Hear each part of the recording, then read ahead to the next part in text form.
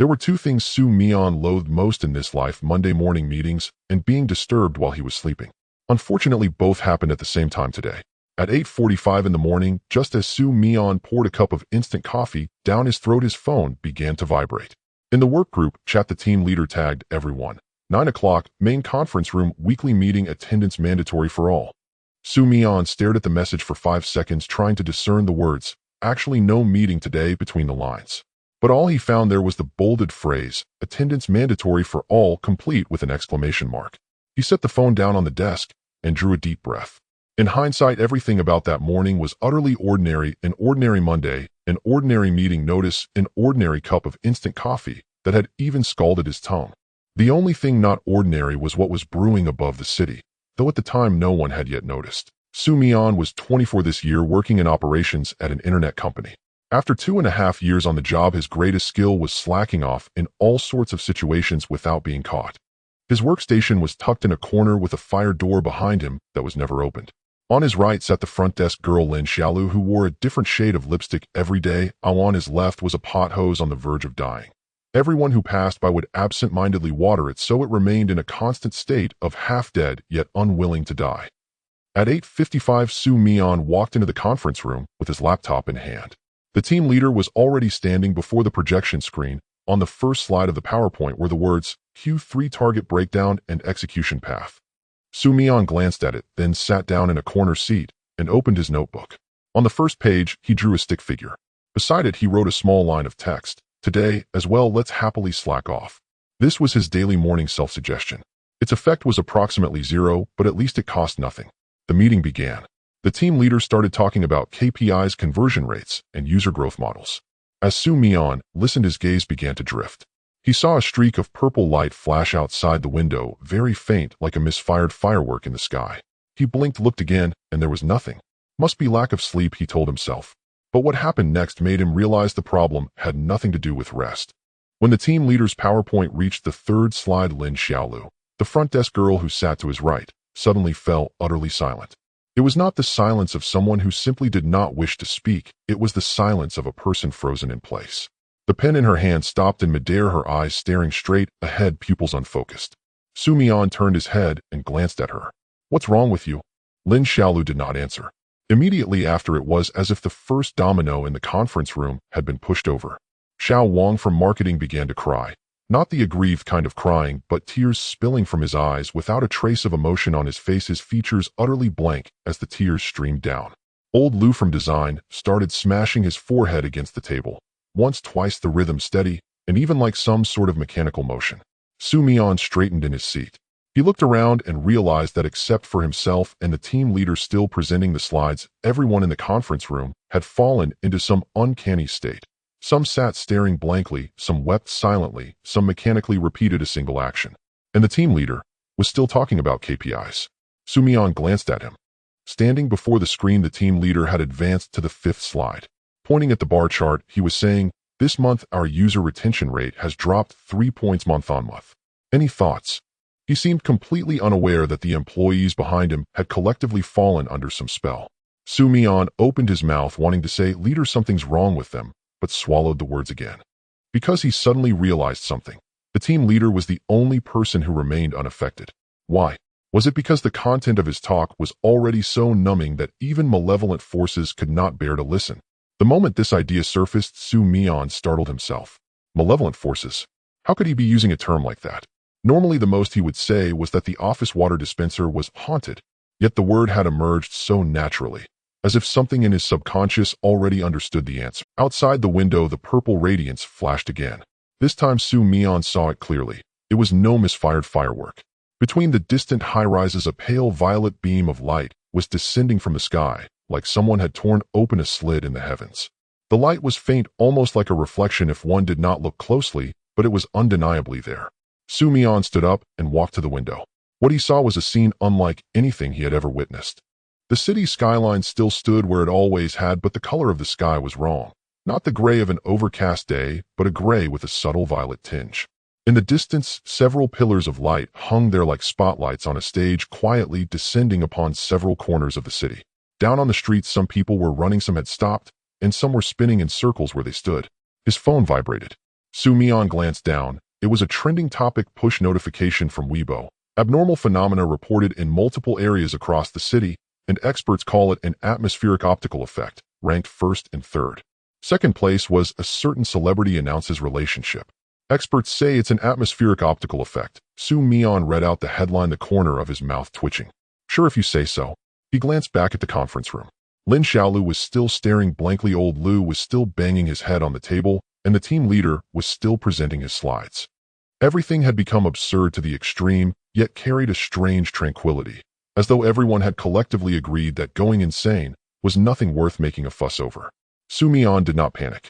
Not because he was particularly brave, but because, to be honest, he had not fully woken up yet. He had only drunk half his morning coffee. His brain was still booting up. When a half-asleep person encounters a supernatural phenomenon, his first reaction is not fear, but, oh, so that's how it is. He picked up his phone, opened WeChat, and sent the team leader a message. Boss, I seem to have run into a bit of an unexpected situation, requesting to leave work early. After sending it, he set the phone down and looked up at the ceiling. The violet glow filtering in from the windows cast the entire conference room in a film-like tint. Everything was so quiet it felt unreal. Then the door was pushed open. A man in a black uniform stood, and there were no insignias on his uniform, but that "I work in the system" aura radiated from him even at 3 meters away. He swept a glance over the scene in the conference room, and his gaze finally came to rest on the only person standing, Mian. "You're all right?" the man in uniform asked. Mian thought for a moment and replied, "I'd say not entirely. I'm still waiting on approval for my early leave request." The man in uniform was silent for 2 seconds, then took a credential from inside his jacket.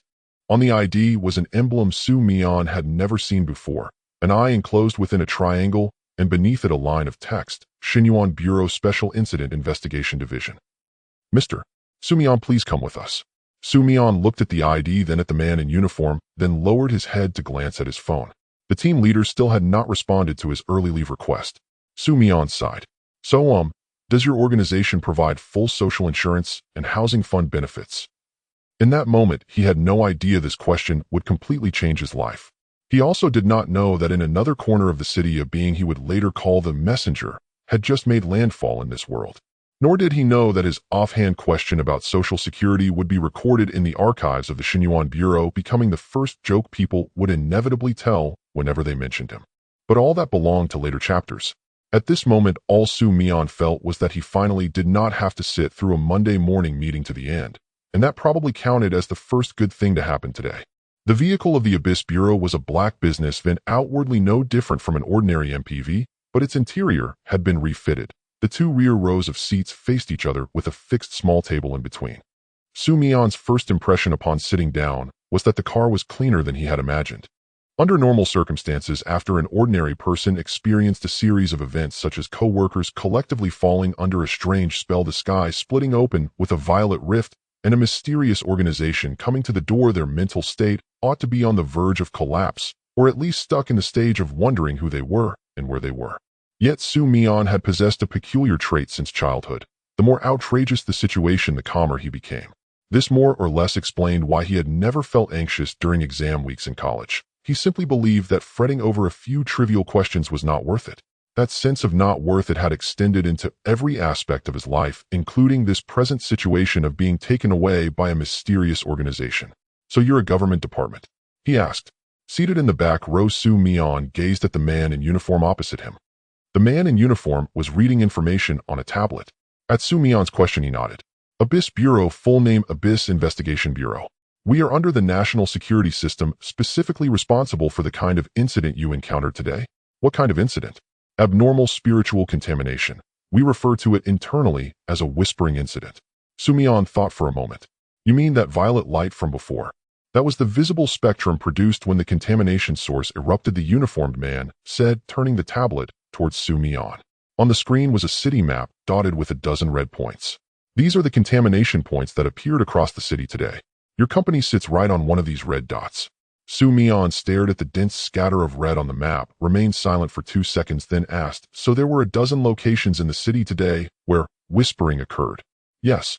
"Then why did the experts say it was an atmospheric optical phenomenon?" The uniformed man lifted his head expressionless. "Because we cannot tell the truth. Telling the truth would trigger a far larger wave of panic, and panic itself is a catalyst for spiritual contamination. Mian understood.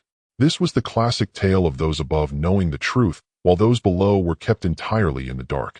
He did not feel dissatisfied. In fact, he found it perfectly reasonable. If the news openly reported that the sky had torn open and co-workers had collectively gone mad, his first instinct would also be to rush to the supermarket and hoard supplies, not calmly analyze the situation. So how do you plan to deal with me? Mian finally voiced the question he cared about most. According to protocol, all individuals who remain conscious during a contamination incident must undergo evaluation. You have been classified as a suspected awakened ability user. That is what ordinary people would call a superpowered individual. Mian blinked. He admitted that the words superpowered individual did make his heartbeat quicken for an instant. But he calmed down almost immediately. After all, throughout his life, his most outstanding talents had been slacking off and telling lame jokes, and neither seemed particularly suited to saving the world. The car came to a halt in front of a grand white building. The building stood on the outskirts of the city, outwardly resembling an utterly ordinary government office. Gray exterior walls, a square, rigid structure, and not even a sign at the entrance, only a street number. If no one pointed it out, no one would ever notice this place. Mian was led into the building, passed through 3 security gates in succession, and finally brought into a white room. Inside the room, there was a table, 2 chairs, and a camera mounted on the wall. It looked like an interrogation room, but decorated with a touch of warmth. There was even a landscape painting hanging on the wall. Sit. The uniformed man indicated the chair. The evaluation will begin shortly. Mian sat down and let his gaze roam around the room. He noticed that the landscape painting on the wall was clearly a mass-printed piece. A price tag still clung to one corner, not fully peeled off, likely something bought on discount at a supermarket. That small detail allowed him to exhale in relief. A group that hung discounted landscape prints in an interrogation room was probably not some grandly evil organization. 15 minutes later, 3 people in white lab coats entered. 2 men and 1 woman, all around their 40s, their expressions grave. The woman at their head sat down opposite Mian, opened a file folder, and asked name. Mian, 24. Occupation, internet operations, and I'm guessing I probably won't be going back to the company for a while. The woman did not pick up his joke and continued her procedure. What were you doing when the whispering incident occurred today? Attending the weekly meeting. The team leader was explaining the breakdown of the Q3 targets. Did you feel anything unusual? For example, hearing strange sounds, or experiencing abnormal visual or auditory phenomena? Mian thought for a moment. No, I just felt that the team leader's presentation was quite soporific. The woman glanced up at him once, then made a note in the folder. The subsequent battery of tests included hearing tests, vision tests, brainwave monitoring, reaction time assessments, and a so-called mental stability evaluation, which in essence was just a pile of personality questionnaires that Mian could have completed with his eyes closed. The final segment was the ability trigger detection. A male staff member wheeled in a machine that resembled a hospital CT scanner, but smaller, tangled with many cables. Please place your hands here, the staffer said, pointing to 2 hand-shaped prints on the machine. Mian set his hands down. The machine emitted a low hum. Several rows of indicator lights lit up in sequence, and then it blue-screened. Yes, it blue-screened. A classic Windows error code appeared on the display, followed by a familiar line of text. Your system has encountered a problem and needs to restart. We're just collecting some error information for you, and then we'll restart. The room fell silent for 3 seconds. This machine runs on Windows? Mian asked. The staff member did not answer. He was frantically rebooting the machine. On the second startup, the indicator lights came on normally and the device began running its detection program. When the test reached the 15th second aboard, Mian casually said to the machine, "Have you eaten?" The machine blue-screened again. Same error code, same blue screen, the same, we're just collecting error information. On the 3rd attempt, the staff member brought in a different machine. This time Mian said nothing, simply rested his hands quietly in place. The test proceeded smoothly, but the resulting data made the 3 evaluators cluster together and study it for a full 5 minutes. Your test results are normal. Oh, every indicator falls within the range of an ordinary person, the female evaluator finally said, looking up. However, there is one issue. You caused our detection equipment to blue screen twice. That counts as an issue. Typical awakened ability users cause the equipment to return anomalous data. You made the equipment simply stop working. That's not on me. That's because your equipment runs on Windows. The female evaluator was silent for 2 seconds. She seemed on the verge of saying something, but in the end held back. 3 hours later, Mian's evaluation results were finalized. A staff member in a suit placed a form in front of him rating grade D. Ability type suspected talk therapy type unconfirmed. Ability description during the detection process the subject displayed no obvious ability signatures, but abnormal interference occurred when in contact with detection equipment. Further observation recommended. After reading the assessment, Mian had only one thought grade D, the lowest possible rating. He had not even managed to reach C. This grade D. He tapped the form. What does it mean? Grade D is the lowest rating. Your overall combat capability is evaluated as fluctuating around the level of an ordinary person. What about making the machine blue screen? That is currently not included in the combat capability evaluation. Mian leaned back in his chair and tipped his head up to stare at the ceiling. He had never truly expected to become some world-saving hero, yet the grade D label still left him feeling, not disappointed but amused. It was like eagerly drawing a card from a gacha pool only to pull a thank you for participating. But Mian did not have much time to dwell on it. Because that very night something far more serious occurred in the city. A level 4 contamination incident erupted in the subway. But that would be a story for later. For the moment, Mian was assigned to stay in the Abyss Bureau's temporary dormitory. A single room with a bedded desk and a window, its conditions slightly better than his college dorm. Lying on the bed and staring at the ceiling, he summed up the day's experiences in his mind. Monday morning.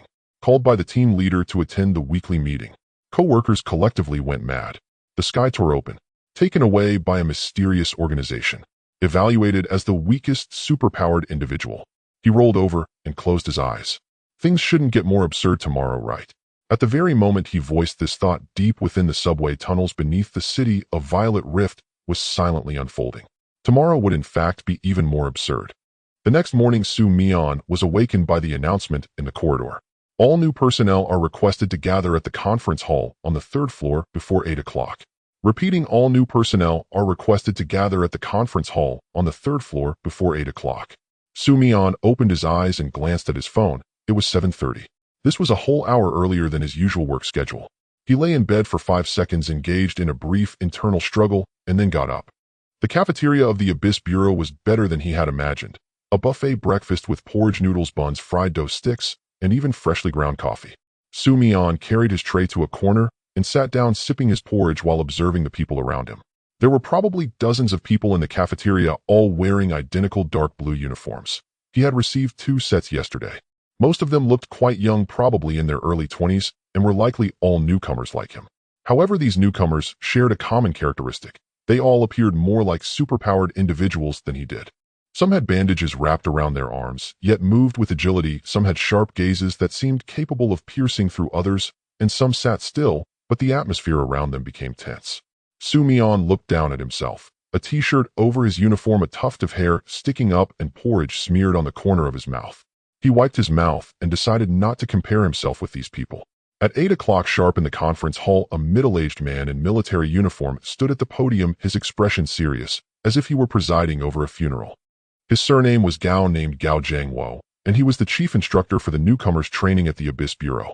Before he officially began speaking, he first said, "Everyone present here is an awakened, superpowered individual from yesterday's Great Whisper incident. You are fortunate, because your talents allowed you to survive the pollution." The room fell silent, no one spoke. Gao Zhangwo continued, "Starting today, you will undergo 2 weeks of basic training. After the training, you will be assigned to various action teams, officially becoming combat personnel of the Abyss Bureau." He paused, his gaze sweeping the audience, but there is one exception. Everyone's eyes followed his gaze, landing on Mian, who was sitting in the last row drinking bottled water. Mian felt something was off, but when he looked up, he found everyone was staring at him. He set down his water bottle. "What's wrong?" Gao Zhangwo did not answer him, but continued, Mian drank superpower type to be confirmed. "During yesterday's assessment, you caused our testing equipment to blue screen twice."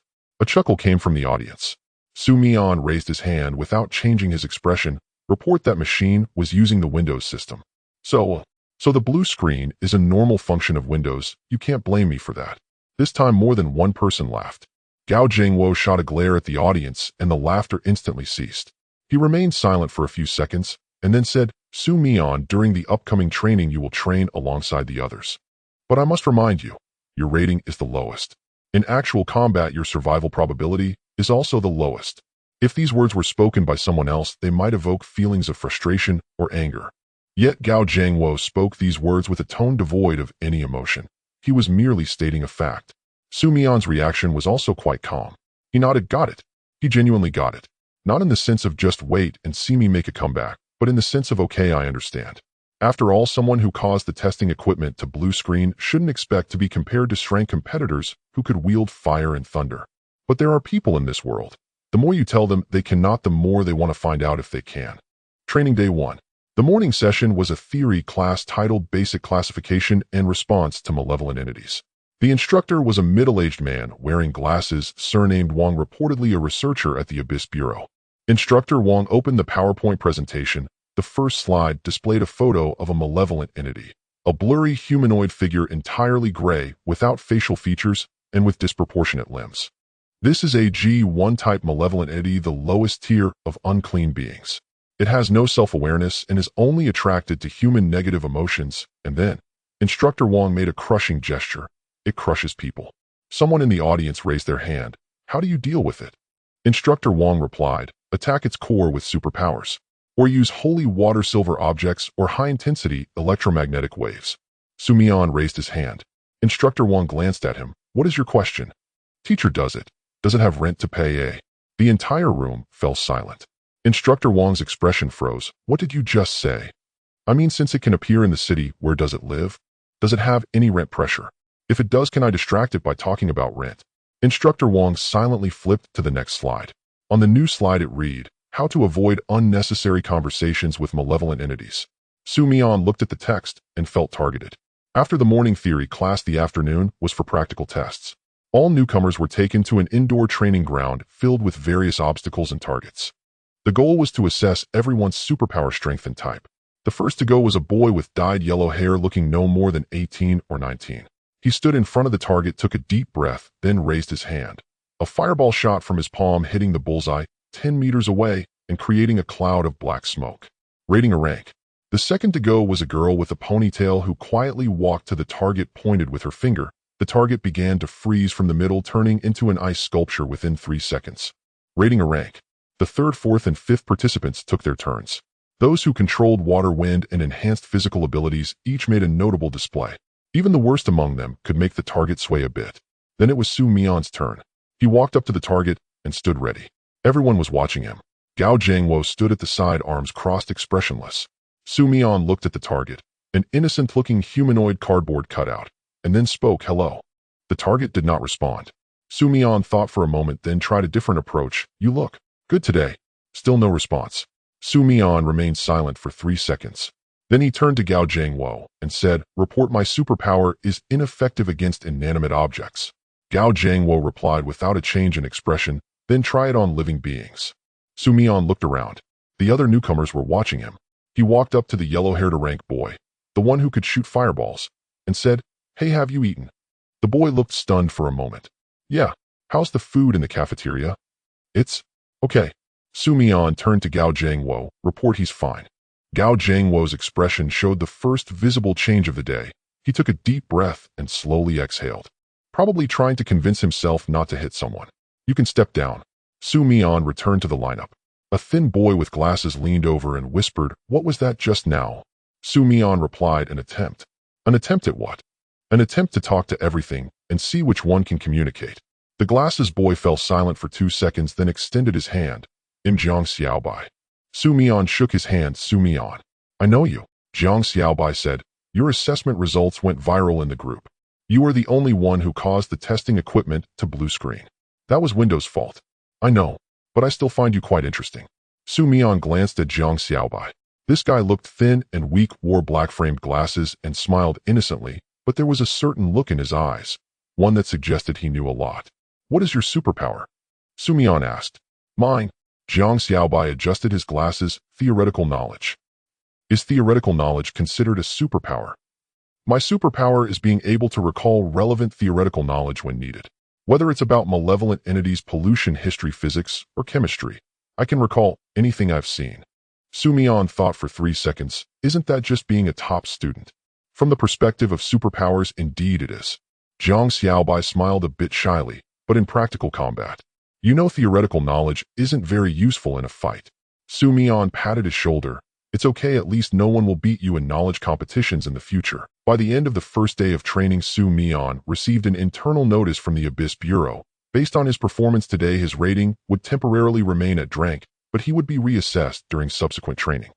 Mian didn't care much about the rating. He was concerned about another matter. It seemed he had truly awakened a superpower, but no one knew what this superpower actually was. He could feel it.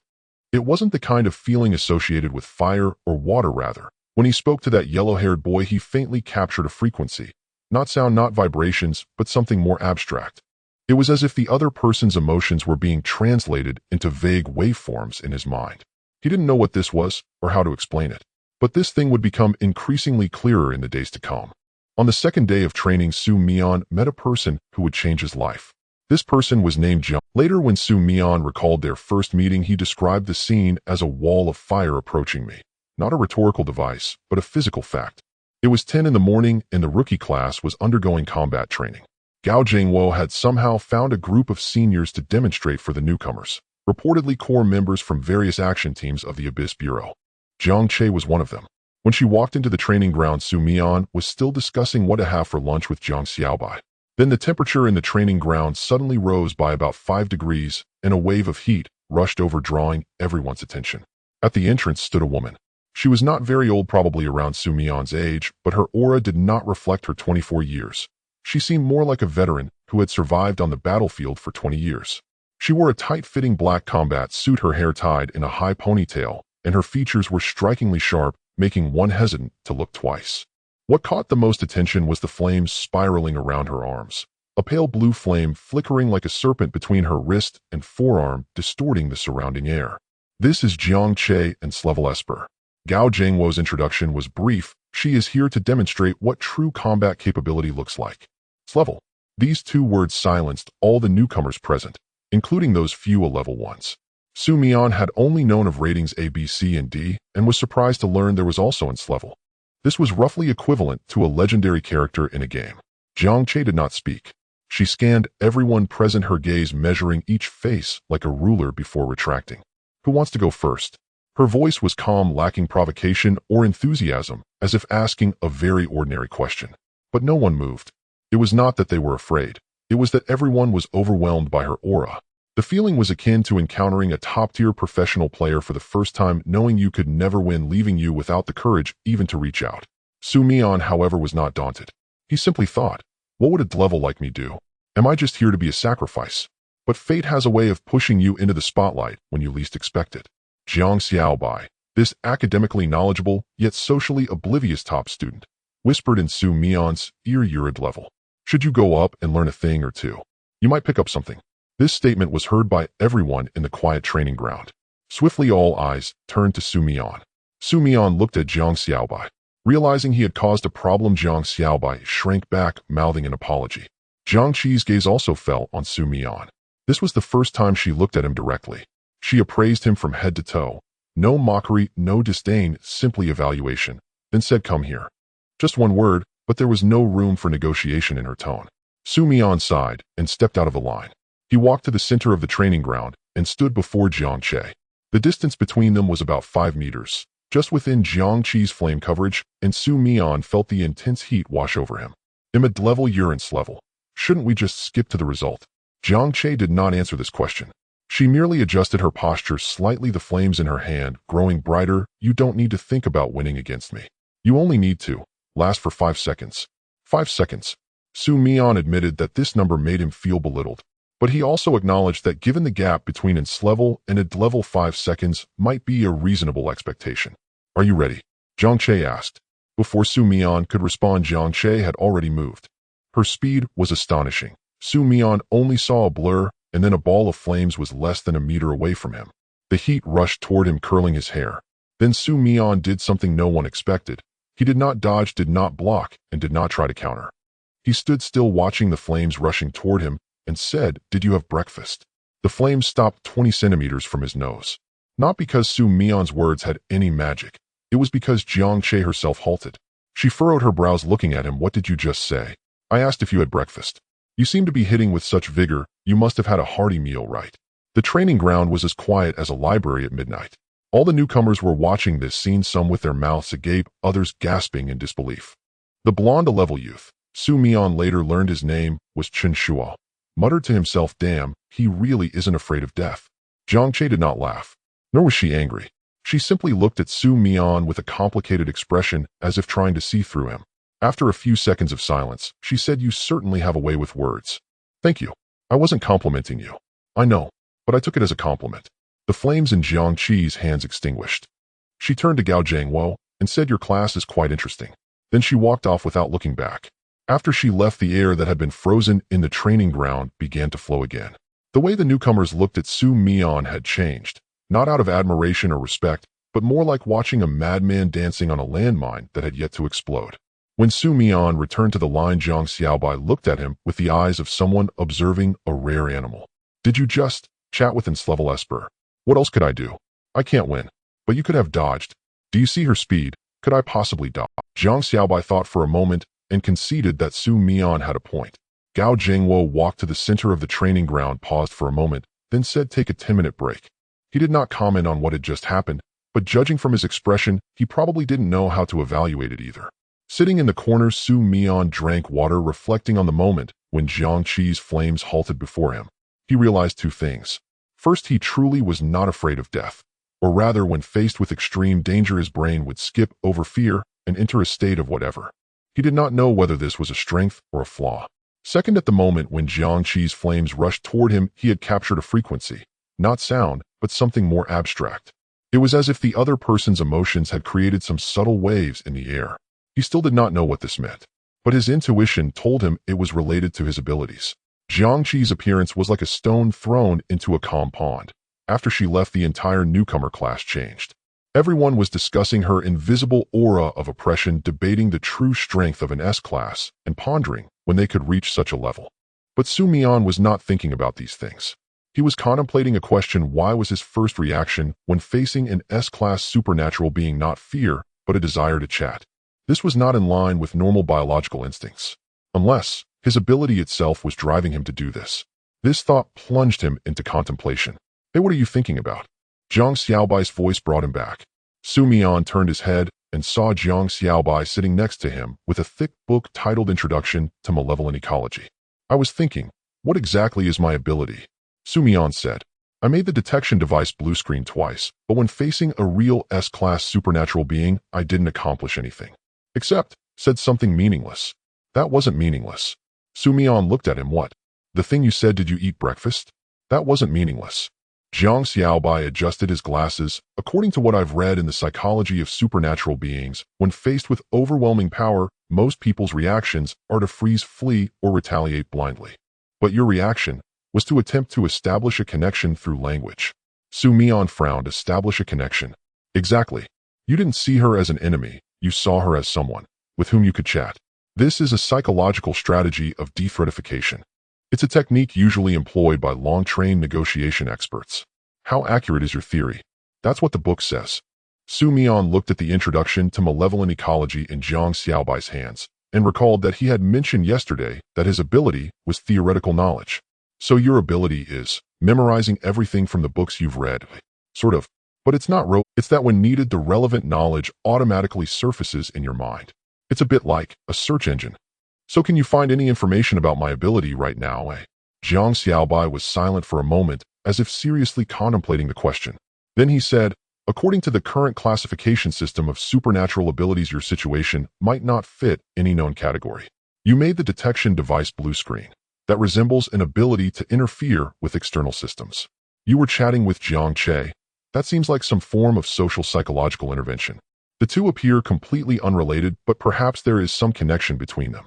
Su Mian listened to Zhang Xiaobai continued. There's a theory that says supernatural abilities are not created from thin air.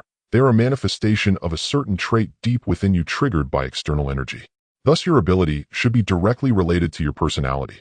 Su Mian thought about his personality. Averse to trouble, fond of laziness, adept at using meaningless chatter to dodge questions. Then my ability is probably rendering everyone speechless with meaningless chatter. Zhang Xiaobai did not refute this. He tilted his head in thought, and then said, maybe so. The morning combat training ended in a subtle atmosphere. During the lunch break, Mian went to the cafeteria and noticed some new faces. These were not from the newcomer class, but members of the formal action team.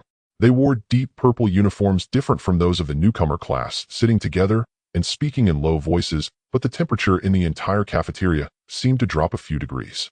Mian sat down in a corner with his tray, while Jiang Xiaobai sat opposite him.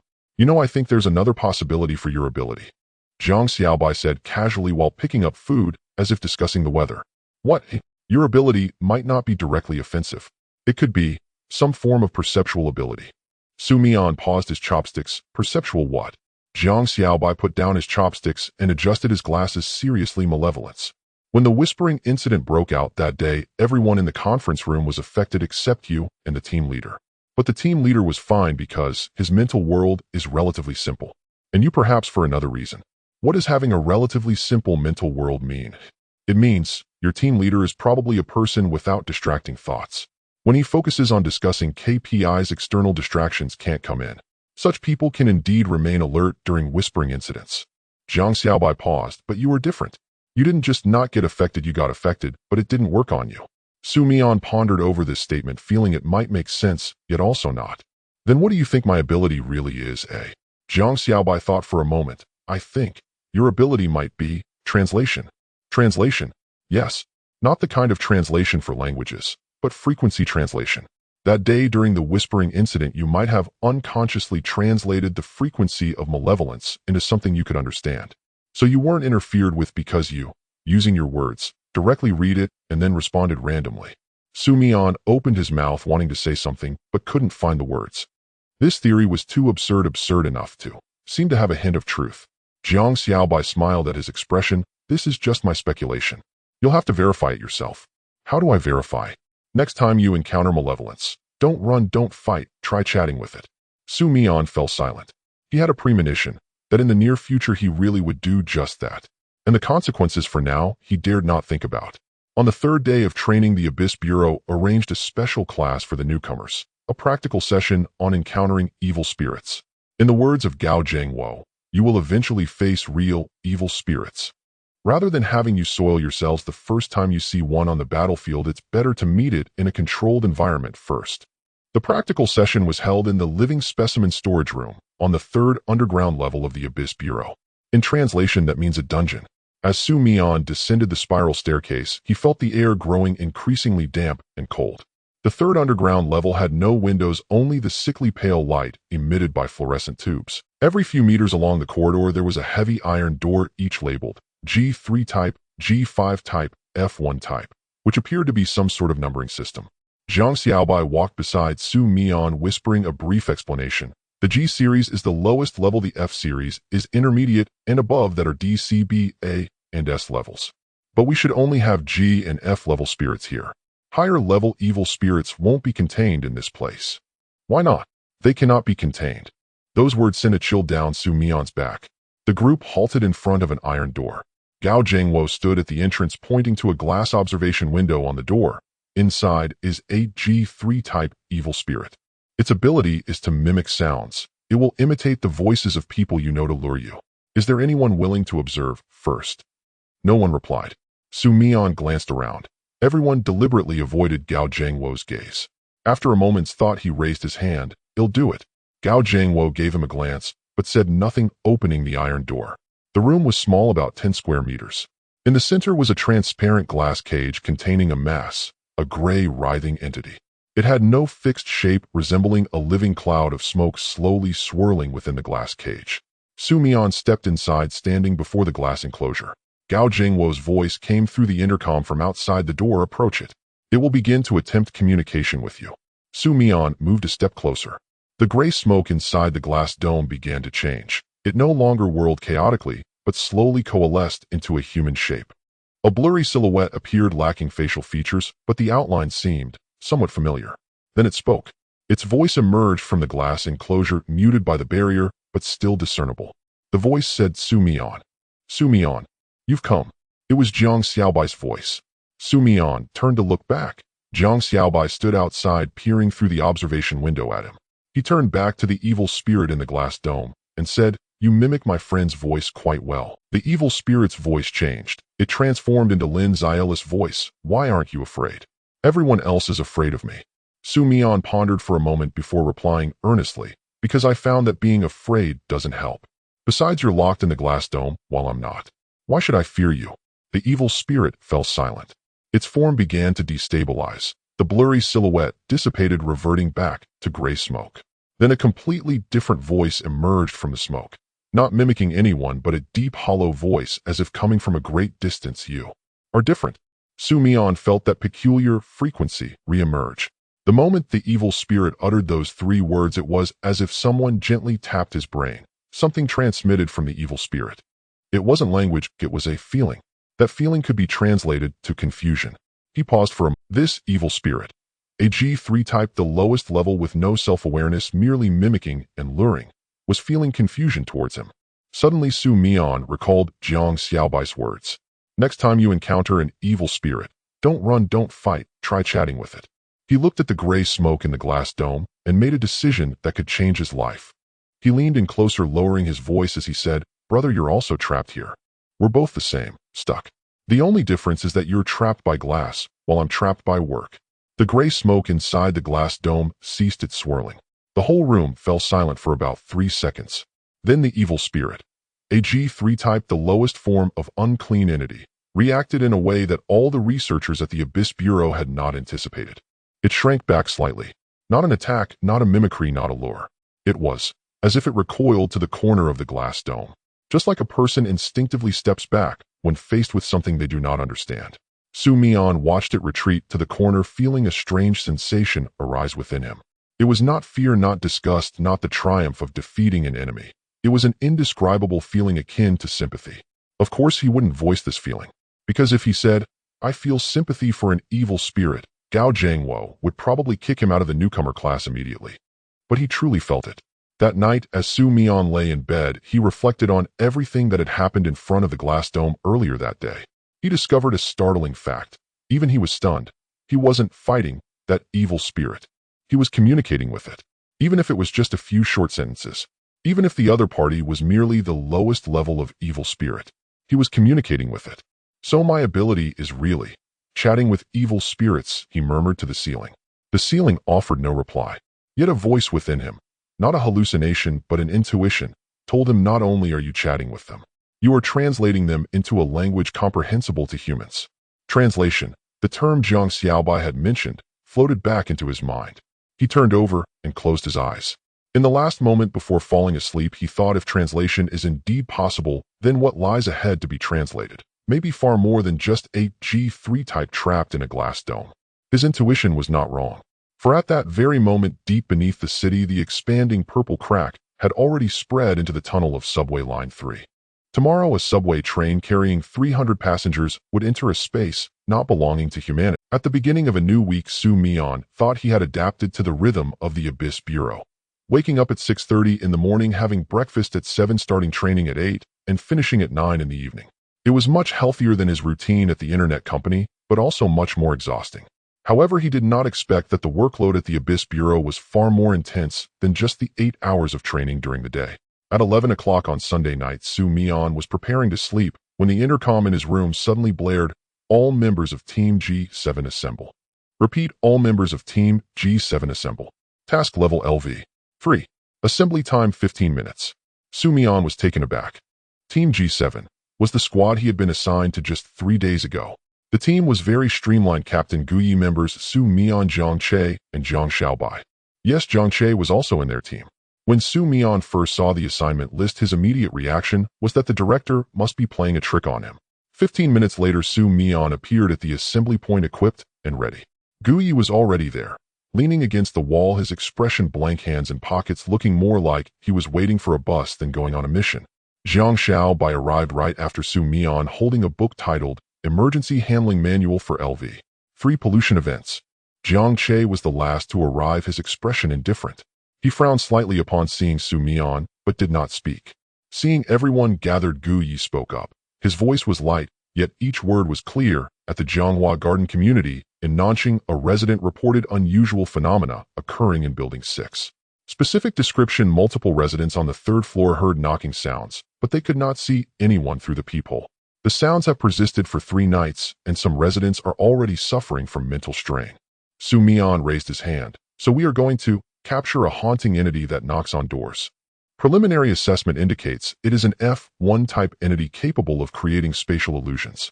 Its attack power is not high, but it can easily induce panic among residents.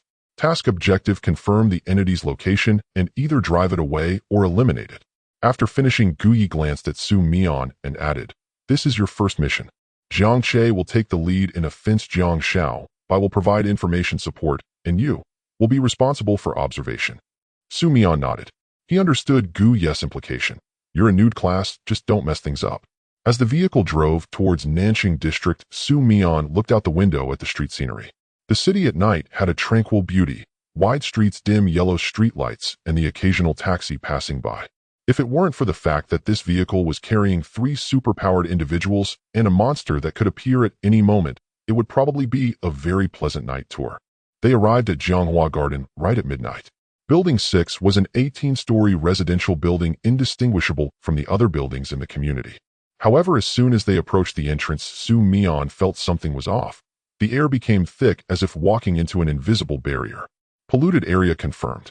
Guyi glanced at the detector in his hand, from the 3rd to the 5th floor of Building 6, within this range. They took the elevator to the 3rd floor. The moment the elevator doors opened, Mian saw the corridor. It was an ordinary residential corridor with tiled floors and white-painted walls. But a faint rust-like smell lingered in the air. Then the knocking sound began. Knock, knock, knock. The sound came from the other end of the corridor, rhythmic. 3 knocks every 3 seconds. It sounded completely normal enough that if this were during the day in a residential building, no one would think anything was wrong. But now it was midnight in a building confirmed to have a haunting presence. Guyi said nothing and took the lead towards the sound. Jiang Che followed behind, a faint flame gathering in his palm, ready to unleash at any moment. Jiang Xiao approached Mian and whispered, F1 type entity with spatial illusion abilities. It will make you think the sound is coming from the front while it may actually be behind you. Its true form is usually in the opposite direction of the sound source. Mian nodded. Then he noticed something. At the end of the corridor, next to the fire escape door, stood a figure. No, not a person. The thing stood in the shadows, its specific shape indistinguishable, only a vague outline visible. Its posture was strange. One hand raised facing a door in front of it, as if making a knocking motion. But it had not knocked yet, because there was a door blocking it. Mian squinted. He realized something that his brain struggled to process. The haunting entity was standing in front of a door marked electric meter room. It wasn't that it couldn't find the right door. It was engaged in a contest with the door to the electric meter room. Unable to hold back, Mian laughed. The sound stood out starkly in the quiet corridor. Guyi glanced back at him. Jiang Che also turned to look at him, his expression saying, "Are you crazy?" Mian covered his mouth, but his shoulders still shook with laughter. He struggled to lower his voice. It's knocking on the door to the electric meter room. It thinks there are residents living there. Jiang Xiao glanced at the door and whispered, "Electric meter room." Indeed, the appearance of the door is the same as that of a resident's door. Mian couldn't hold back any longer. A haunting entity up all night knocking on the door of a residential building. The electric meter room. Is it just too dedicated or too foolish? Jiang Che took a deep breath. Mian later learned this signal was a deep breath of "I'm tolerating you," then lowered his voice, "Shut up." Mian closed his mouth, but the smile on his face couldn't be suppressed. Guyi ignored Mian's interruption and had already walked up to the door of the electric meter room. He didn't act immediately. Instead, he observed the haunting entity first. The F1 type's form was much clearer than that of the G3 type. It had a vague human shape with light gray skin, but no facial features, just a smooth surface where a face should be. Its hand kept repeating the knocking motion, mechanical and focused. Mian stood behind, watching the figure continuously knocking at the door, suddenly feeling, not fear, but a bit of sorrow. It seemed to exist solely to complete the action of knocking. It did not know it was knocking on the wrong door, did not know there was no one in the electric meter room, and did not know it had been knocking on the electric meter door for 3 nights in this building. This thought made the smile on Mian's face disappear. He stepped forward a few paces, walked up to Guyi, and whispered, "Captain, can I give it a try?" Guyi glanced at him. "Try what?" "Talk to it." Guyi was silent for 2 seconds, then looked at Jiang Che. Jiang Chi's expression shifted from, "Are you kidding me?" to, Let him try, and after that we'll handle it the usual way. Guyi nodded. You have 30 seconds. Mian took a deep breath and walked to the side of the F1 type entity. He chose the most normal opening line. Brother, the door you're knocking on isn't a resident's home, it's the electric meter room. The entity's hand stopped moving. It did not turn its head nor did it attack. It simply ceased the knocking motion. The corridor was silent for 3 seconds. Then the entity emitted a sound. It was not human language. It was a deep, gurgling sound as if something was stuck in its throat. But Mian caught the frequency that accompanied that sound. That frequency roughly translated to, then which one should I knock? Mian was taken aback. It actually responded to his words. He was engaging in the most basic communication with an F1 type entity, an entity defined as low attack power, low intelligence. He did not answer its question. Instead, he turned to Jiang Xiaobai and said, hand me the detector. Jiang Xiaobai passed the detector to him. Mian aimed the detector at the entity. It showed that its frequency was fluctuating. It wasn't the violent fluctuations before an attack, but rather a kind of, similar to confusion. It was exactly the same as what he felt in front of the G3 type on the third basement level. It is thinking, Mian said. This statement made Guyi and Jiang Che look at him simultaneously. Impossible, Jiang Che said, F1S lack self-awareness. Mian pointed at the readings on the detector, then explained this. Jiang Che fell silent. The numbers on the detector were indeed changing in a way that did not conform to the known behavior patterns of F1 types. It was neither violent nor fearful nor any known entity behavior pattern. What do you plan to do with it? Mian asked. Guyi replied, standard procedure. Drive it away or eliminate it. Given its level, likely eliminate. Mian looked at the entity. It was still standing there, not attacking, not moving, as if waiting for Mian to answer its question. Which door should I knock? He did not know how long this moment of silence lasted, but he ultimately made a decision that might change the Abyss Bureau's understanding of entities. Don't kill it yet, Mian said. It has no intent to attack. It is waiting for an answer. Guyi looked at him, and for the first time a subtle change appeared in his usually emotionless eyes. Returning to the Abyss Bureau, it was already 3 a.m.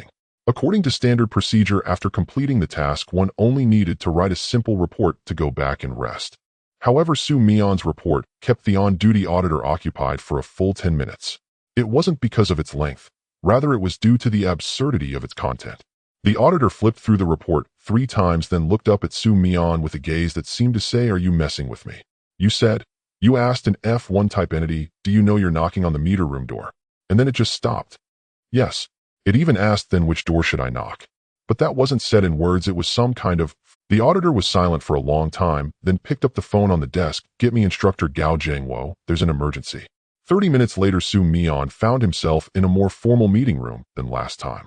5 individuals sat on either side of the table. Gao Jiangwo, Guyi Jiang Che, a bespectacled researcher, and a middle-aged woman he had never seen before. She was dressed in an exquisite suit, her hair meticulously styled, looking like a high-ranking official from the bureau. This is the Deputy Director Zhou Min. Gao Jiangwo introduced. Zhou Min nodded at him and got straight to the point. Tell me everything that happened tonight from the beginning. Mian recounted the entire incident, from hearing the knocking to seeing the entity knocking on the meter room door, from speaking to the entity to it stopping to respond to him without missing a word. After he finished speaking, there was a moment of silence in the meeting room. The researcher was the first to speak. According to the existing classification of entities, an F1 type does not possess language comprehension or self-awareness. Its behavior pattern should be fixed, and it shouldn't react to human language. Unless what? Mian asked. Unless your words are not language, but have somehow altered its frequency. Just like changing channels with a remote, your words tuned into its frequency. This metaphor left Mian momentarily stunned. Changing channels. This phrase resonated with his own feelings. Zhou Min had remained silent throughout. After Mian finished speaking, she pondered for a moment before asking him a question that seemed unrelated to tonight's task. Mian, before your awakening, did you notice anything about yourself that was different from others? Mian thought for a moment. I often zone out when others are speaking seriously. Anything else? I'm particularly good at killing the mood in conversations. When others talk to me about serious matters, I often respond with something inappropriate. For instance, when my team leader said this month's performance is below standard, I replied it might be because of the company's feng shui. Zhou Min's face showed no change in expression, but her eyes flickered slightly. She did not press further, instead turning to the researcher reanalyze his test data. Focus on the fluctuations in his brainwaves when interacting with the entity. Then she turned back to Su Mian. This matter is not to be made public for the time being. Your rating will not be adjusted for now, but you need to undergo further specialized testing. Su Mian nodded. He actually didn't care much about the rating. Both D and S ratings were merely labels to him. But one thing he was very certain of, his ability did indeed exist, and it was indeed related to speaking. As he left the meeting room, Jiang Che was waiting for him in the corridor. She leaned against the wall, arms crossed, her expression as cold as usual. But her words surprised Su Mian. Why did you choose to spare that F1 tonight? Su Mian thought for a moment, then said, because it did nothing wrong. It was just knocking on a door it thought had someone behind it. Like a lost person. Killing it wouldn't solve any problems. Jiang Che was silent for a moment. Then she said something that didn't quite fit her usual style. You are really a strange person. Su Mian took this as a compliment. Thank you. I wasn't complimenting you. I know. But I don't. By the time he returned to the dormitory, it was already 4 in the morning. Su Mian lay on his bed, closed his eyes, and the image of the F1 entity he had seen tonight floated in his mind. It stood at the door of the meter room, mechanically knocking again and again. It didn't know it was knocking on the wrong door. It was merely following its instincts, doing something it should do. If he hadn't spoken to it, it probably would have been burned by Jiang Che in an instant. The task report would only state F1 type has been eliminated. Contamination in the residential area cleared. No one would know it had been knocking on the meter room door for several nights. No one would find anything amusing yet bittersweet about it. Su Mian turned over and looked at the gradually lightening skyline outside the window. He suddenly wanted to understand. What exactly are entities? Where do they come from? Do they have consciousness? Can they be understood? For now, he had no answers to these questions. But he had a vague premonition the answers were not far off. Moreover, the shape of the answers was probably not as simple as right or wrong. In the new week, Su Mian's greatest challenge is not the evil spirits, not the supernatural abilities, nor the ratings. It is the newcomer training graduation assessment. According to the regulations of the Abyss Bureau, all newcomers must participate in a graduation assessment after completing 2 weeks of basic training. The assessment includes physical fitness tests, theoretical examinations, demonstrations of supernatural abilities, and simulated missions. Only those who pass can officially enter the action team. Su Mian estimates his physical fitness to be on the edge of passing, his theoretical knowledge to be entirely reliant on Jiang Xiaobai's pre-exam predictions, and his demonstration of supernatural abilities to be telling a joke to the examiner and waiting to see if they laugh. What troubles him the most is the simulated mission. The simulated mission is not completed alone. It is done in teams of 4, randomly drawing a scene of a pollution event and then collaborating as a team. Su Mian, Jiang Xiaobai, Jiang Che, and Guyi happen to be in the same group. We are the strangest combination in this newcomer class. During a group discussion, Su Mian said, 1 rank 1 a rank. Jiang Che later supplemented Su Mian's knowledge. Although Jiang Xiaobai is a theoretical type of supernatural ability, his knowledge base was rated as a rank 1 drank and 1. Guyi. Guyi said lightly. Yes, Guyi. I have no idea what rank you are. Rank. Su Mian fell silent for 2 seconds. Then he sighed deeply. Great, I drank and teamed up with 3 experts to fight monsters. Isn't this a guaranteed win? But he quickly added, however, with my luck, we will probably draw the most difficult scenario for the simulated mission. It turned out that Su Mian's predictions were far more accurate than his supernatural abilities. On the day of the assessment, the scenario they drew for the simulated mission was LV. 4 abandoned hospital pollution incident. Upon seeing this slip of paper, Su Mian instinctively wanted to raise his hand to request a topic change, but Gao Jiangwo said before he could speak, no changes allowed. All right, can I write a will in advance? Not allowed. Su Mian sat in the vehicle heading to the abandoned hospital, somewhat perplexed. By the way, what did the others in our newcomer class draw? Jiang Xiaobai flipped through the materials. Chun Shua's group drew missing child incident in a shopping mall. Wang Shui's group drew strange sounds from an old house at night. So why is our group assigned to a hospital? Because your evaluator is the bureau chief. The real reason, of course, is not because the chief wants to see him perform. What makes this simulated mission special is that this abandoned hospital was just cleaned up a week ago, and it is a LV. For pollution point. It was cleaned very thoroughly, at least on the surface. Upon arriving at the hospital, Su Mian's first impression as he got out of the car was that the smell of this place was very complex. The abandoned hospital, long out of use, has a unique mixed odor. The smell of moldy walls, rusted metal, residual disinfectant, and a certain indescribable scent akin to old sorrow. Su Mian is not an emotional person, but this place indeed made him feel quite uncomfortable. The hall on the first floor was spacious and empty. The hospital sign that once hung here had long been taken down, leaving only a few hollow screw holes. Scattered across the floor were some pieces of trash, waste paper, empty bottles, broken plastic chairs. A few rays of sunlight filtered through the dust-covered windows, forming beams of light in the air, adding a strange sense of solemnity to this decay. According to the setup of the simulated mission, they needed to complete the following steps. Step 1. Search every room in the building to confirm if there is any residual pollution. Step 2. Theoretically, if there are any remaining evil spirits, eliminate or drive them away. Step 3. Place purification devices at designated locations. Division of labor. Guyi looked around the ground environment. Jiang Che is responsible for the left corridor and the first floor. Jiang Xiaobai will handle information collection and monitoring equipment in the middle. I will be in charge of the upper 3 floors. Su Mian, I know I will stay on standby. You are responsible for the underground floor and the right corridor. Su Mian wanted to say, isn't it too much to send a drank to act alone? But he held back. Because he knew, Guyi was not sending him to his death. Guyi was testing him.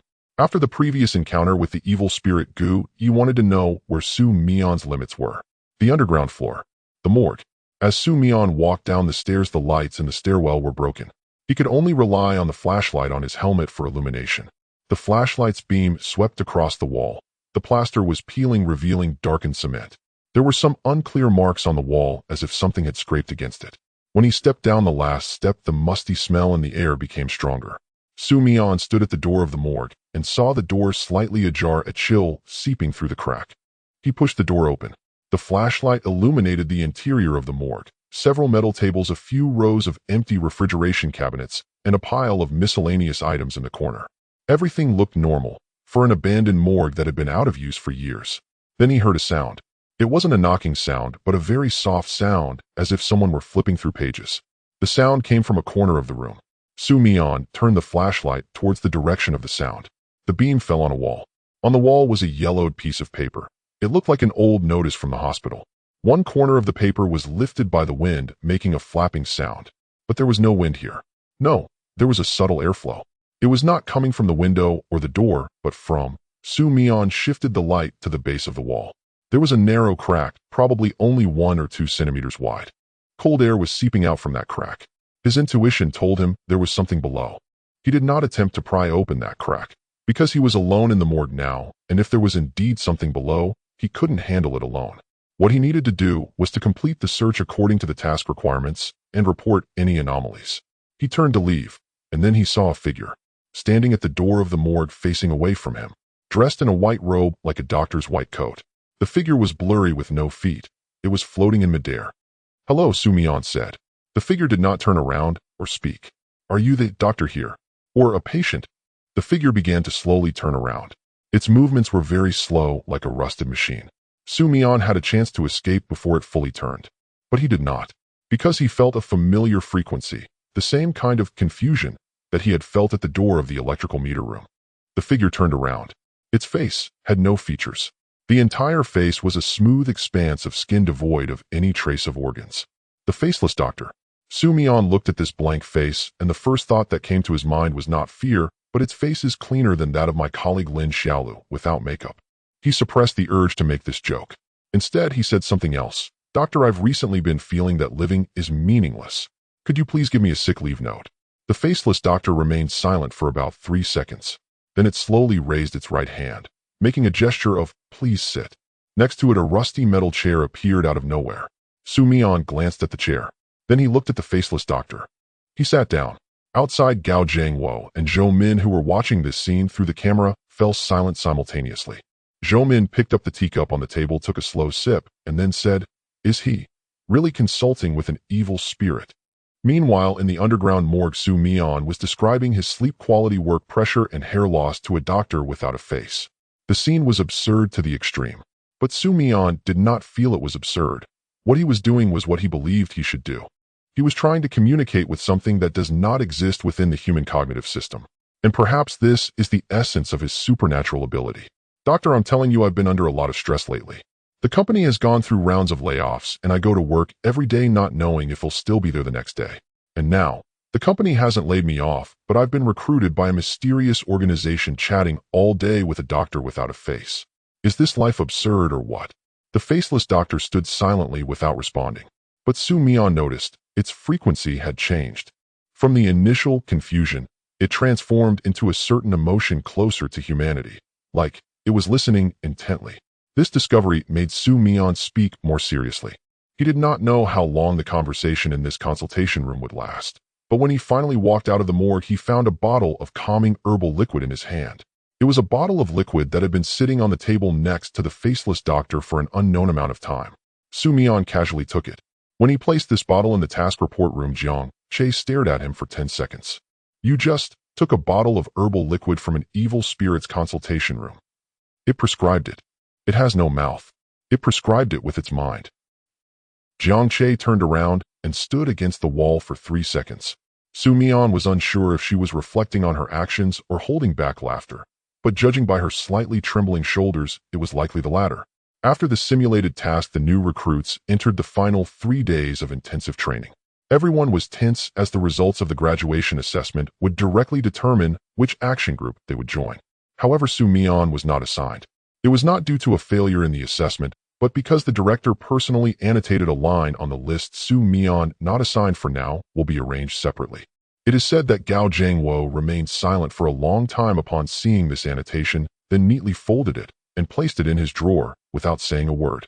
Su Mian learned this news during the graduation ceremony. He heard from Jiang Xiaobai that all the other newcomers, including Jiang Xiaobai, had been assigned to their respective action groups. Only he was left out. You were specifically mentioned by the director, Jiang Xiaobai, said curiosity, lacing his tone. What are you going to do? I don't know. Su Mian truly did not know, but he soon would. That very night, Zhou Min personally saw. The deputy director did not engage in pleasantries, as she got straight to the point. Come with me. She led Su Mian through the main building of the Abyss Bureau across a corridor he had never walked before, ultimately arriving at a gray iron door without a number. She stopped in front of the door, turned to look at Su Mian. I have a question for you.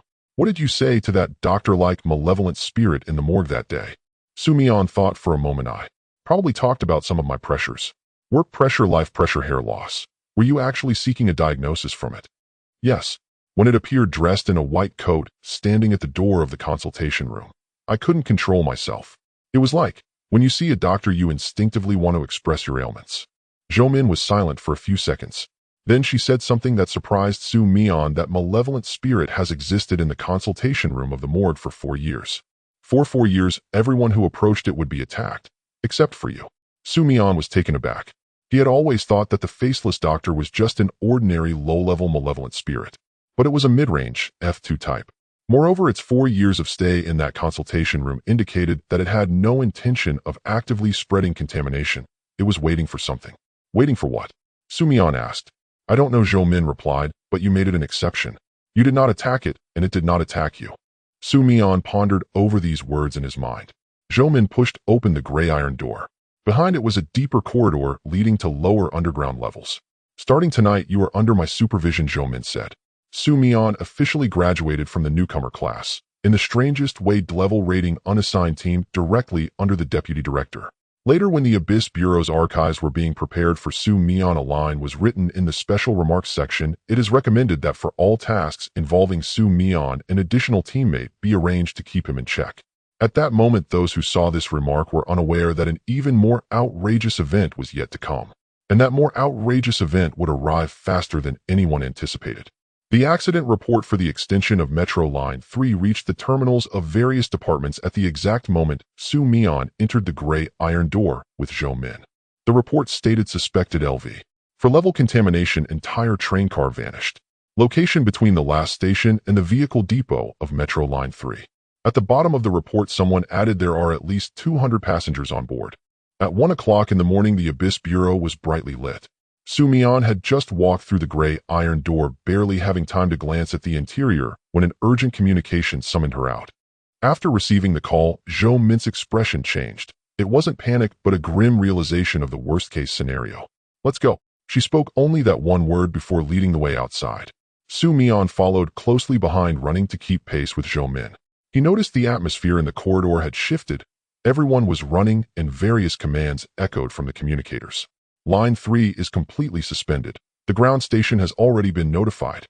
The pollution readings continued to rise, having already exceeded the LV4 threshold, and it was still climbing. The target area has been sealed off and checkpoints have been set up at both ends of the tunnel. As Mian ran, he caught snippets of information. Subway pollution, an entire train had vanished. They stopped at the ground entrance of Line 3's final station. Mian saw Guyi Jiangche and Jiang Xiao by already waiting there. Guyi wore his usual expressionless demeanor, but his grip on his weapon was tighter than usual. Jiang Qi's expression was serious. Jiang Xiao by held a copy of the guide to subway tunnel structural engineering, seemingly doing last-minute revisions. "What's going on?" Mian asked as he walked among them. "The last train," Jiang Xiao by quickly explained. "It departed from the terminal at 11:40 heading to the vehicle depot. Under normal circumstances, this train doesn't carry passengers, it returns empty. But tonight there are over 100 people on board. Why would an empty train have so many people? Because someone spread a message in the subway station, the last train on Line 3 tonight is free and unrestricted. The news circulated on local forums and several WeChat groups. Many people rushed over to catch the train." Mian cursed silently in his heart. This could not be a coincidence. Someone was deliberately luring people onto this train. "How long has the train been missing?" 40 minutes. 40 minutes. Are people still inside? That's the problem. Zhou Min took over. The flow rate in the polluted space is different from the outside. Our people have already found the entrance in the tunnel, a purple crack. But currently no one dares to enter, as once inside they may never come out. She looked at Mian, her gaze holding something that sent a chill down his spine. It was expectation. Your ability. If its essence is the perception and translation of malevolent frequencies, then you might be the only one able to remain conscious inside. Mian's throat felt dry. He swallowed and asked a question. "What do you want me to do?" "Go and find that train. Confirm whether everyone is safe. If possible, buy us time until we can open the door. Just me. You and your team. Guyi Jiangche Jiang Xiaobai. They can at least ensure your physical safety while you're inside." Mian turned to glance at his three teammates. Jiangche looked back at him expressionlessly, his gaze unwavering. Guyi stood quietly waiting to depart. Jiang Xiaobai closed the book, smiled at him. A smile that was slightly tense, but still composed. Mian took a deep breath. "Let's go." The process of entering the tunnel was simpler than Mian had imagined. They found the crack at the end of the platform. It floated about a meter above the track's oval in shape, with faint purple light emanating from its edges. Nothing could be seen through the crack. Jiang Xiaobai took out the detector, and the readings jumped rapidly on the display. The spatial structure inside the crack is unstable, but passage is possible. Once inside, our communication devices may fail. Guyi walked in front. He paused for a second before the crack, then stepped through. His entire figure vanished into the purple light. Jiang Che followed closely behind. Mian was third in line. He stood before the crack, taking a moment to glance at the purple rift silently burning in the tunnel. This image would remain etched in his memory for a lifetime. Not out of fear, but because in the split second before entering the crack he caught a hint of a frequency coming from the other side. That frequency was like someone whispering in the dark. "Is anyone there?" The sensation of passing through that violet barrier was quite strange. It felt less like going through a door and more akin to suddenly surfacing from underwater. My body first sank, and then abruptly felt light. Mian opened his eyes to find himself standing in a subway car. To be precise, it was a decommissioned subway train. The lights in the car were still on, but the illumination had dimmed. This was not due to a faulty bulb, but rather the entire space had taken on a hue of pale purple, as if covered by a filter. The car was filled with people. Everyone maintained the posture of riding the subway. Some leaned against their seats, others stared at their phones, and some had their heads tilted back, dozing off. Yet all of them were motionless, as if the film had been paused. Mian glanced around. Guyi and Jiang Che were in the next two cars ahead, inspecting the passengers' conditions. "Old Jiang," Mian called out, but no one responded. He looked down to see that the communication device in his pocket was broken. The screen was a mass of static accompanied by a faint crackling sound. In this space, all electronic devices had begun to malfunction. He took a few steps forward and squatted down in front of a seated passenger, gently tapping his shoulder. "Hello." The passenger's eyes flickered, then slowly lifted his head. His pupils were unfocused. It was as if he was looking at Mian, yet also at something behind him. His mouth opened slightly, producing a low murmur. It felt less like speech and more like a dreamlike utterance. Mian caught the frequency at the end of that murmur. That frequency, when translated into human language, was roughly so noisy. Mian stood up and looked towards the end of the car. There the mass of purple light had intensified. Vaguely he could see a massive shadow, occupying more than half of the tunnel's cross-section, resembling a coiled giant or a great mass of living smoke. Its outline continuously shifted, each change accompanied by a low vibration. Not one that produced sound, but one that directly resonated within a person's bones, instilling a profound sense of unease. This was the source of the incident, LV. For malevolent spirit.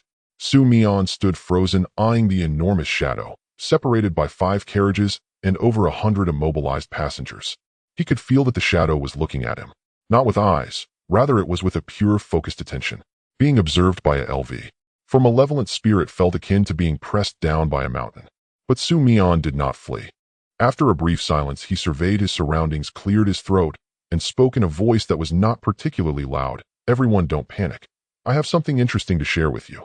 The immobilized individuals around him showed no reaction. However, the shadow, standing a few carriages away, its attention slightly shifted. Mian caught that change and continued. Earlier on the subway, I saw a big brother eating chives dumplings on this train. No wait on the subway outside. During the morning rush hour.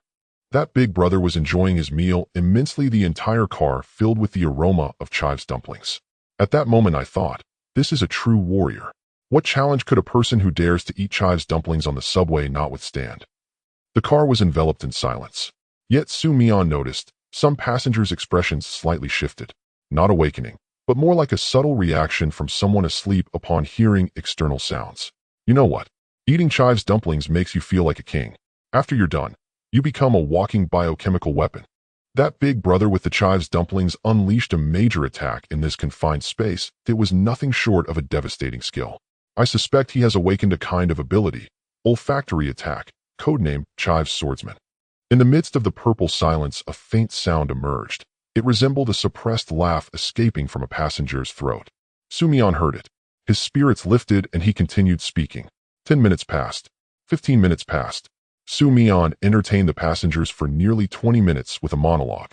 He talked about chives dumplings, the morning rush hour, his former boss, and his university roommates sleepwalking to the cafeteria for food, just whatever came to mind. His voice, sometimes loud, sometimes soft, sometimes directed at the air, sometimes at the passengers. His audience was not truly listening, yet their expressions were indeed changing. That rigid, controlled demeanor began to crack under Mian's incessant chatter. And that shadow, it did not attack, did not move, nor did it make any sound. It simply hung there like a radio receiving signals interfered by a strange frequency. When the rescue team forcefully opened a passage in the tunnel, the scene they witnessed would be etched in their memories forever. Over 200 passengers sitting on the subway car floor. Some laughing, some crying, others with expressions as complex as if digesting a century-old joke. And that LV, for malevolent spirit, huddled at the end of the tunnel looking more exhausted than the passengers. Mian leaned against the door of the car, his throat hoarse, yet a smug smile danced at the corners of his mouth. He said a single sentence to the captain of the rescue team. After that sentence was spoken, it was recorded in the annals of the Abyss Bureau's history. I talked to it for nearly half an hour. It didn't respond a single word, but I felt it understood. Standing at the tunnel entrance, Jiang Che heard these words. She did not speak, but the corner of her mouth twitched. The aftermath of the subway incident lasted a full week. Mian thought the biggest challenge was the level 4 malevolent spirit. But what truly gave him a headache was the way to write his task report. The day after the subway incident, Mian sat in the Abyss Bureau's office, facing a stack of blank report forms. He had been staring blankly at the form for 20 minutes. Apart from time, location, and participants, he hadn't written a single word. It wasn't that he didn't know how to write. It was that he didn't know how to write it. In the section titled Task Process, he had written 3 versions, all of which he rejected. Version 1, I entered the tunnel and saw a gigantic malevolent spirit and over 200 immobilized passengers. I started talking probably for 20 to 30 minutes. The malevolent spirit did not attack me. The rescue team arrived, and the mission was accomplished. Too simple, it looked like he was just being perfunctory. Version 2, I successfully distracted the attention of the level 4 malevolent spirit through verbal communication, buying time for the rescue efforts. The content of the communication included, but was not limited to chive dumplings, Beijing's morning rush hour, and my former boss' bald head. He felt that something was off when he wrote it down. Version 3 blank. Because he felt that no matter how he wrote it, anyone reading the report would think he was fabricating a story. In the end, it was someone he hadn't anticipated who saved him. Jiang Xiaobai came over with his report. The content on his side was a standard task record: pollution readings, spatial structure analysis, rescue timeline. All substantial information. Seeing Su Mian's blank form, Jiang Xiaobai, a fresh graduate still carrying the good habits of academia, sat down and asked him, just write the true account. Don't embellish, don't omit. Write exactly what you did. Su Mian replied, every sentence I write sounds like a joke. If I submit it like this, those above will think I'm writing a novel. Then just write it as a joke. Jiang Xiaobai adjusted his glasses, looking at him. Seriously, your ability relies on jokes to be effective. Your task report should also be written in the same style. This is called stylistic unity. Su Mian fell silent for 5 seconds. Then he filled in the first line of the form. In this task, my primary tactic was stand-up comedy. When he later submitted this report to Deputy Director Zhou Min, she read it from start to finish for 10 minutes, laughing twice in between. Then she said to Su Mian, you are the least like an Abyss Bureau employee I have ever seen. She picked up a pen and signed at the end of the report. Archived. No points deducted. I would love to deduct points, but I can't find a reason to do so. The mission was successful. All hostages were safely rescued, and the malevolent spirit was contained. For the first time in history, someone completed a level 4 pollution incident with stand-up comedy. How could I deduct points? When Su Mian handed over the heavy report to his superior, an indescribable feeling surged within him. He thought to himself, perhaps I have truly created a miracle, becoming the first person in the history of the Abyss Bureau to successfully pass a task review through telling jokes. This thought made him both excited and nervous, as this was unprecedented. It also laid a solid foundation for his future unconventional career path. After the subway incident, Su Mian's position within the Abyss Bureau underwent some subtle changes. How could this be? Everyone couldn't help but wonder. It was clearly heard before that he had been promoted, but now it seems that is not the case. After all, both the rating and the position have remained unchanged. However, unexpectedly, those who had personally experienced the heart-stopping rescue operation were well aware that level rookie had managed to resolve a level 4 serious pollution incident solely by relying on his eloquence. Jiang Xiaobai, this theoretical type ability user shone brightly during this mission. After entering the polluted space, he quickly analyzed the tunnel structure, helping the rescue team determine the best breakthrough point in the shortest time. After the graduation assessment, he was assigned to the Tactical Analysis Group of the Abyss Bureau, specifically responsible for theoretical support in pollution incidents. Actually, I really think I am particularly suited for this job, Jiang Xiaobai said enthusiastically to Su Mian while enjoying his lunch. Every day is just about looking through files, analyzing those cold data, and then proposing some highly feasible plans. The most crucial point is that there's no need to fight and kill like before. Your ability is a search engine, not a combat engine, Su Mian expressed his understanding. Exactly. And your ability is a social engine. Su Mian thought for a moment. What about Gu Yi and Jiang Che? They are combat engines. The 4 of us combined would make a car that runs, but lacks some functionality. Su Mian agreed with this metaphor. By the way, do you have free time this weekend? Jiang Xiaobai suddenly asked. What's up? Jiang Xiaobai wore a mysterious expression, leaned in closer, and whispered in a very low voice as if afraid of being overheard. Let me tell you a secret. I have made a significant discovery recently. After a lot of effort searching, I finally found some important information related to your miraculous ability.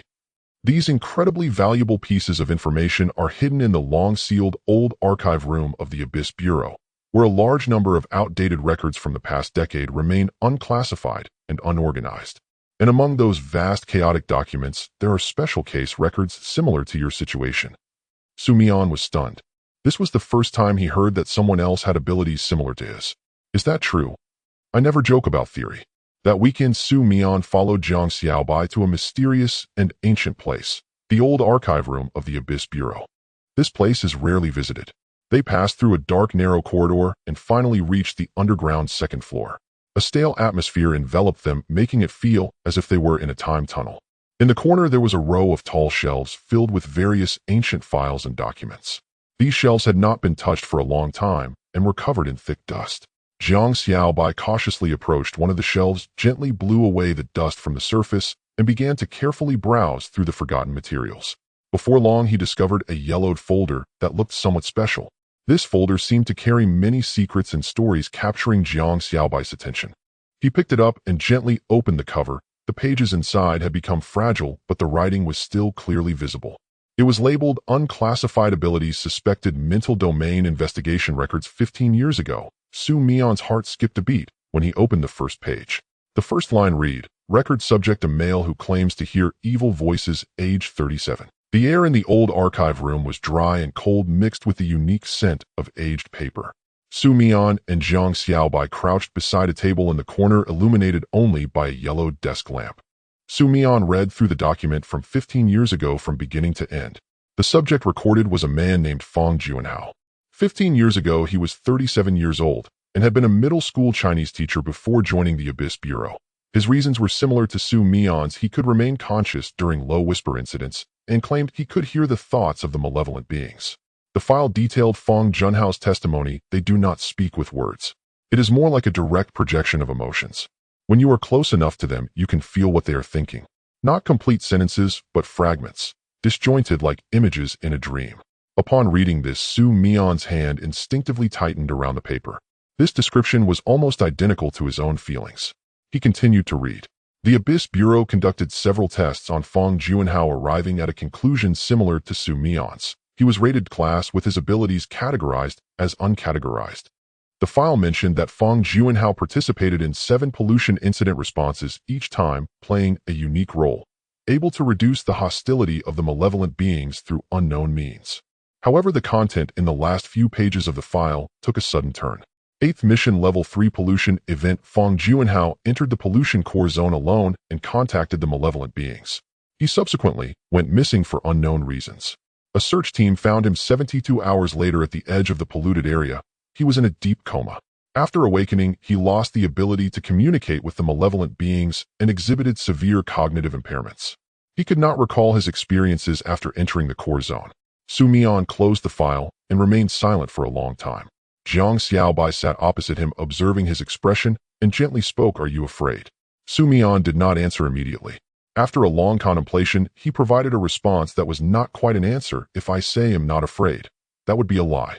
But if I say I'm very afraid, that would make me seem unprofessional. Then how do you feel?" Zhang Xiaobai asked. Su Mian thought for a moment, and then articulated an answer that surprised even himself. "I feel." He did not fail.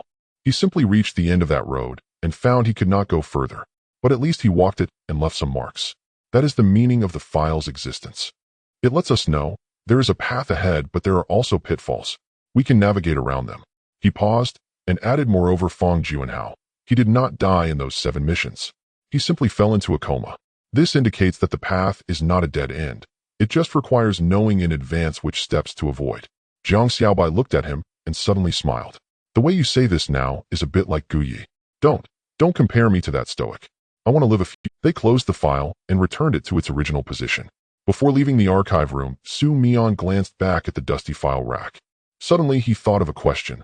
Where is Fang Junhao now? The file only recorded that he exhibited severe cognitive impairments, but did not mention his subsequent whereabouts. But now no one could answer this question for him. He could only keep this question in his heart and continue walking. Meanwhile, on the 4th underground level of the Abyss Bureau, inside a room not open to the public, a gray-haired old man sat by the window gazing at the dim gray sky outside.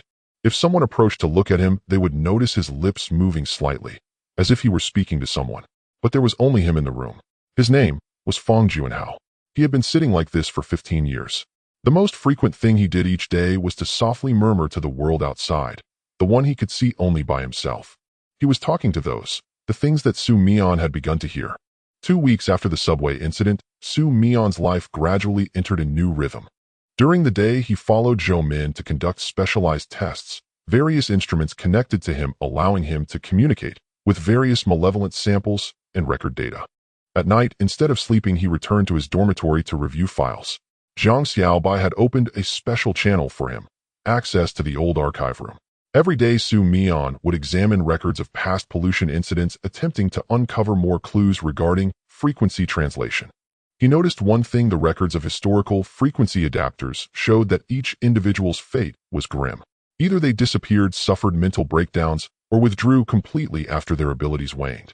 So far, no one had truly grasped the essence of this power.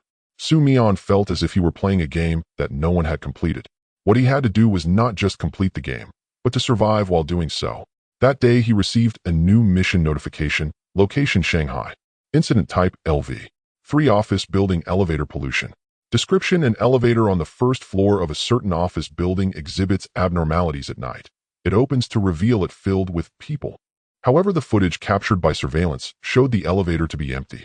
Multiple employees who worked overtime reported feeling something pressing against them while riding the elevator late at night. After reading the mission description, Mian's first reaction was not fear, but curiosity. So, was there really something in that elevator? He was assigned to a small action team. He was the primary contact with 2 local support personnel responsible for safety. At 11:30 at night, Mian stood in front of the elevator doors of that office building. The lobby was desolate with no security personnel present. They had been reassigned in advance. The support personnel, codenamed Old Zhang and Old Li, stood a few steps behind him holding specially designed purifiers. "Are you sure you want to go in alone?" Old Zhang asked. "Not sure," Mian replied honestly, "but my abilities require me to face the malevolence alone. If you are present, it won't speak in front of you." He pressed the elevator button. The elevator slowly descended from the top floor. The numbers on the panel flickered: 21, 18, 015, 12. With each number dropped, the temperature in the air dropped slightly. When the elevator reached the first floor, the doors opened. Inside the elevator, filled with people, shadows, semi-transparent grayish humanoid outlines. They were packed together like commuters during the morning rush. There was no sound, no movement. They stood silently, completely filling the elevator. Mian stood at the doorway gazing at this scene. He took a deep breath. Then he sidled into the elevator. "Excuse me, please make way. I'm going to the 15th floor." He squeezed between the shadows, his back pressed against the elevator wall, surrounded by cold, semi-transparent forms. The elevator doors slowly closed behind him. The shadows neither attacked him nor moved aside. They simply stood there in silence. In this elevator crowded to the point of having no extra space, Mian commenced his ascent alongside a group of entities that did not belong to this world. The elevator remained quiet for about 5 seconds. Then Mian spoke. "Hey, are you all working overtime too?" The shadows naturally did not respond. But Mian felt the temperature in the elevator dropped a little more. It was not a sign of an impending attack. It felt more like an awkward silence. His words left the shadows at a loss for how to respond. Mian continued, "Our company is the same. That project manager keeps pushing the weekly reports like it's a life or death matter. I was still revising the PPT last Friday night at 10, halfway through my computer blue screened. I tell you, I was particularly calm at that moment, because I thought the blue screen was probably a reminder from the heavens it's time to get off work." One of the shadows beside him shifted slightly. It was not an attack, but more like a reflexive response to the sound of speech. The elevator continued to ascend. 5th floor, 7th floor, 10th floor. Mian noticed that the numbers on the panel were normal, indicating the elevator was functioning properly. "I have a question for you all," he spoke again. "Do you stay in this elevator every day? Do you have days off? Or are you all 996? The kind without overtime pay?" Suddenly a voice broke the silence in the elevator. A faint sound like a sigh coming from a distant place. Mian heard it. He continued speaking casually as if chatting with colleagues. "I knew it. I work in operations, I understand. Your kind of existence is probably arranged by some higher-ups. You appear in the elevator on time every day, scaring a few overtime workers, doing the hardest work while receiving the lowest treatment. To put it bluntly, you're also workers." He paused for a moment, lowering his voice. "We're all workers." The elevator reached the 15th floor. The doors opened. Mian did not exit immediately. He glanced back at the shadows. They still stood silently in place, but one of the shadows subtly turned towards him, seeming to see him off. Mian stepped out of the elevator. Just before the doors closed, he turned back and said, "By the way, you've taken the wrong direction with this elevator. It's supposed to go up. If you want to go to the basement, you'll need to switch to another one.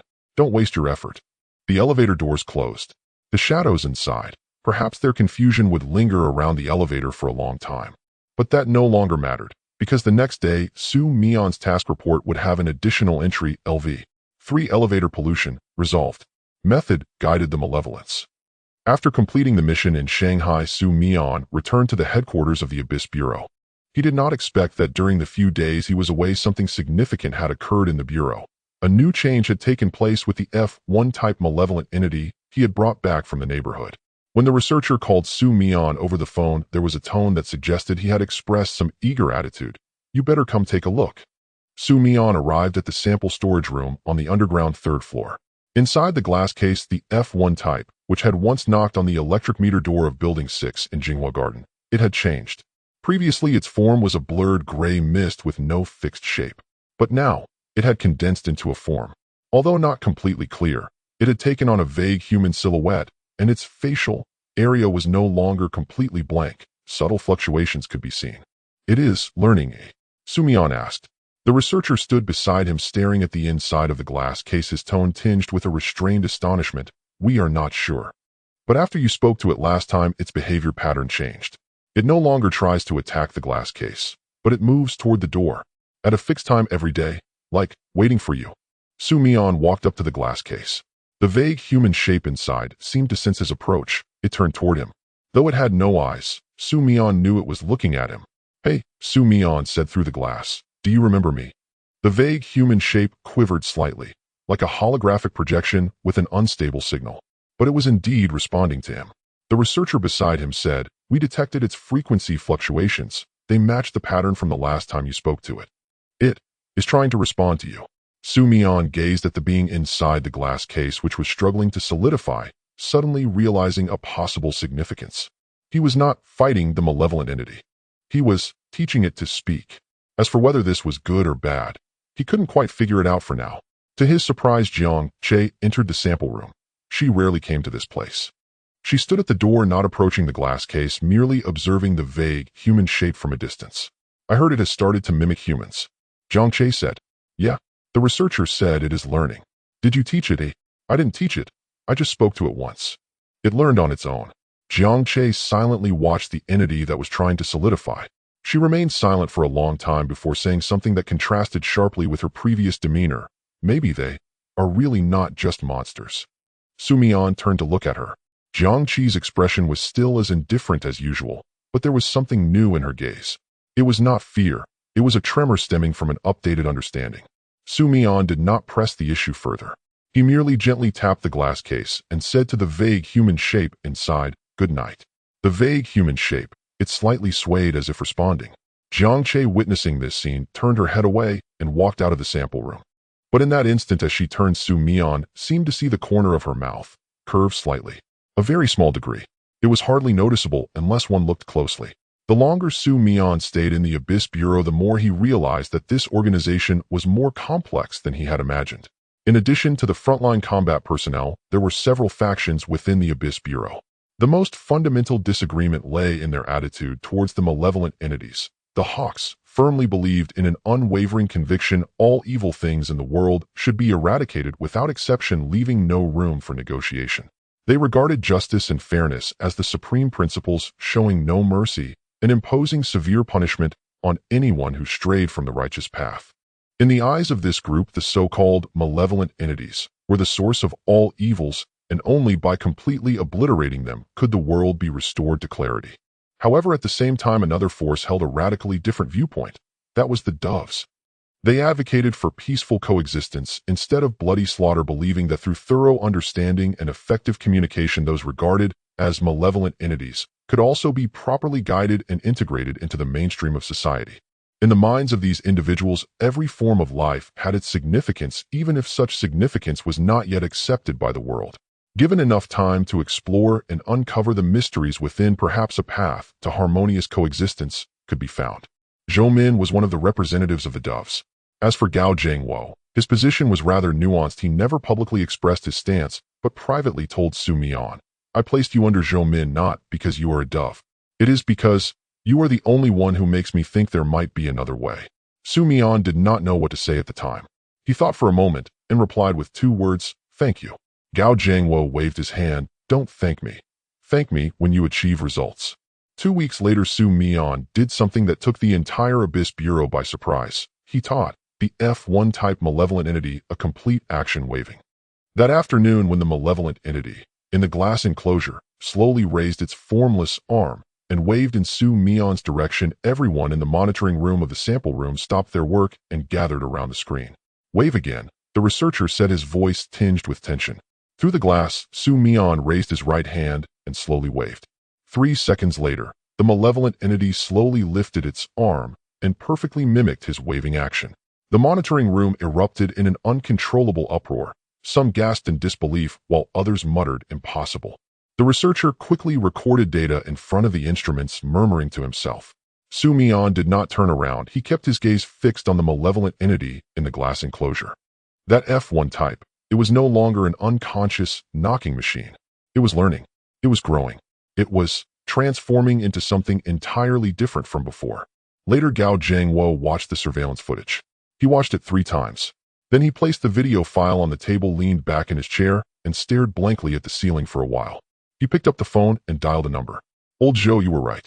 This kid is indeed a bit different." He fell silent for a long time, then, as if he remembered something, said, "Did that Fong Juanhao reach this point 15 years ago too?" There was a long silence on the other end of the line. "He did. But he crossed over." "Crossed over? Then what?" "And then there was no then." Gao Jiangwo slowly placed the phone down. He looked out at the overcast sky and suddenly felt, perhaps for the past 15 years the Abyss Bureau had been heading in the wrong direction. They had been focused on exterminating malevolent entities.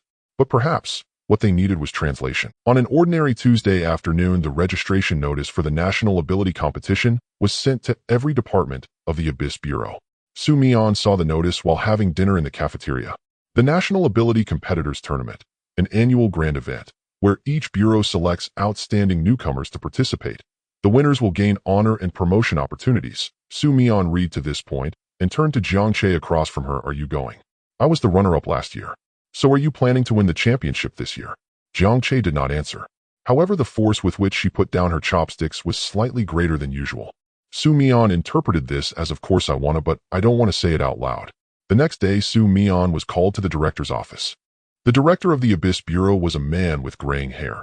He appeared to be an old cadre who had spent his entire life within the system.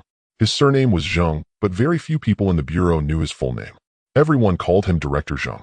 When Mian stepped into the slightly worn, yet serious atmosphere of the office, she immediately spotted Director Zheng sitting behind a large office chair. At that moment, Director Zheng was completely absorbed in reviewing mountains of documents, seemingly oblivious to everything outside his focus. However, just as Mian gently closed the door, Director Zheng seemed to sense something and abruptly lifted his head, placing the pen he had been gripping aside. Then he slowly extended his right hand, carefully removing the reading glasses that had long rested on the bridge of his nose, and scrutinized Mian from head to toe with a thorough gaze. "Sit down." Mian took a seat opposite him. He noticed a file about himself on the director's desk, a cover featuring his photo which must have been taken about a week ago, showing him in a wrinkled training uniform. "I've reviewed your file." Director Zheng got straight to the point. "Subway incident, abandoned hospital, Shanghai elevator. 3 missions, and in each case you employed non-standard methods, which means relying on communication." "Report, yes." "Do you know how many people have attempted to resolve pollution incidents through communication since the Abyss Bureau was established?" "I don't know. Many. But you are the first to succeed. Most people during their attempts to communicate either got infected, attacked, or developed cognitive obstacles." At this point, Director Zheng took another document from his drawer and placed it on the table without opening it. "You've been reviewing quite a bit of information in the archives lately. You must have seen Fong Junhao's file." Mian's heart skipped a beat. He had indeed seen it, but he did not know that the director was aware of his inquiry. "I approved your access to the file."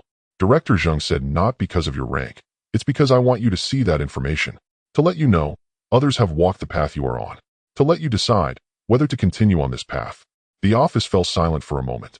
Mian asked a question he had wanted to ask in the archives. "Fong Junhao, where is he now?" Upon hearing this question, Director Zheng did not answer immediately. He leaned back in his chair, his gaze lingering on a document on the table for a long time before stating an address. "Do you want to meet him? Is that possible?" Director Zheng remained silent for a moment before picking up a pen and writing a name and a phone number on the back of the document on the table. He pushed the note in front of Mian.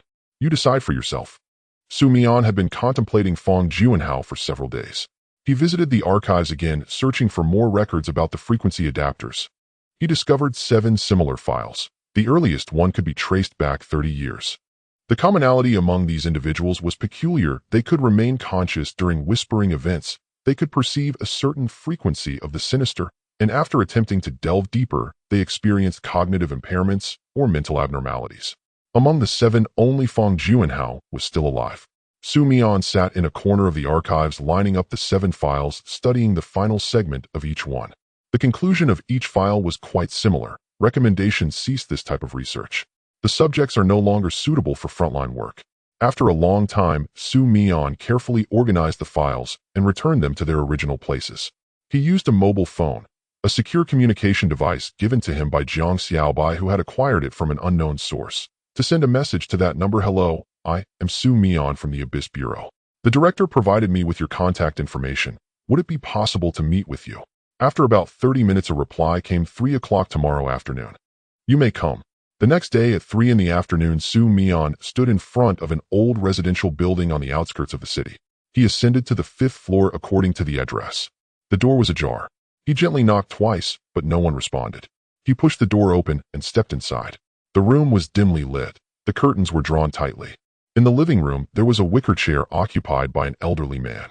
The man wore a clean shirt, his hair was grizzled, and he appeared to be in his 60s. His gaze was directed out the window, but the view was obscured by the curtains. He seemed to be looking at something invisible to others. You are Mian from the Abyss Bureau. The old man did not turn his head. His voice was soft like that of someone who had not spoken for a long time, carrying a hoarse tone. Yes, Uncle Fong, my name is Mian. The old man, Fong Juanhao, slowly, his eyes had a peculiar brilliance, a gaze born from long immersion in a world invisible to others, deep and bewildered. Do you know how many years I have been here? Fong Juanhao inquired. 15 years. 15 years. Fong Juanhao repeated the word, his tone devoid of sadness or anger, merely a calm statement.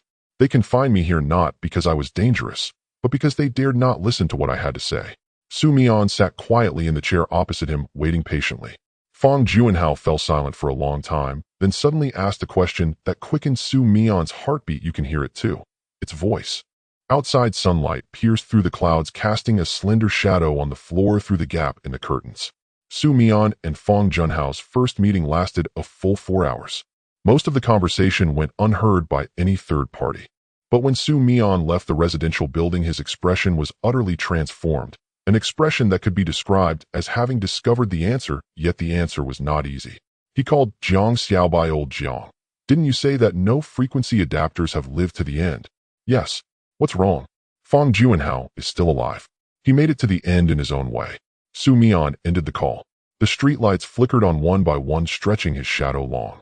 Fong Juanhao shared extensively with Mian. Some of it he understood, some of it he did not, but he committed it all to memory. What I know is beyond your imagination. They thought I was mad. Quite the contrary.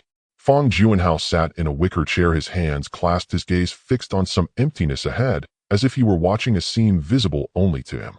They believed that speaking with the malevolent spirits was madness. But they had completely misjudged the sequence of events. Not mad because of speaking with the spirits, but rather only those who are mad can hear their words. What do you mean? Mian asked. It means that the framework of human cognition naturally filters out the frequencies of the malevolent spirits. It's like how our ears cannot hear ultrasonic waves. But some people's cognitive frameworks are different, or perhaps they have cracks. Those cracks allow me to hear their voices. But the cost is, the more you hear, the harder it becomes to return to your original cognitive framework. Mian understood some of it, but there was still a gap. So what did you hear? Fong Juanhao looked in his direction, his gaze seemingly penetrating his body, landing in some distant time and space. The first thing I heard was not a sound, but an emotion. It felt like loneliness. Not the kind of loneliness humans experience, but a kind of indescribable loneliness that exists on a fundamental level. It was like someone sitting alone in a dark room for a very long time, so long that they forgot what time was, and then suddenly hearing someone knock on the wall next door. He paused, his voice becoming softer. At that moment I thought, I should knock back. Mian fell silent for a long time, as if time itself had frozen in that instant. He sat there quietly motionless, but his gaze grew deeper, as if he had fallen into some kind of... Suddenly a thought flashed through his mind, like lightning. Fong Juanhao had stopped in front of that door 15 years ago, and it was not as simple as everyone believed. It wasn't because he encountered setbacks or failures, but rather, he made a conscious decision to forego crossing that threshold. This thought left Mian feeling immensely shocked and confused. He couldn't understand why Fong Juanhao would take such a step. Did he have something more important than success in his heart at that critical moment? Or was it that he was filled with fear or uncertainty about the future to the point that he preferred to remain stagnant? Countless questions surged in his mind, but Mian knew it wasn't the right time to seek answers. He needed more clues and information to piece together the full picture.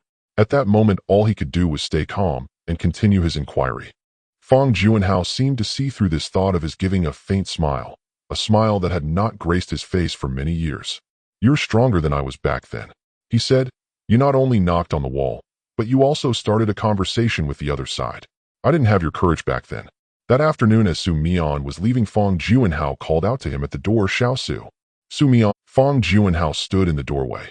His back slightly hunched, his hair gray, but his eyes contained a glimmer of light that had not appeared for over a decade. "If you truly reach that point, please send my regards to them." Su Mian stood at the staircase looking at Fong Juanhao for a few seconds. Then he nodded, revealing a smile that was not quite a smile. "I will. If I can reach that point, I'll send my regards on your behalf."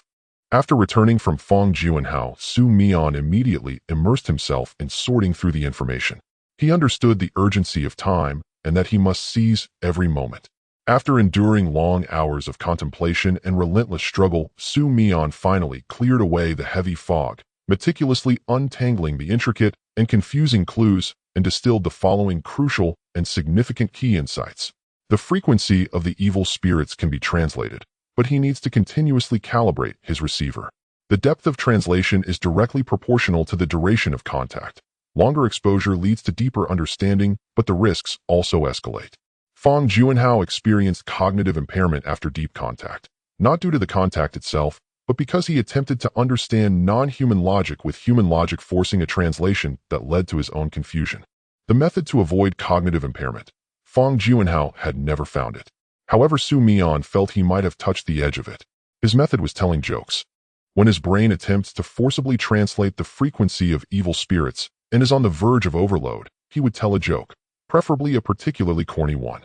After finishing, his logical system would automatically switch to relaxation mode, alleviating the burden of translation. After much hesitation, he decided to share this astonishing discovery with Jiang Xiaobai.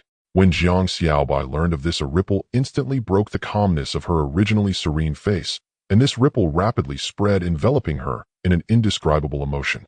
Meanwhile, an invisible pressure began to quietly permeate the air. Do you know what this means? What? Humor might be the underlying protocol for frequency translation. Su Mian was stunned. This notion sounded absurd, but upon reflection it indeed had its rationale. What is the essence of humor? It is to establish an unexpected connection between two seemingly unrelated concepts. And the essence of frequency translation is to establish a link between human and evil spirit cognitive patterns. The underlying logic of both is interconnected. Su Mian suddenly recalled the first sentence he said to the group of evil spirits in the elevator: "You guys are also working overtime." This was not a joke, but its structure resembled a joke, projecting the plight of human workers onto the evil spirits, establishing an unexpected bridge between the two. Fong Juanhao translated with logic, resulting in the shattering of his own cognitive framework. Su Mian translated with anecdotes, resulting in making the other party laugh. Therefore, it can be concluded that the special ability I possess is not as simple as talk therapy, but rather a more unique and eye-catching skill: stand-up comedy. From a very rigorous and professional perspective, this expression may not be entirely accurate. However, if viewed as a figurative metaphor or rhetorical device, it can be deemed acceptable. As night fell, the world fell silent, with only the moonlight spilling like water across the window. Su Mian quietly sat at his desk, holding a pen, his gaze focused on the blank pages of his notebook. After a moment, he gently lifted the pen. If humor truly can transcend frequencies, then I shall be a cross-dimensional joke teller. The registration list for the National Psychic Abilities Competition was announced on Friday. When Su Mian saw the list, one thing became certain. Zhang Che had indeed registered. Gu Yi had also registered. Jiang Xiaobai had not. Beneath his name, a small note read, "Logistical and Technical Support." Then Su Mian spotted his own name on the list and froze. "Who signed me up?" Jiang Xiaobai murmured softly beside him, "Director Zheng registered you." Su Mian fell silent for a moment, then flipped to the final page of the list to see where he stood. The names were ordered chronologically by registration. His appeared on the third-to-last page, sandwiched between two individuals whose names weren't even fully written. Beside his name was an annotation: ranked class. Recommended placement in the lowest tier division during group allocation. Su Mian stared at the line, closed the list, and set it down upon the table. He voiced a quiet conviction: the more they doubt my capability, the more fiercely I intend to prove, not out of pride, but because if I truly am class, then everything I've accomplished thus far only proves one thing: even a class operative can execute class missions. The very next day after the list's announcement, the Abyssal Bureau launched intensive pre-competition training without pause. All competitors assembled daily at 8 a.m. for drills, engaged in simulated combat each afternoon, and trained freely each evening. A regimen that sounded grueling enough. Mian assumed his class rating would relegate him to the periphery training group, the weakest cohort, but reality proved even more absurd. He was assigned to this special tactics unit, a three-member team comprising himself and two other class operatives transferred from different regional bureaus, whom he had never met. This unit is exclusively designated for those with the lowest official rankings, announced the instructor expressionless. Your objective is not victory, it is survival through the first round.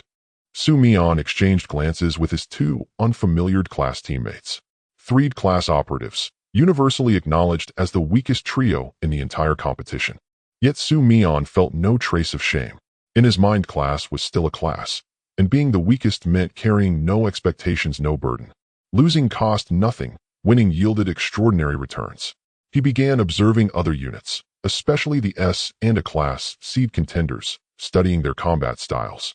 He noticed most psychics wielded abilities straightforwardly: fire projection, hydrokinesis, telekinesis, pure direct energy output. No one fought with words. So, no one on the arena floor has ever witnessed my style of combat, Mian wrote in his notebook outlining his tactical philosophy. The unknown itself is a weapon. During weekend supplementary training, he encountered Jiang Che. She sat at the edge of the arena sipping water after sparring with her class unit. I heard you've been placed in the weakest unit, Jiang Che said coolly. Yes. Any thoughts? I'm wondering, if our unit advances to the second round, your unit will lose face. And class unit defeated by class operatives. How unseemly that would sound. Jiang Che drank silently for a long while. Then for the first time uttered, if you truly reach the second round, I'll treat you to dinner. Mian blinked, incredulous, studying her closely. You're serious? Jiang Che replied promptly. Only if you advance to the second round. Done. This meal is mine to claim. The first round of the National Abilities Competition was held at the headquarters of the Abyss Bureau. The competition format was a 3-3 elimination system. Each round's opponents were determined by a random draw, with winners advancing and losers being eliminated. The weakest trio that Mian was part of drew the opponents, a team of 3-level ability users from the East China branch. When the draw results lit up on the big screen, a chorus of sympathetic murmurs filled the venue. The captain of the East China branch, a young man named Fang Yan, saw that his opponents were 3-level users, and his expression clearly conveyed one message: this is a sure win. Mian's two teammates, Xiao Lu and Xiao Chun, felt their confidence diminish the moment they saw their opponents. It's fine. Mian lowered his voice and said to his two teammates, they are level. We are level. If they lose, it's embarrassing for them. If we lose, we won't lose much. But if we win, then they will be the biggest joke of the day. The match began. Fang Yan and his teammates clearly did not take Mian's group seriously. The three of them initially prepared a rapid attack strategy. Fang Yan controlled the earth while one teammate controlled the wind, and the other enhanced physical abilities, and their coordination was indeed impressive. However, Mian did not play by the rules. When the match bell rang, the first thing he did was not to take a combat stance, but to walk to the center of the arena, raise his right hand high, and face the judges. Judges, I request a friendly exchange before the match. This request was not explicitly prohibited by the rules. The judges exchanged glances, since no one had ever made such a request during a match. Finally, the head judge nodded. Okay, 30 seconds. Mian turned to Fang Yan and extended his hand amicably. Hello, I am Mian. Fang Yan was momentarily taken aback by this unconventional gesture, but out of politeness he shook hands with him. Fang Yan. Your team has good synergy. Is controlling Earth your ability? Yes. Have you passed the Mandarin proficiency test? Fang Yan looked somewhat confused. What? Mian pointed to the ground. You Earth controllers have to chant spells right. I noticed your lips moving when you started earlier. Are your pronunciations standard when you chant spells? Fang Yan instinctively replied. Of course they are standard. Then was your Ji in the 4th tone or the 3rd tone? You know that this character has 2 pronunciations, but the ancient chant uses the 4th tone, right? Fang Yan's smile froze, because he began to subconsciously recall his pronunciation. At that moment his focus was distracted, a little but enough to make his spellcasting less fluid. The match officially began. Fang Yan's earth control spell was delayed by half a beat. His teammates had to exert their powers half a second earlier than he had anticipated. A gap in their coordination emerged, and in that fraction of a second, Xiao Lu seized the opportunity. Although he lacked offensive abilities, his enhanced physical abilities allowed him to sprint short distances. He dashed forward and grabbed Fang Yan by the collar. Though he was quickly shaken off, the rhythm was already disrupted.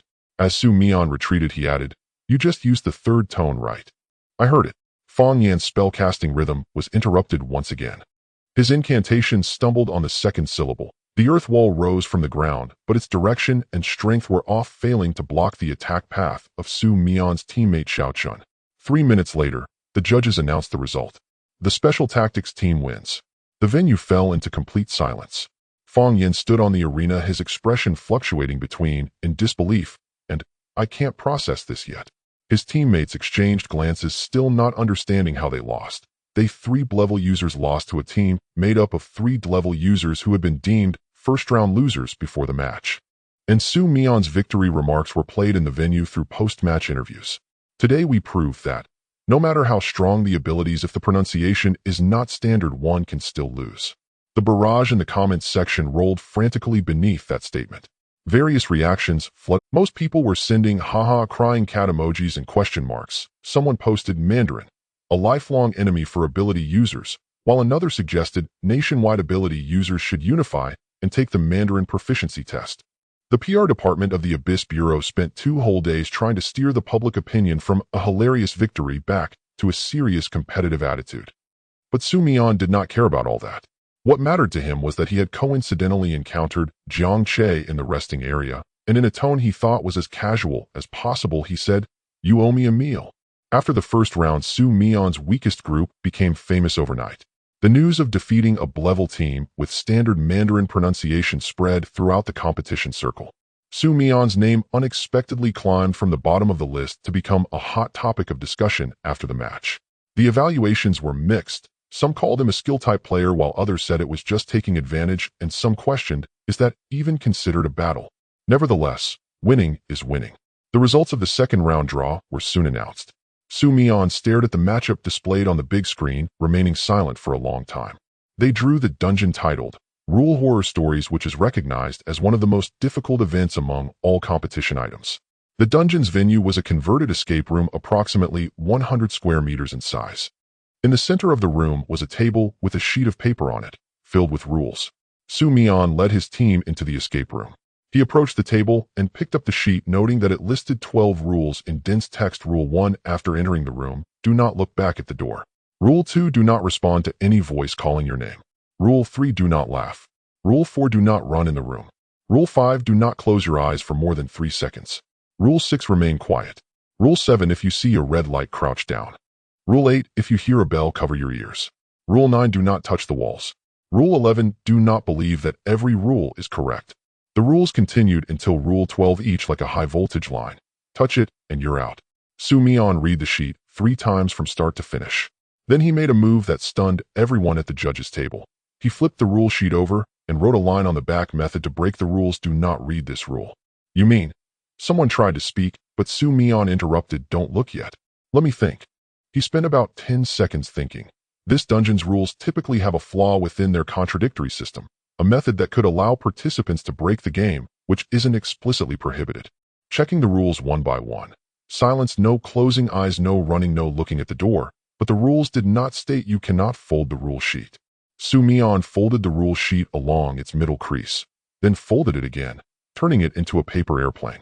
What are you doing? Xiao Liu's voice was barely above a whisper, both startled and afraid. Su Mian did not answer. He walked to the center of the escape room and raised the paper airplane, then threw it with force. The paper airplane traced an arc passing through the gaps in the ventilation shaft above the escape room, vanishing into the duct. The room fell silent for about 3 seconds. Then, nothing happened. The escape room did not trigger any penalty mechanisms.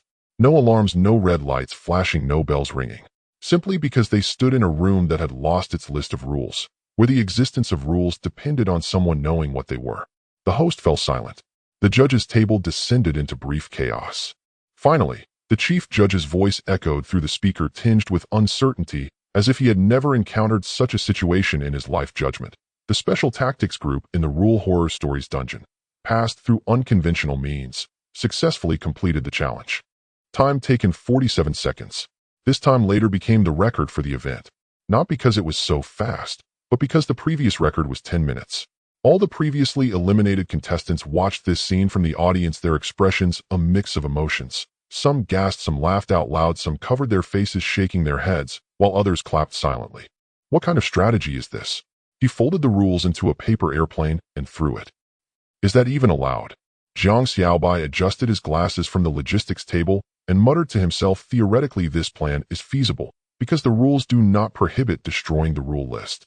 One of the staff beside him heard his words and was momentarily stunned, taking several seconds to respond. Is this how you all from the Abyss Bureau compete? Zhang Xiaobai thought for a moment and answered very seriously, so far. He is the only one doing it. After 2 consecutive victories, the entire tournament's attention focused on that Drank team. Some began to seriously analyze Su Mian's match footage, attempting to uncover his true strength. However, what they found was nothing but a heap of meaningless actions, telling his opponent your Mandarin is poor, folding the rule sheet into a paper airplane. These behaviors could not be explained by traditional ability analysis frameworks. Does he even have abilities? This was the question that people asked the most. Yes, his ability is called read and response chaos. This was the official definition given by Zhang Xiaobai during an interview. The term was quickly picked up by the media, and then it exploded. Read and response chaos surged to the trending lists of several platforms that day, with view counts skyrocketing in a short period. The accompanying video featured Su Mian on the stage asking, "Did you pass your Mandarin test?" And the comments section went completely off track. Most comments were simply "ha ha ha." Someone asked, "So how is this ability rated?" The highest rated reply said, "Drank leaves the opponent speechless. Shrank leaves alien speechless." Su Mian's response to all this was, sitting in the lounge reading through the trending searches and comments one by one, then putting down his phone and exhaling towards the ceiling, "I think I'm famous now." Not just think, you are? Zhang Xiaobai, sitting beside him, was browsing data on a tablet. Your name is currently ranked 9th in the popularity list of contestants. Above you are 8 ranks. Su Mian fell silent for a moment and straightened his posture. So, if I beat Gu Yi, where will I rank? The semi-final matchups were announced as the popularity continued to snowball. As the names of the competing sides appeared on the big screen, the noise in the venue paused for a moment and then turned into an even greater wave of sound. Abyss Bureau Su Mian Drank versus Abyss Bureau Gu Yi Shrank. Pre-match opinions were almost unanimously leaning towards Gu Yi. After all, he was in Shrank Genius, one of the top combatants in the Abyss Bureau and a recognized champion candidate. However, Su Mian's support rate climbed from a very low starting point to new heights in just a few hours. The reason was simple. Everyone wanted to see a dark horse. Su Mian stood silently in the preparation area for a moment, and then, in a Gu Yi-like emotionless flat tone, he said to his teammates, "You don't need to go on. This match, they'll handle it alone." His 2 teammates looked at him with expressions of "Are you crazy?" He didn't explain, because he didn't know how to explain. He just had a gut feeling in this battle having others join would only complicate things. Because Gu Yi was not an opponent that could be dealt with using a swarm strategy. The match began. Su Mian and Gu Yi stood at opposite ends of the arena. The entire venue was as quiet as a library at midnight. Everyone held their breath. Gu Yi made no move. His match posture was always steady. He awaited his opponent to strike first, then in a moment he would perceive all their flaws and shatter them within a second. This had become his established style. No one could break his rhythm. But as soon as Su Mian spoke, that rhythm was shattered. "Captain Gu, did you have breakfast?" Gu Yi's pupils slightly contracted. This was not the opening he had anticipated. The opening he had envisioned was Su Mian would attempt to use some flashy language to disrupt his rhythm. Then he could use time perception acceleration to counter before the disruption arrived. But Su Mian did not speak to disrupt. He offered a simple greeting. In Gu Yi's time perception acceleration, the speed of Su Mian's speech, the motion of his lips, and the propagation of sound waves all fell within the normal range. Because what he said was merely the simplest form of daily conversation.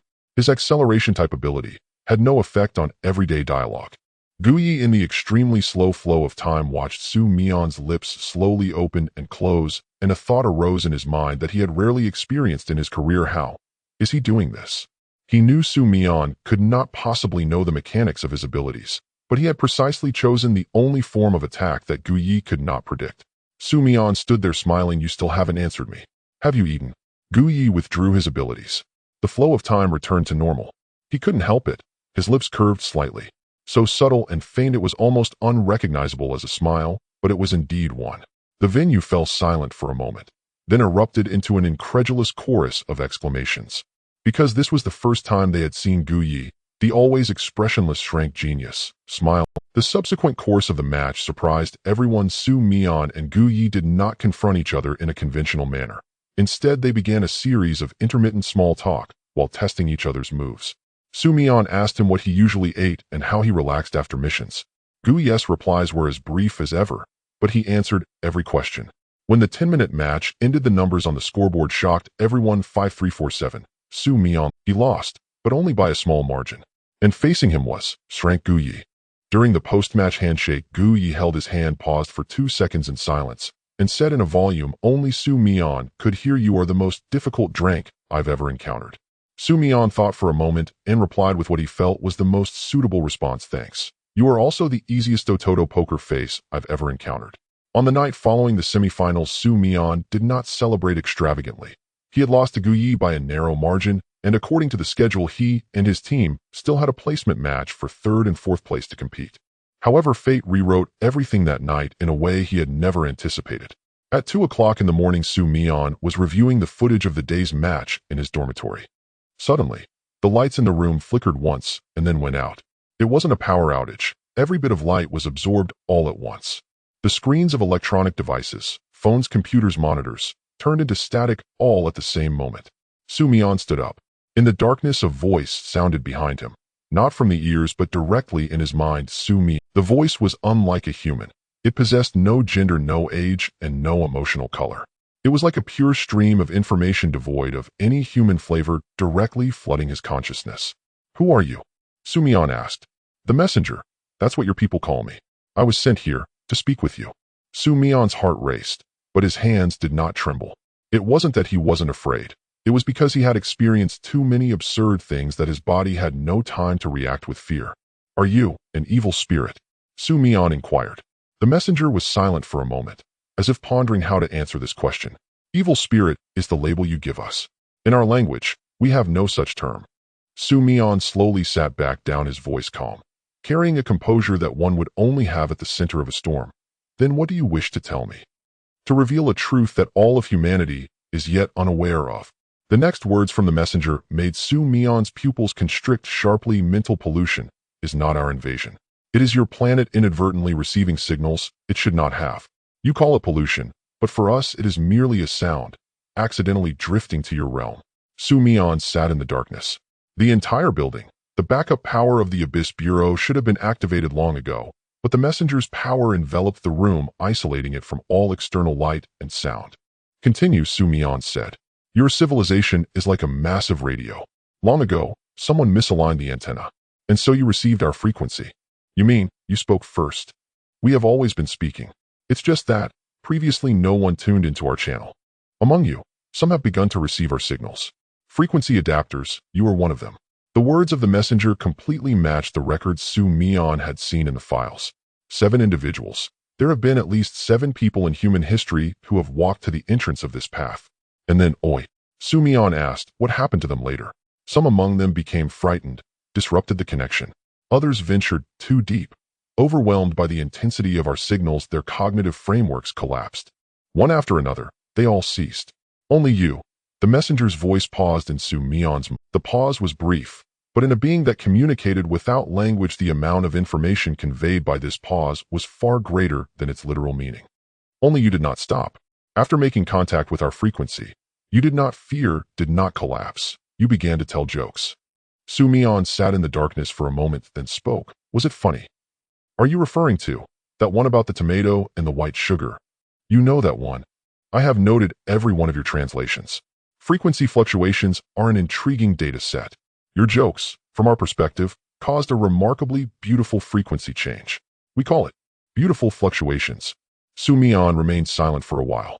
Sitting in the pitch-black dormitory surrounded by frozen computers and darkness, a message from a messenger of another dimension echoed in his mind.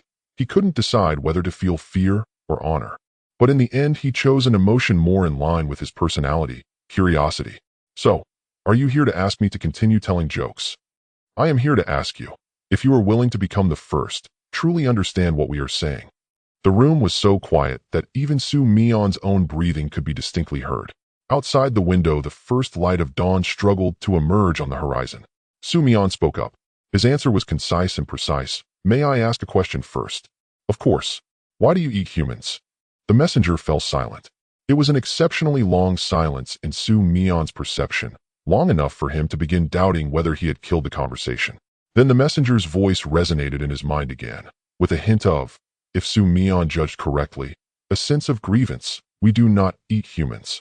It is the instability of human mental frequencies. After contact with our signals, they are assimilated. You think we are eating humans, but in reality, it is your cognitive system that collapses under overload. Mian sat on the edge of his bed silent for a long time. Then he spoke a sentence that left the messenger speechless. So from beginning to end, those who died at your hands were not killed by you.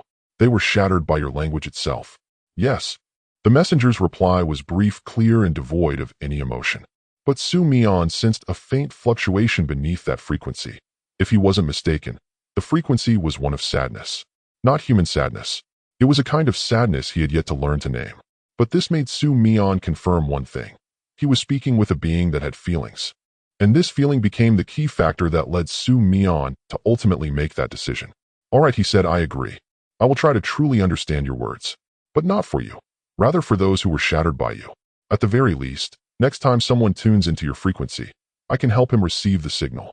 The appearance of the envoy was like a massive stone plunging into the already turbulent waters of the abyss. The news blackout had failed, because the surveillance cameras in Mian's dormitory recorded the entire floor's lights going out and all electronic devices shutting down in unison. After the technicians delivered the data to the higher-ups, the news was transmitted layer by layer. The next morning, as the sun rose, sunlight streamed through the window and fell upon Mian's face. Still immersed in her dreams, a sudden, urgent ringing of the phone jolted her awake from her beautiful slumber. Hello. Mian rubbed her eyes and answered the phone, feeling a bit dazed. Xiao Su, it's Director Zheng. Come to my office right away. I have something important to discuss with you. The serious and urgent voice of Director Zheng came from the other end of the line. Upon hearing the news, Mian instantly became alert. He knew that something urgent must have happened for Director Zheng to summon him so early. Thus, he quickly finished washing up, dressed neatly, and hurried to the director's office. When Mian arrived at the director's office, he found 3 people already waiting for him. Director Zheng looked grave as he stared at the documents in his hand. Zhou Min stood quietly beside him, her eyes revealing a hint of worry, and another middle-aged man in a Zhongshan suit was seated with his back to the door, but his upright posture indicated his extraordinary status. Seeing this scene, Mian's heart tightened, unsure of what kind of situation he would face next. This is Director Zhou from the National Security Department. Director Zheng introduced. Just call me Old Zhou, the man in the Zhongshan suit said. His tone sounded very amiable, but his gaze was sharp. Last night's incident, please recount it in detail. Do not omit any details. Mian began with the frequency fluctuations he sensed at 2 in the morning. He spoke of the envoy, the theory of signals, clarified that assimilation does not mean devouring, and conveyed that the other party invited him to truly understand. By the time he finished, nearly 20 minutes had passed. The office fell into a prolonged silence. You mean, the evil presence is not a monster, but a signal source from next door? Director Zhou was the first to break the silence. Not next door, it's next door in another dimension. What's the difference? One is a neighbor that can coexist peacefully, while the other is a robber that might break through the wall at any moment. Understanding this distinction is crucial. Director Zhou fell silent again. Director Zheng sat in his chair, his brows furrowed deeply. Gao Zhengwo supported himself on the desk, repeatedly chewing over what Mian had said. Do you find it credible? Director Zheng finally asked. He was not asking Mian, but rather everyone present. Zhou Min pushed up her glasses, her voice steady, as if she were still reviewing documents in the office. I tend to believe it. Not because of Mian, but because the situation he encountered aligns closely with those unresolved records in our archives. Fang Juanhao also mentioned similar things 15 years ago, but at that time he did not have an envoy to meet him, he only heard fragments. Mian heard the whole story. Mentioning Fang Junhao's name, the office fell silent for a few seconds. Director Zheng leaned back in his chair, his fingers interlocked. He remained silent for 30 seconds before speaking a sentence that almost set the tone for the entire matter. Mian, what do you intend to do next? Participate in tomorrow's ranking competition, Mian replied. The competition isn't over yet. After finishing the competition, then we can consider continuing contact with the envoy.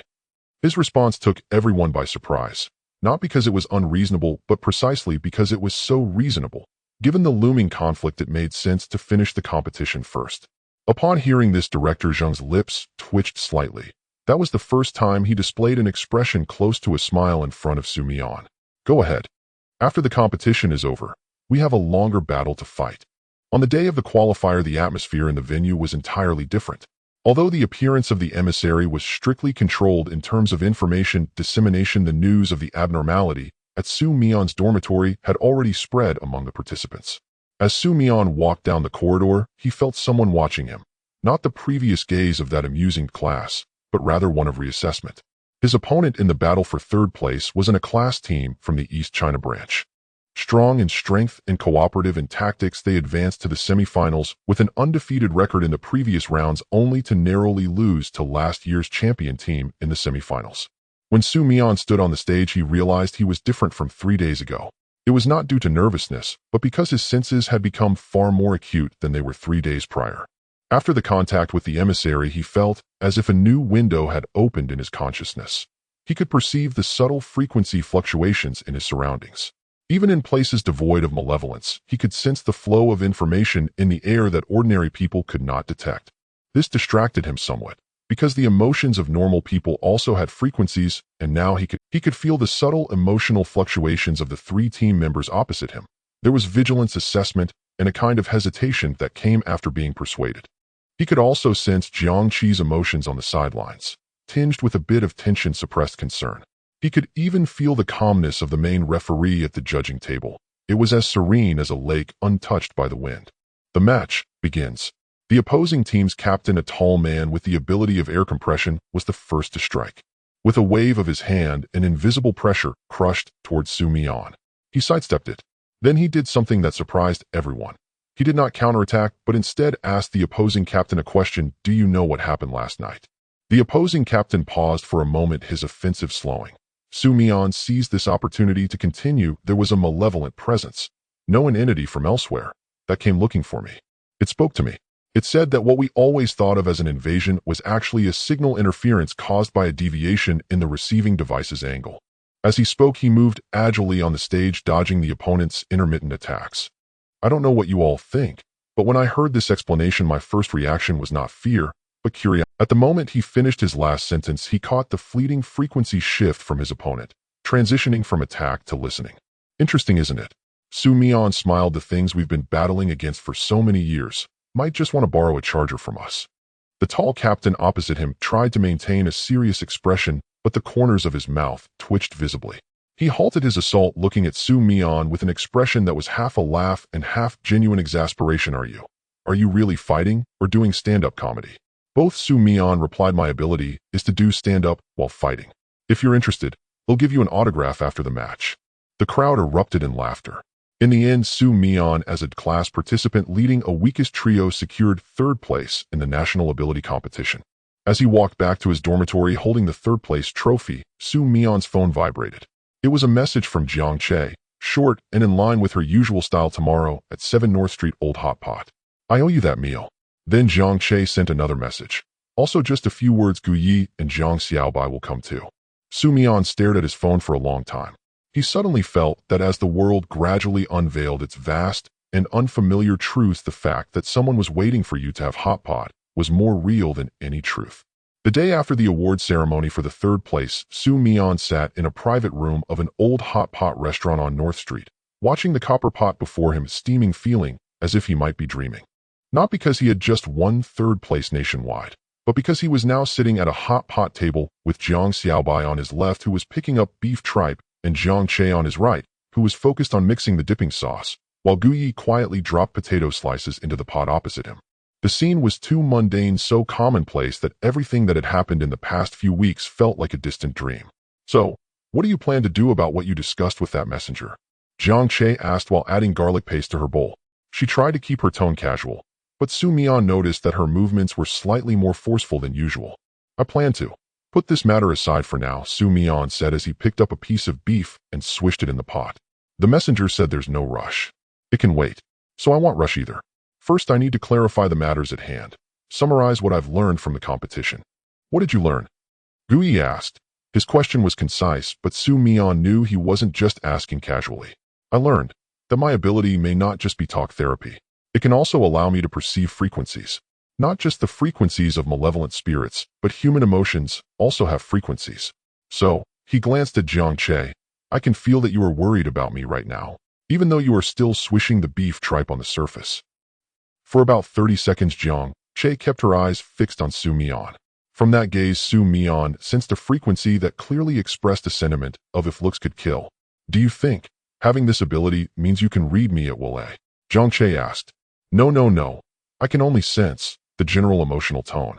I can't read specific thoughts. It's best if you can't read them. If I find out you're secretly reading me, next time it will be your meat in the pot. Don't worry. I'm quite aware of my own safety. Jiang Xiaobai watched this scene, shaking his head with a smile, then returned to the main topic. Seriously, your ability has evolved, and it's a double-edged sword. The stronger your perception, the greater the burden on your brain. You should still remember Senior Fong Junhao's experience. He collapsed when his perception reached its peak. You need to find a way to use this power without being overwhelmed by information. Su Mian nodded, knowing that Jiang Xiaobai was right. Since the messenger made contact with him, he had been capturing fragments of information that he could not have perceived before. Sometimes it was someone's emotional fluctuations, sometimes it was low-frequency noises of unknown origin. These things flowed continuously like background currents from the edges of his consciousness. He still needed to learn how to shut it off, or at least learn how to control the volume. There's something I've always wanted to ask. Jiang Che put down her chopsticks. When you met that messenger, were you scared? Su Mian paused for a moment. Then he answered honestly, I didn't have time to be scared at that moment. Later, lying in bed, I thought about it. I was scared for about 5 minutes. Then I felt, being scared is useless. What's meant to come will always come. Then Jiang Chi's voice lowered slightly, if next time you come into contact with it, will there be danger? There might be, Su Mian said, but I will take a walkie-talkie with me. You can scold me online at any time. I'll know I'm still alive when I hear the scolding. Jiang Che, after hearing this, did not press further. But she also didn't roll her eyes. She simply lowered her head and continued eating her hot pot. But the silence contained more than any words could express. By the time they dispersed, it was already past 10 o'clock at night. Su Mian stood at the door of the hot pot restaurant watching Gu Yi and Jiang Xiaobai walk away side by side, while Jiang Chi's car was parked by the roadside waiting for him to get in. Get in the car, Jiang Che said as she rolled down the window. Su Mian sat in the passenger seat. The warmth of the car made for a pleasant contrast to the coolness out. He leaned back against the seat and closed his eyes for a moment. The vehicle drove through the late-night streets, the streetlights passing by one outside the window. There's a bottle of water next to the cup. Did you finish your calming brain tonic? Su Mian opened his eyes. He picked up the bottle of water, twisted off the cap, took a sip, and found it was warm water, not cold. How did you know I wanted water? Because you talked too much at the hot pot restaurant. Your throat should be dry. Su Mian thought that there are many ways to express one's concern. Jiang Che chose the most awkward and subtle way. But now he could read the frequencies, so he clearly understood this frequency at the decibel level of being insincere was already maxed out. He didn't expose her. He just lowered his head and continued drinking water. Thank you for treating me to this meal. You're welcome. Jiang Che stared ahead at the road. Third place. Pretty good. Do you think, if I weren't at class, could I have won first place? Jiang Che said, if you weren't at class, you wouldn't have told Fong Yen on the stage your Mandarin isn't standard, nor would you have folded the rule paper into a paper airplane. You wouldn't be who you are today. Su Mian thought for a moment and smiled. You're right. Being class has its merits. At least the surprises are bigger. The vehicle passed the last intersection and the gray building of the Abyss Bureau appeared in the night ahead. Su Mian looked at that building. It remained ordinary and unremarkable, like an unremarkable government office building in the city. But now he knew.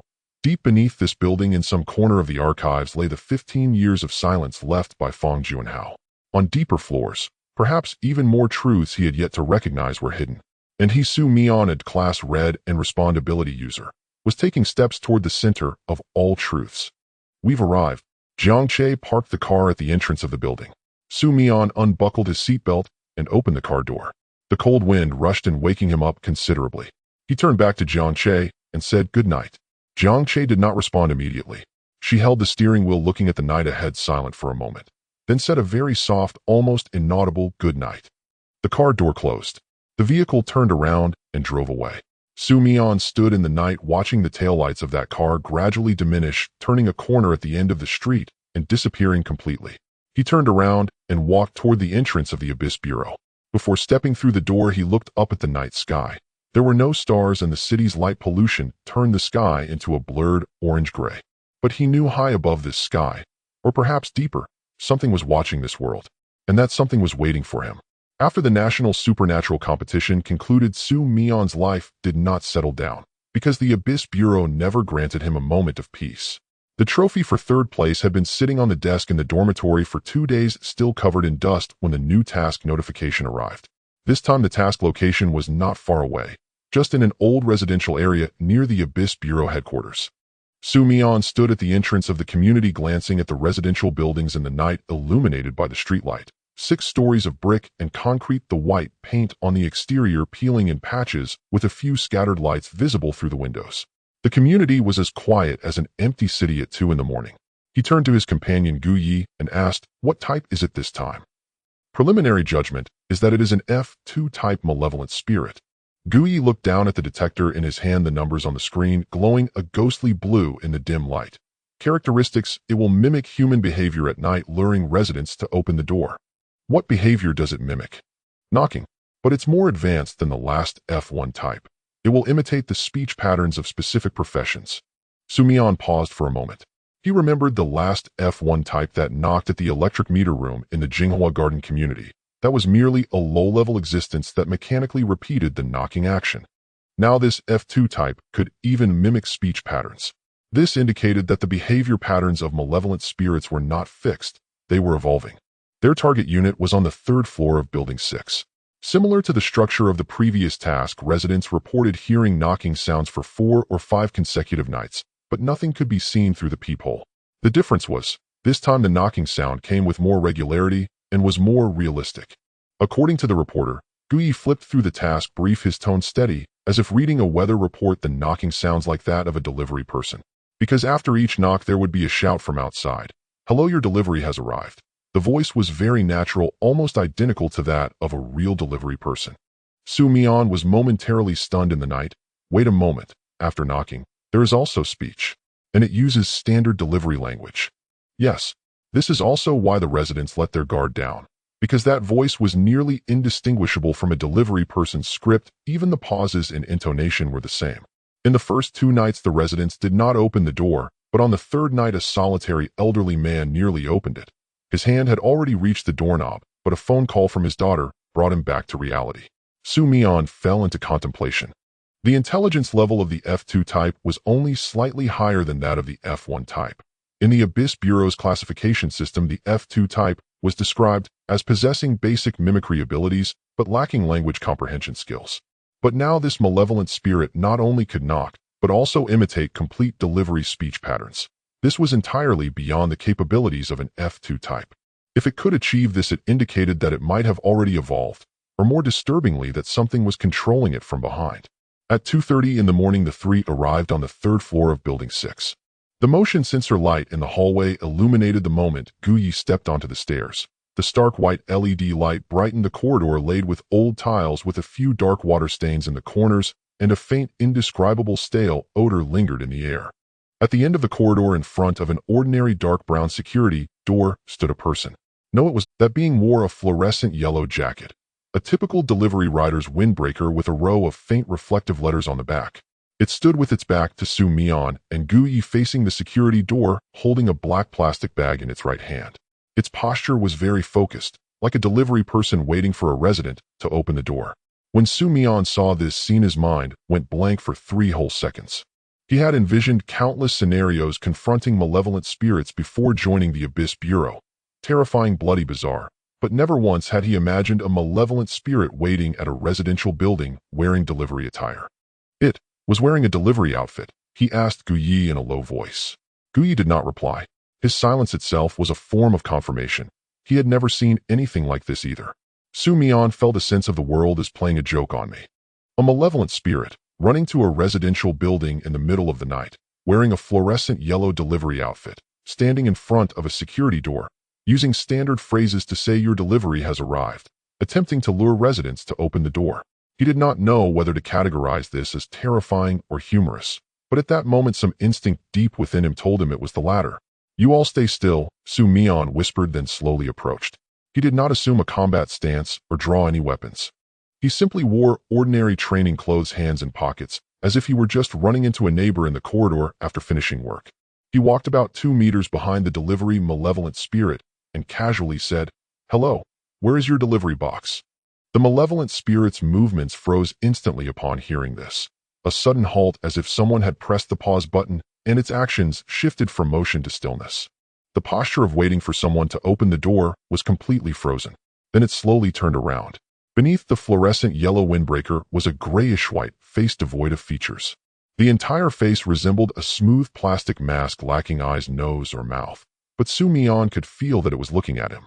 One of its hands still held the black plastic bag. Upon closer observation, it was not a bag, but an organ resembling a bag that extended from its own arm. Mian looked at the blank face and continued calmly, "That delivery outfit. Did you buy it yourself, or is it from the platform? The fluorescent yellow color is indeed eye-catching, decent for safety, but the overall coordination is lacking something." The malevolent spirit did not respond. Its body leaned slightly forward, as if trying to comprehend what Mian was saying. "Let me tell you, this won't work." Mian's tone was like an experienced employee advising a new delivery person. "At the very least, you need a delivery box. Otherwise, where will you put the food? Will you carry it by hand? You can only deliver one order at a time, and that's too inefficient. Plus, you're standing here in a fluorescent yellow jacket. It's at least 30 degrees outside. Aren't you hot?" The malevolent spirit stood silently in place. The black bag-like object in its hand, originally intended as the carrier for attacking its target, slowly drooped. It was like someone instinctively putting down something in their hands when faced with a question they did not understand. Mian caught this subtle signal. He took another step forward, moving within a meter of the malevolent spirit. This distance was enough for Guyi beside him to place a hand on his weapon. But Mian did not retreat. He lowered his voice and asked the most crucial question he posed that night. "Do you perhaps not know what you are doing?" After this question, the malevolent spirit's body trembled slightly. That tremor was not a precursor to an attack. It resembled a person's instinctive reaction upon hearing something that struck to the core. Then in the quiet corridor of the midnight hour, the malevolent spirit emitted a low, almost inaudible. The sound was not human language. It resembled the noise produced when mechanical parts rub against each other, creaking low and indistinct. But Mian caught the frequency carried behind that sound. Since the messenger had come into contact with him, his perceptive abilities had become increasingly acute.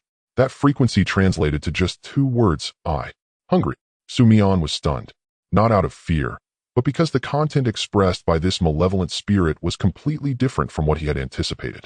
It did not say, "I want to kill you" or "give me your life." Oh, it said, "I am hungry." Like someone who couldn't sleep at night due to hunger got up to rummage through the fridge and ended up standing at someone else's door waiting for food. "You don't want to eat people, right?" Mian asked cautiously. The malevolent spirit's frequency fluctuated again. This time the translation took Mian more time, because it itself was unsure of the answer. "I don't know. But I smell something delicious in the room. So fragrant." Mian fell silent. He glanced back at Guyi. Although Guyi's expression did not change much, the hand gripping the detector was tighter than usual. He clearly noticed the readings displayed on the detector. The readings did not match the standard malevolent spirit attack precursor model at all. They resembled more of a signal of confusion, bewilderment, and hunger. "Captain, it has no intent to attack." "I see that. How should we handle it?" Guyi was silent for 3 seconds. Then he spoke an answer that Mian did not anticipate. "A captain's utmost trust in his team member. You decide." Mian turned back, looking at the malevolent spirit in the delivery outfit. It floated quietly in the corridor, the fluorescent yellow windbreaker appearing both absurd and poignant under the stark white light, holding a black bag-like object that it itself did not know the purpose of. Mian stared at it for several long seconds, then did something that no one expected. He pulled out his phone, opened the delivery app, found a late-night restaurant that was still operating, and ordered a fried rice with an egg. The note read, "No need to knock, just leave it on the electric meter box downstairs." 20 minutes later, the actual rider delivered the fried rice downstairs. Mian went downstairs to pick up the food, then returned to the 3rd floor with the steaming fried rice. The plastic bag rustled in the night breeze, and the aroma of the fried rice, the fragrance of scallions, the oily scent of eggs, and the steam from the rice, wafted throughout the empty corridor. He opened the lid, placed the fried rice on the ground in the middle of the corridor, and stepped back 3 paces. The frequency of the malevolent spirit fluctuated sharply. It was not anger, nor was it fear. It was a kind of instinctual fluctuation that Mian had never felt from a malevolent spirit before, akin to being attracted by the fragrance. It slowly squatted down, its movements clumsy and awkward, like someone using the squat position for the first time. It did not have a mouth, but it leaned its head closer to the steaming fried rice. In Su Mian's perception, the frequency surrounding it began to change in a slow and gentle manner, like a degree of tranquility, a degree of satisfaction. Su Mian stood nearby, quietly watching it. If someone unaware had seen this scene, a malevolent spirit in a delivery outfit squatting on the ground staring blankly at a portion of fried rice, they would likely think that the world had gone mad. But Su Mian did not think so. He only felt that this malevolent spirit, perhaps since its birth, had never been treated this way. No one had ever asked if it was hungry, no one had ever considered whether it was cold, no one had ever spoken to it in a normal conversational manner. That night's task report, Su Mian submitted a record-breaking number of words. The last line of his report was circled in red by the Abyss Bureau's file management personnel, with a large capital question mark written beside it. Preliminary judgment: this malevolent spirit does not possess intent to attack. Its behavior is closer to someone lost hungry, smelling the aroma of food from a neighbor's home in the building, thus standing at the door afraid to knock. It is recommended that in future encounters with similar events, ordinary food be considered as a non-confrontational means of resolution. Gu Jiangwo was silent for a long time when he saw this report, staring at the words feeding ordinary food. His teacup cooled and was refilled, then cooled again, and finally he wrote a line of approval at the bottom of the report. For the first time in 40 years since the Abyss Bureau was established, someone suggested in a task report, give a malevolent spirit takeout. The next morning, Su Mian was notified to attend a meeting he had never anticipated, the revision meeting for the 5th edition of the Abyss Bureau Survival Manual. Though called a meeting, it was essentially a gathering of the Abyss Bureau instructors with several frontline personnel to discuss which provisions in the manual needed revision and supplementation based on recent events. Su Mian sat at the very edge of the conference room with a well-worn blue booklet placed before him. The cover bore several lines of bold white text: Abyss Bureau Personnel Survival Manual 4th Edition. The corners of the cover had already faded with wear. Su Mian had only seen the electronic version of this manual before. This was the first time he held the physical book. He casually flipped through a few pages, discovering that nearly every rule in the manual was printed in bold font, accompanied by concise illustrations, such as the rule, do not look directly into the eyes of a malevolent spirit, illustrated with a simple drawing of a person petrified by a spirit's gaze. He couldn't help but whisper to Jiang Xiaobai beside him, who drew these illustrations. The style is quite cute. Jiang Xiaobai lowered his voice to respond. It is said that the former director drew them. His hobby in youth was drawing comics. Su Mian glanced at the illustration of the petrified by a malevolent spirit figure. It was indeed vividly rendered. Even the cracks of petrification were depicted with professionalism. The meeting was presided over by Gao Jiangwo. He stood in front of the whiteboard in the conference room and succinctly opened the session. Today we will primarily discuss 2 issues. First, recent variations in malevolent spirit behavior, including, but not limited to, last night's takeout spirit incident. Second, he paused for a moment, his gaze landing precisely on Su Mian. We need to supplement some guiding provisions regarding non-standard disposal methods. In other words, methods not documented in the manual, yet indeed effective. Su Mian continued to flip through the manual, unfazed by the attention of those around him. He turned to the first rule in the manual, printed at the top of the first page of text in the largest, boldest font. Rule 1: do not respond to any knocks at the door at midnight.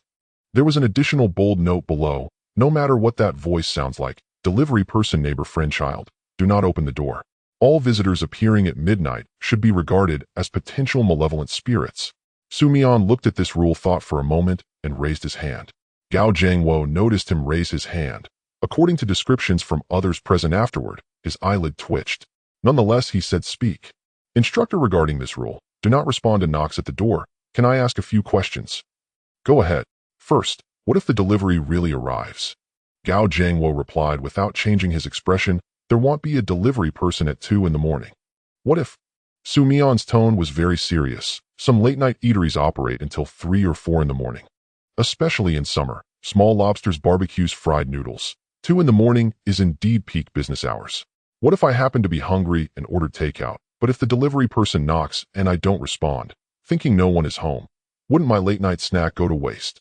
Someone in the conference room couldn't help but emit a brief laugh, before quickly suppressing it. Gao Jiangwo took a deep breath. Su Mian later learned that this was Gao Jiangwo's standard physiological response when restraining his emotions. If there is a malevolent spirit outside the door, your late-night snack will not be the most important concern.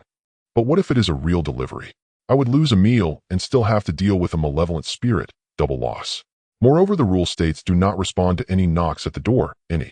In other words, regardless of whether it is a malevolent spirit or real delivery, I should not respond. That means I would never dare to order takeout at midnight again. This severely affects my quality of life. Gao Zhengwo set down the pen in his hand. This was a signature action he made just before reaching his emotional threshold. He paused for several seconds before continuing, Su Mian, you are not discussing the rules. You are being argumentative.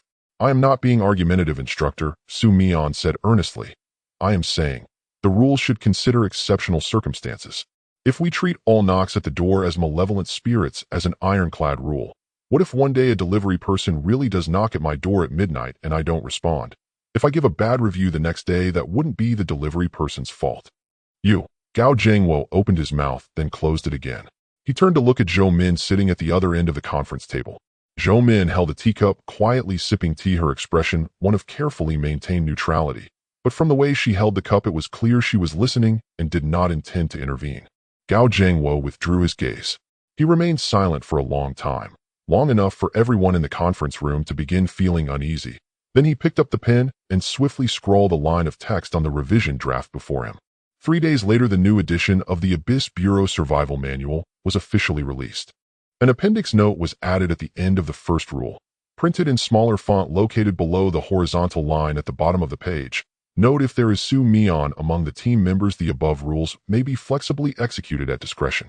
The range of flexibility is at the discretion of the on-site commander.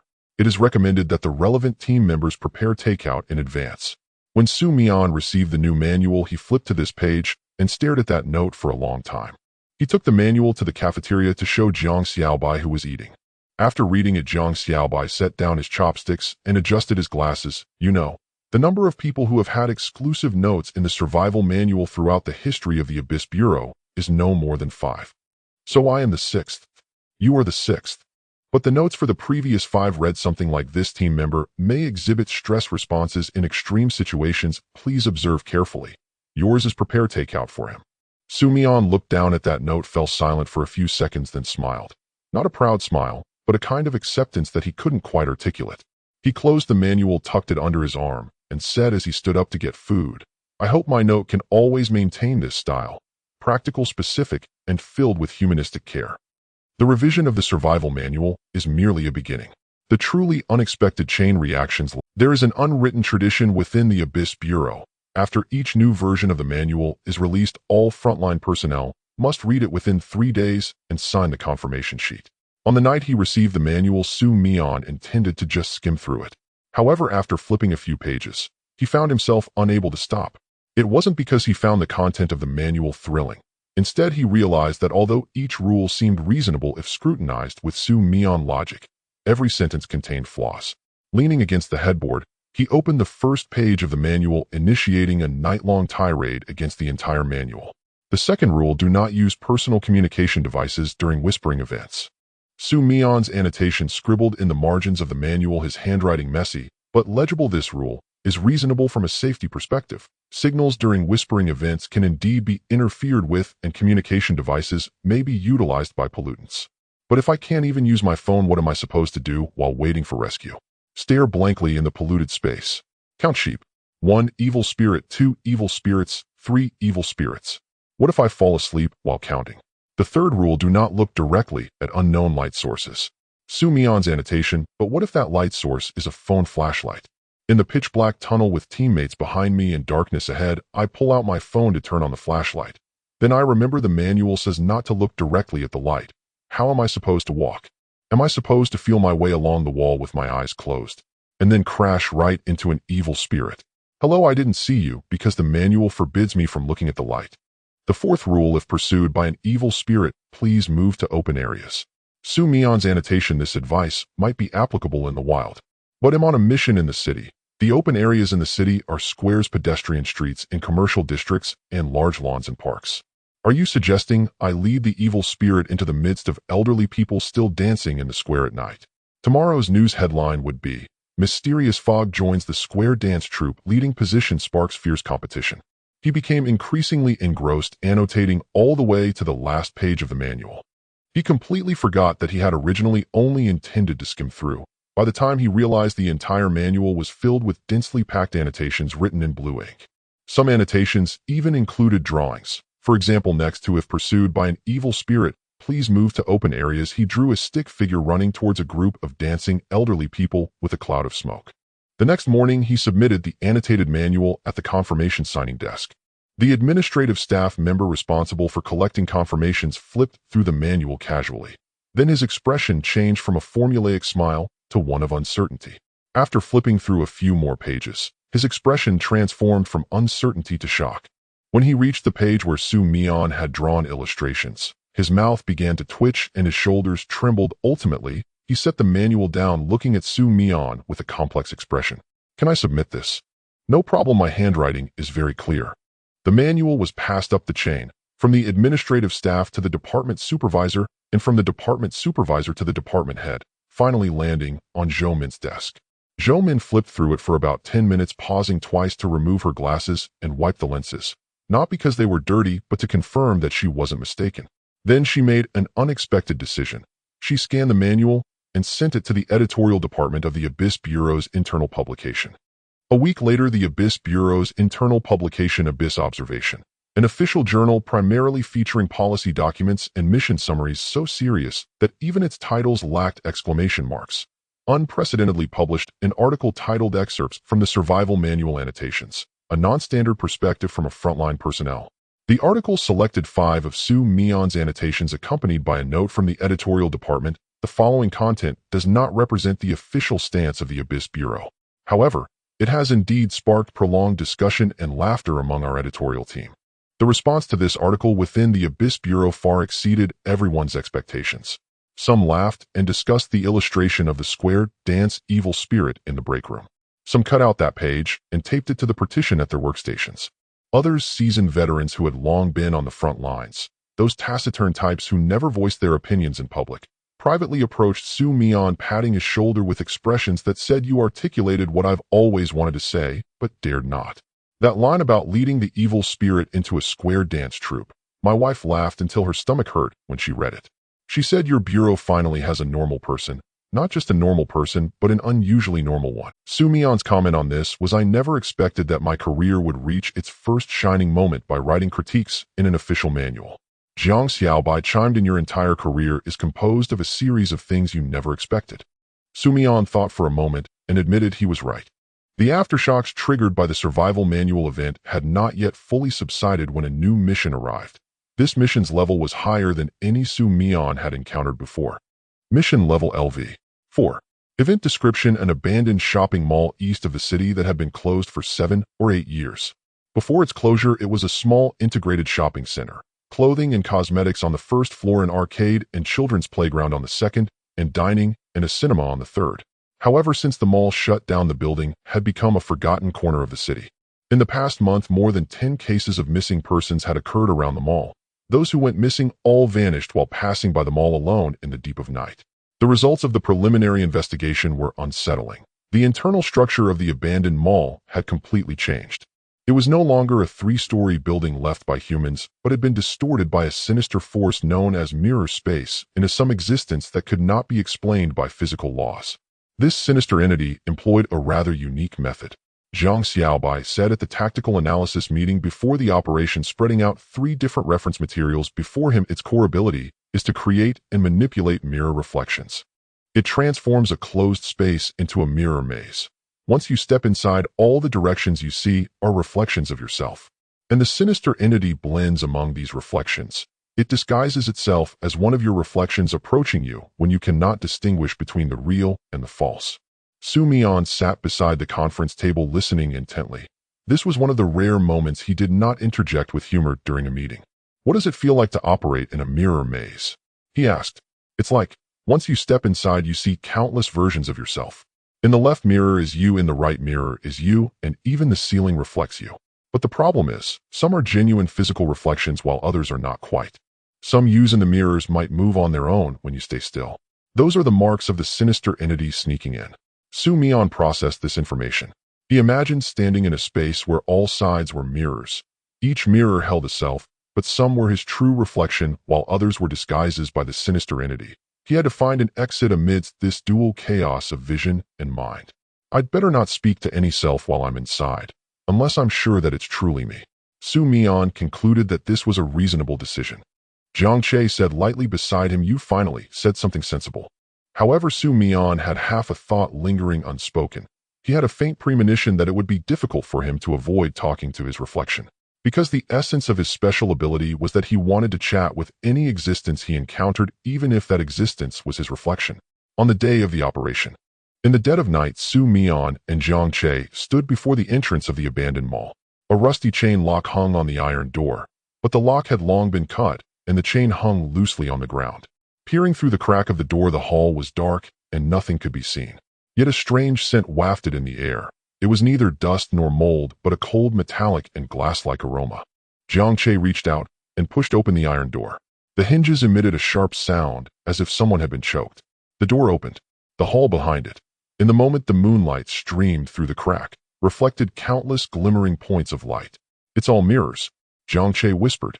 She and Su Mian stood at the entrance looking at what should have been an ordinary commercial hall, a space where the walls were covered with mirrors. The ceiling is also mirrored. The floor, Su Mian initially thought it was black until he lowered his head to look closely and discovered it was also a mirrored surface merely covered by a layer of dust that dulled its reflection. "Are you sure you want to go in?" Jiang Che asked. Her voice echoed in the mirrored space, forming layers of overlapping reverberations. "I feel that if I don't go in, I will dream of this scene every night." Su Mian replied. "You can still back out now." "I can back out, but I don't want to." Jiang Che looked at him for a few seconds, then nodded. She didn't say anything more to dissuade him, because she already understood that once Su Mian decided on something, he wouldn't change his mind. "I'll wait for you outside. If you encounter real danger, call for me." "All right." Su Mian took a deep breath and stepped over the threshold. The moment Su Mian stepped into the hall, he immediately understood what was meant by the mirror maze. He stood in the center of the hall, an approximately 200 square meter space. The walls were lined with mirrors, the ceiling was a mirror, and the floor reflected his own image. Countless Su Mians, dressed in the deep blue training uniform of the Abyss Bureau with a communicator and detector attached to his waist, stood in the same position, wearing the same clothes and making the same expression. His brain experienced a violent overload of information in the first few seconds, like a computer opening dozens of browser tabs at once, instantly filling its memory. He instinctively closed his eyes for a moment, took a deep breath, and then reopened them. When he opened his eyes again, he noticed some changes. The him in the mirror directly in front of him did not close its eyes while Su Mian had his closed. Su Mian stared at that reflection for 3 seconds. That reflection also stared at him, but its mouth corner was raised about 2 millimeters more than Su Mian's own. "All right, it's begun," Su Mian said to himself. He began to walk forward along the left wall of the hall. With each step he took, dozens of reflections followed suit. But soon, discrepancies appeared. The reflection to his left front walked at a slower pace than he did. The reflection behind him to the right took an extra step after he stopped. Another reflection, it did not walk at all. It stood still, observing Su Mian as he passed by with a gaze unlike that of a human, a still gaze. Su Mian stopped at a corner where reflections were particularly dense. He saw himself in the large mirror in front of him, but this self raised a hand that was not under his control. Su Mian's right hand hung naturally at his side while his left hand was in his pocket. But the reflection in the mirror, it raised its right hand, as if greeting him. Su Mian looked at the uncoordinated reflection, paused for a moment in silence, and then said the first thing he had said to the entity since entering the maze: "Hello? You are not me." The reflection did not respond immediately. It stood still for about 3 seconds. Then its mouth corner slowly stretched to the sides, reaching a curvature that a normal person could not achieve, an exaggerated smile stretching from one ear to the other. Su Mian looked at that smile, and his first reaction was not fear. It was an honest evaluation. "That smile of yours is pretty good. You could do toothpaste commercials. The teeth are white and numerous. The photographer would love this kind." The reflection's smile froze. The smile solidified in that exaggerated curve. It seemed completely unprepared for receiving a compliment. Su Mian continued, "However, there's a detail I need to point out. When you smile, only the lower half of your face is working. A true smile requires the orbicularis oculi to contract as well. That is the small muscles around the eyes. Look, he'll show you a proper smile." He demonstrated a standard smile to the mirror. "Did you see? My eyes are smiling too. What you have can only be called mouth corner stretching, not a smile." The expression of that reflection began to change, not becoming more ferocious, but appearing to crack. It was not a physical cracking, but its smile began to twist uncontrollably, as if Mian's words had created some irreconcilable contradiction in its perception system. Seeing that it worked, Mian took another step forward, feeling more relaxed, because he realized this situation was not as terrifying as he had imagined. Have you not talked to anyone in a long time? No, wait, smiled at anyone. It seems your facial muscles are a bit stiff. I suggest you practice facial expression management more often. Smile at yourself in the mirror for 5 minutes every day. Oh wait, you're already in the mirror. Then what are you practicing in front of? That's a philosophical question. A faint shattering sound, like glass cracking, came from a small mirror in the corner. Mian turned to look. There was a hairline crack appearing on the surface of that mirror. He continued to output, fully unleashed also. Your dark circles are quite severe. We share the same face, theoretically speaking. If you have them, I should too. But my dark circles aren't as pronounced as yours. Have you been staying up late? Irregular sleeping patterns can lead to hormonal imbalances, causing your skin condition to worsen and can even lead to hair loss. Are you losing hair?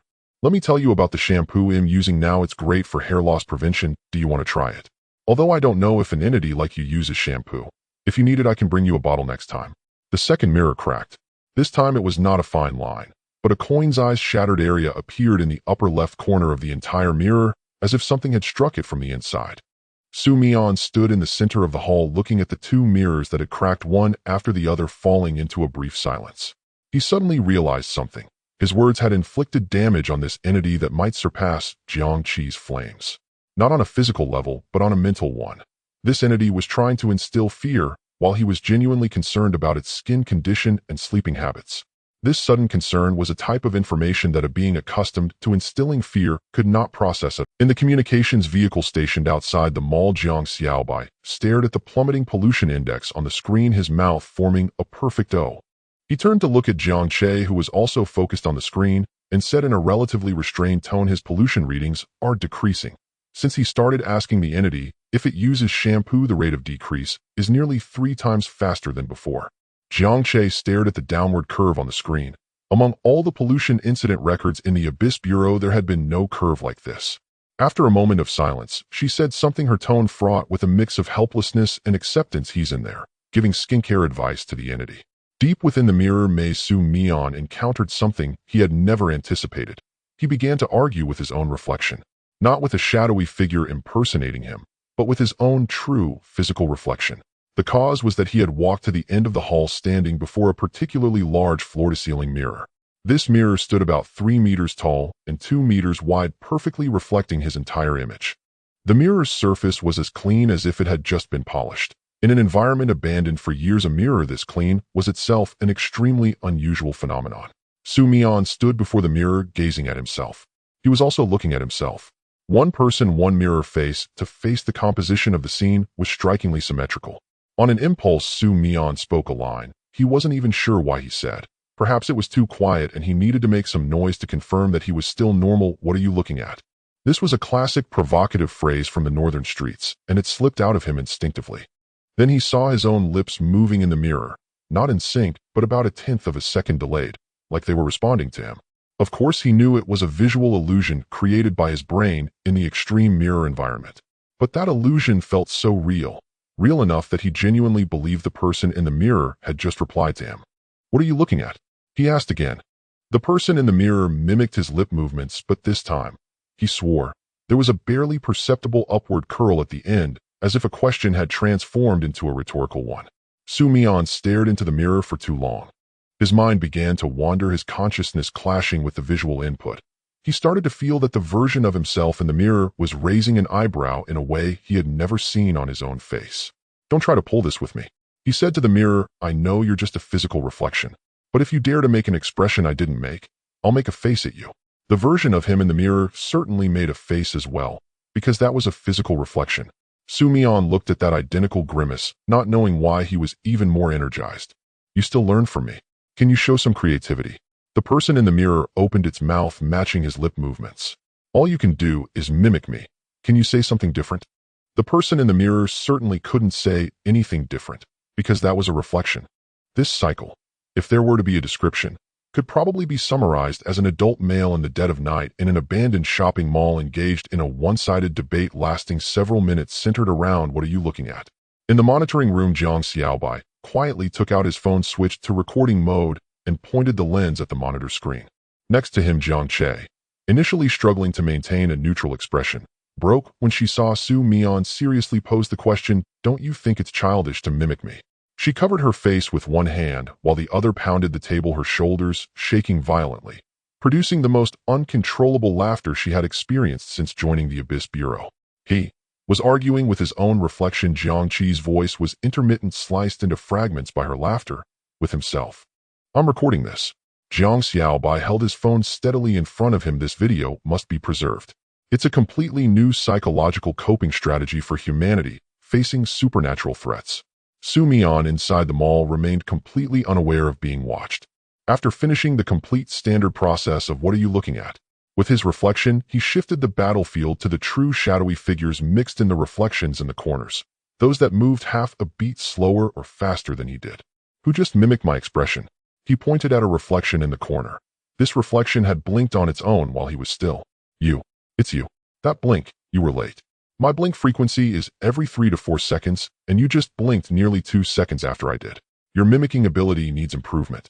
The named reflection, which had been still, after Mian finished speaking, slowly, gradually retreated a small distance. It wasn't a physical retreat. Rather, the image in the mirror shrank as if it had actively increased the distance. This action, in Mian's perception, was very close to the instinctive shrinking back of a living person confronted with being exposed. Mian exited the shopping mall. He had spent about 50 minutes inside experiencing, identifying fake reflections, chatting with fake reflections, teaching fake reflections skincare knowledge, arguing with his true reflection, and then walking out the door. The cold wind in the early morning hit him squarely. Fine strands of rain drifted from the sky. Jiang Che leaned against the communication vehicle, arms crossed with a thin layer of droplets on her shoulders and hair. She saw Mian emerge and slightly raised her chin. Mian walked over. "Well, how was my—" Jiang Che looked at him for 2 seconds, then spoke in a tone she tried to keep calm, but with her lips clearly twitching. "You were inside, arguing with your own reflection, for nearly 4 minutes.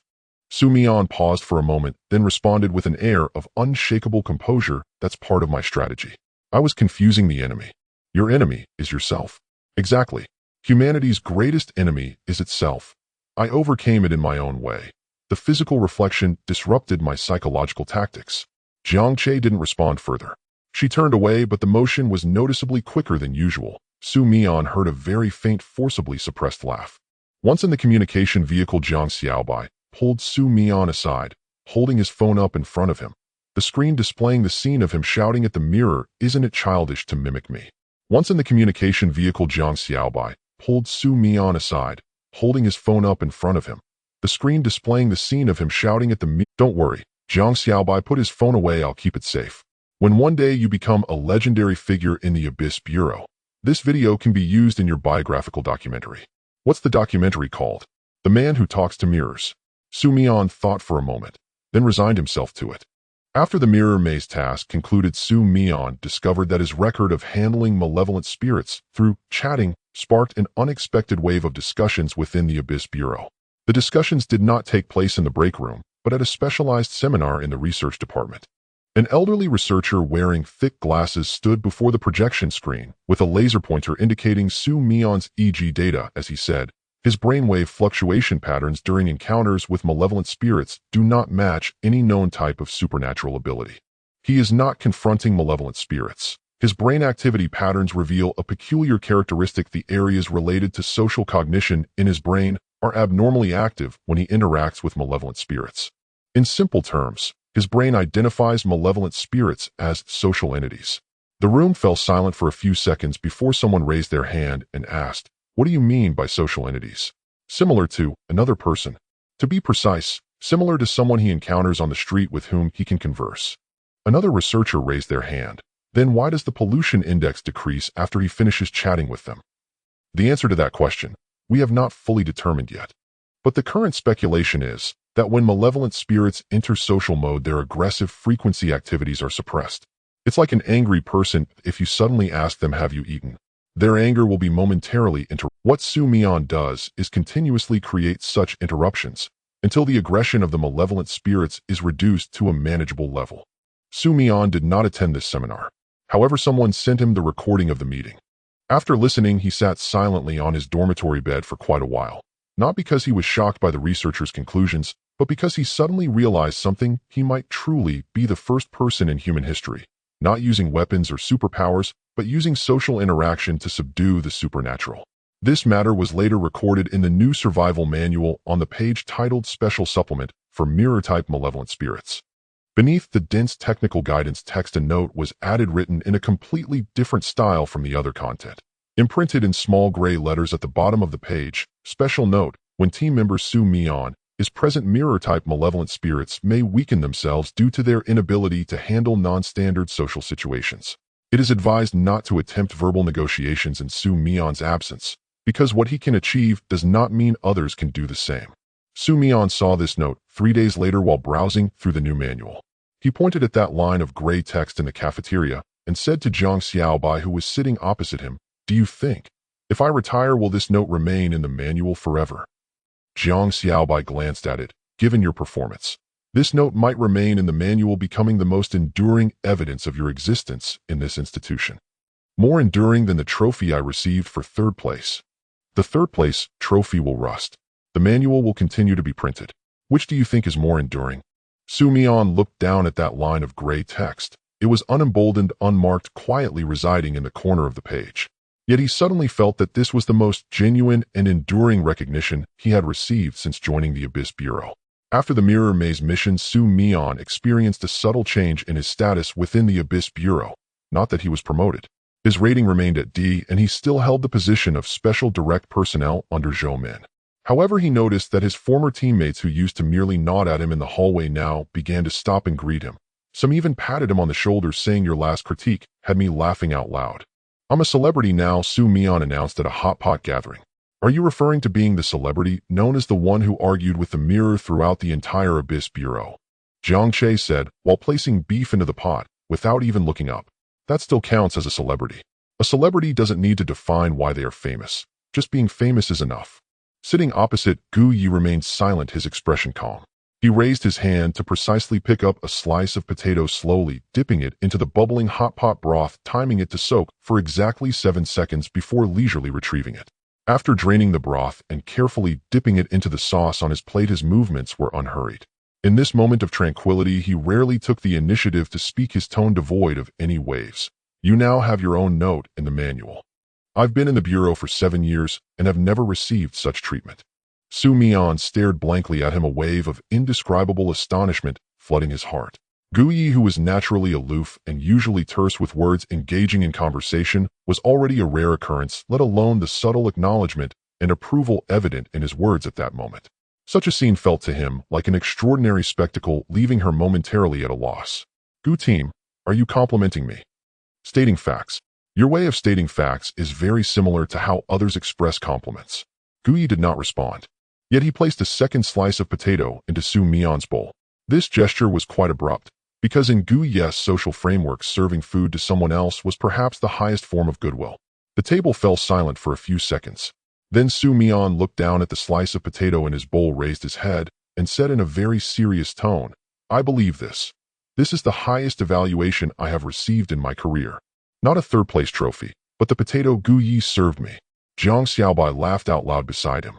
Zhang Che did not laugh, but the beef she placed into Mian's bowl was 2 slices more than usual. In this daily routine, hot pot missions, flipping through files in the archive, and occasionally being stopped in the hallway by strangers asking, "Are you the one who chats with the evil spirit, Mian?" Mian felt he was gradually integrating into the big family of the Abyss Bureau. Beneath the seemingly stable and warm daily life, undercurrents never ceased. A heavy concern weighed on his heart, which he could not shake off for a moment. The words left by the Outer Realm envoy hung like a blade above him, constantly reminding him of the lurking crisis. Feng Junhao's solemn warning echoed in his ears, each word clear, not daring to forget even a bit. What troubled him even more was that Lu Ci was still trapped in the chaotic frequency gap, his situation. The invisible yet resilient connection between him and the dangerous Outer Realm frequency always existed, ready to tighten at any moment, stirring up new waves. But for now, let's finish this hot pot first. It was an ordinary deep night. Mian was sound asleep. He dreamed of himself in a huge hot pot restaurant cooking beef, red oil boiling in the pot chilies, and Sichuan peppercorns swirling on the surface of the broth and the beef exuding an enticing aroma from the chopsticks. Then he woke up, not to the aroma of beef, but because something was calling him. Mian. Mian. The voice came from a corner of the dorm room. It was not from outside the door or the window. It was from the corner of the wall. The texture of the voice itself was peculiar. It seemed to resonate directly within the air molecules of the room rather than relying on air to carry it. Ethereal and distant like an echo coming from the depths of a very deep well. Mian opened his eyes. The first thing he did was not to be afraid, but to check the time on his phone beside the pillow. 3:17 a.m. The voice did not stop while he looked at his phone. Mian, come with me. Mian sat up. He rubbed his eyes and yawned. After a few seconds, he spoke in a hoarse voice unique to just waking up, directed at the corner of the wall. Who are you? It's the middle of the night. Can't this be discussed during the day?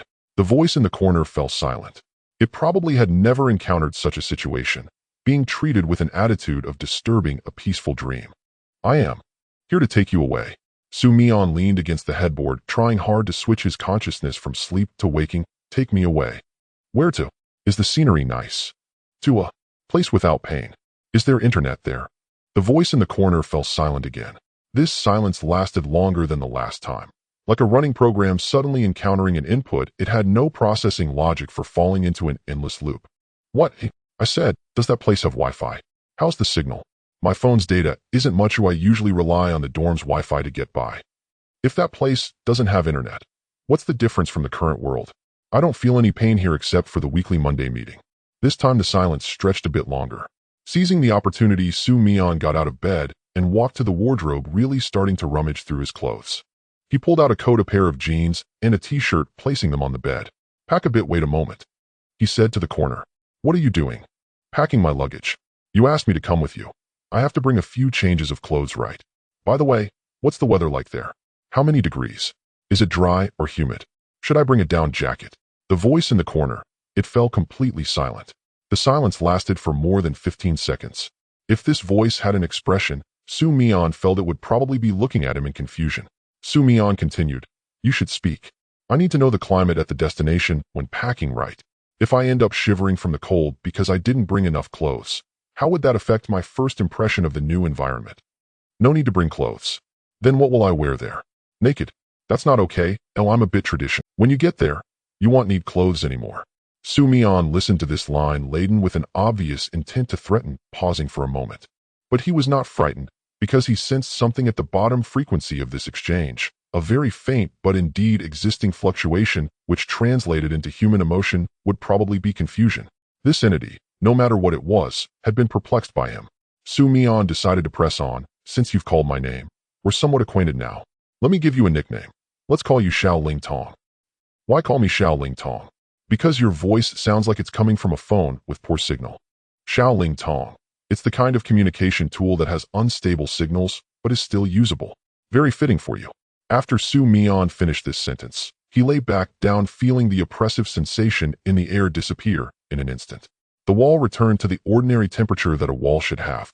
The ethereal frequency coming from the corner seemed to have been abruptly turned off, completely vanished. Mian sat on the edge of the bed, lingering in the suddenly fallen silence for a moment. In his room, only the low hum of the air conditioner and the occasional sound of cars passing by from a distance remained. He asked in the direction of the corner again, Xiao Ling Tong, are we still going? No response. Then I'll continue sleeping. Good night. He lay back down and pulled up the blanket. Just before he closed his eyes, he caught a very faint residual fluctuation of frequency coming from afar. The translation of that frequency was, if he wasn't mistaken, a sigh. The next day, the Abyss Bureau's research department received the surveillance data from Mian's dorm. The results of the data analysis left everyone who saw it speechless. About 3 seconds after Mian said, I'll give you a nickname, Xiao Ling Tong, the fluctuation index of the invading frequency plummeted sharply. It was not exterminated. It had chosen to withdraw on its own. At the end of the data analysis report, a researcher wrote a passage, which later became a long-term topic of discussion within the Abyss Bureau's research department. This fluctuation pattern, if one were to find a metaphor from daily life, Roughly corresponds to a person sent to execute a task after hearing an entirely unpredictable statement from the target, fell silent for a quarter of an hour, then silently turned and left. It amounted to, he gave up. The day after the Xiaolingtong incident, Mian was called to Zhou Min's office early in the morning. Upon entering, he found that not only Zhou Min was present, but also the main heads of the intelligence and research departments of the Abyss Bureau. On the desk lay a pile of printed waveforms and analysis reports. The expressions of several people were remarkably similar. Brows slightly furrowed, lips tightly pressed, embodying the standard high-level expression of "we are facing an unprecedented situation." Zhou Min asked him to recount his experience from the early morning in its entirety. Leaning back in his chair, Mian spoke in a calm tone reminiscent of a roommate chatting with him shortly after waking up, narrating from the moment he was disturbed by the noise until the point when he finished naming the entity and it disappeared. When he mentioned the name Xiaolingtong, Mian noticed that the tip of the intelligence department head's pen paused momentarily on the notebook. "You mean, you gave that entity a nickname?" The head of the intelligence department looked up, asking in a tone that sought confirmation. "Yes, because its voice resembles that of a phone with poor signal. Xiaolingtong. Quite vivid, isn't it? Moreover, the name carries a sense of familiarity. Once you call it Xiaolingtong, it becomes less frightening." The head of the intelligence department lowered his head to jot down this information in his notebook. The tip of his pen lingered on the paper a bit longer than usual, yet he ultimately included this line in the official meeting record. Zhou Min picked up a waveform chart from the table and presented it to Mian. The chart initially displayed a sharply fluctuating curve, starting at 3:17 in the morning with a significant amplitude and an abnormal frequency. Then at around 3:35 the curve suddenly plummeted like a taut rope being abruptly cut. "This is the point in time it abandoned." Zhou Min pointed to the cliff point in your description. "This time corresponds to when you finished naming it." "So, did I really scare it away?" "From the data, yes." Mian sat in his chair for a few seconds, digesting this conclusion. Logically, he should feel pleased. After all, he had once again resolved a standard pollution incident through non-standard means. Yet he felt a vague and inexplicable unease, not regarding the result itself, but concerning a question he had been avoiding. He opened his mouth to ask that question. "Deputy Bureau Chief Zhou, it knows my name. Whether it's Xiaolingtong or the previous messenger, they both know my name." A voice emerging from the corner at 3 in the morning. "How does it know him?" called Mian. The office fell silent for a moment. Zhou Min exchanged glances with a few other heads. The kind of gaze communicated silently, which Mian caught, but could not fully decipher. "We are also investigating this question," Zhou Min replied. Her voice was steady, yet Mian felt her calmness was somewhat unnatural. "What can be confirmed at this stage is, this entity specifically came to find you. It was not a random selection of targets. It had you locked in from the very beginning. Specifically came to find him." This statement felt like a stone thrown into the calm waters of Mian's heart. He recalled what Feng Juanhao had said. When you start to hear their voices, they also begin to hear you. And when you are heard by them, you can no longer pretend to be just a passerby. He remembered Lu Ci being trapped in the frequency gap for 35 long years, and the last message he sent, "I have waited too long in the frequency gap." He recalled the entity that called itself the Frequency Hunter, referring to him as Target No. 3. Deputy Bureau Chief Zhou, Mian began, his voice calmer than he had anticipated. "These entities that come looking for me, they might not be trying to befriend me. They might be marking me. Once marked, the next step is the true beginning." Zhou Min looked at him. She did not refute his words. The sunlight outside illuminated the desk, casting light over the waveforms and data analysis reports scattered across it. Those complex curves and numbers depicted a world humanity had never touched before, and Mian was standing at the threshold of this world, the door ajar. He lowered his head to look at the waveforms on the desk. At the point where the curve plummeted, there was a circle drawn with a ballpoint pen. "The next episode of Xiaolingtong. Someone is probably already arranging it." He did not know if his statement was correct, and indeed it was very accurate. For on an invisible level of this planet, an entity called Abyss was quietly waiting for his signal, and its patience was gradually approaching its limit. A week after the Xiaolingtong incident, an event occurred within the Abyss Bureau that had little to do with the malevolent spirits, but left Mian both amused and exasperated. He had gained yet another nickname. The Walking Social Terrorist. The origin of this nickname is now impossible to trace accurately. According to information provided by Jiang Xiaobai's intelligence network, it first originated from the intelligence department. The source was that morning after the analysis meeting of the Xiaolingtong incident, when the head of the intelligence department returned to his office and, facing a room full of subordinates, expressed a heartfelt evaluation. Do you know what that kid Mian did last night? He gave a name to a malevolent spirit that had come to take his life, calling it Xiaoling Tong. This meant he did something to that malevolent spirit that we usually do to our colleagues. This statement spread like wildfire, emanating from the intelligence department and rapidly circulating among several key departments within the Abyss Bureau. In less than 3 days, the entire headquarters of the Abyss Bureau, from the frontline action team to the cafeteria staff, had heard about the incident, that level newbie called the malevolent spirit that came looking for him, Xiaoling Tong. The first time Mian heard about this new nickname in the Bureau was in the cafeteria. During lunch that day, he was standing in line with his tray when a member of the action team he did not know turned around and glanced at him, then smiled and nodded. This was not a mere courtesy nod, but a gesture of recognition, as if to say, "So, it's you, huh?" He said, "You're the social terrorist. I've heard much about you." Mian stood there with his tray, paused for a few seconds, then replied, "Yes, that's me." But adding social in front of terrorist changes the meaning quite a bit.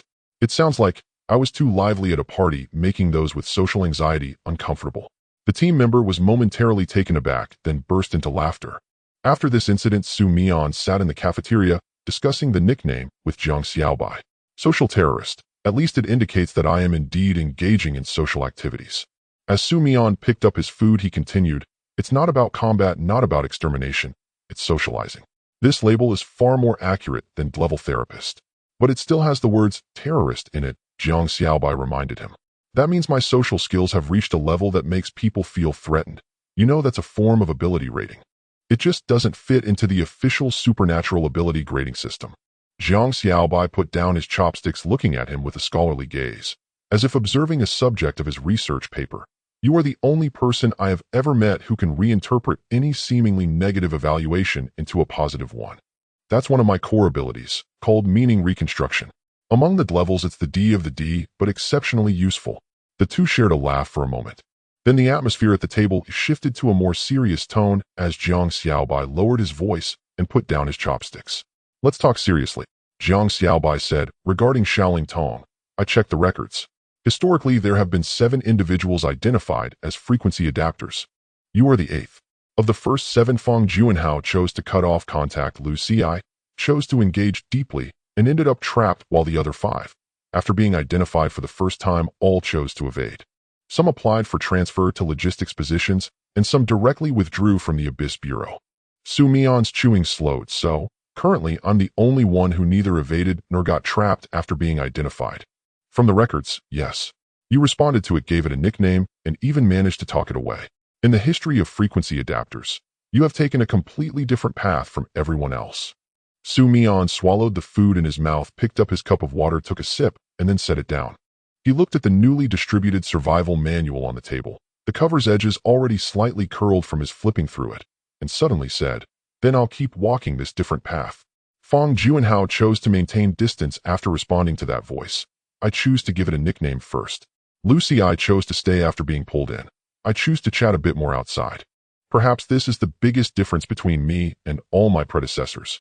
I have thicker skin."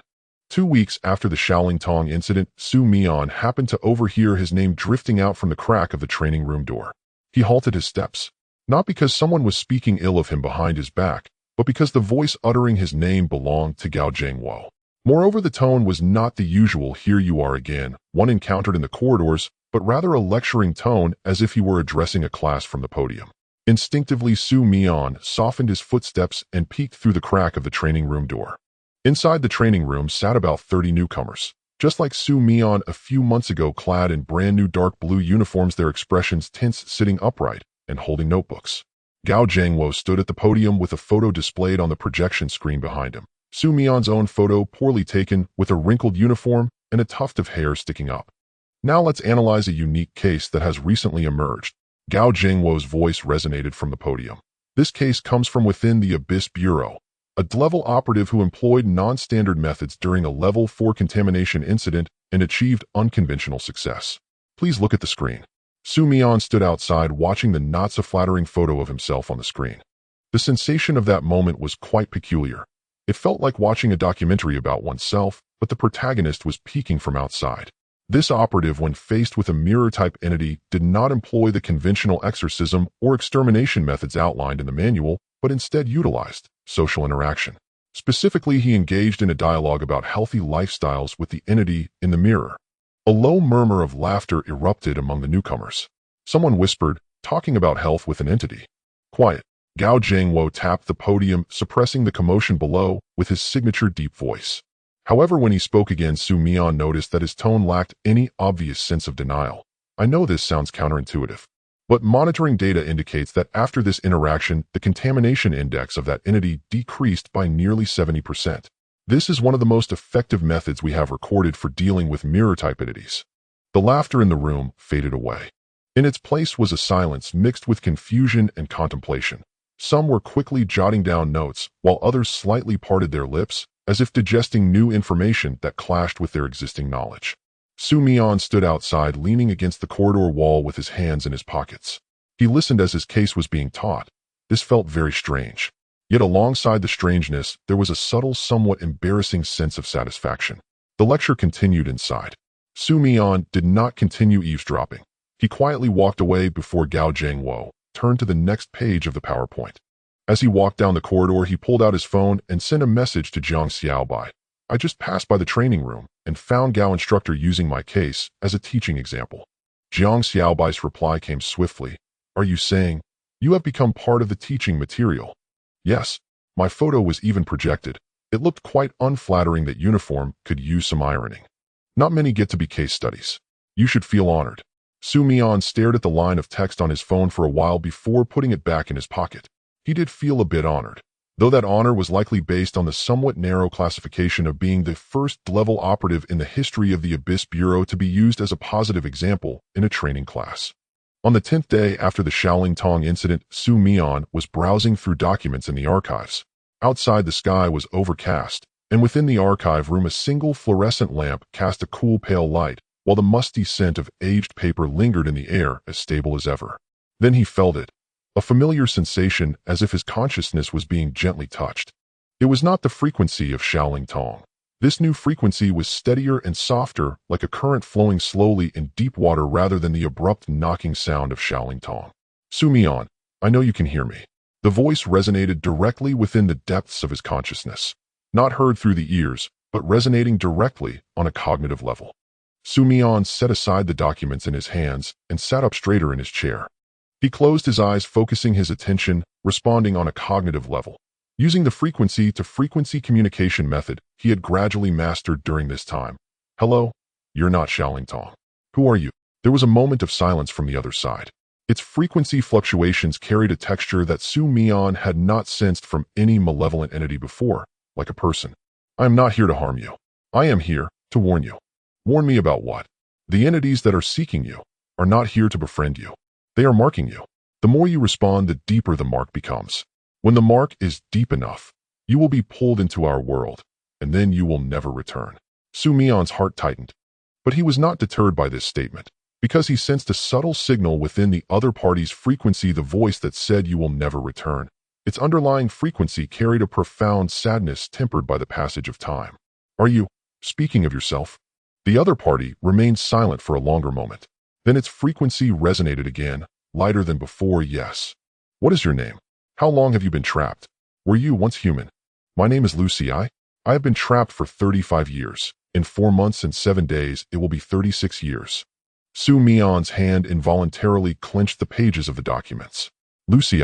This name he had seen in the archives, in the records of frequency adapters on the cover of the 3rd file. The conclusion in the file stated, in 1990, Lucy went missing during the 13th mission, presumed deceased. But what the file did not record was, he was not dead. He had become a consciousness trapped in the crevices of frequencies, a being that retained self-awareness, yet could never return to the human world.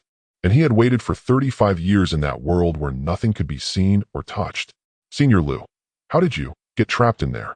Lucy's voice fell silent. It seemed to be recalling something.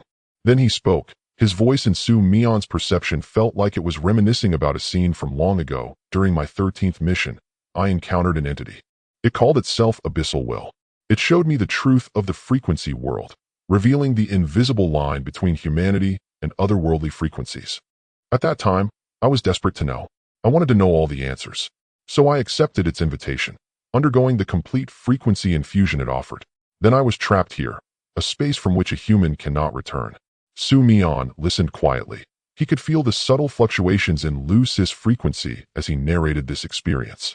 That was not a malevolent frequency. That was a person's frequency. A person who still retained human emotions in solitude. He suddenly recalled the yellowed photograph in the archives. The young man wearing glasses with a gentle smile, standing in front of the old Abyss Bureau building smiling at the camera alongside his teammates. At that time, he looked like an ordinary university teacher, not like a pioneer who would soon be lost in the frequency world for 35 years. Senior Lu, over there, can you see the sunlight? Can you feel the warmth? Lu's eye fell silent for a few seconds. Then a complex emotion that Mian could not fully describe came through Lu's frequency, like surprise yet also like a tremor of awakening after a long time upon hearing someone care. No, there is no light, no warmth, no wind. There is nothing, except frequencies. Endless frequencies. Then how have you endured? 35 years. How have you lived? By relying on memories. Lu's said. As he conveyed those 4 words, his frequency carried a weight that Mian had never felt in any communication before. I remember the feeling of sunlight on my face. I was in the Abyss Bureau's dormitory facing east, and every morning at 6:30 the first ray of sunlight would come through the window and fall on my pillow. I remember the summer wind. Beijing's summer wind is hot, but it still makes your skin feel the presence of the wind when it blows. I remember the last bowl of hot dry noodles I had. Hot dry noodles. Are you from Wuhan? I'm from Wuchang. Before coming to Beijing for a mission, I had a bowl of hot dry noodles in Hubei Street in Wuchang. The sesame paste was thick and the noodles were chewy. I was thinking of having another bowl when I returned to Wuhan after the mission, yet I never went back. Mian fell silent for a few seconds. Then he spoke forcefully, though he himself did not know how this promise would be fulfilled. Senior Lu, if one day I truly reach the place you mentioned, I will bring you a bowl of hot dry noodles. Though I don't know how to transmit food between frequencies, I will find a way. Lu's frequency gently and slightly vibrated in Mian's perception. That was not language, but Mian knew what it was. That was Lu's smiling. A soul trapped for 35 years, having heard the most absurd and serious promise of his life across an insurmountable frequency barrier, smiled.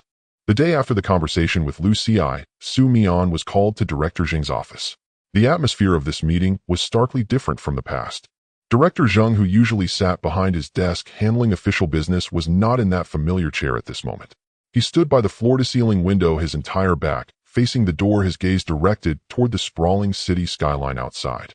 Buildings rose and fell, traffic flowed endlessly, and the city's fireworks and clamor lay beneath his eyes, yet a profound tranquility enveloped him. The sound of footsteps accompanied by the creak of the door echoed as Mian stepped inside. Director Zheng clearly heard it, but did not turn around immediately. He maintained his stance, gazing into the distance, allowing several seconds of silence to slowly flow in the small room, as if the air itself had quieted, adding an indescribable weight to the atmosphere. Then he turned around. He did not engage in pleasantries or beat around the bush. He directly took a file bag from his desk drawer and placed it on the table. A red file bag. Mian had been at the Abyss Bureau for a few months and had learned to distinguish the meanings of different colored file bags.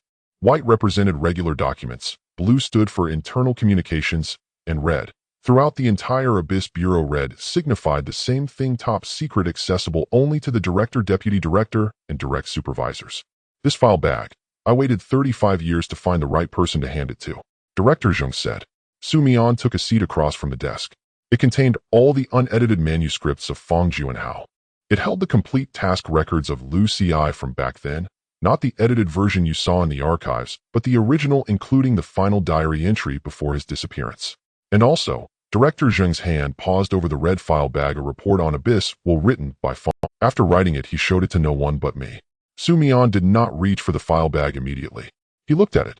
A plain red craft paper bag, its corners somewhat worn, tied with a white string wrapped several times. It looked no different from the thousands of ordinary file bags in the Abyss Bureau, but inside was all the knowledge accumulated over 35 years by 3 frequency adapters about another world.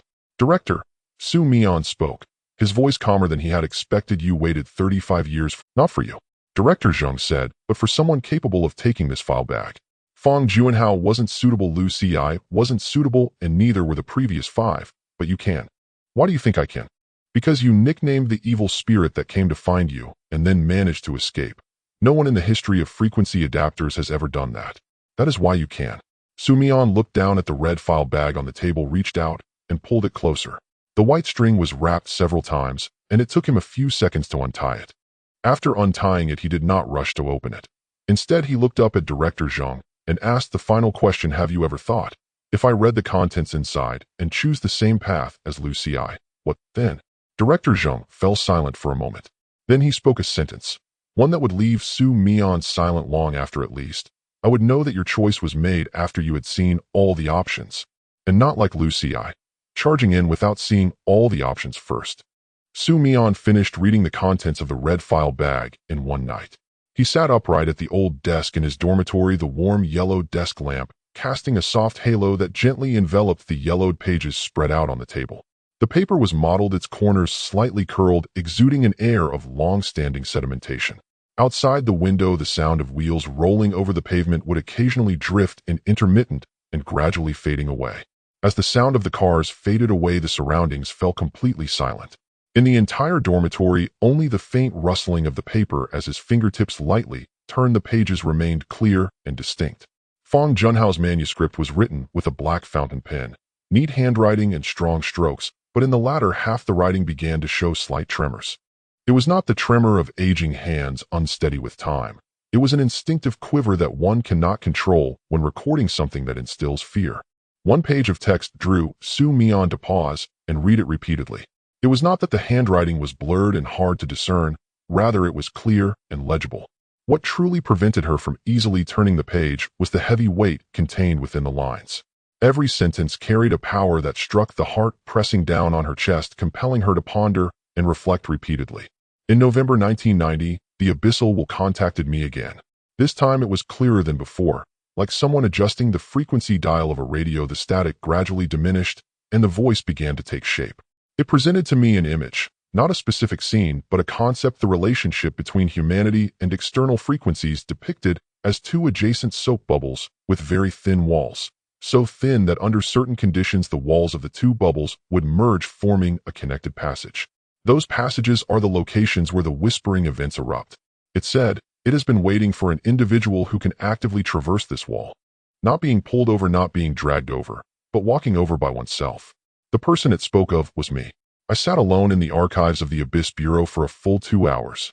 I looked at the mountain of research materials on malevolent entities before me and suddenly realized, we have studied them for decades using every tool from biology, physics, psychology to theology, but we have never considered the simplest question: what if they are not monsters? What if they are merely neighbors we do not yet understand? I wrote this thought into the manuscript. Then at the end of that page, I drew a question mark. Not for myself, but for some future colleague who would read this manuscript. Sumi flipped to that page. In the lower right corner there indeed was a question mark drawn with a fountain pen. The question mark was drawn with such force that the ink had bled through to the back of the paper. 30 years ago, Fang Junhao must have gripped the pen tightly while writing this line. Mian took a photo of that page and sent it to a number without a saved contact name. That was Fang Junhao's number. The postscript was, Uncle Fang. About the question mark drawn 30 years ago, I am here to answer it now. Not a monster. A neighbor. About 10 minutes later, Fang Junhao's reply came in. Only a few words, but Mian stared at it for a long time. Good. Then please pass a message to the neighbor. Let's make up for the greeting that was missed 30 years ago. Hello. After the incident with the red folder, Mian's life seemingly returned to a normal rhythm, participating in tasks during the day, reviewing files at night, and enjoying hot pot with Jiang Che and the others on weekends. However, unbeknownst to him, a set of peculiar data was gradually forming on the monitoring screen of the intelligence department. An analyst in the intelligence department, a young man who had been employed for less than a year, discovered an unusual pattern while routinely checking pollution monitoring data. He pulled up the pollution heat map for the past 10 days, layering each day's map together to observe the overall trend. Under normal circumstances, the heat map's red and blue distribution should be random. Wherever the pollution source is, the red would gather there. But the maps for these 10 days were different. They presented a shape he had never seen before. Around a specific location at the headquarters, there was a nearly perfect circular blue area with a radius of about 500 meters. Within this range, the density of malevolent activity approached zero. The analyst checked the data 3 times before reporting the results to his team leader. After reviewing it, the team leader fell silent for a moment before reporting to the minister. An hour later, the minister of the intelligence department arrived at Zhou Min's office with this set of data. Zhou Min looked at the blue perfect circle on the screen, the center marked with the words Su Mian's dormitory, and was silent for a few seconds before asking the analyst a question she herself found somewhat absurd. Is the radius of this circle measured from Su Mian's bed or from the outer wall of the dormitory building? The analyst paused. He clearly had not considered this detail, but he still answered earnestly. The data source is the signal positioning from the city's monitoring network. Accuracy is within about 10 meters. What's certain is that the center is located inside Su Mian's dormitory building. As for whether it's from the bed or the desk, the current accuracy cannot distinguish that. Zhou Min leaned back in her chair, staring at the perfect blue circle for a long time. Then she slowly said, he has turned into a human-shaped evil spirit expulsion tower. The dispersion radius, 500 meters. The day after the data report meeting, the intelligence department dispatched an investigation team to capture a low-level evil spirit. They conducted a special interview with it using the evil spirit translator, not about the pollution source, but about Su Mian. The translation results brought back by the investigation team were classified as level confidential by the intelligence department. However, Su Mian later heard the entire translated content from Jiang Xiaobai. That two-legged ape talks too much. Last time he ran into me on the road, asked if I had a partner. I said no. He wanted to introduce someone. He said he knew an evil spirit working in the archives, quiet and unobtrusive. Asked if I was interested in getting to know her. I couldn't take it. After hearing this translation, Su Mian was silent for a while. Then he turned his head and said to Jiang Xiaobai, with an extremely serious expression, what I said is true. That F1 type evil spirit I brought back from Jinghua Garden is indeed helping organize the bookshelves in the archives now. I'm not lying. Jiang Xiaobai looked at him, paused for a moment, and said in a very restrained tone, you are playing matchmaker for the evil spirit. Not matchmaker. It's facilitating interspecies social connections. Don't you think it's too lonely for an evil spirit to be trapped in a glass cover every day? Jiang Xiaobai opened his mouth and then closed it again. Finally, he took off his glasses, cleaned them, and put them back on, saying, I now completely understand the intelligence department's new classification suggestion. Unclassified suspected physically immune mental pollution type social terrorist.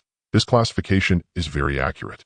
After the data about the avoidance circle spread among the upper echelons of the Abyss Bureau, Su Mian undertook 2 missions within the following days, both of which presented unexpected situations.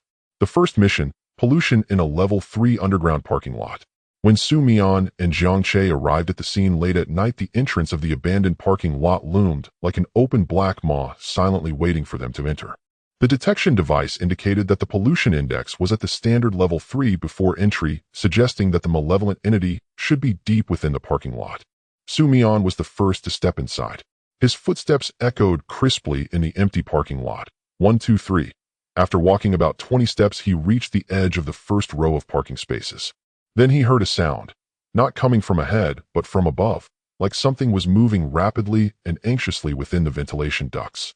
Immediately, the index on the detection device began to drop. It wasn't a slow decline. It plummeted straight down as if someone had unplugged an operating appliance. Zhang Che was about 5 meters behind him. She glanced down at her detection device. The index had already fallen below the safe level. It ran away. She asked, her tone more questioning than certain. It seems so, Su Mian replied.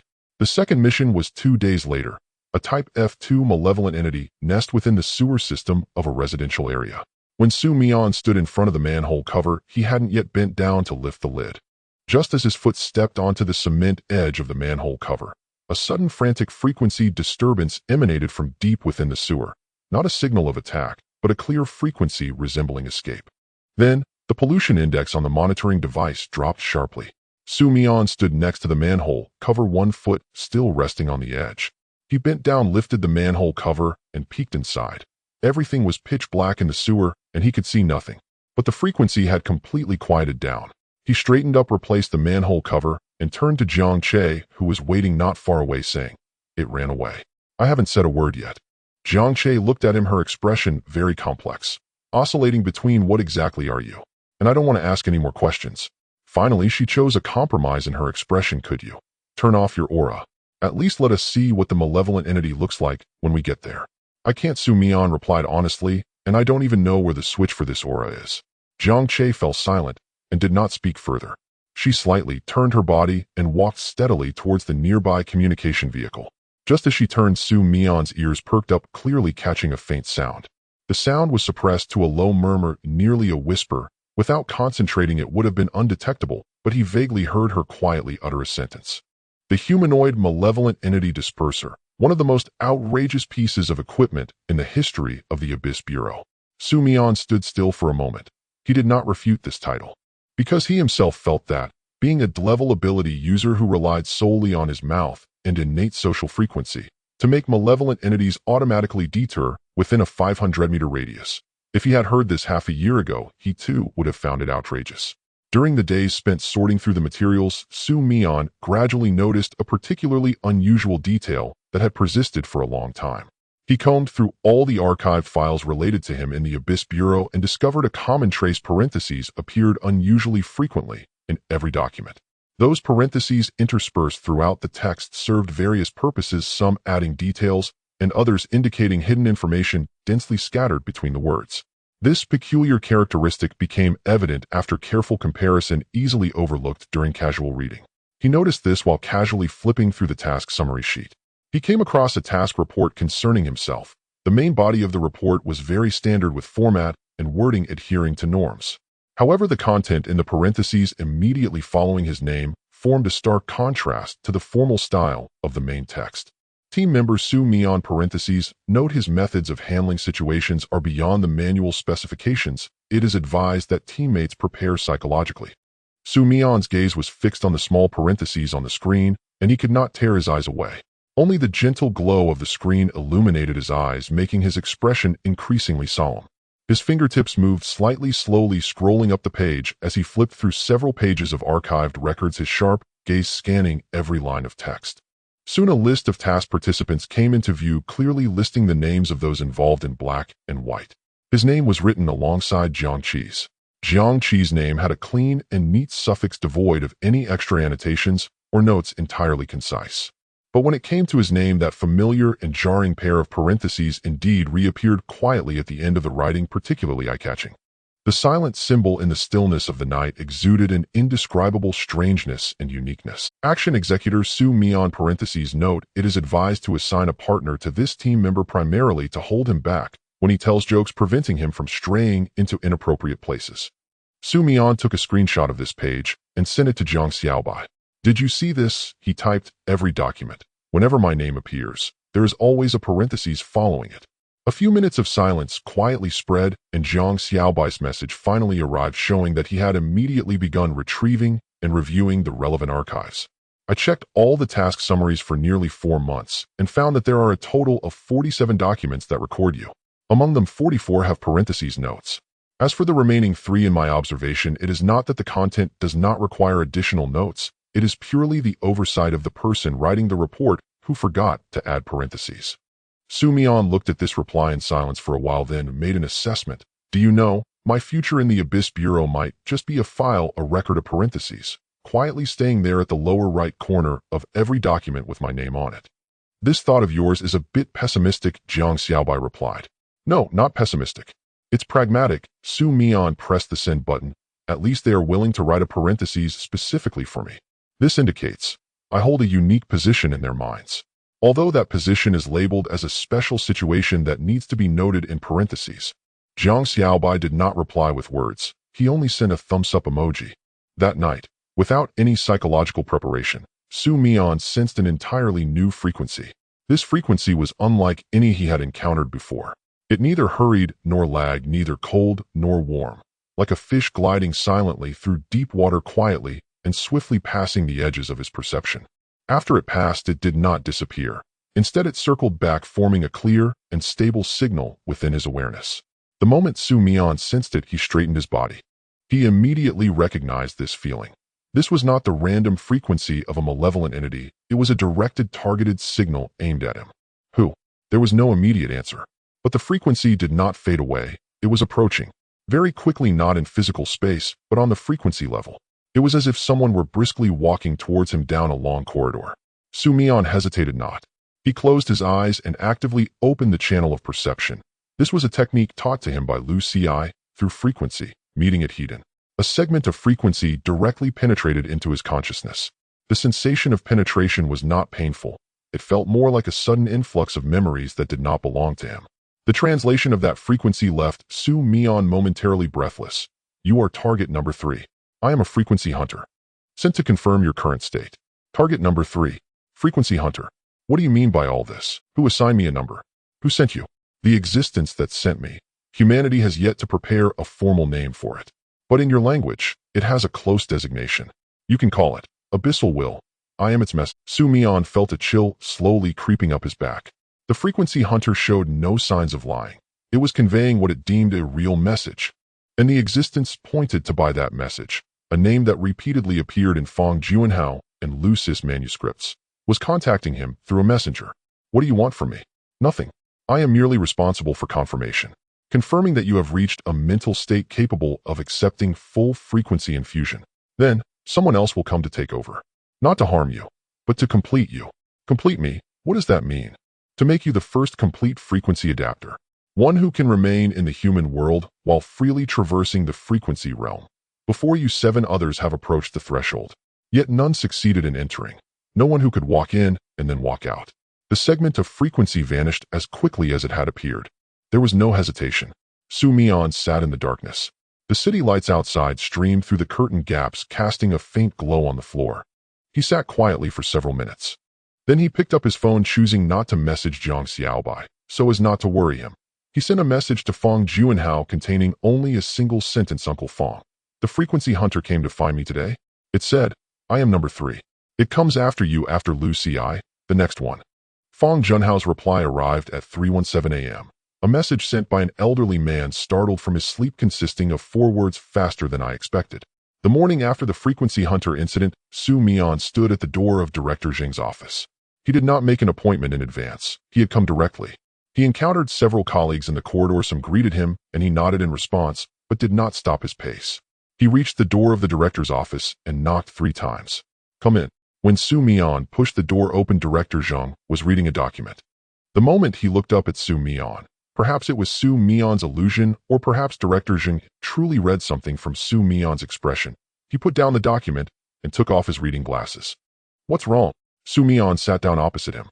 He did not beat around the bush. He said directly, Director, last night an entity claiming to be a frequency hunter contacted me. It said it was the messenger of the abyssal will. It said, I am the 3rd target. Fong Juanhao is the 1st and Lu Ci is the 2nd. It also said, they will soon come to complete me. The office fell silent for a moment. It was not an ordinary silence. It was a heavy silence, one where even the sound of breathing seemed deliberately suppressed. Director Zheng put down his reading glasses. He looked at Mian with a gaze that carried along. Then he opened the bottom drawer on the right side of his desk, the drawer that Mian had never seen him open before, and took out a notebook older than the red folder. The leather cover had worn to a pale state with curled edges. This notebook was started by me 35 years ago. Director Zheng placed the notebook on the table. Inside are my observational records from when Fong Juanhao, Lu Ci, and I executed tasks together. There are also my own speculations about the abyssal will. He opened the notebook. Its writing had faded somewhat, but was still legible. I began to suspect something 35 years ago, after Lu Ci disappeared. Those entities that came to find us were not random. They had a unified direction. All frequency adapters are chosen, not because we happened to awaken special powers, but because from the moment we were born we had a receiver suitable for receiving their signals. Director Zheng looked up at Mian. You are the 3rd receiver, and I have been waiting for the 3rd person to appear. Because the first 2, Fong Juanhao stopped at the door, Lu Ci crossed over and never returned. The question I have pondered for 35 years is whether the 3rd person will be different. Mian looked at Director Zheng, gazing into those eyes weathered by time.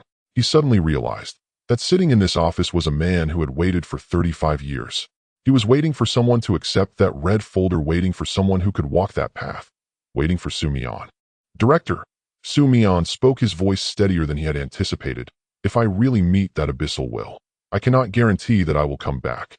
But I can guarantee that before I go in I will tell it a joke. Director Zheng looked at him. The silence lasted a long time. Then the elderly man with white hair, the highest authority of the Abyssal Bureau, made a reaction that Mian had never expected. He laughed. It was not a bitter laugh nor a helpless smile. It was a genuine, heartfelt laugh mixed with the relief of finally receiving an answer that reassured him after 35 years of waiting. Then go tell it. When you finish, come back and tell me, did it laugh? Mian also smiled. He stood up, walked to the door, paused for a moment, then turned back and added, If it laughs, I'll treat the entire Abyssal Bureau to hot pot when I return. If it doesn't laugh, then I'll try a different joke next time." Director Zheng did not respond. But just before Su Mian closed the door, he heard a faint laugh from within the office carrying the weight of 35 years. That night, when Su Mian brought the red folder back to his dormitory, he did not scroll through his phone as usual before going to sleep. He washed his face, poured a glass of water, adjusted the desk lamp to its brightest setting, and then sat at his desk opening the folder filled with 35 years of secrets. Upon opening the first page of the notebook, the unique handwriting of Fong Juanhao came into view. It was written with the most ordinary blue ink from a ballpoint pen on a common-line notebook page, plain and devoid of any special attributes. Time had left clear marks on this notebook. The entire page had long since faded from its original whiteness, tinged with a warm, aged yellow. The corners of the paper were slightly curled, its texture dry and brittle, as if it would crumble with the slightest pressure. Yet the passage of time had not worn down the ink on the paper. After many long years, each stroke and each mark remained clear and intact without a trace of smudging. The handwriting was steady and precise, with strength that penetrated the paper. Su Mian focused intently, gradually discerning the underlying structure within. Fong Junhao's handwriting exuded a scholar's quality of warmth and restraint, the lines straight and orderly, with the entire text arranged neatly and evenly spaced appropriately. Each character conveyed a calm certainty, reflecting a rigorous and restrained diligence accumulated over the years, starkly contrasting with the hasty and careless records in the files.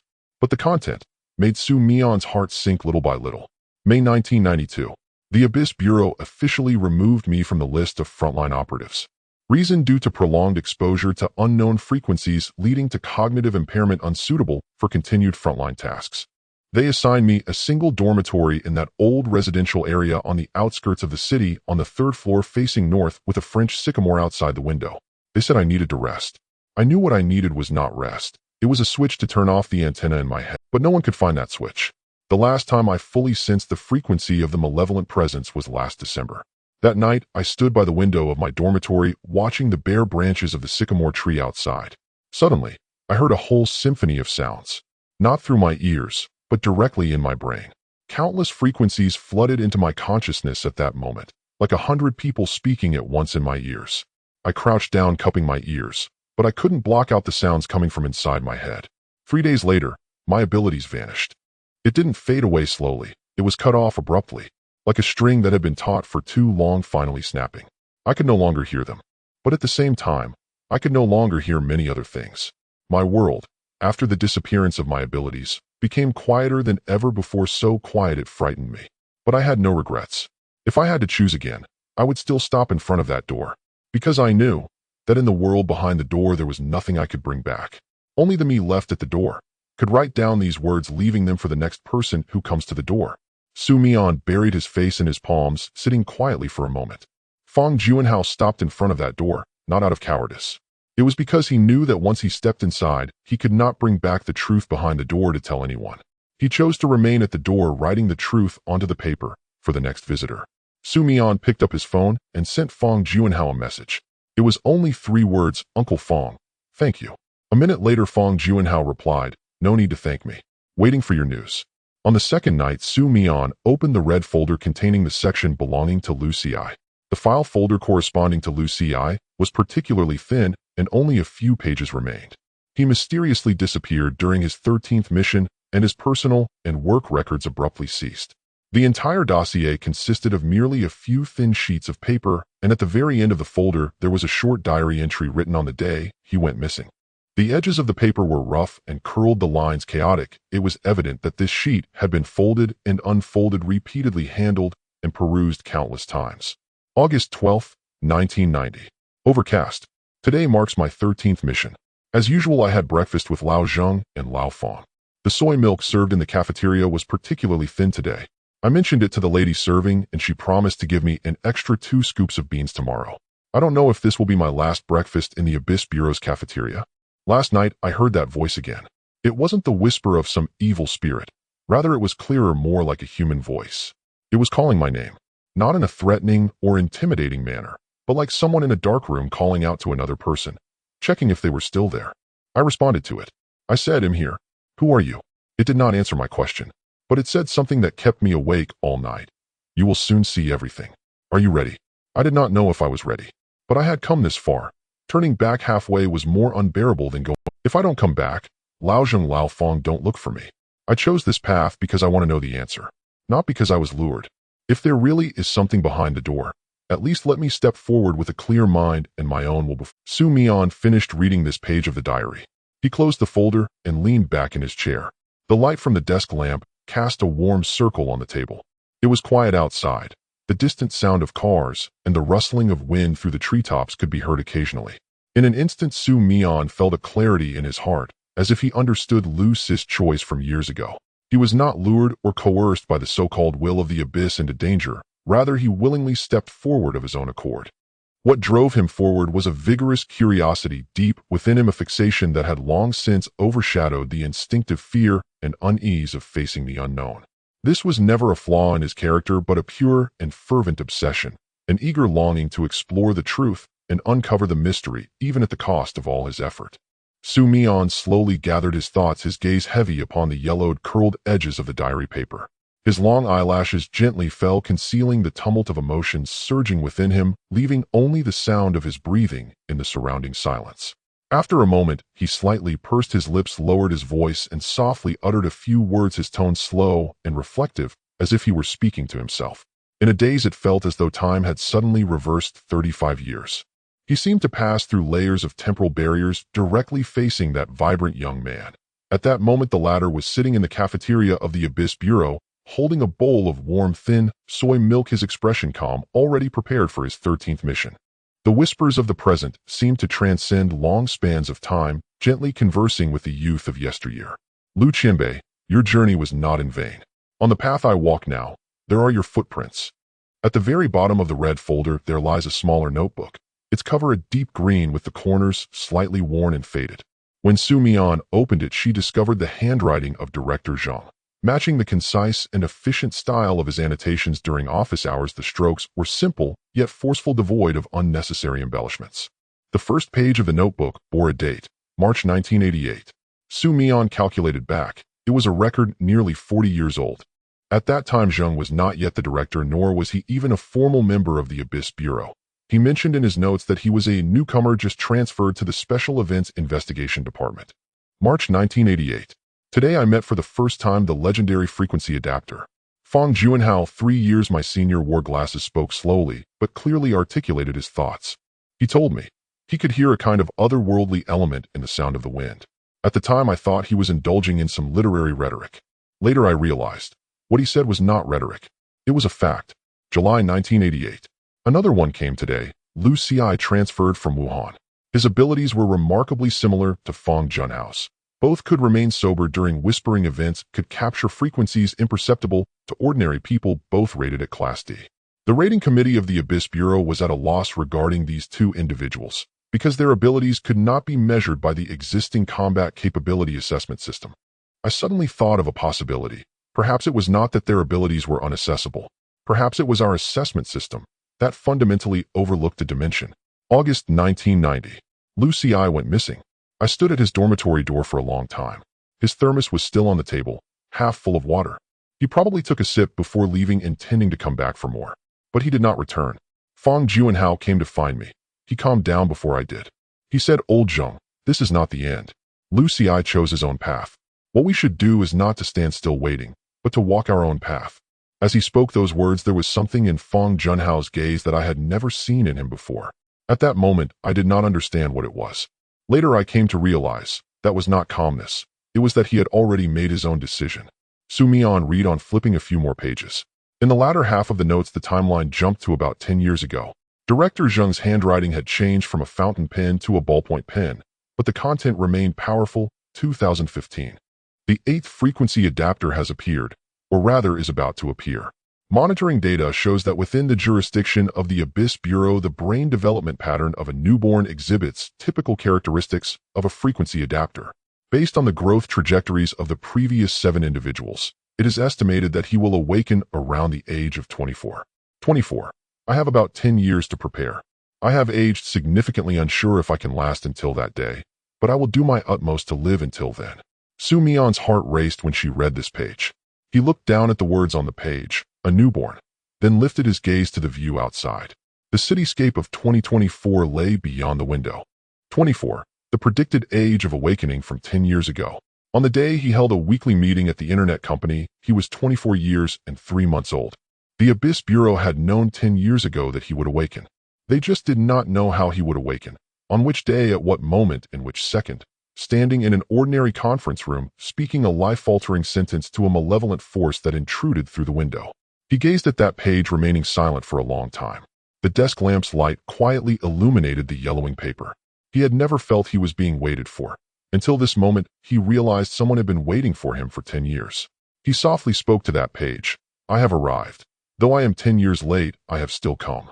After thoroughly reading all the sealed records in the red folder and reviewing all the past and secrets left by Lucy, Mian did not rush to make any judgments or express any hasty sentiments. He sat quietly alone for an entire morning. In the vast archive room, only his solitary figure. Compared to the noisy dormitory, the unique scent of old paper and pulp in this room could instead soothe his emotions, allowing him to gradually calm down. He chose a quiet corner by the window where the thin gray glass filtered the glaring sunlight, casting a slanting shadow on the floor, alternating between light and dark.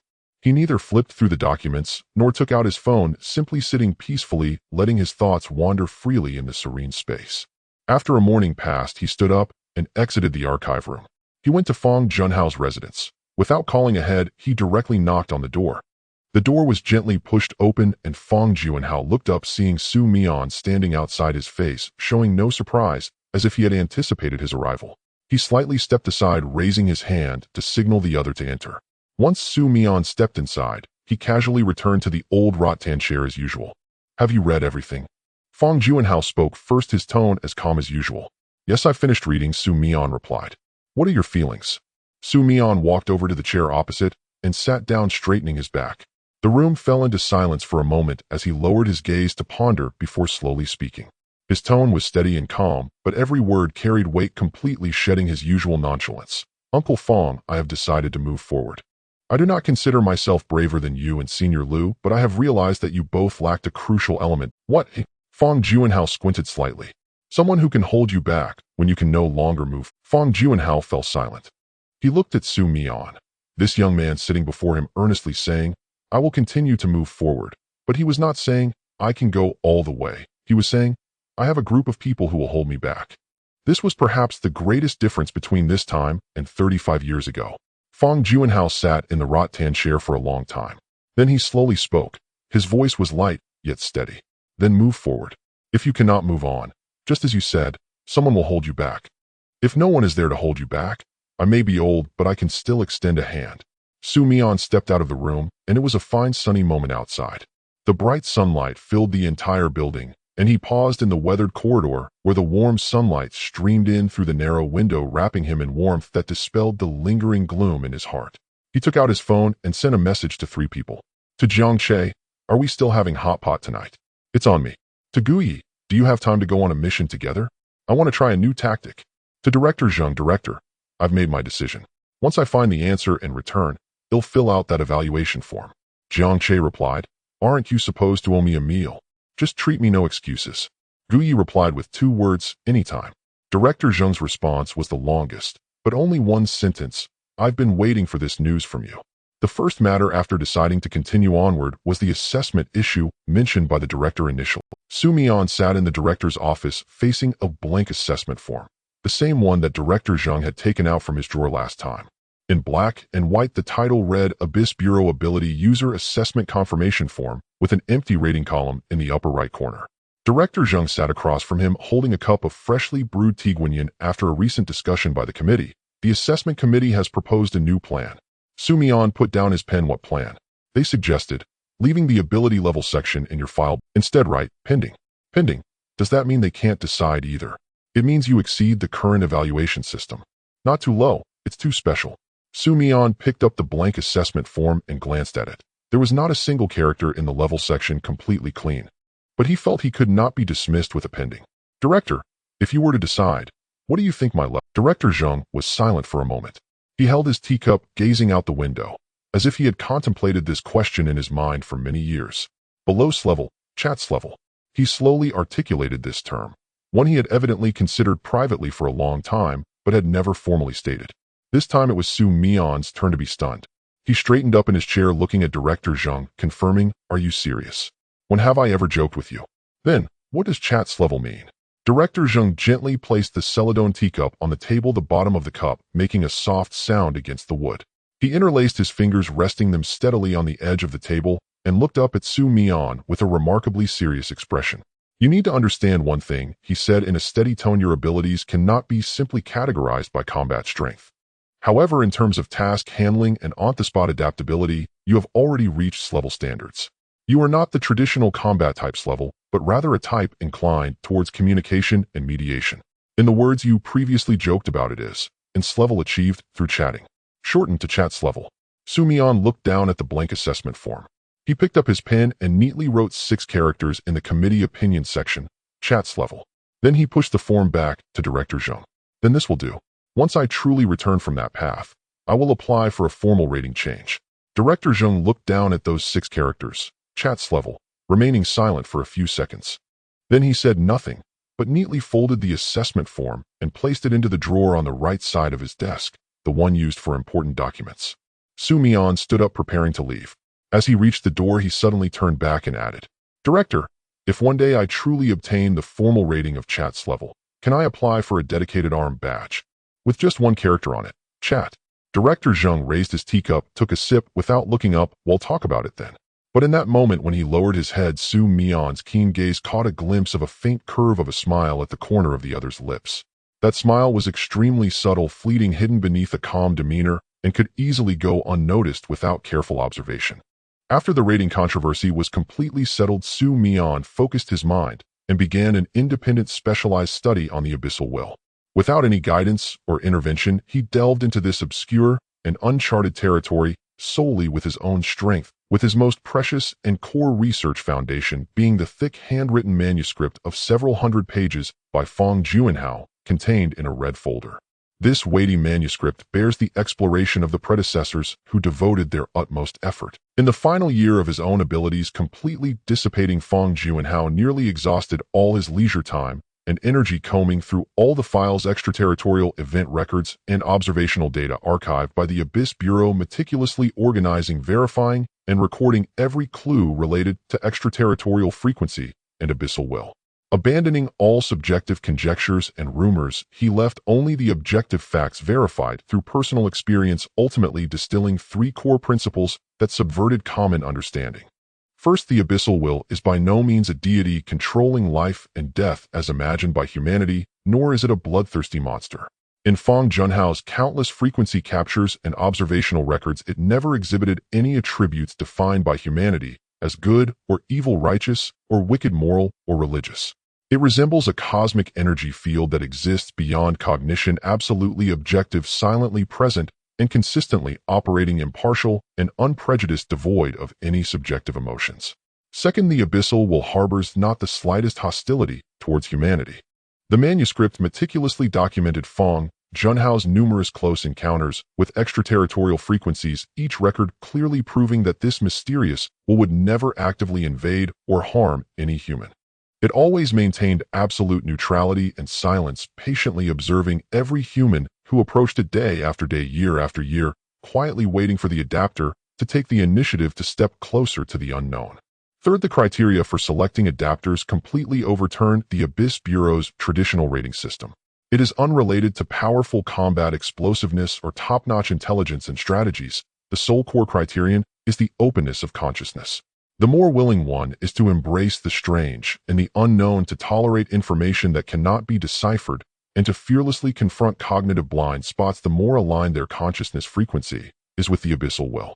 Those who dare to face the unknown, accept the incomprehensible, and embrace differences are precisely the adapters that it has been searching for across the long ages. After studying and pondering the 3 principles in detail, Su Mian sat quietly for a long time, feeling an absurd yet transparent epiphany arise from within. He picked up his pen and earnestly wrote a line of thoughts in his notebook. Thus my class useless ability, along with my absurdly high-level sarcasm skills, has become my greatest advantage in being chosen. I have never feared the unknown that I cannot understand or see through. When I cannot comprehend, I actively communicate to test And when conversation fails, I use humor to break the deadlock. This seemingly frivolous and unserious attitude towards life in the eyes of others is surprisingly the optimal trait within the selection mechanism of the abyssal will. In the evening, Mian read this passage aloud to Jiang Xiaobai. Upon hearing this, Jiang Xiaobai immediately closed the book in his hands, raised his gaze to stare at him intently, and after a few seconds of silence spoke with a tone full of absurdity and helplessness. So this cosmic existence that surpasses human civilization and transcends all cognition, which has selected the best solution from thousands of years of screening of the entire human race, happens to be someone who seriously inquires about the brand of face masks when confronting strange and ominous entities. Mian quietly paused for 2 seconds, nodded calmly and earnestly, and softly sighed. In this light, humanity's pursuit of strong combat power and ultimate intelligence may have quietly gone awry from the very beginning. The information regarding the abyss will gradually form an informal yet existent discussion circle among the high-ranking officials of the Abyss Bureau. There were not many participants. Zhengzhu Zhoumin Gao Zhangwo, the Minister of the Intelligence Department, and the Director of the Research Department, a total of 5 individuals. After their first internal meeting, they made a decision to establish a temporary working group, codenamed Frequency Bridge. The task was not to eliminate the Abyss will. They lacked the capability to destroy a cosmic-level force, but rather to observe and record every interaction between Mian and the Abyss will. Mian was aware that he was being watched, but he did not mind, because he also wanted to know where the line between him and the Abyss will ultimately lead. The first task of the working group was to equip Mian with a set of biological monitoring devices. They did not appear heavy, just a wristwatch-style heart rate monitor and a miniature brainwave sensor attached behind his ear. These devices would transmit his physiological data in real time to the monitoring terminal of the working group. On the first day, Mian wore the watch. He looked down at it several times and then asked the technician who was adjusting the device, "Can this watch connect to my phone to check WeChat?" Upon hearing Mian's question, the expression of the technician present changed subtly, his brows and demeanor becoming particularly nuanced in an instant. He was slightly taken aback, a flicker of astonishment crossing his eyes, and he instinctively raised his gaze to size up Mian before him. In the brief 2 seconds of hesitation, he weighed and judged quickly in his mind, pondering the intent behind Mian's words, unable to discern whether the other was joking or asking seriously. Unsure of Mian's attitude and hesitant to engage casually or draw conclusions, he ultimately opted for the most prudent and safest response to avoid any mistakes. He straightened his expression, his tone steady yet cautious, and replied honestly, "No. It can only monitor heart rate. Then it can tell the time, right? It can. And then that's fine. At least I have a watch." Watching this scene from the side, Jiang Che crossed her arms and remained silent for a moment before expressionlessly stating her assessment. "You are the most unconcerned person I have ever seen about being collectively observed by the highest ranks of the Abyss Bureau." Mian looked up at her and responded with a tone of obviousness. "If one can be noticed, who would want to be ignored? Moreover, consider this. If the most powerful individuals in the entire Abyss Bureau are watching my data, if anything goes wrong, they will definitely be the first to know, earlier than I would know myself. This is top-tier VIP treatment." Jiang Che was silent for a while. Then she turned her gaze away. But as Mian noticed her turn, he saw the corner of her mouth curve slightly. On the night the Frequency Bridge Working Group was officially established, Mian lay in bed staring at the ceiling.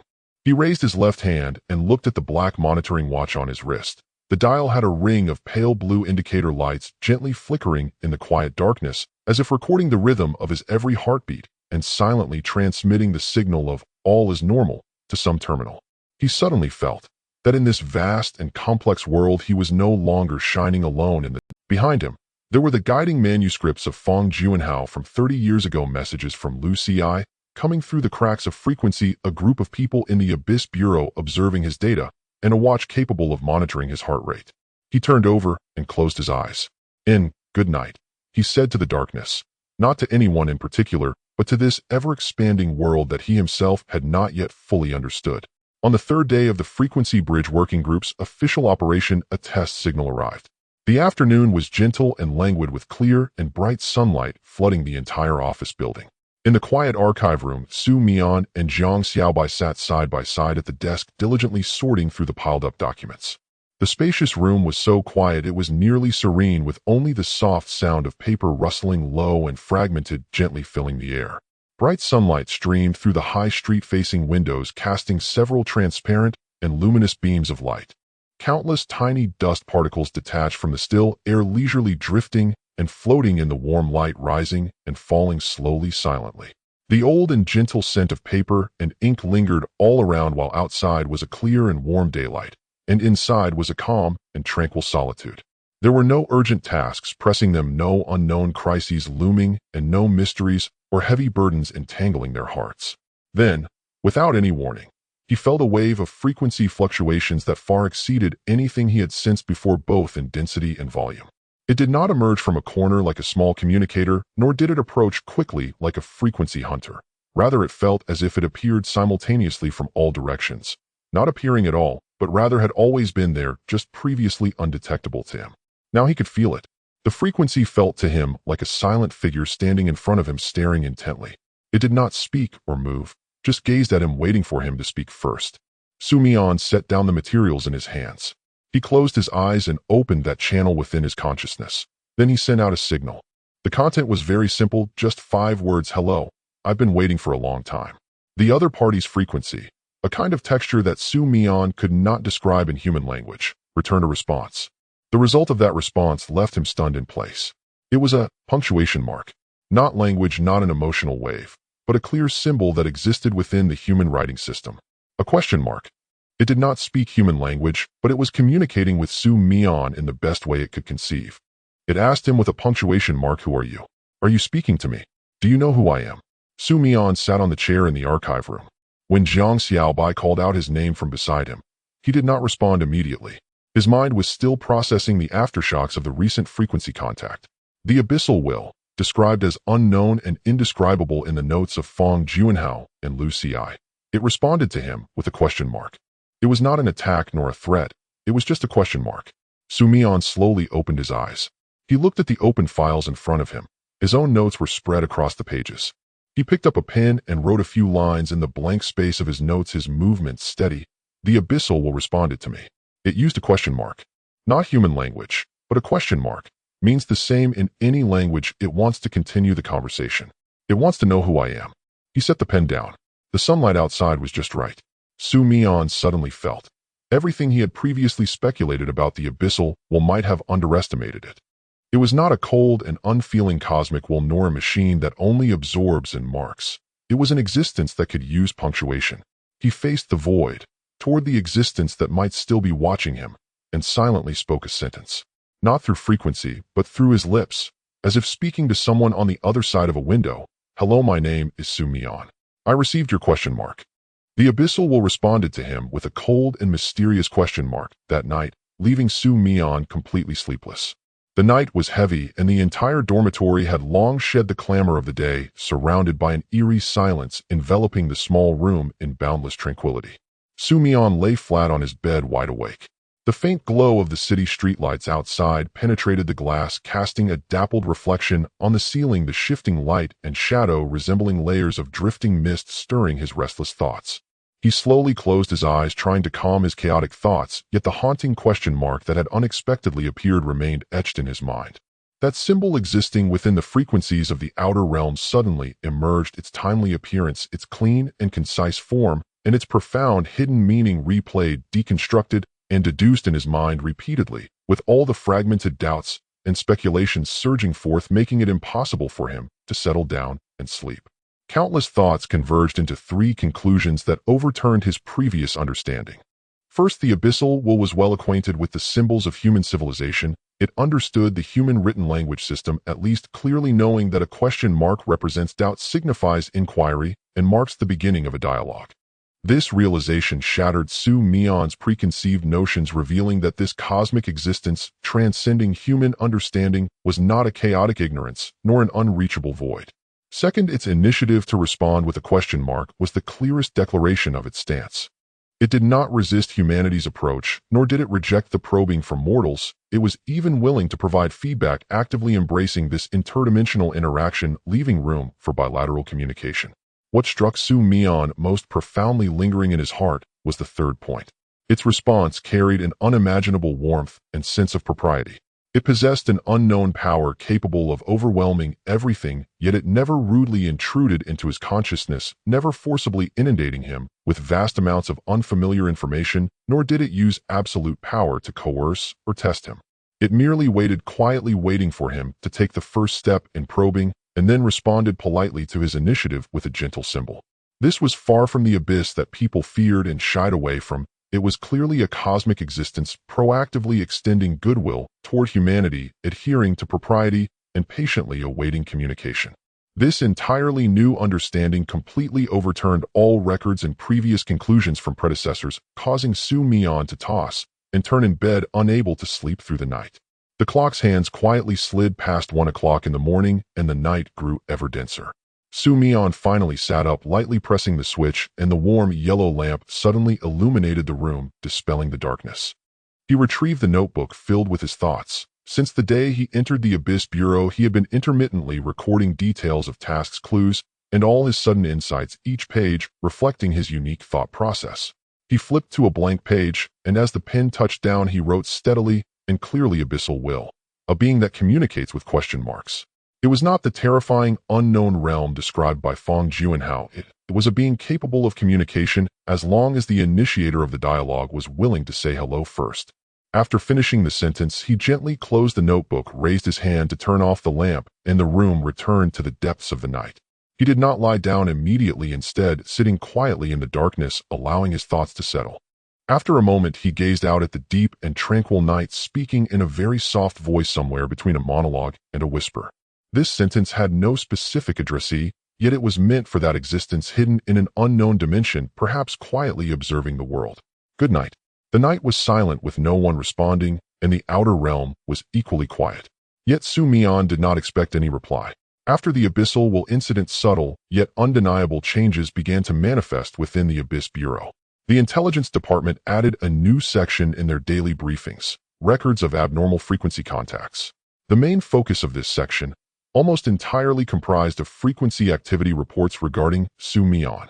The research department launched a special study named Cross-Dimensional Signal Translation, led by a young researcher wearing glasses whose most eye-catching reference material on his desk was Mian's heavily annotated survival manual. Mian's annotation style. This researcher stated during an internal seminar, holding up the well-worn manual, especially the case where the rule paper was folded into a paper airplane, made me ponder a question: what if our enemies are not incapable of communication? It's just that we haven't utilized the right methods of communication. The audience's reaction was no longer as silent as before. Several researchers nodded in agreement. Meanwhile, a new batch of trainees at the Abyss Bureau was circulating copies of Mian's annotated survival manual. When someone saw him in the hallway, they would stop and say, "You're the one who annotated the manual, right?" and look at him with a mix of curiosity and respect. Mian's response to this was, while in the cafeteria, he said to Jiang Xiaobai, "It seems like I have really become a senior." Jiang Xiaobai looked at him, put down his chopsticks, and said earnestly, "You've been in the Bureau for less than half a year. However, in the historical records of the Abyss Bureau, the number of unconventional handling cases you have created has already surpassed the total accumulated by most people throughout their entire careers. You're not a senior. You're a new classification." Mian looked down at his plate, silent for a few seconds, then picked up a piece of braised pork and put it in his mouth. He chewed, finished, swallowed, and then said, "A new classification is fine, as long as it's not external personnel." That evening, the final draft of the new survival manual was sent to the printing house. The Appendix Z on the last page, specifically added for special team member Mian, had been finalized. Below the 3 regulations, a small blank space was left. In that blank space, the layout worker at the printing house, on someone's instructions, added a line of very small text. So small that it could almost be overlooked if not looked at closely. After all, no one in the history of the Abyss Bureau has ever won against the rule horror copy using the method of folding paper airplanes. When Mian later received this new manual and flipped to Appendix Z, he saw that line of small text. He stared at it in silence for a long time. Then he took out a pen. Under that line of small text, he wrote a response in a more hurried script: "Next time, try folding the rule paper into a paper crane. I hope the copy organizer doesn't update the patch." He closed the manual and placed it in the drawer of his desk. There were already 3 manuals in the drawer. The first was the basic version issued when he first joined. The second was the 4th edition, filled with his annotations. The third was this 5th edition, which included Appendix Z and that line of mysterious small text. Each of the three manuals recorded the traces he left within this organization. From D-Class, pending rating to nomination for S-Class. From that newcomer who caused the detection equipment to blue screen to the first person in the Abyss Bureau to have a dedicated appendix in the survival manual. He closed the drawer, stood up, and walked to the window. The city skyline outside unfolded quietly in the night. Thousands of lights crisscrossing streets, and in the distance a few office buildings still had their windows lit. Amidst this sea of lights, in a dimension he could not see, an existence known as Abyssal, what was quietly awaiting his next signal. And he, Mian D-Class, pending rating operative of the Abyss Bureau, the 8th frequency adapter and human history owner of the special appendix in the Abyss Bureau survival manual, and the proposer of the nomination for S-Class, stood by the window gazing at the city nightscape he wished to protect. His phone vibrated. He looked down to see a message from Jiang Che, the hot pot tomorrow night. You still don't forget. Mian stared at the message for a moment, then typed a reply, can't forget. Tomorrow at 7, the usual place. He put down his phone. The city lights outside reflected twinkling stars in his pupils. A week after the Abyssal will responded to Mian with a question mark, the atmosphere in the Abyss Bureau underwent a subtle change. The looks from the people he encountered in the corridor towards Mian had changed. Previously, it was you are the one who chats with the evil spirit. Now, it was you are the one who was responded to by something with a punctuation mark. The difference between these two gazes was subtle. The former was pure curiosity, while the latter was a mix of reverence and a hint of confusion. Even the lady serving food in the cafeteria gave him an extra scoop of braised pork, saying he had worked hard lately. Mian was unsure whether she referred to his frequent missions or to the fact that he had been responded to by a cosmic entity with a question mark. But change is change. Missions still had to be carried out. That morning, Mian was called to Zhou Min's office. When he arrived, he found only Zhou Min in the room. There was no director of the intelligence department, no head of the research department, just her sitting behind the desk with a red dispatch document in front of her. It was red. Mian had developed a conditioned reflex to red documents. Seeing red reminded him of the folder that had concealed secrets for 35 years, the faded penmanship of Fong Juanhao, and the yellowed group photo that Lu Ci had tucked into his diary. Red in the Abyss Bureau represented the highest level of secrecy, and he had become accustomed to calibrating his psychological expectations with this color. Sit down. Zhou Min lifted her chin slightly. Mian took a seat, his gaze falling upon the red dispatch. Zhou Min did not beat around the bush. She pushed the document directly in front of him. There is a cross-regional mission that requires your execution. Destination, Beijing. Mian was taken aback. Beijing. Isn't it within the city? Zhou Min picked up her teacup, took a sip, set it down, and continued in her characteristic unhurried tone. This is a coordination request from the capital's Abyss Bureau branch. They have encountered some rather unusual incidents, ones that cannot be handled by regular means. After reviewing your file, they specifically requested you to go take a look. This is quite uncommon in cross-regional collaboration. Usually it's headquarters that coordinates the dispatch of personnel. It's rare for a branch to directly name a specific operative.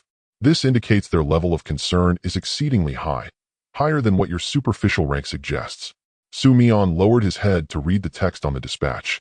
It stated that the Beijing branch had received multiple abnormal reports related to nighttime public transportation over the past month. The incident levels ranged from LV2 to LV4, primarily involving bus routes operating late at night. His gaze lingered on the words nighttime bus. The image of buses with lights on driving through empty streets after the city had fallen asleep floated into his mind. That sense of loneliness from the last bus at night. There might only be 2 or 3 passengers, and the driver alone held the steering wheel as he crossed through the slumbering city. This picture carried an indescribable sense of solitude. When he worked late at an internet company, he had occasionally taken a taxi home and had seen those empty buses driving late at night. The lights inside were on. Through the windows, one could see rows of vacant seats like a silent, glowing entity gliding silently along the street. At that time, he only felt that image was somewhat artistic. Now reflecting on it, those empty seats might not have been truly empty. What kind of abnormal report? What exactly is the situation? Zhou Min leaned back in her chair, speaking at a slightly slower pace than usual. This typically meant she was choosing her words carefully, as the content itself was somewhat beyond reason. The report states that on the capital's bus line 375, between 1 and 3 in the morning, there occasionally appears a service that does not exist on the timetable. The passengers on that bus, according to survivor accounts, are all not living beings. To be precise, they are semi-transparent phantoms, some male, some female, some old, some young, appearing exactly like normal passengers, But on closer inspection, one could find their bodies are translucent, devoid of normal color, like people stepped out from an old photograph.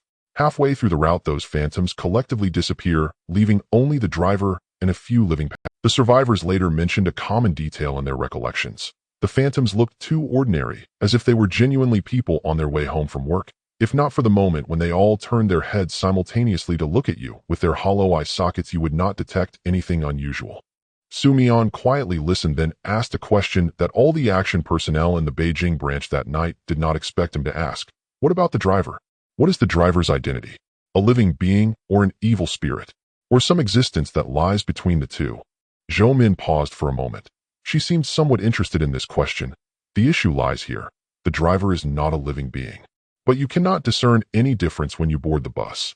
It has a complete driver's uniform, ID badge, work certificate, and even says the standard "please scan your card to board" with a voice almost indistinguishable from a real Beijing bus driver.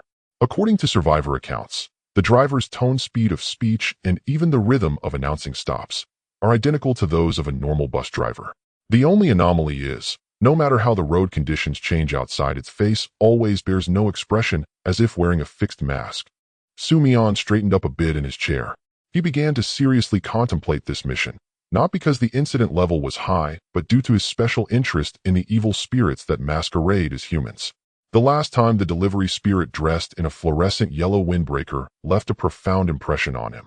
If evil spirits can lower the vigilance of living beings by mimicking certain standard occupational images from human society, then masquerading as a bus driver is merely changing into a different uniform and adopting a different script. The underlying logic remains the same.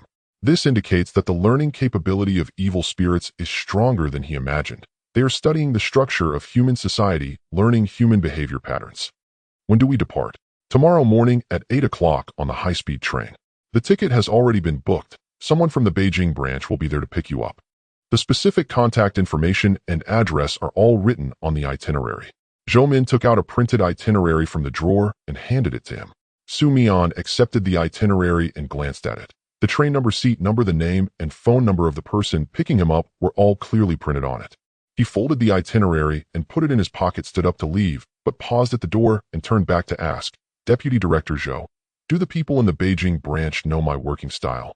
Min took another sip from her teacup, then calmly stated a sentence. Her tone was very steady, but Mian would later recall it several times on the high-speed train. "They specifically requested you to go, but from what I understand, they value your success rate and frequency handling ability.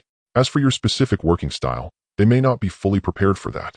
The working style of the Beijing branch has always been relatively traditional and formal. They train their personnel thoroughly in standard procedures and are very familiar with the manual. When you get there, you may experience a period of adjustment. Mian stood at the door, thought for a moment, and nodded. "That sounds good. Let them maintain some beautiful illusions for now. The greater the contrast when they see the real person, the more surprising it will be." After he left the office, Min remained in her seat, holding her teacup and gazing at the closed door, murmuring to the empty room, "Beautiful illusions. You will probably have them all shattered within 30 minutes after arriving in Beijing. I know the head of that branch. He is a very meticulous person. When he sees you squatting under the bus stop sign, greeting a wisp of fog, his worldview may undergo some shock." Late at night, Mian returned to his dormitory to pack his belongings. He packed his change of clothes, power bank, and the survival manual that had already frayed at the edges into his backpack, then sat on the edge of the bed and opened the book Characteristics of Evil Spirit Activities and Folklore compilation in the Beijing area that Jiang Xiaobai had sent him that afternoon. On the title page, he discovered a line written in pencil. Very faint, as if afraid of being seen, he leaned closer to the desk lamp to carefully discern the contents of that line. Mian, if you encounter something that feels off in Beijing, do not rush to handle it with your methods. Observe for a while first. Your strongest ability is not your chatting skills. It is your judgment. You understand when to engage in communication and when to remain silent. This sense of proportion, it's more valuable than the supernatural abilities you have awakened. Mian sat quietly for a long time in his dark dormitory upon seeing this line. He took a photo of that line of pencil writing with his phone and saved it in a folder on his phone album titled Important Words. That folder currently contains 3 photos, the first being the pen-drawn question mark on Fong Junhao's manuscript, the second being the yellowed group photo from the Abyss Bureau in Lucis' diary, and the third being this line of pencil-written advice. He turned off the light, lay down, and in the darkness softly said to the ceiling, "Jiang Xiaobai, you fellow. When writing you put on quite the facade, but the words are genuinely heartfelt." At 7:30 the next morning, Mian appeared at the high-speed train station, carrying an old bag. The bag contained only a few items: a change of clothes, a power bank, a brand new blank notebook, a survival manual that had been worn at the corners from his frequent handling, and the heart rate monitoring watch issued by the Frequency Bridge Workgroup on his wrist, its dial adorned with a faint blue ring of indicator lights quietly blinking, recording each of his heartbeats. He saw Jiang Xiaobai and Jiang Che waiting to see him off outside the security check. Jiang Che stood outside the security check, her hands in the pockets of her coat, her expression a mix of her usual indifference and a hint of impatience. This was her standard expression configuration, unchanged throughout the months since she met Mian. Jiang Xiaobai was carrying his eternally bulging canvas bag, the corners of which faintly revealed several thick documents appearing to weigh at least 5 or 6 kilograms, like a mobile archive. "Why are you carrying so much?" Mian looked at Jiang Xiaobai's bag, which was nearly bursting. "I'm going on a business trip, not preparing for an exam." "You don't have bricks in there, do you?" Jiang Xiaobai pulled out a thin booklet from the bag. The cover printed with characteristics of malevolent activities in Beijing and compilation of folklore, the pages still carrying the fresh ink scent of a new book. "This is for you to read on the way. The rest are for my own use. There are several old archives in the Beijing branch, and I want to take the opportunity to check some early paper records while you are on your mission. Our headquarters archives are currently undergoing renovation and relocation, and many records from the 80s and 90s are temporarily unavailable, but the paper records at the Beijing branch are said to be the most complete in the country, because the documentation of abnormal events in the capital region has been systematically archived since the early 1970s, earlier than any other branches. Moreover, as the capital during the Ming and Qing dynasties, the volume of various legends and abnormal records accumulated over hundreds of years is overwhelming. Some materials are not even backed up by the headquarters, and only the Beijing branch retains the unique handwritten copies. Mian flipped through the booklet. The contents were organized by regions in Beijing, from supernatural events in the Forbidden City to ghost stories on Kaoniai Street, from night disturbances at Babaishan to urban legends about bus route 375. Each entry was marked with credibility levels and information sources, and some entries had additional handwritten notes by Jiang Xiaobai. His handwriting was small and dense, but very clear, clearly indicating that considerable effort had been spent organizing it. He paused when he reached the page about the Forbidden City. The entry read, "Night patrol personnel have repeatedly reported hearing footsteps belonging to no one on duty in the vacant areas after closure," with Jiang Xiaobai's supplementary note adding, "Not observed after 2019. Reason unknown." Mian silently noted to himself. Even the resident of the Forbidden City had become quiet. The old inhabitant of over 300 years just vanished without any indication of whether they moved or completely disappeared. As for bus 375, Mian flipped to one of the pages, pointing his finger at the text. It notes abnormal frequency confirmed pending further classification. So the Beijing branch has acknowledged that the bus has issues but hasn't found a solution yet. Yes, Jiang Xiaobai adjusted his glasses, a habitual gesture when he entered a professional analytical state. And their approach is rather traditional. They tried sending someone disguised as a passenger onto the bus. But the issue is those phantom passengers would collectively react upon discovering that one of them was a living person. Not an attack, just surrounding and staring at you motionless for an extended time. Their records indicated that the deployed personnel exhibited varying degrees of psychological stress reactions in such an environment. It wasn't that they were scared. It was that they were surrounded by a group of expressionless phantoms staring at them for nearly 40 minutes. That kind of silent, sustained gaze can erode a person's normal judgment like water dripping through stone. You can't predict what they will do and when, because during the long gaze they do nothing, but your fight-or-flight response remains on high alert, constantly tense, far more exhausting than a direct fight. Mian tried to imagine that scene. Inside the late-night bus, a group of translucent, pupilless phantom passengers slowly standing up from their seats surrounding a person, without speaking, without touching, just quietly and continuously staring at that person for 40 minutes. He thought for a moment and came up with a response that was very much his style. That would indeed be quite uncomfortable. But if it were me, I'd probably just directly ask when surrounded, "Does anyone need to get off? I can help you press the button," saying that might ease the atmosphere. When surrounded by several people in plain view, might as well greet them one by one. Surely one of them would be willing to speak up. Jiang Che stood silently beside them for a long time before finally speaking. Her voice was slightly lower than usual. Su Mian noticed this change. After you arrive in Beijing, don't rush to take on the mission just yet. First, contact the people at the branch to understand the local situation and follow their on-site arrangements. That's not our territory. You're unfamiliar with the environment in Beijing. Acting rashly could pose risks. Su Mian turned to look at her, smiling. What are you afraid I'll be bullied by the malevolent spirits of the capital? I'm more worried that you'll make the capital's malevolent spirits feel self-conscious. And then the people at the Beijing branch won't know how to handle the aftermath. Jiang Che replied expressionlessly. But after she finished that sentence, she paused and added, remember to send a message once you arrive there, at least once a day. Don't keep the people here waiting and worrying. Su Mian nodded, picking up his backpack and walking toward the security check. Before swiping his ID to pass through the gate, he turned to glance back. Jiang Che and Zhang Xiaobai were still standing in place. Zhang Xiaobai waved at him, while Jiang Che did not wave, yet she did not turn to leave either. She stood there with her arms crossed, watching him pass through the gate until his figure disappeared around the corner of the security passage.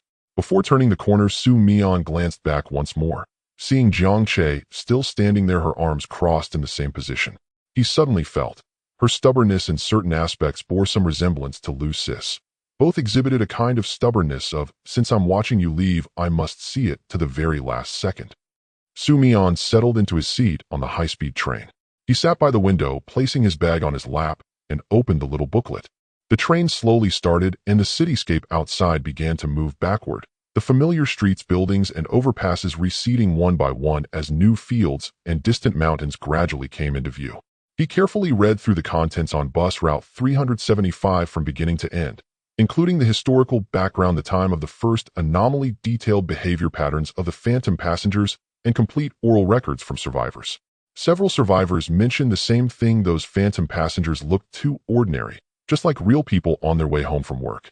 If they hadn't turned simultaneously to look at you with their blank eye sockets at a certain moment, you would never realize they weren't alive. He closed the booklet, leaned against the seat, and closed his eyes. His brain was sorting through the information. Late-night buses, phantom passengers, a suspicious non-human driver who announced the stops. After classifying and organizing the factual information, he reached a preliminary conclusion: the structure of this bus was highly similar to the daily commuting structure of living society. There were drivers, passengers, fixed routes, and stops. Only it operated in the frequency realm, not in normal physical space. Wasn't this just an overtime bus for malevolent beings? The driver working overtime on a shift that did not belong to it, and the passengers commuting on a bus that did not belong to them, persisting in their commuting habits even in death. From this perspective, the dedication of the malevolent beings in Beijing indeed resonates with the spirit of the working class in the city. Su Mian silently named this conclusion in his mind: theory of malevolent commuting. He opened his eyes and took out his phone to send a message to Jiang Che. I'm already on the train. Don't worry, I won't make the capital's malevolent spirits feel like they need to change jobs. Jiang Che's reply arrived 5 minutes later, consisting of just 4 words: you better not. Su Mian smiled at those 4 words. He recalled the reminder written in pencil: judgment is more valuable than the ability itself, then locked his phone screen, leaning against the train window, watching the fields retreating outside. The high-speed train sped across the North China Plain at a speed of 300 kilometers per hour, leaving his city far behind, taking him toward an ancient city he had never visited for work. He didn't know what he would face tonight or tomorrow night, but at least he knew that a booklet filled with annotations, a line of pencil writing hidden in the front page, and a person who would send a "you better not" message were waiting for his return. As the train crossed a vast field, the scenery outside suddenly opened up. The endless green plains spread out under the afternoon sun, with white blades of several wind turbines slowly turning in the distance. Su Mian looked at this scene, suddenly realizing, beneath this plain, in every city on this land during the night, there might be similar malevolent commuters, undertaking their nightly journeys day after day. Beijing is not an exception. It is just the first to be formally reported nationwide.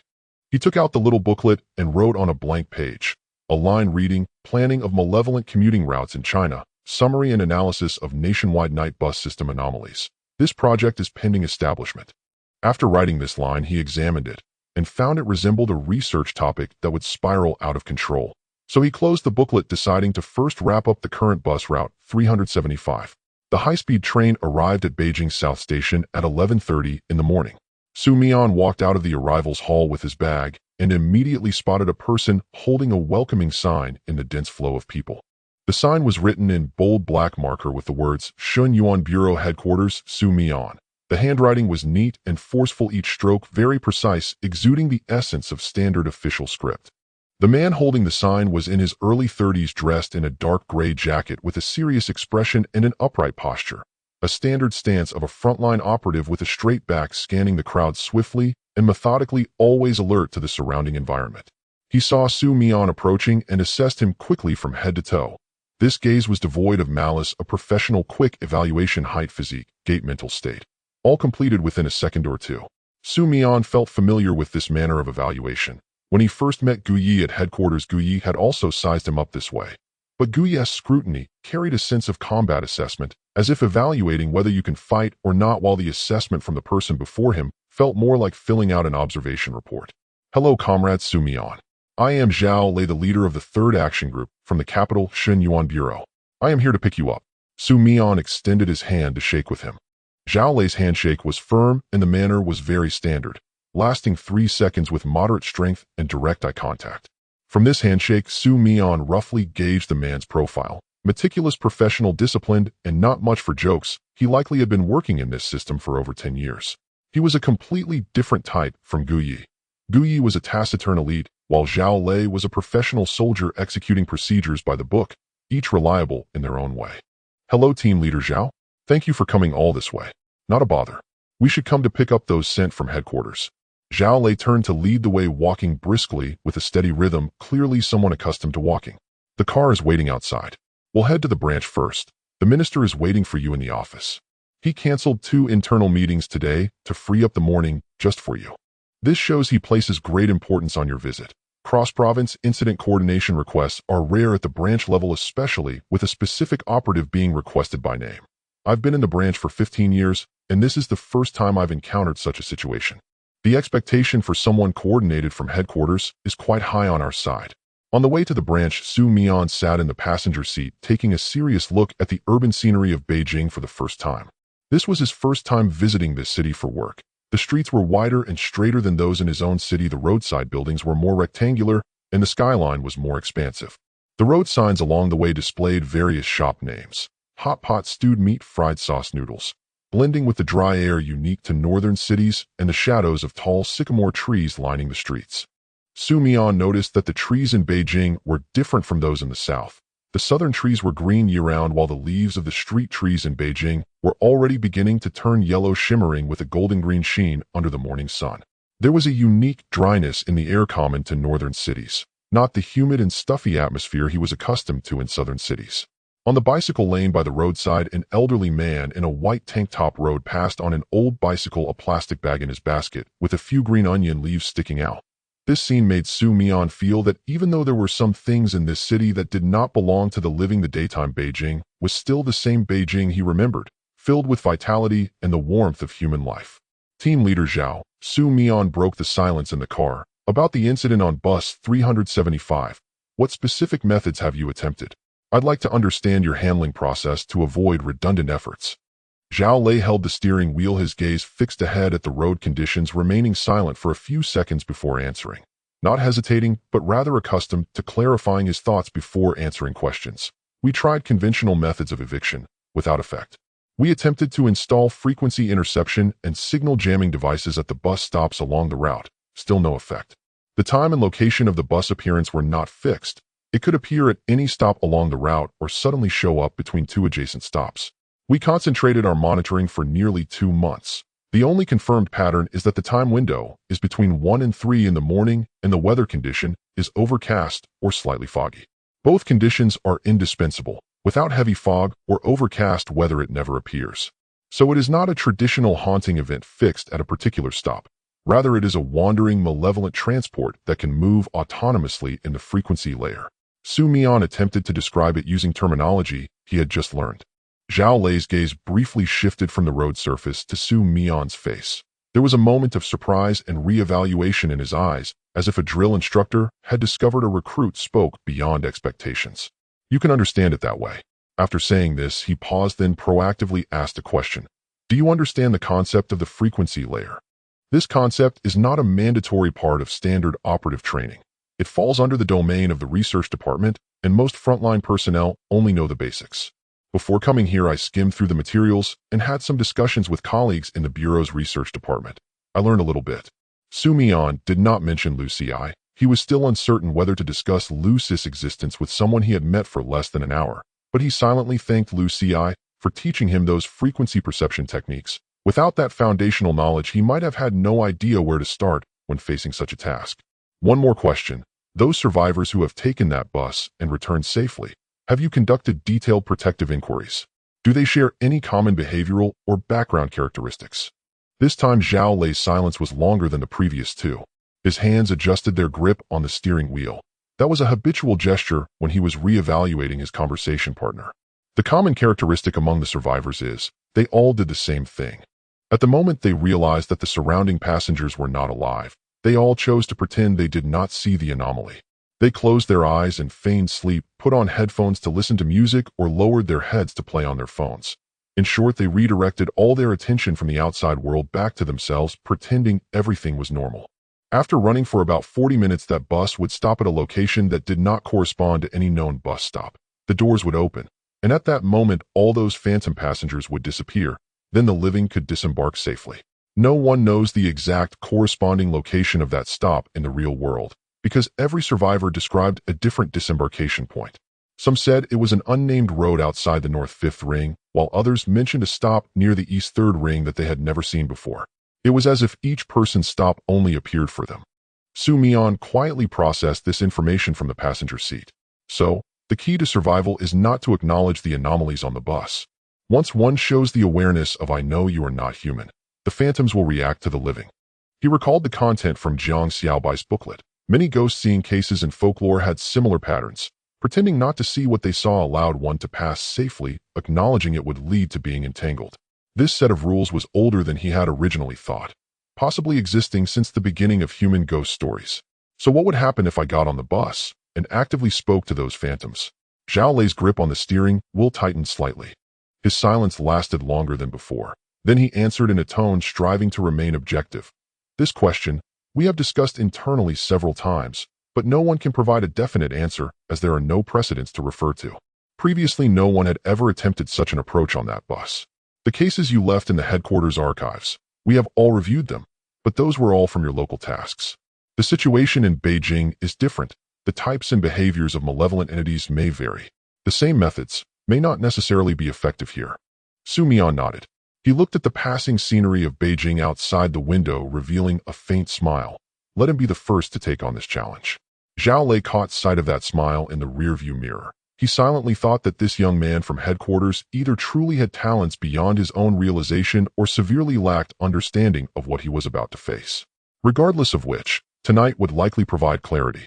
Zhao Lei later recorded his complete impression of meeting Mian for the first time in his work log. He wrote, "Today, I met comrade Mian, who was coordinated from headquarters. The difference between the paper profile and the real person was greater than I had imagined.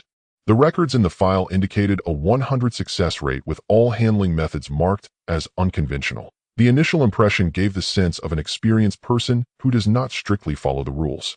But the feeling upon actually meeting him was entirely different. He was very clear-headed. He knew very well what he was doing and why he was using that method to communicate with the malevolent entities, not acting foolishly, but handling the issue with his unique understanding. Before heading to the bus stop tonight, I saw him in the rearview mirror standing under the sign waiting for the bus. His posture was very stable, breathing rhythm steady, with his center of gravity firmly planted on the ground. That was not the silhouette of someone going to take a reckless risk. That was the silhouette of someone who truly believed he could solve the matter. I decided to trust him. Even if his handling methods differed from what was documented in the manual and did not align with the personal experiences I had accumulated over the years, but he achieved what we did not in 3 years. That indicates the manual has limitations, not that there is something wrong with him.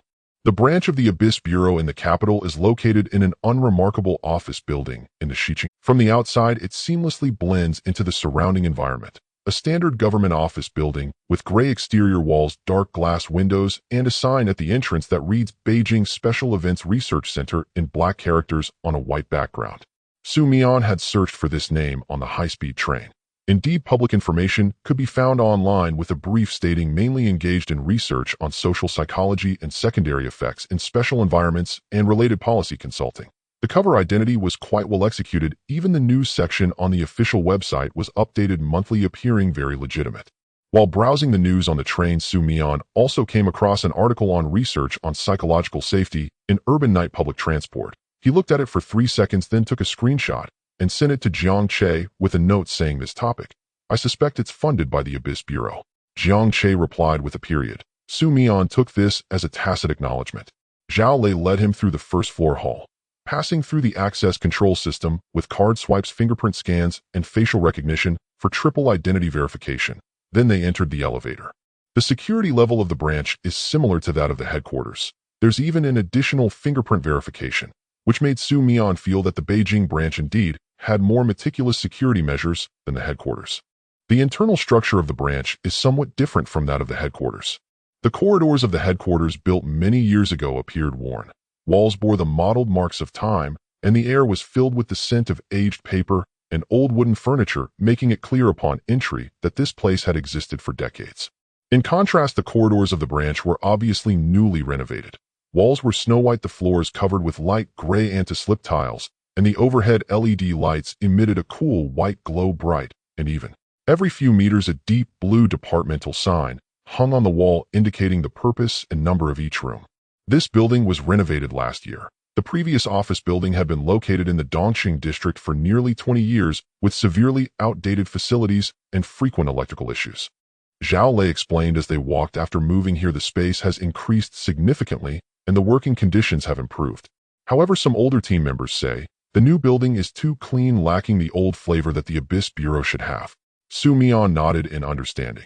He recognized that old flavor, which refers to the unique atmosphere of the headquarters, a blend of old wood and aged file papers, a scent that unmistakably conveys this place has existed for a long time. Although the newly renovated office was bright and tidy, it lacked the weight of history.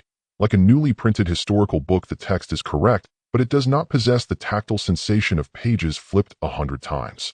As Mian walked down the corridor, he noticed several open-plan office areas along the way. Some people looked up to glance at him. Those gazes were very similar to the initial looks from colleagues at the headquarters. Curiosity mixed with scrutiny, trying to ascertain what level is this person from headquarters.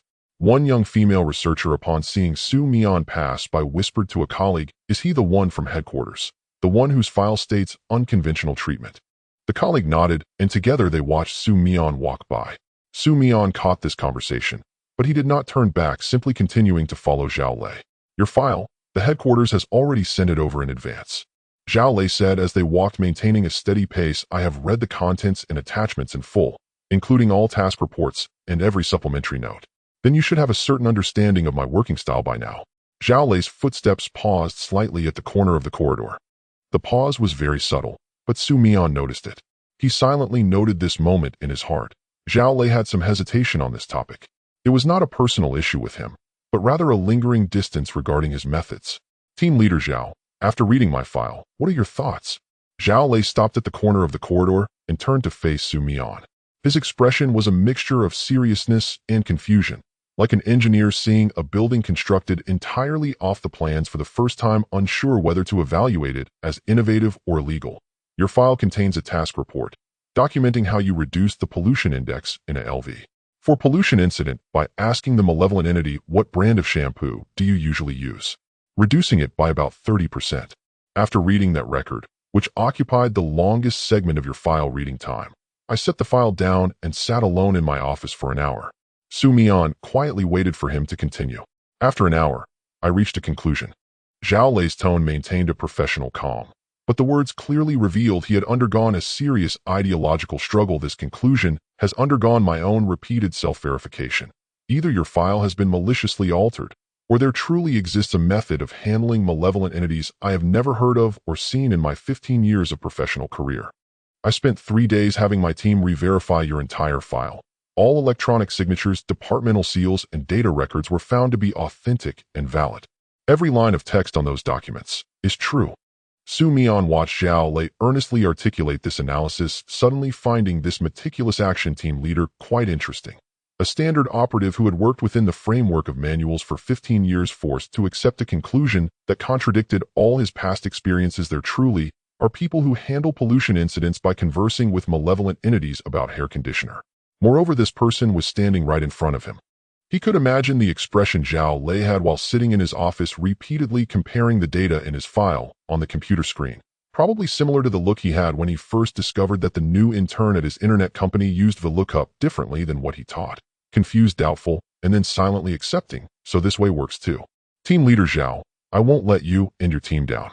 I promise. Zhao Lei looked at him, remaining silent for a moment. Then he nodded and turned to continue walking. However, Mian noticed certain subtle changes in his walking rhythm. It was a rhythm of I am not fully convinced yet, but I am willing to give you a chance to prove you can do it. Doubt was being replaced by curiosity. The seeds of trust had just been sown, but needed time to take root and grow. Zhao Lei brought Mian to the temporary office prepared for him, a small room facing north with a view of the gray wall of the adjacent building. The room was not large, about 10 square meters, but it was neatly organized. A desk, a chair, and a desktop computer that looked freshly cleaned. On the desk lay a stack of printed materials related to Route 375 and a handwritten note. Welcome to the Beijing branch. Zhao Lei. The handwriting was neat and upright, matching the style of the sign at the reception. Mian placed his backpack on the desk and pulled back the curtains to look at the scenery outside. The sky in Beijing was a lighter shade of blue than his southern hometown. Bright sunshine, but not overly hot, with the shadows of sycamore trees gently swaying on the gray wall. He sat down at the desk and opened the stack of materials on Route 375. Inside was a folded map of the Beijing bus routes. Its paper somewhat aged, with the folds worn white, marked with different colored pins indicating monitoring points and areas where anomalies had occurred. Mian spread the map open, seeing that several bus stops along Route 375 were circled in red, 3 of which were marked with question marks indicating confirmed multiple occurrences. He studied the map for quite a while. Route 375 had a considerable span extending from the north of the city all the way to the west, passing through many old districts and the borders of urban villages. The design of this route itself carried a flavor of the past. Many of the areas it passed through featured old residential neighborhoods built in the last century, with sycamore and locust trees on the street growing to 3 or 4 stories tall. Just as he was staring at the map, a knock on the door came from outside. 3 knocks in a standard rhythm with even force. Zhao Lei pushed the door open, holding a cup of water. This is the water I poured for you.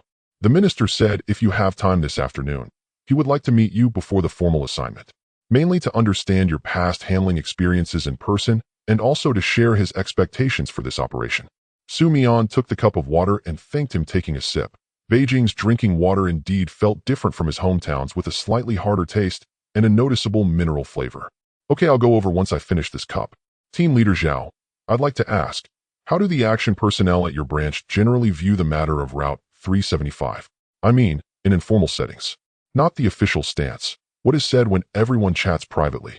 Zhao Lei stood silently at the door for a few seconds. Then he replied in a tone slightly more relaxed than before. Privately, there's an old team member who says that bus is probably the last true night bus in Beijing. He said, Beijing is too bright now, it's all a city that never sleeps. The true darkness is gone. That Route 375 might be the last bit of pure darkness in this city. He paused for a moment and added, of course, this is just his personal artistic expression, not verified intelligence judgment. Mian held the cup of water quiet for a few seconds. He suddenly felt that if he were the driver hearing someone evaluate the bus he drove this way, he might feel a bit gratified. He recalled the headquarters hint of getting acclimated in Beijing first. Now it seemed that the first step of acclimation had been completed. Zhao Lei's trust required time to establish, but as long as he proved his abilities, he would earn a reliable trust that could withstand scrutiny. Mian spent almost an entire day at the capital branch. He dedicated the entire afternoon to reviewing all 375 related documents organized by the branch, patrol records from the past 3 months, complete oral testimonies from survivors, and the research team's data analysis reports on abnormal frequency fluctuations. He also held a brief tactical discussion with the research team.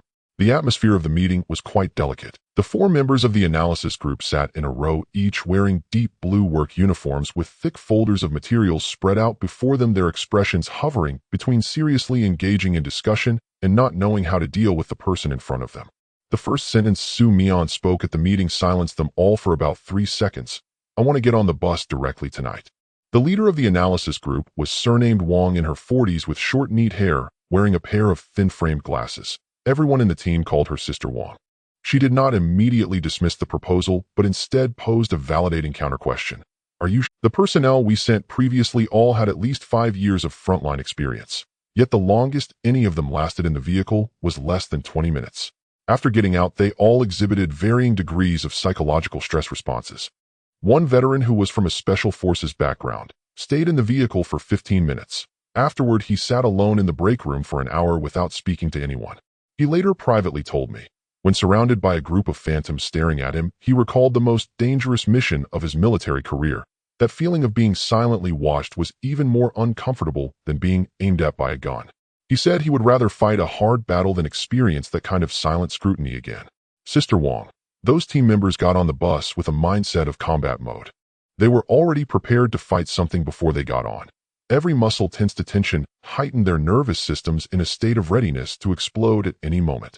This combat readiness mode, when facing a group of phantoms that do not actively attack, only continuously observe you, actually consumes more energy. Their combat systems are fully on standby, yet the enemy remains inactive. That kind of anticipation is more exhausting than actual combat. It's like a firefighter waiting in the fire truck all night without the alarm ringing. Not that it isn't tiring, but that state of readiness itself has already consumed a lot of energy. Mian paused for a moment, then spoke in his usual tone, delivering the most personal summary of this tactical discussion. But my approach is a bit different. I usually get on the bus with the mindset of meeting a few interesting strangers on the night shift. I'm not there to fight. I'm there to observe and communicate. With a different mindset, the frequency changes. And with different frequencies, what the other side perceives also differs. If my mindset is I want to fight, then before I get on the bus, all the phantoms in the vehicle will already know I'm the enemy. But if my mindset is I want to get to know you, then the frequency signals they perceive will be different. Leader Wong took off her glasses, wiped them with a cloth, and looked over at Zhao Lei, who was sitting in the corner of. Zhao Lei nodded slightly without changing his expression. His nod did not mean I fully agree with this plan, but rather we have no better plan, let him give it a try. Leader Wong redirected her gaze back to Mian. So when do you plan to get on the bus? Tonight. The weather forecast says it will be cloudy turning overcast tonight, with light fog in the early morning hours. Just the right conditions for Route 375 to appear. At 1 o'clock that night, Mian and Zhao Lei stood beneath a bus stop sign for Route 375 near the north. The surrounding streets were quiet to the point of being unsettling. The streetlights glowed, diffused into a soft halo in the mist, and the occasional sound of taxi tires rolling over the pavement echoed through the empty streets. The night breeze rustled the branches and leaves of the roadside trees, creating a consistent rustling sound. The temperature had dropped significantly since daytime. Mian zipped his jacket all the way up and raised the collar. The two stood silently beneath the bus stop sign. Mian noticed that the route information sign had faded due to years of wind and sun exposure. The list of stops for Route 375 had become indistinct, with only the top words Beijing Public Transport still recognizable. A small advertisement was half torn off on the stainless steel frame of the bus stop, with the remaining half reading professional dredging, sewers, toilets, floor drains, and a phone number whose last few digits had been washed away by the rain. Such details of urban daily life made Mian feel that even a night bus heading to another dimension still appeared to be the most ordinary part of the city during the day, sharing the same metal pole with ads for air conditioning repairs, sewer unblocking, and broadband services. He stood under the bus stop for nearly 40 minutes. His legs felt a bit sore, shifting his weight twice, but he did not let up on the frequency perception scan. Ever since Lu Ci taught him that perception method through frequency, he had been able to adjust the range of his perception as easily as controlling his breath. At this moment, his perception field was fully open, like an invisible radar net covering every frequency activity within a 200-meter radius ahead. Zhao Lei stood about 2 meters away from him, his posture also in the standard stance of frontline personnel, slightly turned toward the street, weight evenly distributed on both feet, hands naturally hanging at his sides. He did not urge Mian, nor ask, "Are you sure it will appear?" He simply stood quietly waiting with Mian for that bus that might come or might not. The two stood silently beneath the bus stop in the deep night, like two strangers catching the last bus. One's eyes looking at the pavement, while the other's eyes were focused on an invisible dimension. Then, at 1:48 in the morning, Mian felt it. At an intersection about 200 meters ahead, the density of the fog suddenly increased abnormally. It was not a natural meteorological thickening, but rather a materialization of frequency layers. It was as if a huge, invisible presence was slowly and continuously seeping into the mist from some parallel dimension. Within that abnormally dense fog, a vague outline began to coalesce. The front of a bus broke through the curtain of mist first. The headlights gradually illuminated. The yellow xenon headlights sliced through the mist, illuminating the asphalt road ahead. The route number on the side of the bus became clear from the fog. Route 375. The bus was covered with a thin layer of water mist, as if it had just traversed from another space and had yet to adapt to the temperature changes here. Mian watched the bus emerging from the fog, adjusting his breathing rhythm, taking 2 deep. Then he turned his head under Zhao Lei's gaze, stepping forward towards that night bus that did not exist on the public transportation schedule. His gait was steady, not the kind of forced composure, but genuinely relaxed. His footsteps were as natural as when he walked normally, not too fast or slow, heel striking first, then transitioning his weight smoothly to the ball of his foot. The bus doors opened automatically. The driver, a middle-aged man in a deep blue bus uniform with a pale complexion and a calm expression, sat in the driver's seat, his hands covered in white knitted gloves. His uniform was very complete, 2 epaulets on his shoulders, a small badge pinned at the collar, and a work ID hanging around his neck. He turned to look at Mian and said in a voice almost indistinguishable from that of a real bus driver, "Please swipe your card to board." The voice was neither high nor low, with a calm timbre, free of any ghostly tremor or elongated tone, just the everyday tone of a bus driver who had been driving for decades, so mundane it felt like a routine procedure for boarding a normal night bus. Mian took out his municipal transport card from his pocket. It was an ordinary card he had obtained from a self-service machine at the subway station after arriving in Beijing. He held the card in his hand for a second, neither hesitating nor rushing, but rather for a sense of ritual, like an actor taking a final deep breath behind the curtain before stepping on stage.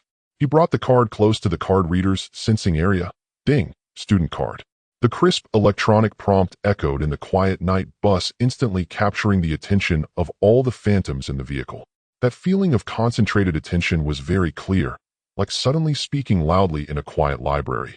Even though no one looked up at you, you could feel all the sounds of flipping pages stopping. Student card had an exceptionally striking impact in the bus, not because it was loud, but because the content itself formed an extreme contrast to the supernatural atmosphere of the bus. An alive person on a ghost bus in the dead of night, swiping a student card, was like a schoolboy in uniform with a backpack walking into a meeting room in session. Mian stood next to the card reader, unfazed by the gray-white gazes, calmly putting the bus card back into his pocket, then lifting his eyes to scan the bus interior. Dim yellow lights, quiet passengers. He revealed a subtle, almost imperceptible smile. He silently thought, if any of the entities on this bus had been a student skipping class to go to an internet cafe in their previous life, then the word student card would probably evoke memories of the fear of being reprimanded by their homeroom teacher. This thought caused the curve of his lips to widen slightly. "Good evening," he said softly to the whole bus, like a casual greeting one might say after getting on a bus. The echo of the words student card lingered in the carriage for a few seconds, and Mian distinctly sensed a shift in the atmosphere inside the vehicle. It was not an aggressive change. Rather, it was a collective shift in attention on a frequency level. The phantom passengers did not all physically turn their heads, but their focus indeed converged on Mian in that very instant. The feeling was akin to entering a quiet classroom.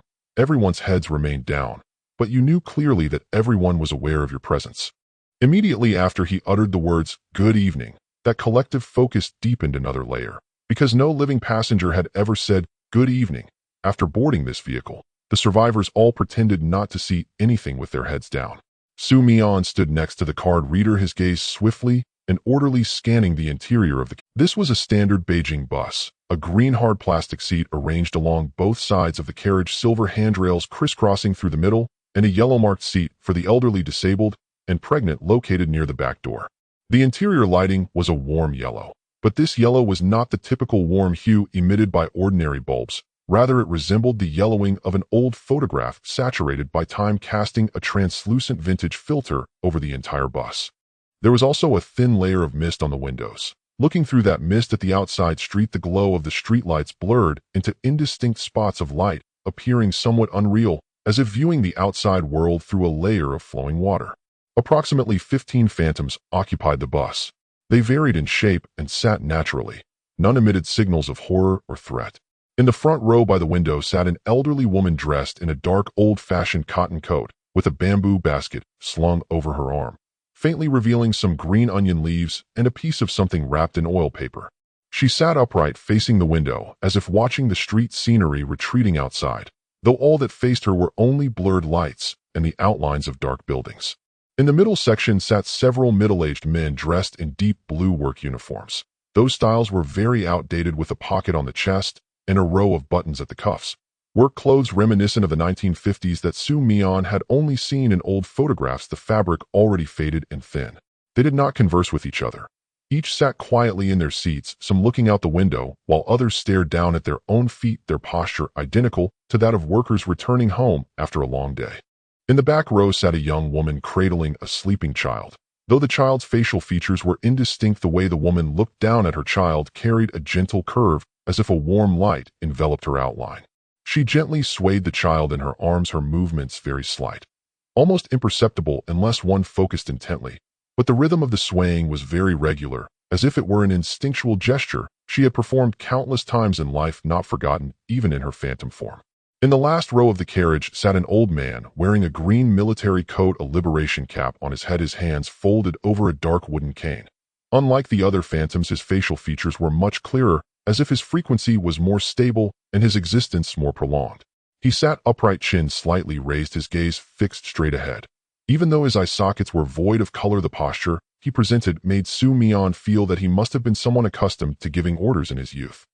Mian quickly ran through these images in his mind. The basket-carrying old lady, the work-clad men, the young mother with her sleeping child, and the elderly man in the military coat. The composition of phantoms on this bus was strikingly similar to that of ordinary passengers on a regular night shift. They were not randomly generated horror figures, but a group that genuinely resembled people on their way home. He paid particular attention to the young mother holding the child. Her outline was slightly more blurred compared to the other phantoms, as if her existence had not been as long or her frequency not as stable. The child in her arms. Its facial features were almost completely unrecognizable, but the way the woman looked down at her child reminded Mian of a phrase: a mother does not need to see her child's face clearly. She knows even with her eyes closed that she is holding her child. He did not sit close to the door. He carried his bag along the aisle, passing by several empty seats, then sat down on an empty spot diagonal to the basket-carrying old lady. He did not choose to sit in the last row or in a corner far from everyone. He selected a position that was neither too close nor too far, much like an ordinary person would choose a spot that neither disturbs others nor gets disturbed. After sitting down, he did not take out his phone. Instead, he turned to the old lady with the basket and spoke his first words. His voice was neither too high nor too low, just right for the chatting volume on a regular bus. "Auntie, your basket is quite vintage. Where did you buy it?"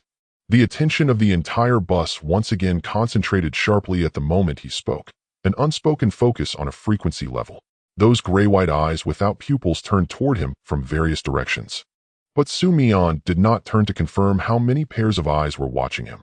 He focused his attention on the first conversation partner he had chosen. The basket-carrying old lady fell silent for a few seconds, then slowly turned her head. Her motion, neither fast nor slow, akin to a genuine elderly person reacting to someone speaking to her. Her face revealed a serene expression filled with wrinkles. There was nothing terrifying about it, merely a very aged, very weary face. Only her eye sockets were filled with blank gray. There were no pupils. She opened her mouth to speak her first words, her voice dry and slow but not eerie. "Can you see me?" Mian replied without a hint of hesitation. "I can see you. I saw you from the moment I boarded. Your basket is an old-style bamboo weave, isn't it? Nowadays baskets are made of plastic. The craft of bamboo weaving is indeed becoming rarer. Fewer and fewer people know how to make such baskets." His tone was completely consistent with that of chatting with an elderly person on a real bus, relaxed, natural, with a touch of respect for traditional craftsmen. The phantom old lattice frequency, in Mian's perception, exhibited an extremely subtle change. It was not fear nor anger, but a slight tremor of a door that has not been knocked on for a long time suddenly being rapped. Her voice became a little lighter than before, as if recalling something that had been set aside for a long time. "This basket was bought for me by my son 30 years ago." Mian listened quietly. He did not tell himself, "This is a phantom spinning a tale," because the information he read from the other's frequency was not fabricated. Whatever the form of existence of this phantom was, It carried a real memory preserved from 30 years ago. That memory had been worn thin by time, but it was indeed still there. It was like an old photograph that had been repeatedly folded. The creases had become very deep and the paper had yellowed, but the faces of the people in the photo remained clear. Mian's gaze lingered briefly on the basket in her hand. The green onion leaves inside had wilted a bit, and the item wrapped in oil paper was indiscernible. He suddenly thought, she must have taken this basket to ride this night bus, because in life she would buy vegetables at this time every day and take the bus home. He turned to glance again at the young mother in the back row holding the child. Her outline was fainter than that of the other phantoms, as if her existence had been shorter or her attachment lighter. Mian speculated in his heart. Perhaps something had happened to her one day while taking this bus home with her child, which bound her consciousness to this vehicle. As for the child in her arms, he did not know if it was truly with her on this bus, or if it was merely a projection of that unshakable image from her memory. Regardless of the situation, her posture holding the child tightened his heart, an instinctive stance any creature would assume while protecting its young, transcending the boundaries of life and death. Her daughter-in-law might have prepared a meal at home waiting for her return, and her grandson could be leaning over the table doing homework waiting for grandma to bring back ingredients for tomorrow's breakfast. This ordinary scene, an incredibly typical depiction of family life, layered with her current existence as a phantom on this night bus, evoked in Mian an emotion he rarely felt while on a mission. That emotion was neither fear nor pity, but a deeper appreciation for the very act of being alive. He cleared his throat and continued to ask in a light voice, 30 years ago, was Beijing very different from now? After the elderly woman with the vegetable basket spoke those words, the silence inside the carriage deepened, not in a physical sense, but on a frequency level. The phantom passengers who had merely sat still in their seats, ever since Mian exchanged words with the old woman, each exhibited subtle shifts in their background frequencies. It was as if something long frozen had suddenly been brushed by a gentle current, the ice surface fracturing with invisible fissures. Mian perceived this shift with absolute precision. He did not tense up, instead he relaxed further. He subtly turned his body toward the elderly woman, adjusting his posture to make the conversation feel more natural, just as one might slightly shift position when striking up a chat with a willing seatmate on a bus. "Auntie, how is your son doing now?" Upon hearing this question, the old woman's fingers gripping the vegetable basket tightened ever so slightly. How minute was that gesture? Only Mian, sitting diagonally behind and to her left maintaining unwavering focus, could possibly have noticed it. Her frequency flickered briefly, not with sorrow, but with a complex multi-layered emotional resonance. She spoke, her voice unervingly steady. "He is gone." 3 words, uttered in absolute calm. That tranquility did not stem from numbness. It was the quiet acceptance that settles only after decades of grief have run their full exhaustive course. Mian had sensed a similar frequency fluctuation in Feng Juanhao, a serene release born of having already shed every tear that needed shedding, a state where the weight of the past rests firmly behind one, allowing forward motion to continue unburdened. In that instant it struck him she rode this bus, not because she was unaware of her own death, but because she knew this midnight route was the sole remaining thread connecting her to the path she once walked with her son in life. Mian remained silent for several seconds. He did not say, "I'm sorry," sensing that such words would ring hollow here, too light for the gravity of the moment. Then he posed a question that deepened the carriage's silence once more. "Are you waiting for him on this bus?" The phantom passengers, who had retained faint traces of frequency activity until then, froze almost entirely upon hearing Mian utter those words, "Are you waiting for him?" It was as though the entire vehicle held its breath, awaiting the old woman's reply. This collective pause issued from no command, only from shared, unspoken concern. They all awaited her answer, as if it were the resolution to a question they had carried together for years, yet none had dared ask aloud. She still did not speak, but the hand clutching the vegetable basket, after Mian asked that question, slowly completely loosened its grip. It was neither a dismissive flinch nor casual relaxation. It was the full, deliberate opening of a door on the frequency plane.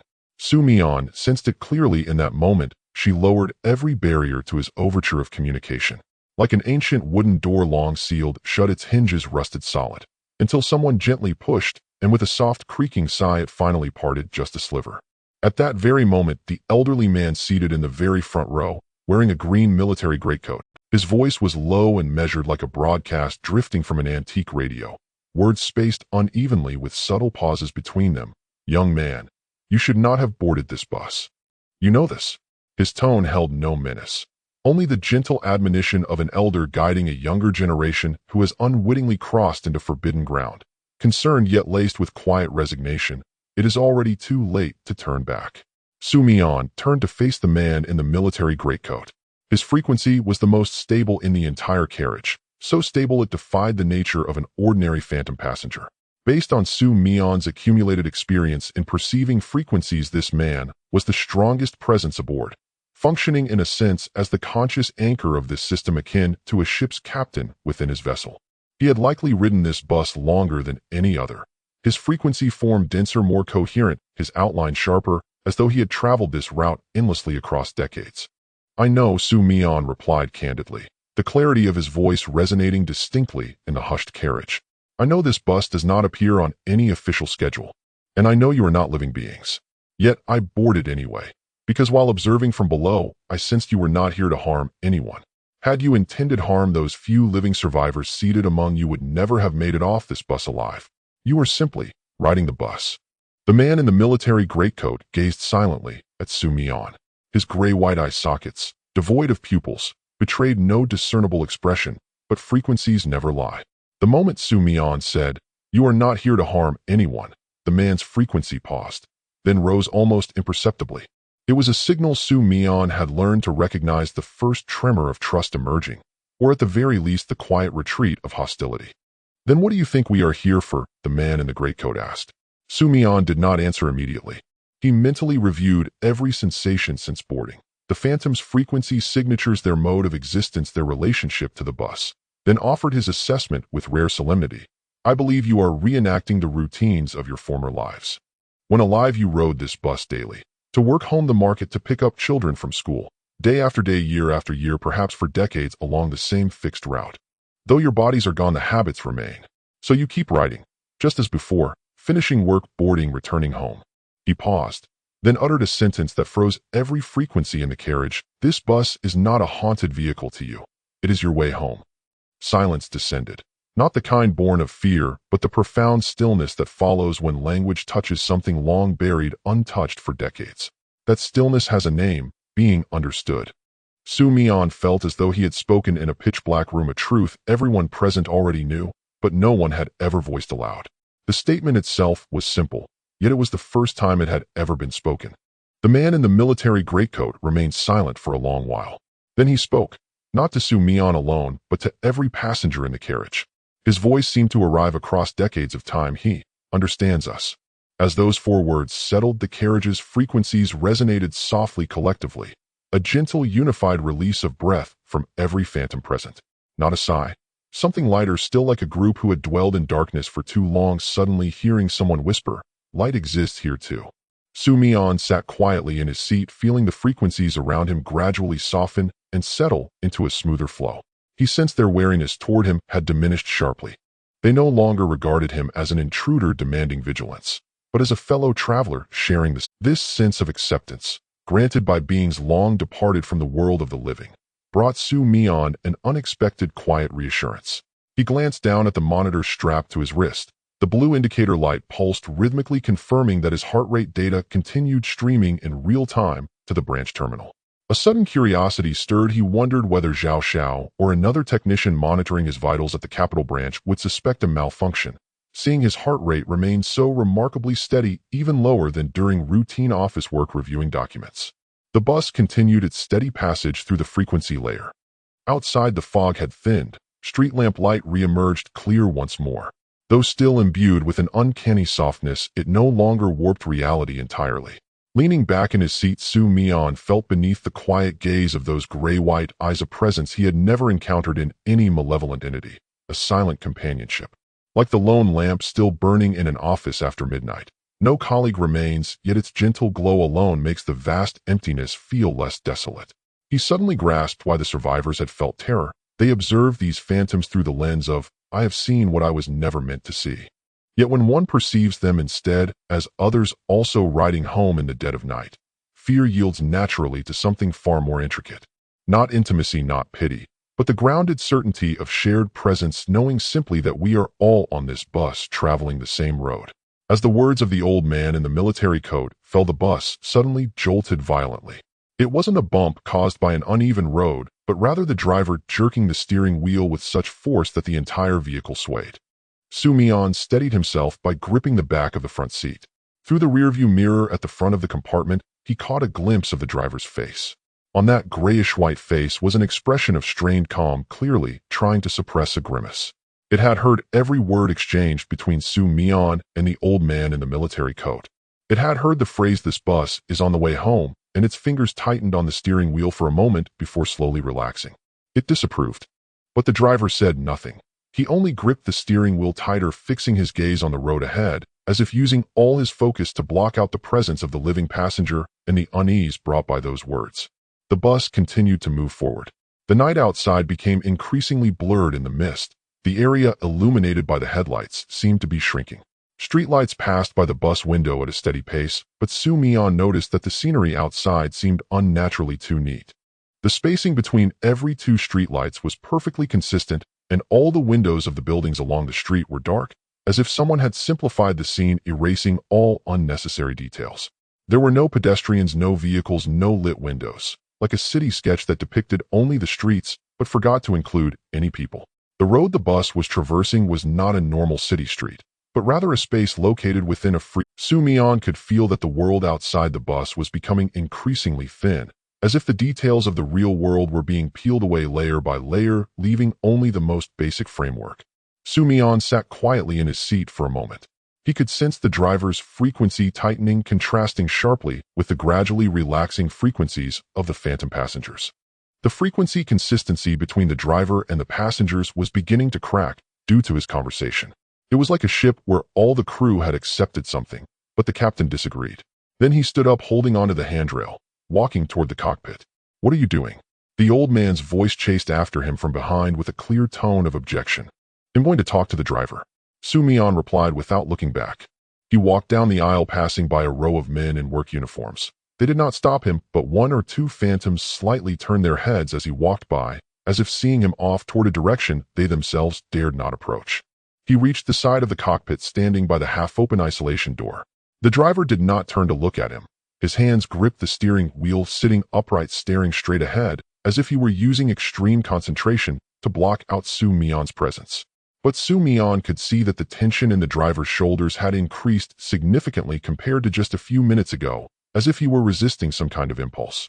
Mian leaned against the isolation door frame and spoke, his tone casual, as if chatting with a veteran driver on a night shift.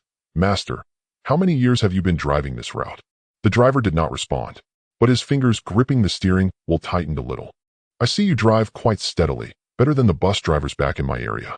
Our drivers never slowed down over speed bumps. Every time I ride, it feels like I'm on a bumpy ride." The driver remained silent, but Mian noticed that the driver's jawline tightened slightly, indicating that he was listening, perhaps even trying to suppress the urge to speak. "What exactly do you want?"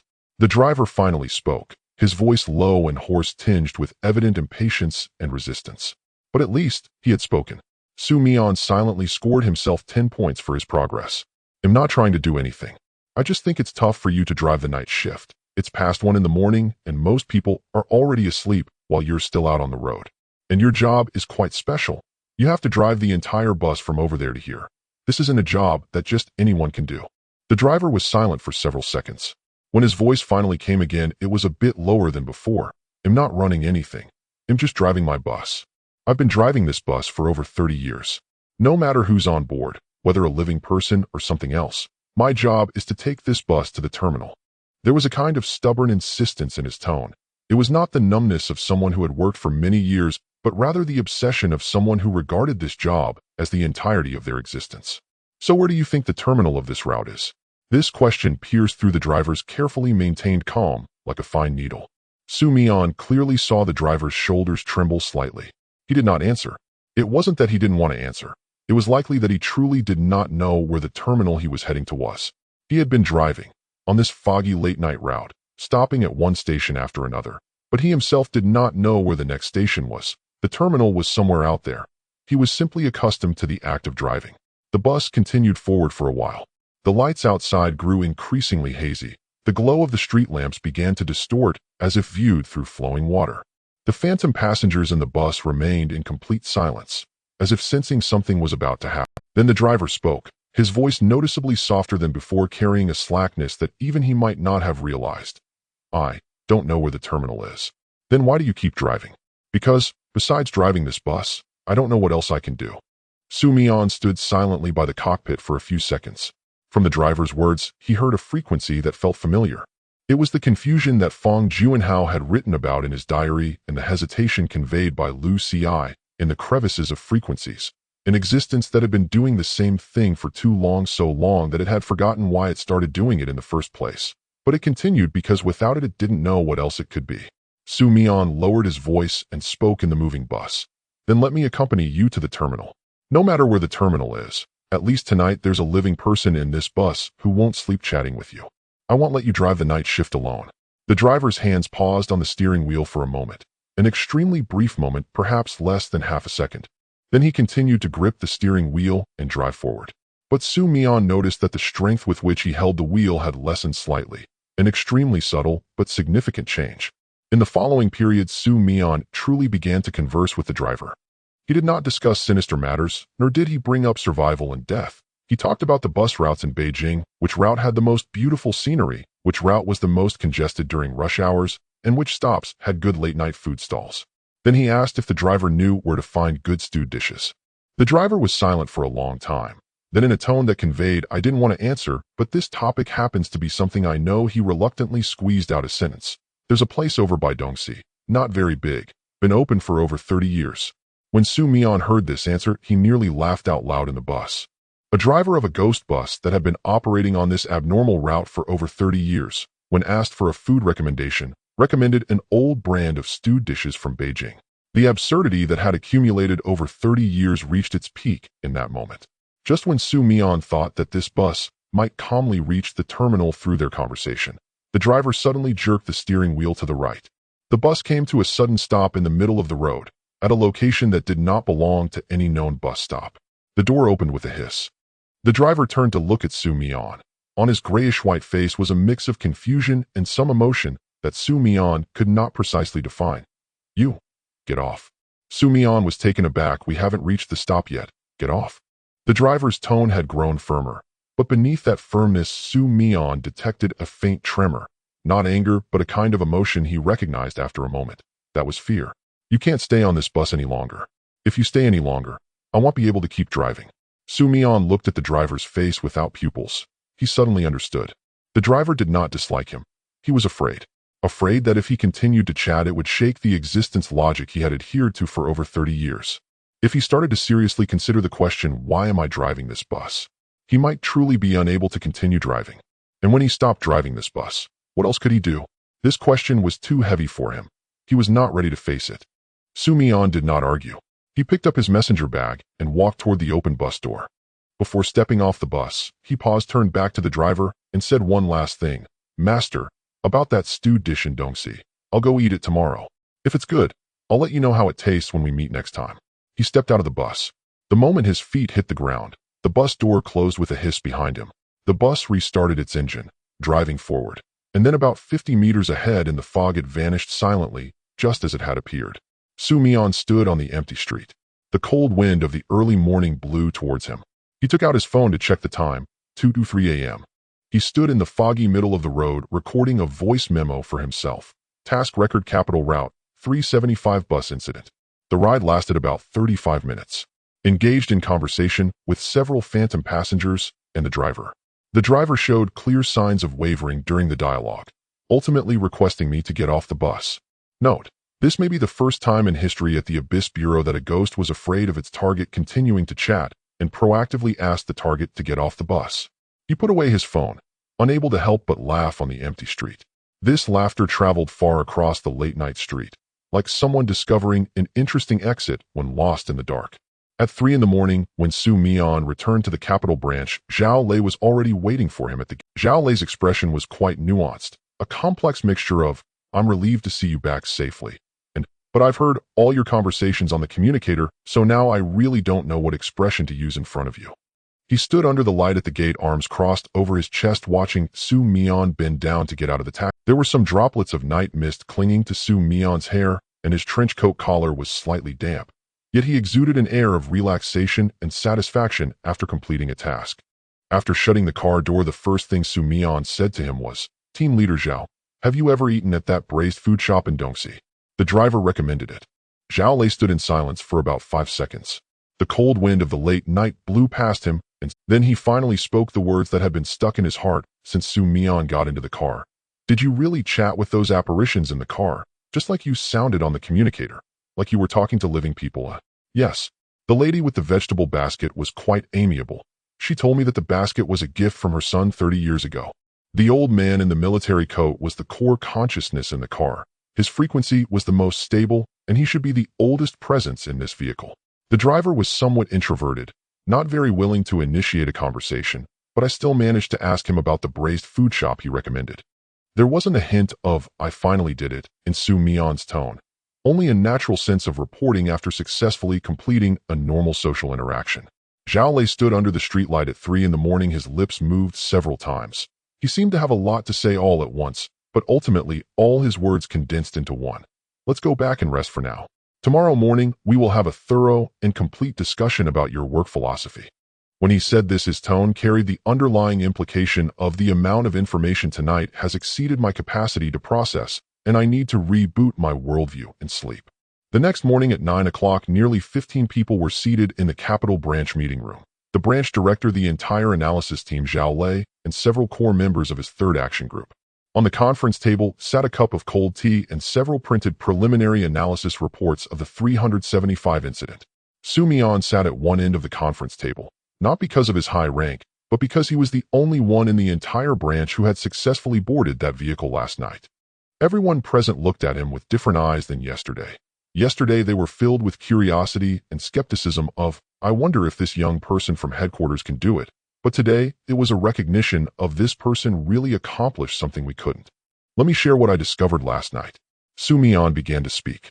His voice was not loud, but every word made the audience involuntarily slow down their actions. First, the phantom passengers on the 375 bus are not randomly generated horror projections.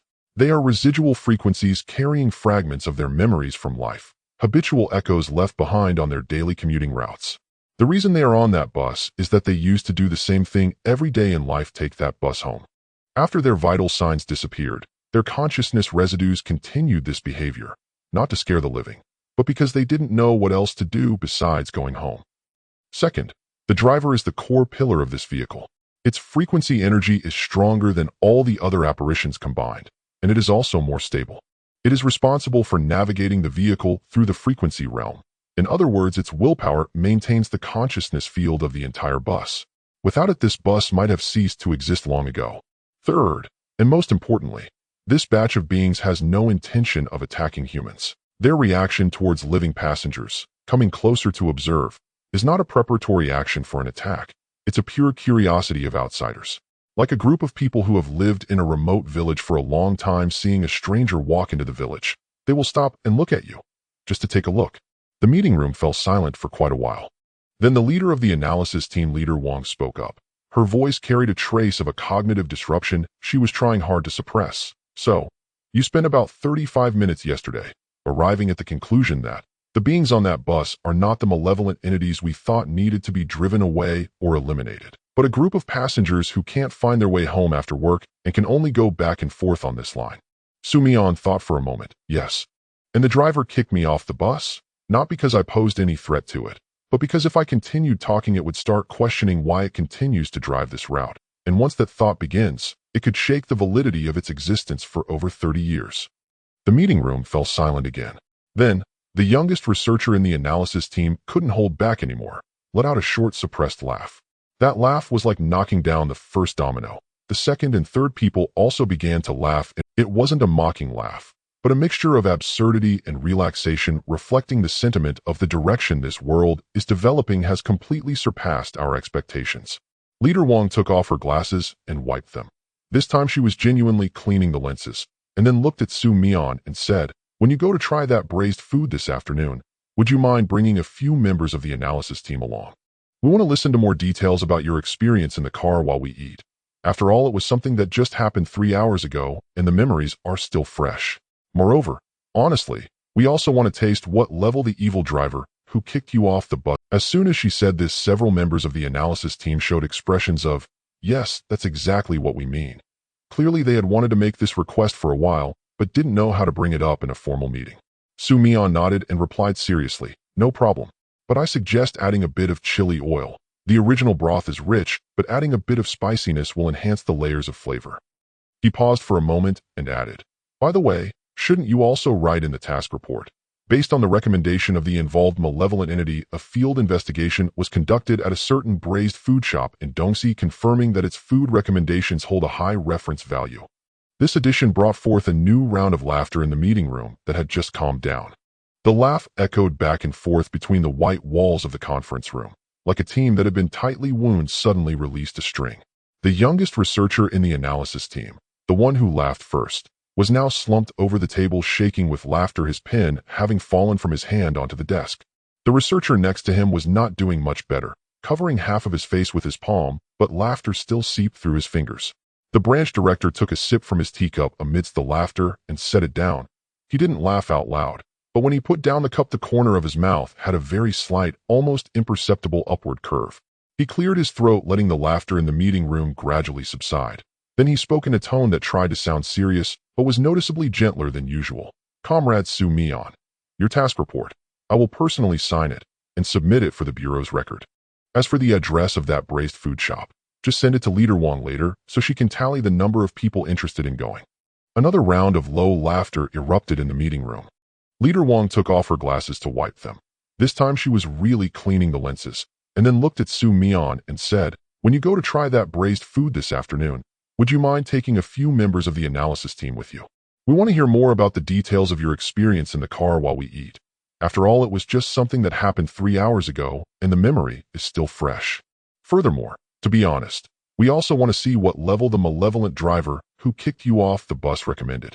As soon as she said this, several members of the analysis team revealed expressions of, yes, that's what we mean. Clearly they had been wanting to make this request for a while, but felt uncomfortable bringing it up in a formal meeting. Mian nodded and replied seriously, no problem.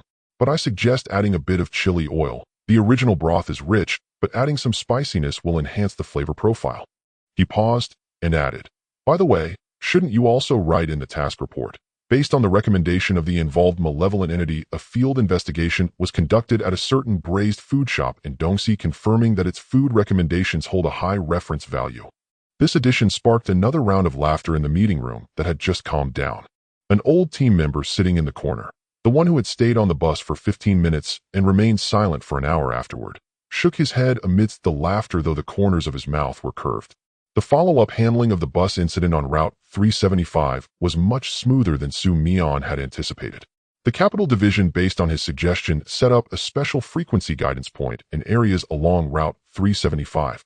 It's not a disruptive device intended to drive away the anomalies, but a low-power broadcasting device that automatically plays popular songs from the 1980s between 1 and 3 in the morning. Mian's original words were, those phantom passengers might just want to hear some familiar melodies from their youth on their late-night commute home. Playing some old songs from their era, providing them with more familiar sounds along the route, may mean they no longer need to emerge from the frequency realm every night to confirm if the road home still exists. Moreover, if I were them, I would probably want to stop and listen to Small Town Story or Country Love before moving. The division carried out the plan with skepticism. 3 days later, the unusual frequency activities in the areas along Route 375 decreased by approximately 70%. Those phantoms did not disappear, but their frequency of appearance had diminished. It was as if they sensed a signal along this route that provided them with a sense of reassurance, so they no longer needed to show up every day to verify if the road home was still there. Monitoring data indicated that the frequency fluctuations along that route changed from persistently high-frequency activity every night to sporadic low-frequency pulses, like going from repeatedly confirming every night to occasionally checking in. On Mian's last afternoon in Beijing, while he was packing his luggage in the dormitory in preparation to take the high-speed train back, he received an urgent communication from the Abyss Bureau headquarters. The message was personally sent by Zhou Min. The Shanghai Abyss Bureau Division has sent a cross-district coordination request. Event overview: a high-density anomaly frequency was discovered in the late-night elevator of an office building in the Pudong New District. Initial assessments suggest it is a group of malevolent entities trapped in the elevator shaft. They did not show obvious aggression, but their presence severely affected the normal use of the elevator. The original words from the Shanghai division were, "When the elevator door opens, it's packed with dark shadows, similar in density to a subway car during the morning rush hour. Ordinary people simply cannot enter or exit normally."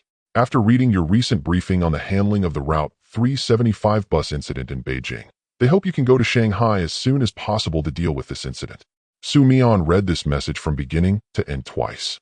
By the time he read it a third time, especially when he reached the line about similar in density to a subway car during the morning rush hour, he found himself genuinely laughing in the afternoon sunlight of Beijing. He put away his phone and turned to Zhao Lei, who had accompanied him to the door, saying, "Team Leader Zhao, I have a question to ask. Does the Shanghai division have a cafeteria?" Zhao Lei was clearly taken aback by his sudden question. "What? It's nothing.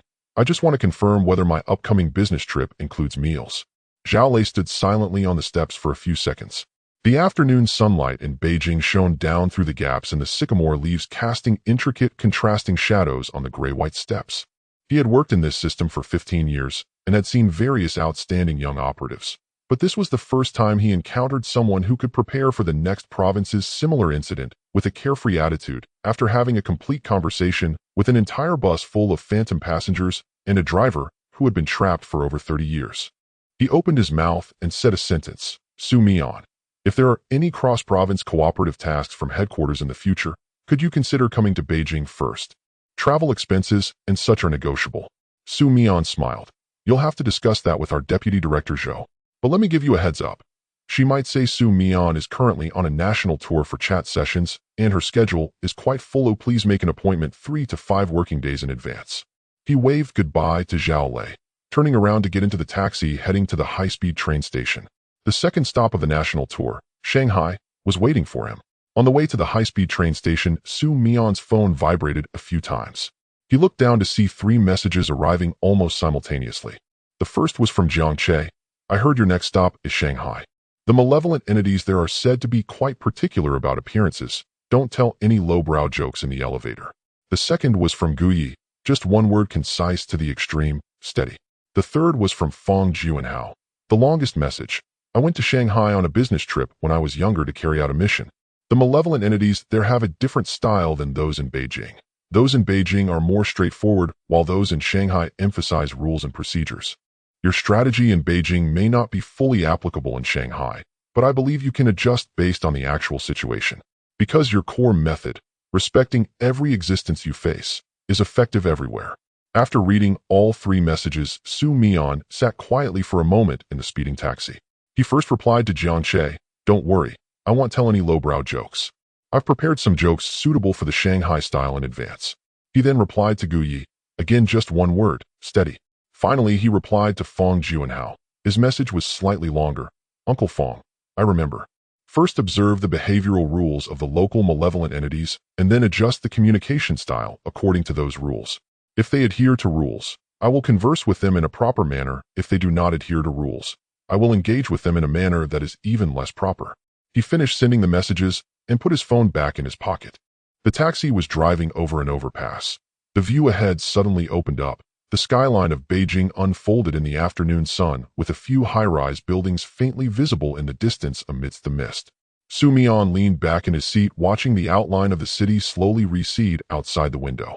He did not know what kind of existence was waiting for him in that elevator in Shanghai. But one thing he was certain of, no matter how crowded it was, it could not be more cramped than the subway during rush hour when he worked at the internet company. Having squeezed through the Beijing subway's Line 1 during rush hour, he had nothing left to fear. He silently encouraged himself in his heart, while also searching for Shanghai late-night elevator anomaly incident on his phone, discovering there were no public reports, indicating that the Shanghai division had done an excellent job managing information. The taxi turned a corner, and the outline of Beijing South Station appeared ahead. Mian paid the fare, slung his backpack over his shoulder, and got out.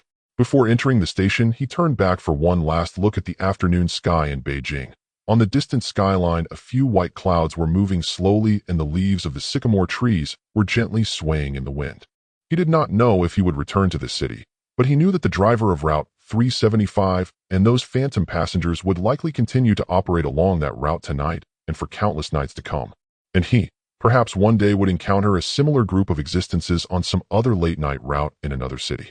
He turned and walked into the station, retrieving his ticket to Shanghai from the automatic ticket machine. The announcement in the waiting hall was broadcasting a notification of an arriving train.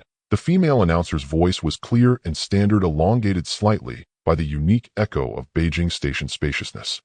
Mian glanced at his phone while sitting in his waiting seat. Jiangqi's message, "You better be still," sat at the top of the message list. He looked at those 3 words again and smiled. Before the train's ticket check, he sent a confirmation message to Zhou Min. "Deputy Director Zhou, the Route 375 bus incident in Beijing has been initially handled. Today is the Shanghai coordination request. Received. On my way. Expected to arrive before 10 tonight. I will contact the Shanghai division immediately upon arrival to understand the situation on site and formulate an entry plan." Zhou Min's reply came faster than he had anticipated. Within 3 minutes. Received. The contact person for the Shanghai division is the deputy team leader of the 3rd Action Group, surname Lin. She will be responsible for station reception and on-site coordination. Additionally, there is a supplementary detail in the event brief from Shanghai that you might need to know in advance. The anomaly frequency in that elevator has shown an accelerating upward trend over the past 3 days. The frequency reading has increased by approximately 15% each day. If this rate of growth continues, after about a week, the frequency pollution from that elevator may spread from the elevator shaft to the entire building's power distribution system and ventilation ducts. Therefore, you better hurry up. Mian looked at the phrase "accelerating upward" and pondered for a while. Then he considered 15% each day. This growth rate indicated that the number or energy of those dark shadows might be increasing at an uncontrollable speed. Looking at this supplementary information, he realized one thing. The urgency of this incident in Shanghai might be much higher than that of the Route 375 incident in Beijing. At least the phantoms in Beijing had a stable pattern. They did not grow, nor did they spread. They appeared every day and disappeared every day, maintaining a predictable rhythm. But those elevator shadows in Shanghai, they were growing. He didn't know why, but the phenomenon itself indicated that the situation was becoming complex. He put away his phone and stood up to head toward the ticket check. The train had already arrived. He did not look back for one last glance at Beijing, because he knew that the route of the national tour had just begun to take shape. From Beijing to Shanghai, from a late-night bus to an elevator that was always full, he did not know what he would encounter next, but one thing he was certain of: those shadows trapped in the elevator. No matter what stories they had, he would listen to them completely and earnestly. When Mian arrived at Shanghai Hongqiao Station, it was just past 6 in the evening. The person picking him up was a woman who looked to be in her late 20s with short hair, wearing a lightweight black jacket. She introduced herself as Lin, Sister Lin, the deputy leader of the 3rd Action Team in the Shanghai branch. Her speaking pace was slightly faster than Zhao Lei's, with a hint of a southern accent, yet her words were very precise, without a single superfluous remark. She drove a dark gray sedan, navigating the evening rush hour traffic with ease, like a seasoned driver who had been driving in this city for many years. The destination was an office building located in Pudong, a 28-story structure that had been in use for about 15 years. While driving, Sister Lin introduced the situation to Mian, occasionally glancing at his face to ensure he was listening. About a month ago, employees who had been working late reported unusual occurrences with the elevator. After the doors opened, it was filled with black shadows densely packed. According to the earliest eyewitness descriptions, like a can of sardines, it was crammed from floor to ceiling without any gaps. Mian sat in the passenger seat, listening intently, without interruption. The night scene of Shanghai flowed steadily past the car window. Residential buildings on either side of the elevated road were lit with countless warm lights, while the distant skyline of Lujiazui was outlined by a cool-toned neon glow. This city felt completely different from Beijing. The nights in Beijing are tranquil and vast, while Shanghai's nights are dense and dynamic, with movement on every street and stories unfolding behind every window. Later, we sent people to investigate. Everything ran normally during the day, and there were no issues with the elevator. But after 11 o'clock at night, especially in the early hours, the frequency readings of that elevator would spike. Sister Lin stopped the car at a red light and turned to look at him. We used thermal imaging. Inside the elevator, the temperature was about 8 degrees lower than normal. Using a frequency meter, the readings were so high that the device triggered an overload alarm. However, those black shadows had never actively attacked anyone. They only stood inside the elevator, or rather crowded inside, one pressed against the other, quietly standing without any additional movement. Some attempted to use that elevator during the day. It was completely normal. But at night, no matter which floor they called it from, the doors would open to reveal it was full. Mian thought for a moment. So they have blocked the elevator, preventing the living from using it normally. Exactly. Physically, they do not obstruct the closing of the elevator doors, but anyone seeing an elevator full of black shadows would be unable to step inside. If your job requires you to work late in this building, you can only choose to take the stairs to the 28th floor, or wait for the next elevator. But when the next elevator door opens, it is still full. No matter which floor you call the elevator from, the doors open to reveal it is full, as if those black shadows are always following the elevator up and down, never leaving the cabin. Our action team in the Shanghai branch has tried calling from different floors and at different times. The results have been consistent. That elevator has been completely taken over by those black shadows. Mian sat quietly in the passenger seat for a moment. A scene appeared in his mind. A programmer working late into the night in an office building, rubbing his tired eyes as he approached the elevator, pressing the down button. The elevator doors slowly opened. Inside, it was filled with dense black shadows, leaving no room to stand. He fell silent for a few seconds, closed the door, and waited for the next one. When the doors opened again, it was still full. Waiting for another turn, it was still full. He sighed and turned to walk towards the stairwell, taking one step at a time down the quiet back stairs. The sound of footsteps echoed in the empty stairwell, and he could hear his tired breathing on every This scene repeated day after day, and the overtime workers in that building had grown accustomed to it, just as they had grown accustomed to their illuminated desks in the late hours and the never-ending work. There were too many people like this in the city, working alone in an office building late into the night, dragging their weary bodies into empty elevators, returning to empty rented rooms. And those black shadows, they merely embodied this daily sense of loneliness in an extreme way. Sister Lin, does the branch have any preliminary assessment of this incident? Sister Lin turned right at the next intersection, the car tilting slightly as she turned. The preliminary assessment is that those black shadows may be the residual consciousness of employees who collapsed or died from overwork in this building. We have checked the historical records of this building. Over the 15 years since it began operations, there have been 3 confirmed cases of sudden death and 2 cases of employees meeting with accidents on their way home after working late. Additionally, there is an even earlier record. Before this building was constructed, there was an old factory on the site which closed down in the late 90s, and the whereabouts of the workers became unknown. But these are merely speculations. Currently, there is no solid evidence directly linking any historical event to the black shadows in the elevator. After listening to this assessment, Mian remained silent for a while. He suddenly felt that, emotionally, this task in Shanghai was more suffocating than the one on Beijing's No. 375 bus. At least the phantom bus passengers in Beijing were still on their way home. Their goal was clear and directed, and though that direction might never be reached, they were at least in motion. In contrast, the black shadows in Shanghai couldn't even leave the elevator. They were trapped in their daily commuting tool, repeating the same actions in a small metal box. Going up, going down, opening the doors, closing the doors, forever, without an end. They may have been going up and down in that elevator for countless years, as if trapped in a loop. More terrifying than death is commuting after dying. Mian silently scoffed at this thought, yet he knew that beneath this scoff lay a genuine heaviness. Can I take a look tonight? Sister Lin glanced at him during a pause at the red light. Her gaze resembled Zhao Lei's when he first looked at him, reassessing the judgment and capability of the person sitting in the passenger seat. But Sister Lin's eyes held an additional layer of something. A curiosity that said, I've heard about your working style, and I want to see for myself if you are indeed as described in the files. Sure, but I must warn you, what you see will be more impactful than what you imagine from the description. When I first saw it with my own eyes, I stood at the elevator door stunned for about 10 seconds. Not out of fear, but because the scene itself carried an indescribable heaviness. An elevator full of black shadows, all facing the elevator doors, standing quietly, like they were waiting for something. But it also seemed like they finally awaited something. What were they waiting for? Mian wondered. Waiting to get off work? Waiting to go home? Or were they waiting for the elevator doors to open, revealing not the familiar office corridor outside, but a place they had been searching for all along? He didn't know, but tonight he would personally go and see those filled shadows and discover what they were truly waiting for. The sedan drove over the bridge across the Huangpu River in the night. The rippling water reflected the lights from both banks, fragmenting into a flowing gold. Through the car window, Mian gazed at the distant Oriental Pearl Tower and the skyscrapers of Lijiazui. Behind every illuminated window in those brightly lit buildings was a person working late. He suddenly felt he could understand why such events occurred in Shanghai. In a city where everyone was desperately racing forward, there must be more than just those black shadows who were unwilling to stop even in death.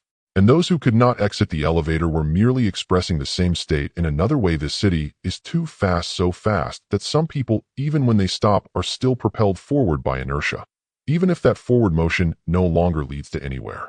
The car stopped by the roadside opposite the office building. Mian got out standing in the November night breeze, looking up at the 28-story structure. Most of the windows of the building were dark, with only a few floors illuminated with sporadic lights. Those were the people working late. The aviation obstruction lights on the roof blinked red rhythmically like a silent metronome. The entire building stood silently in the night, showing no signs of abnormality. But Mian could already perceive it. His frequency perception field captured the unusual frequency accumulation in the elevator shaft the moment it opened. The most concentrated energy field in the entire building was not in any office, but concentrated within that vertical metal conduit. That energy lingered and slowly writhed like a viscous liquid trapped in a sealed container, flowing up and down, yet never overflowing. He steadied his breath in the night breeze. Then he turned to Sister Lin and said, "I'm going in. Please wait for me downstairs. If I haven't come out after an hour, you can go up and check. But I don't think it will take more than an hour." Sister Lin leaned against the car door, arms crossed, watching him. "You're so confident." Mian smiled slightly. "It's not confidence. It's just that I feel. Communicating with a group of overworked staff trapped in the elevator shouldn't take long to find a breakthrough. After all, I am also a worker. We have a common language." After saying this, he turned and walked into the lobby of the office building. The lobby of the office building on the first floor appeared especially spacious in the dead of night. The marble floor had been cleaned to perfection, reflecting a cold white light under the fluorescent bulbs. The reception area behind the front desk was empty. The computer screens were turned off, and only a water dispenser in the corner emitted a faint buzzing sound. Several large potted plants were placed against the wall of the lobby, their leaves gently trembling in the breeze from the air conditioning vents. Everything looked exactly like the nighttime scene of any office building across the country. Quiet, vacant, infused with a unique blend of relaxation and loneliness that follows the end of a workday. Mian walked through the lobby towards the elevator area. His footsteps echoed clearly on the marble floor. Tap, tap, tap, standing out in the empty space. On both sides of the corridor, several decorative paintings hung on the walls, those abstract art pieces typical of office buildings, with random combinations of color blocks and lines revealing nothing specific, but perfectly suited to fill the blank walls. At the entrance of the elevator area, there was a floor directory sign, indicating the floors of various companies. The 7th floor housed a financial consulting firm, the 12th floor an internet technology company, the 15th floor an advertising media company, and the 22nd floor a law firm. Mian's gaze lingered on 15th floor. That was his destination for tonight. He reached the elevator door and stood still. Before him were two side-by-side elevators. On the left, the display showed the number 17, while the right one was dark, bearing an out-of-service sign. Thus, only the left elevator was operational. That problematic elevator. Mian reached out and pressed the downward button. The button lit up with a crisp electronic beep. The elevator began to descend from the 17th floor. The numbers on the display changed sequentially: 17, 16, 15, 14. Each number change was accompanied by a faint beep, particularly clear in the quiet corridor. Mian stood at the elevator door, adjusting his breath. His frequency perception field was fully open. He could distinctly sense the approaching elevator and the high-density frequency residue within the elevator shaft. As the elevator drew nearer, the sense of that residue grew stronger, like standing outside a sealed container, feeling that it was filled with something heavy, slowly settling down as the container descended. Ding! The elevator arrived. The number stopped at 1. The elevator doors began to open, first revealing a narrow gap in the middle, then the doors slowly slid apart. Mian had made ample mental preparations beforehand. Sister Lin had mentioned the scene is quite impactful, and he had imagined various scenarios. But the moment the elevator doors completely opened, he was momentarily stunned. The elevator was filled with shadows. Not just a few or 20. Every inch of the elevator was packed from floor to ceiling, from left wall to right wall, entirely filled with black, translucent human silhouettes. There were no gaps. Those shadows stood closely together, intertwined, overlapping and pressing against one another, yet due to their semi-transparent nature, there was no actual physical collision. They simply crowded together, like a subway car during peak hours, like a train station waiting area during the spring festival, like any space compressed to its limits. Their outlines were vague, recognizably human in shape, but indistinguishable in features, clothing, age, or gender. All individual characteristics were erased, leaving only clusters of varying shades of black human silhouettes densely packed throughout the elevator. But what troubled Mian the most was not their crowded appearance, but the fact that they all faced towards the. They stood silently, no one spoke, no one moved, merely waiting in front of the elevator door that was about to open, as if anticipating to step out after the doors opened. Yet the elevator doors had already opened, and not one of them stepped out. Mian stood at the entrance face to face with the elevator full of shadows. He felt the wave of frequency washing over him.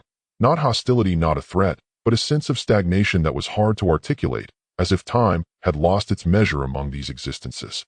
Mian stood at the door for about 5 seconds. Then he said something that nearly made Sister Lin, watching from the remote surveillance room, drop her thermos. His tone was very casual, akin to expressing a common sentiment upon seeing a crowded subway during rush hour. Wow, it's so crowded. He took a deep breath and squeezed himself into the elevator. As he squeezed in, he spoke in a very natural tone filled with the patience unique to social interactions. Excuse me. Make way. I'm going to the 15th floor. Please move in a bit.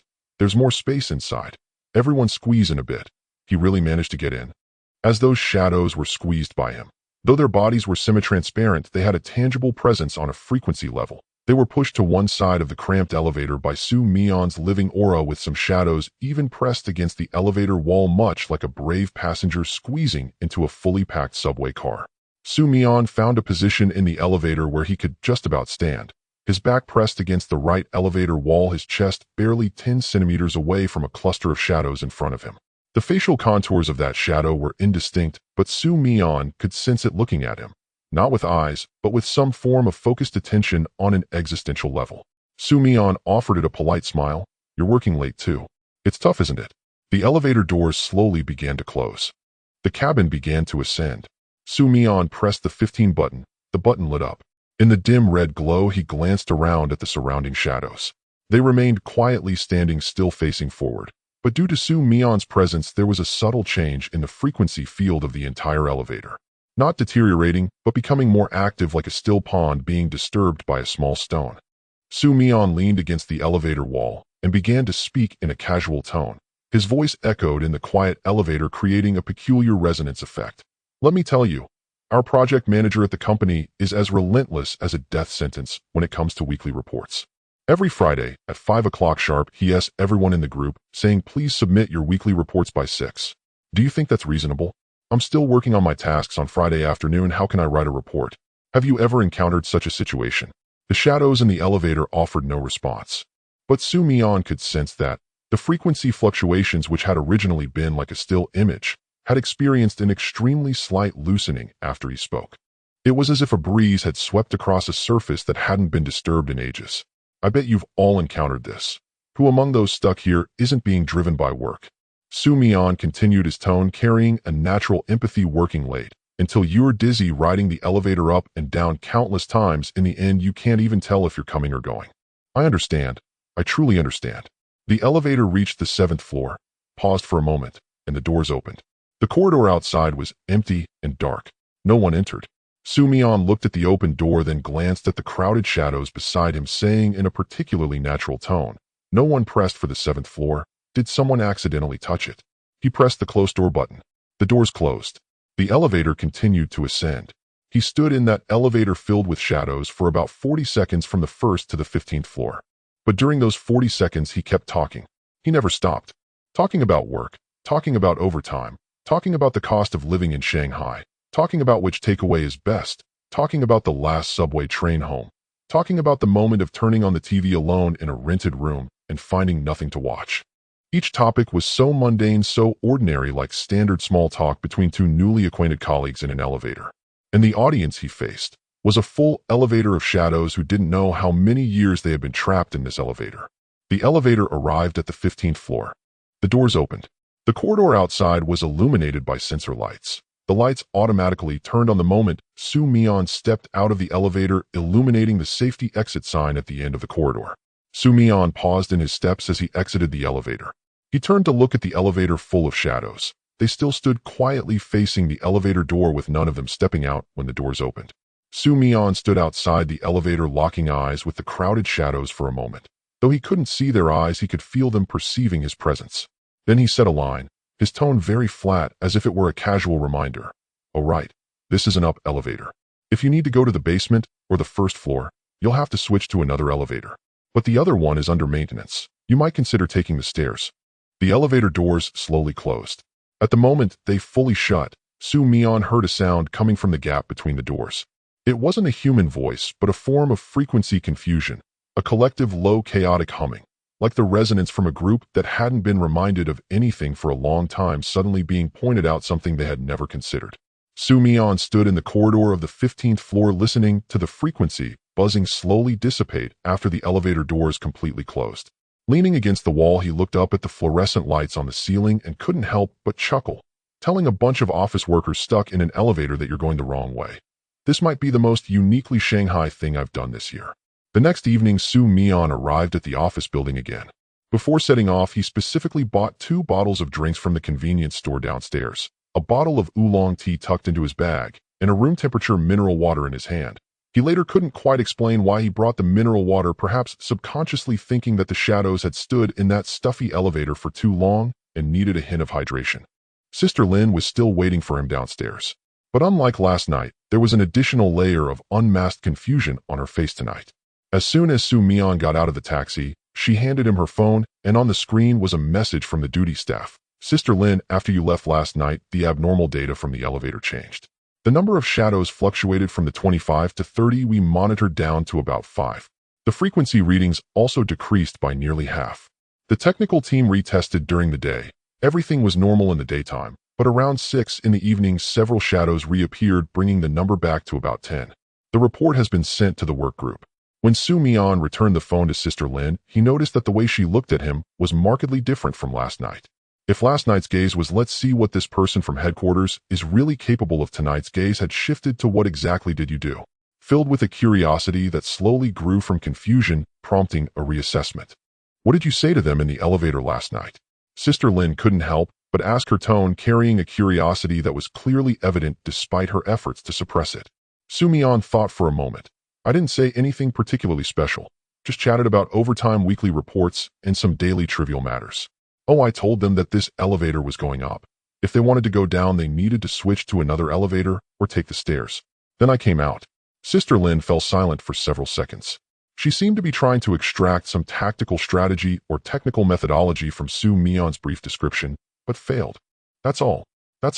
Sister Lin tucked her phone into her pocket, leaned against the car door, and remained silent for a while in the night breeze. "When the technician on duty reported to me last night, I thought he was joking. He tested the equipment 3 times, thinking it was a malfunction. Later he personally took the elevator up to take a look. When the door opened, the once crowded cabin filled with shadows was now empty. Only a few shadows remained standing in the corners. He told me, after 7 years at the Abyss Bureau, it was the first time he saw the number of malignant entities in the elevator reduce from over 20 to 5 in a single day. No expulsion devices were used. No frequency interventions were performed. It was just one person who entered and chatted with them for 40 seconds. Mian stood in the night breeze listening without responding. He wasn't actually surprised, because from the very beginning he had an intuitive judgment those shadows did not need to be expelled. What they needed was confirmation. Confirmation that there were still people in this space who could see them, who were willing to talk to them, and who could tell them that the elevator door was open. When a person truly sees their existence, acknowledges their presence, and communicates with them on an equal footing, then they no longer need to occupy the entire elevator space in such an extremely dense way. What they needed was not to be expelled, but to be seen. "I will go up again tonight," Mian said, turning to walk towards the entrance of the office building once more. When the elevator doors opened, the scene had indeed changed.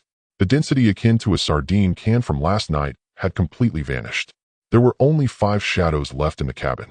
They stood dispersed in different corners of the elevator, not facing the same direction as last night, but each facing a different direction, like a group of individuals who had lost a common goal and started to think independently. The frequency readings had indeed decreased significantly. Mian could feel it just standing at the elevator door. That heavy, stagnant frequency field had weakened considerably, replaced by a state more akin to daydreaming. As if a group of tightly wound individuals had finally relaxed, uncertain of what to do next, but at least no longer tightly packed together. Mian stepped into the elevator and pressed the button for the 15th floor. The elevator door closed and began to ascend. He glanced at the shadow huddled by the elevator wall in the corner. It appeared somewhat fainter than last night, not weakened, but rather a relaxed change in color. "How has today been?" Mian asked. The shadow did not respond, but its outline experienced a faint quiver, like a response.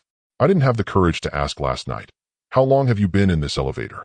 Still no verbal response, but Mian captured a change through frequency perception.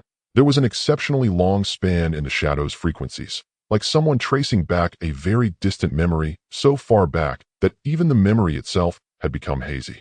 Judging by the degree of frequency blur, it was not a matter of months or a year or two.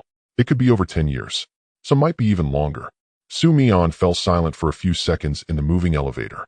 Then he suddenly thought of something. The old factories that existed before this building, that factory that closed in the late 90s, those workers whose whereabouts were unknown. If these shadows were left over from that time, then they had been trapped in this elevator for nearly 30 years. 30 years, going up and down in this elevator every day, squeezed together, facing the elevator door waiting for it to open. Day after day, year after year. Each opening and closing of the elevator door was the same, each time thinking that the outside might be the end. But each time it opened, the outside was the same corridor, the same floor signs, the same daily routine of overtime or leaving work. The elevator reached the 15th floor. The door opened. Mian did not immediately step out. He stood in the middle of the elevator door, 1 foot in the elevator, 1 foot in the corridor, and turned back to say something to the 5 shadows. His tone was very calm. "When the elevator doors open, you can choose to step out. You don't all have to go out together. One by one is fine. Outside is the corridor. At the end of the corridor there are stairs. Going down the stairs leads to the lobby on the 1st floor. Outside the lobby is the road. I tried it last night. That door can be exited." After saying this, he stepped out of the elevator. He did not look back, but his frequency perception captured an image in the last crack of the slowly closing elevator door. A shadow's outline slightly moved forward, not towards the elevator door, but towards him. The 3rd evening, Mian arrived at the office building again. This time when the elevator door opened, inside was empty, completely empty. Not a single shadow. The lights were normal, the temperature was normal, the frequency reading. It was like the most ordinary recently used late-night elevator, its metal walls reflecting the white light of the fluorescent lamps with a faint scent of disinfectant lingering in the air, completely normal. Sister Lin stood behind Mian looking at the empty elevator and remained silent for a long time. Her expression was one that rarely appeared during her years working at the Abyss Bureau. Not shock, not confusion, but a more complex quietness mixed with a reshuffled professional worldview. 2 days, from over 20 to 0. No equipment used, no personnel assigned. Just one person entering the elevator and saying a few words. She paused as if digesting what she had just said. "We discussed for an afternoon in the branch. The only feasible explanation we came up with is that those shadows did not need to be driven away. They needed someone to tell them that the door was open." Mian stood in front of the empty elevator looking at his blurry reflection on the metal wall. After some thought he said, what they needed was indeed this. Having been trapped in the elevator for too long, so long that they had forgotten that the elevator door could be. Every day the door opens and closes, closes and opens. But for them that door had never truly opened, because they had never tried to walk out. Until someone tells them, "You can walk out." He paused as if contemplating his wording. Sometimes what a trapped person needs is not for someone to pull them out, but just for someone to tell them that the door around them is not actually locked. Sister Lin stood beside him quietly listening to this passage. They stood in front of the empty elevator for. Then Sister Lin spoke up. "Tomorrow the branch has an experience exchange meeting. The deputy minister specifically requested that you attend as well." Mian turned to look at her. "Me too. I am an external support staff from headquarters. Is it appropriate for me to attend your branch's internal..." The deputy minister's exact words were, "Let that young man from headquarters come to the conference room. I want to hear directly how he did it." As Sister Lin spoke, a meaningful smile appeared at the corner of her mouth. It's not criticism, not an inspection. It's a genuine desire to listen. Because he himself has been pondering a question. Why is it that we have used so many devices and methods without solving the problem, while one person entered and resolved it in 2 days? Mian remained silent for a moment in the lobby of the building late at night. Then he smiled. "All right. What time tomorrow?" The next morning at 9 o'clock, Mian appeared punctually at the entrance of the meeting room in the Shanghai branch. The office building of the Shanghai Abyss Bureau branch is located in an inconspicuous alley in Jing'an district. On the outside it resembles an ordinary old-style Western house, with a beige exterior, deep brown wooden window frames, and a somewhat aged French sycamore tree planted at the entrance, its fallen leaves carpeting the sidewalk. This style stands in stark contrast to the government office building of the Beijing branch. If the Beijing branch gives an impression of formality, the Shanghai branch exudes an air of discreet elegance. Upon entering the main door, the interior decor leans towards a vintage style. Wooden stair railings, terrazzo floors, and the hanging paintings on the walls are not decorative art, but rather black and white photos of old Shanghai. The buns faded images the temple fair at the old Chengwang temple, clothes hanging out to dry in the alleys, creating an atmosphere that deliberately reminds everyone who enters this building that the history of this city is far richer than one might imagine. When Mian was led into the meeting room by Sister Lin, there were already 7 or 8 people seated inside. The conference table was a long, dark wooden table, its surface polished to a gentle sheen after years of use. On the table were several cups of tea and a plate of soda crackers bought from a convenience store downstairs. This humble reception made Mian feel somewhat at ease, more warm-hearted than the cold, air-conditioned meeting rooms with exquisite fruit platters. Sitting at the main position of the conference table was a middle-aged man around 50 years old. His hair was almost half gray, wearing a deep blue shirt without a tie, with his sleeves rolled up to the middle of his forearms, revealing an old mechanical watch on his wrist with slight scratches on the dial. He was the deputy director of the Shanghai branch. His surname was He, and everyone called him deputy director. He was not in uniform and wore no rank insignia. His demeanor was more akin to that of a professor at an ordinary university rather than a leader of an organization dealing with supernatural events, gentle and steady, always directing his gaze earnestly at the face of the person he spoke to. Seeing Mian enter deputy director, he stood up voluntarily and extended his hand. "Comrade Mian, welcome to the Shanghai branch." Mian shook his hand.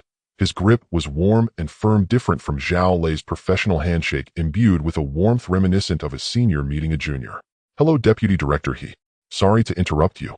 "Not at all. We should be the ones thanking you." After Deputy Director, he sat down, he placed his hands folded on the table and spoke at a leisurely pace. "I reviewed the handling results of the elevator incident yesterday afternoon. The technical team provided a complete data report. Anomalous frequencies have dropped below baseline, the shadow has completely disappeared, and the elevator has resumed normal operation. We have been dealing with it intermittently for over a month, trying various methods, without any significant progress. You came for 2 days and resolved it. So I invited you today not to scrutinize your work process, but to ask you to share your thoughts with everyone." Mian sat on one side of the conference table. Sister Lin sat beside him, while the others gradually took their seats around the table. There were members of the technical analysis team, 2 frontline operatives, and 1 seemingly young researcher. She had a notebook spread out in front of her, holding a pen in her hand, clearly ready to take notes.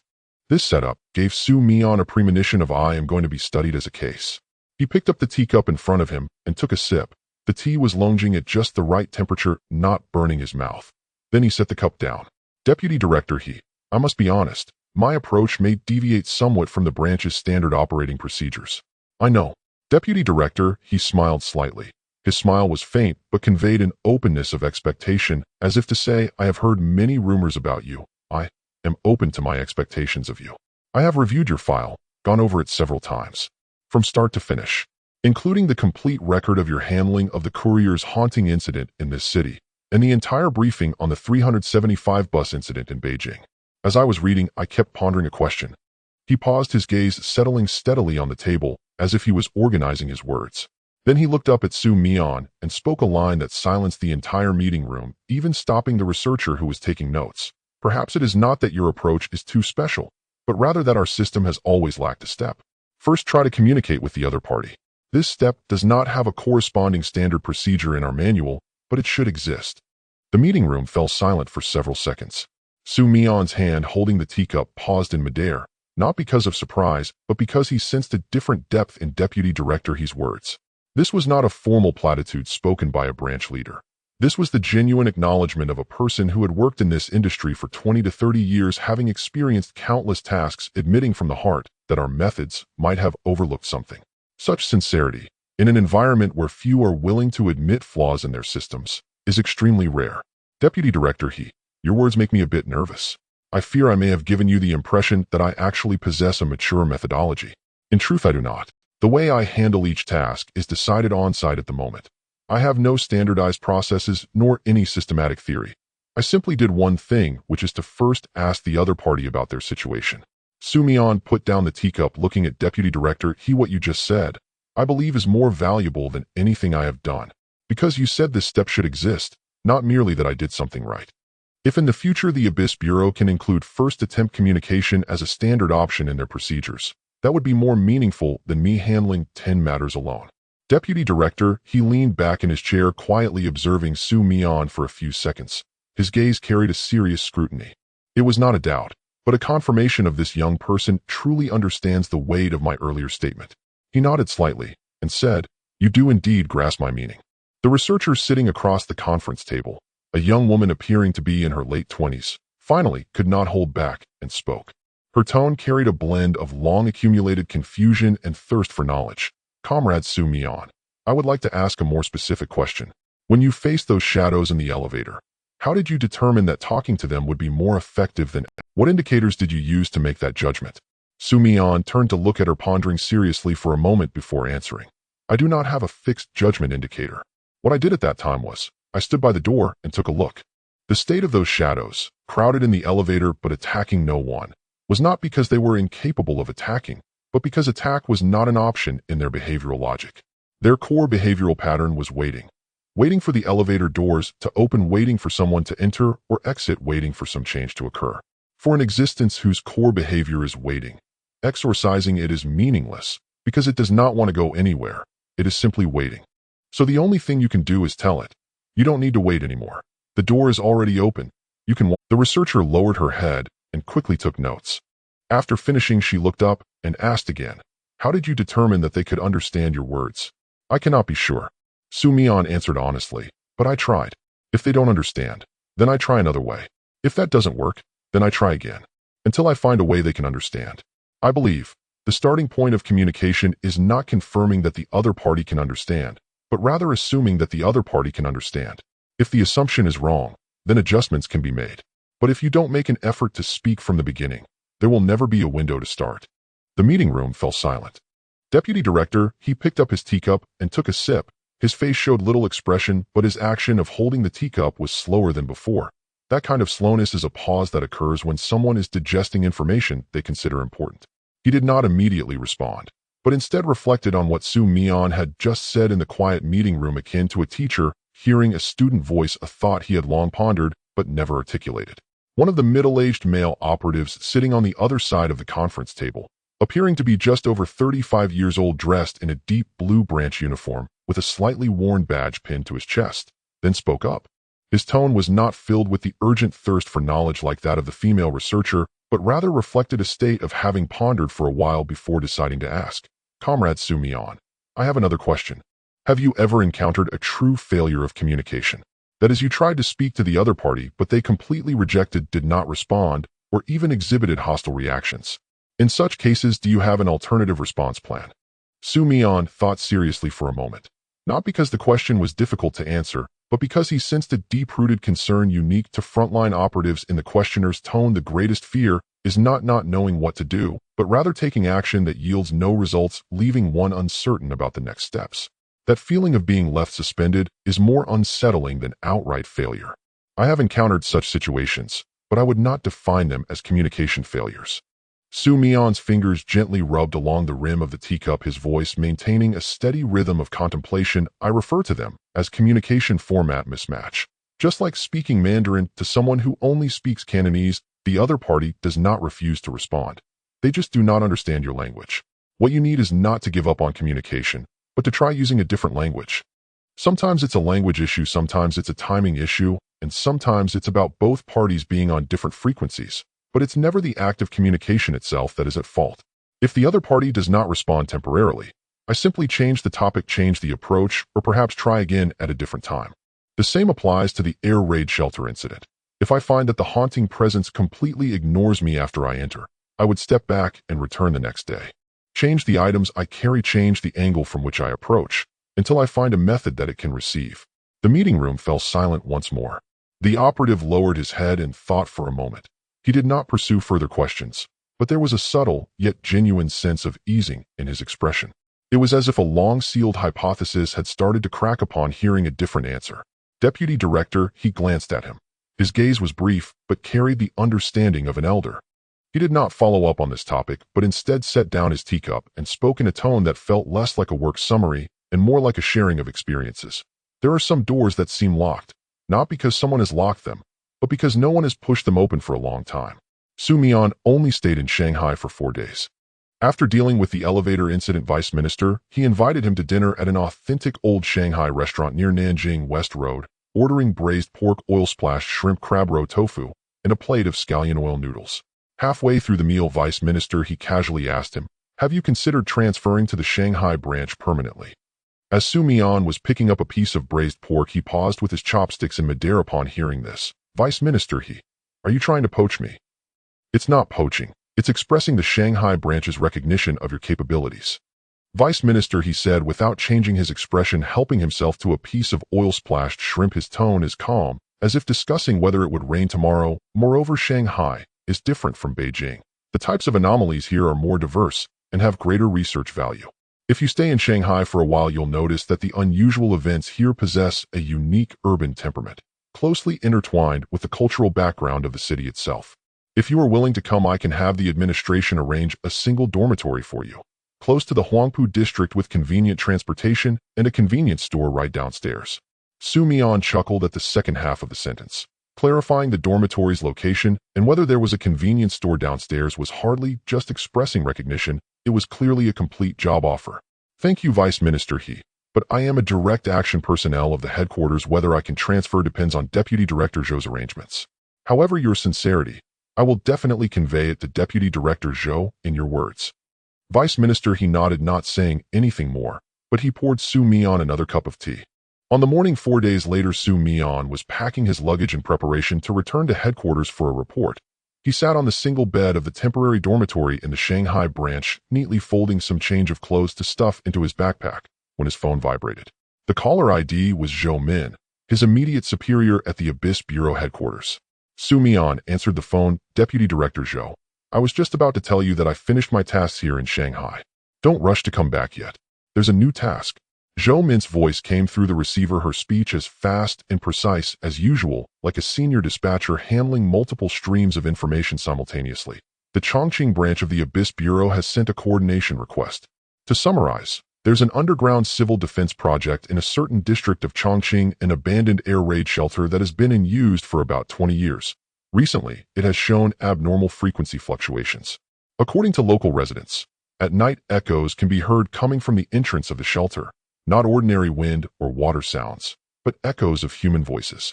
However, the shelter is in a closed and abandoned state with the entrance locked by iron bars, making it theoretically impossible for anyone to be inside.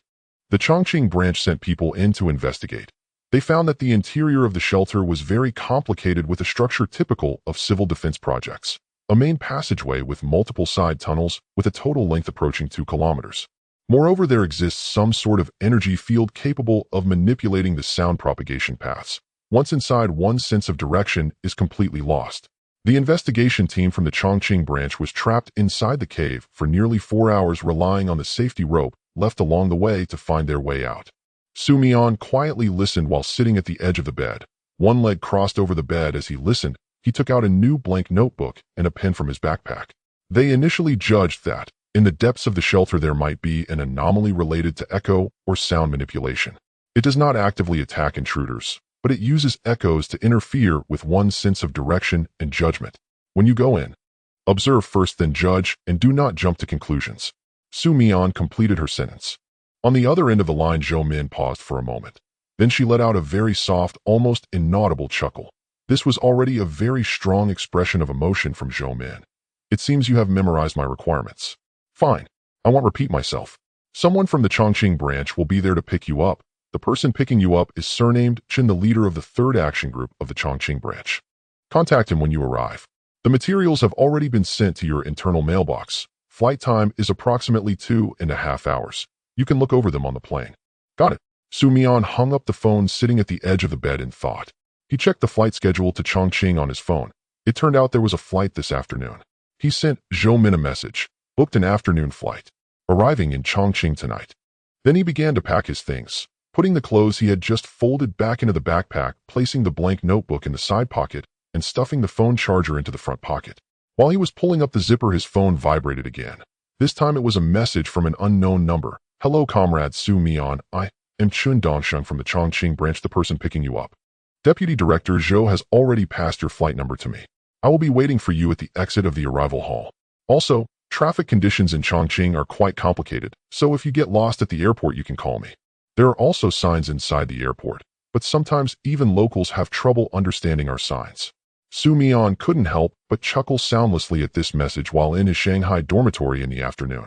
The style of this message from Leader Chun was completely different from that of Zhao Lei and Sister Lin.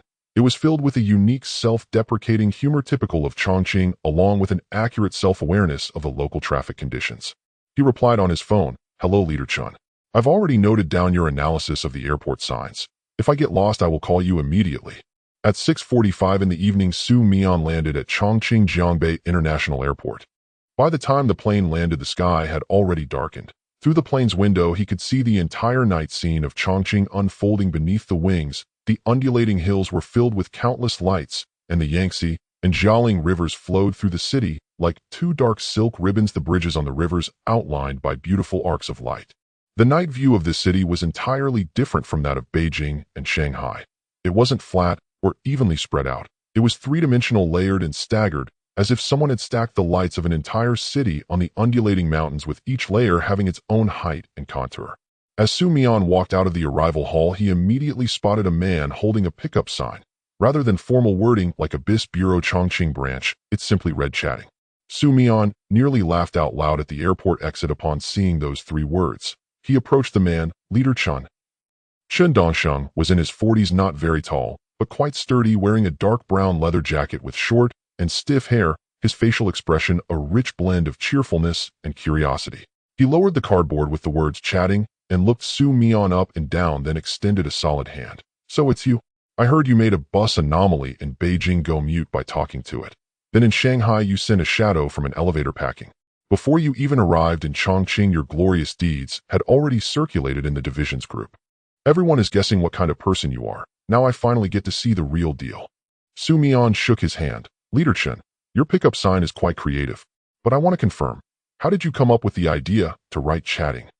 As Chun Dongsheng led him outside, he answered with a mixed Chongqing and Mandarin accent. "I studied your mission report didn't mention expulsion or elimination. It mentioned communication dialogue. I thought, when I pick you up, I should write the title that best represents your working style, chatting. After all, isn't your job just chatting with various anomalies? I think my summary is quite accurate, right?" Su Mian followed Chun Dongsheng out of the airport hall and into an off-road vehicle parked by the roadside. The car covered in a thin layer of dust, clearly having made several trips on Chongqing's mountain roads. Su Mian closed the car door and fastened his seatbelt, looking through the window as the night view of the mountain city flowed outside. "That's right. I'm just here to chat. Take me to that air raid shelter tomorrow. I want to have a chat with the anomaly that can manipulate echoes." The off-road vehicle drove down the winding mountain road into the city. The roads of Chongqing are completely different from all the cities Su Mian has been to. There is not a single straight road, all are curves and slopes, and the navigation voice announces every minute or so, "Please slow down for continuous turns ahead." The sightseeing boats on the Yangtze River glowed with colorful lights, slowly gliding across the water surface, leaving behind a trail of flickering reflections on the black river like a flowing brushstroke. Su Mian leaned against the car window, watching the magical night scene of the city, suddenly feeling that it must be quite unfortunate to be an anomaly in a place where even walking requires climbing slopes. Climbing up and down stairs all day must exceed the lifetime stair climbing of a normal person, and to die and be trapped in an air raid shelter unable to distinguish east from west. Perhaps it's indeed worth complaining about. Chun Dongsheng glanced at him during a break from driving, speaking with a tone that seemed to see through what he was thinking. "Are you wondering? Being an anomaly in Chongqing is quite miserable." Su Mian paused for a moment and then laughed. "You hit the nail on the head." Chun Dongsheng laughed along. "Before I picked you up, I was thinking, someone from headquarters arrives in Chongqing for the first time and goes into an air raid shelter. This opening might be more hardcore than you imagine. But since you managed to clarify the bus in Beijing and the elevator in Shanghai, this air raid shelter in Chongqing shouldn't be too difficult for you." Su Mian looked at the winding mountain roads and the layers of lights outside. "I hope I still have an appetite to eat hot pot when I come out tomorrow." The next morning at 9 o'clock, Su Mian stood at the entrance of the abandoned air raid shelter.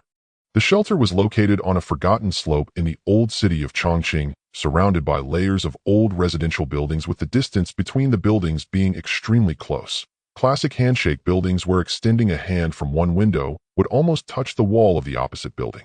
Walking down a stone staircase that was barely wide enough for two people to pass side by side, after turning around two nearly 90-degree corners, he could see the iron gate of the shelter.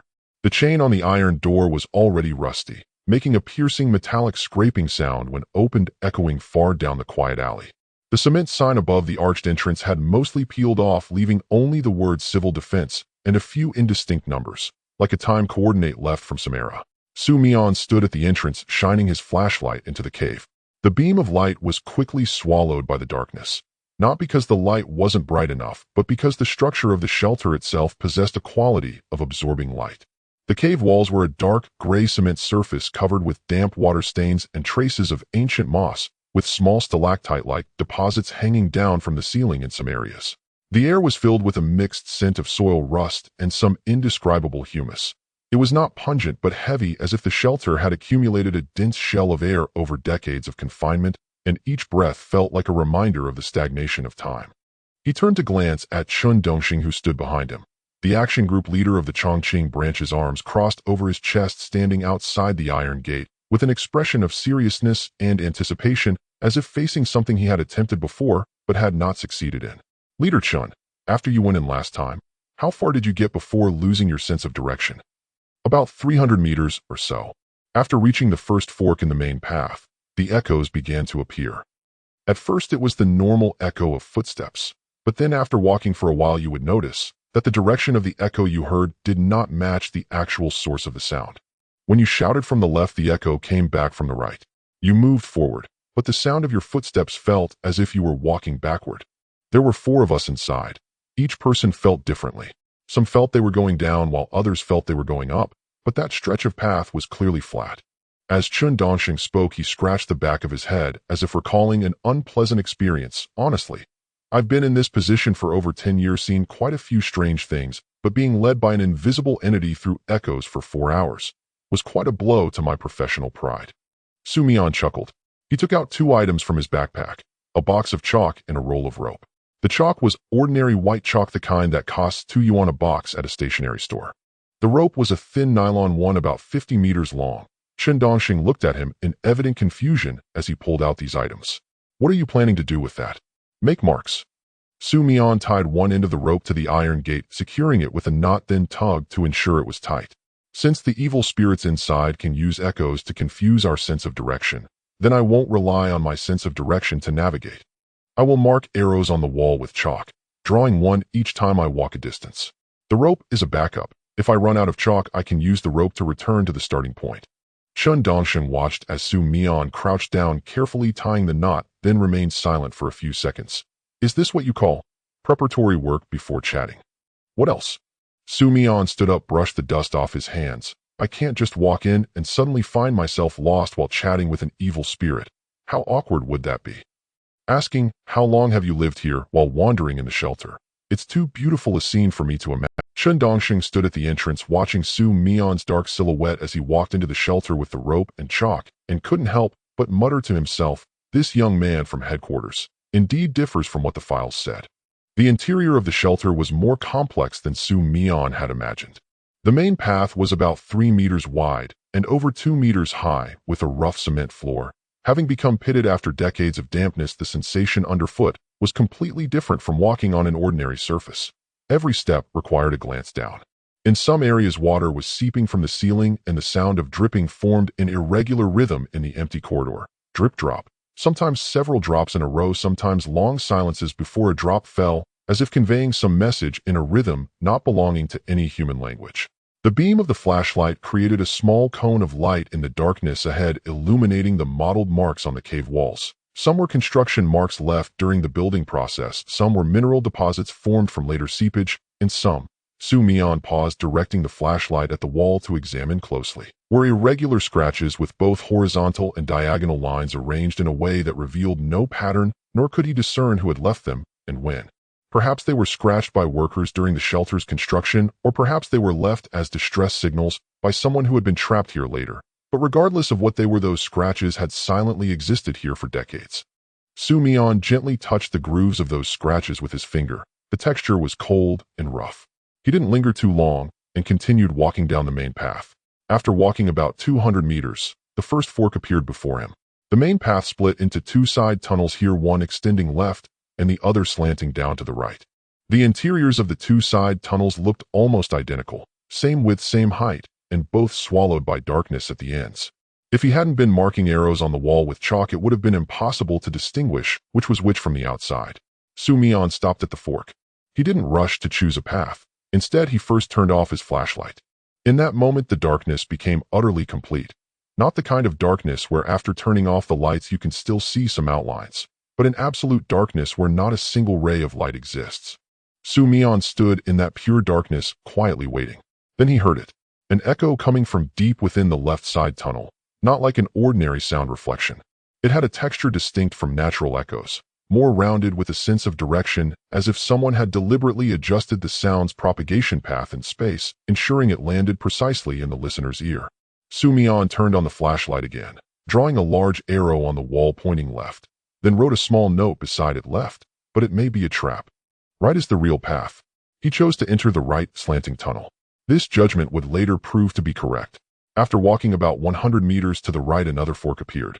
And this time, it wasn't just one fork. It was three forks appearing simultaneously ahead, like a bizarre threepedaled flower sprouting from the ground, each path extending in a different direction, with the entrances filled with darkness. Mian stopped before the three forks, turned on the flashlight, and swept it around. He noticed an interesting detail. There were blurred footprints on the walls of each fork. This indicated that the evil spirit had used echoes to guide the previous entrants to walk in different directions, not to trap them, but more like playing with them. It resembled something bored in a cave having found several moving sound-producing toys, and so it began to use its abilities to mess with them, watching them get lost and go in circles. Not out of malice, but a long, lonely existence trapped underground for decades, finally excited and curious after finding something to play with. Mian crouched in front of the three forks, took out a piece of chalk, and drew a large X on the wall of the middle fork, then wrote a line beside it.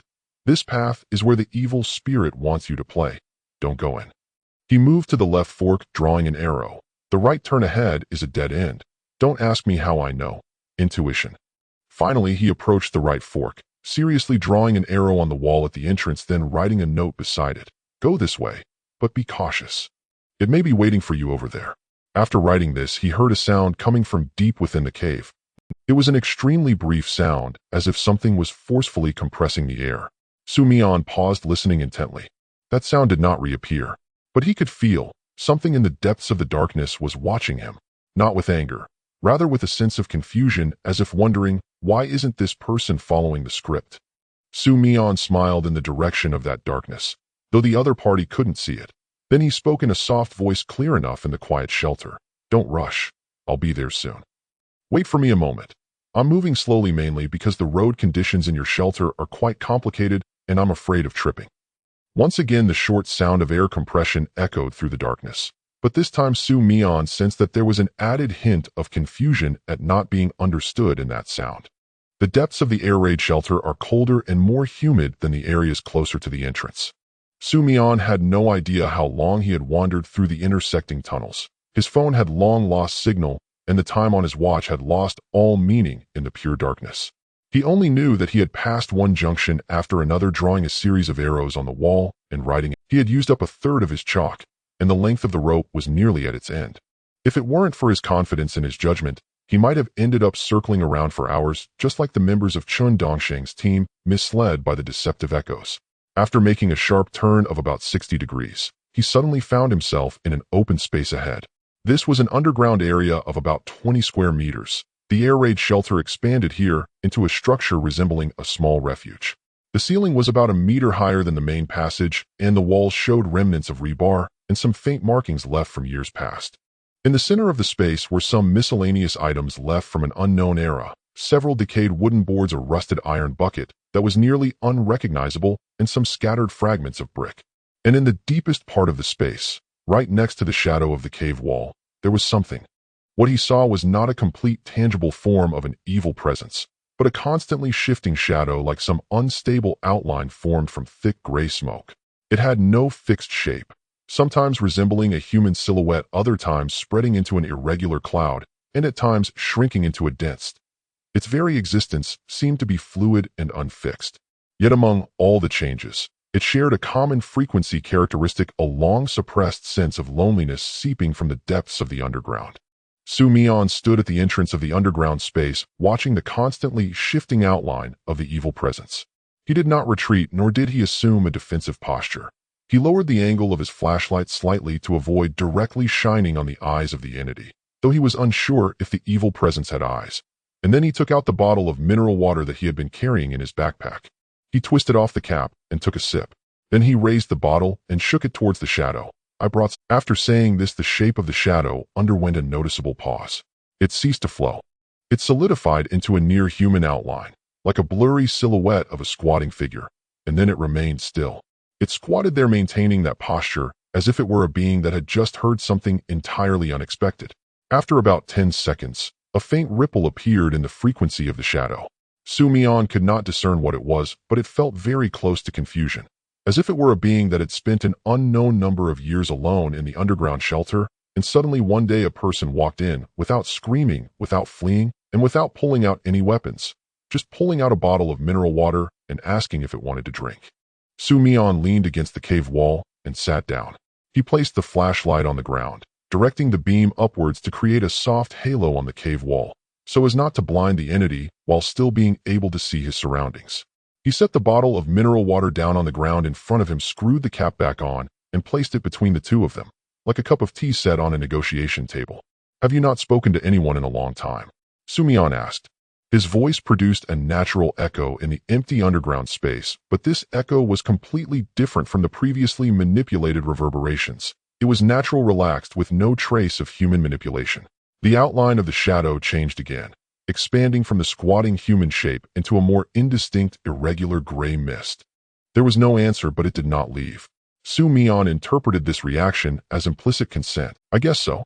Spending a long time in a place like this, let alone talking to someone you might not even see light very often. But how did you manage to control such complex sound reflection paths? As I walked down, I noticed that you designed the echoes at the junctions very intricately, not just randomly distorting the direction of sound. Each path had a different echo pattern. Some make you feel like the sound is coming from the left, but it's actually reflecting from the right. Some make you think the sound source is far away, but it's actually right beside you. To be honest, it's quite impressive technology. If you weren't trapped in the air raid shelter, you might have a bright future in the field of acoustic engineering." After Mian finished speaking, the gray outline of the shadow showed a very apparent tremor. It was not a tremor of fear, but a reaction Mian had never seen in an evil presence. It was as if some emotion that had been suppressed for a long time was touched at that moment, but the emotion itself didn't even know how to express it. It squatted in place, its outline constantly changing, like something that had spent a long time alone underground, hearing someone evaluate its abilities in a serious and earnest tone for the first time, and the evaluation was quite professional. It didn't know how to react. It wasn't even sure if it should react. After a long while, the outline of the shadow began to change. It gradually condensed from the unstable gray mist into a clearer human shape, like a blurry shadow squatting in the corner, hugging its knees. Its frequency also exhibited a change that Mian had never seen in an evil presence. Not an increase in aggressiveness nor a decrease in defensiveness, but more akin to an opening, like a door that had not been opened for a long time, after hesitating for a moment, finally revealing a crack. Mian looked at the human silhouette. He paused for a moment, then said, "Do you want to go out?" The human silhouette did not move. "If you want to go out, you can follow the chalk arrows I drew on the wall. Those arrows are real. I marked the directions at every junction. Just follow the white arrows, and you will reach the exit of the air raid shelter. Outside the exit is a slope. At the top of the slope are old residential buildings. Going further down is the road.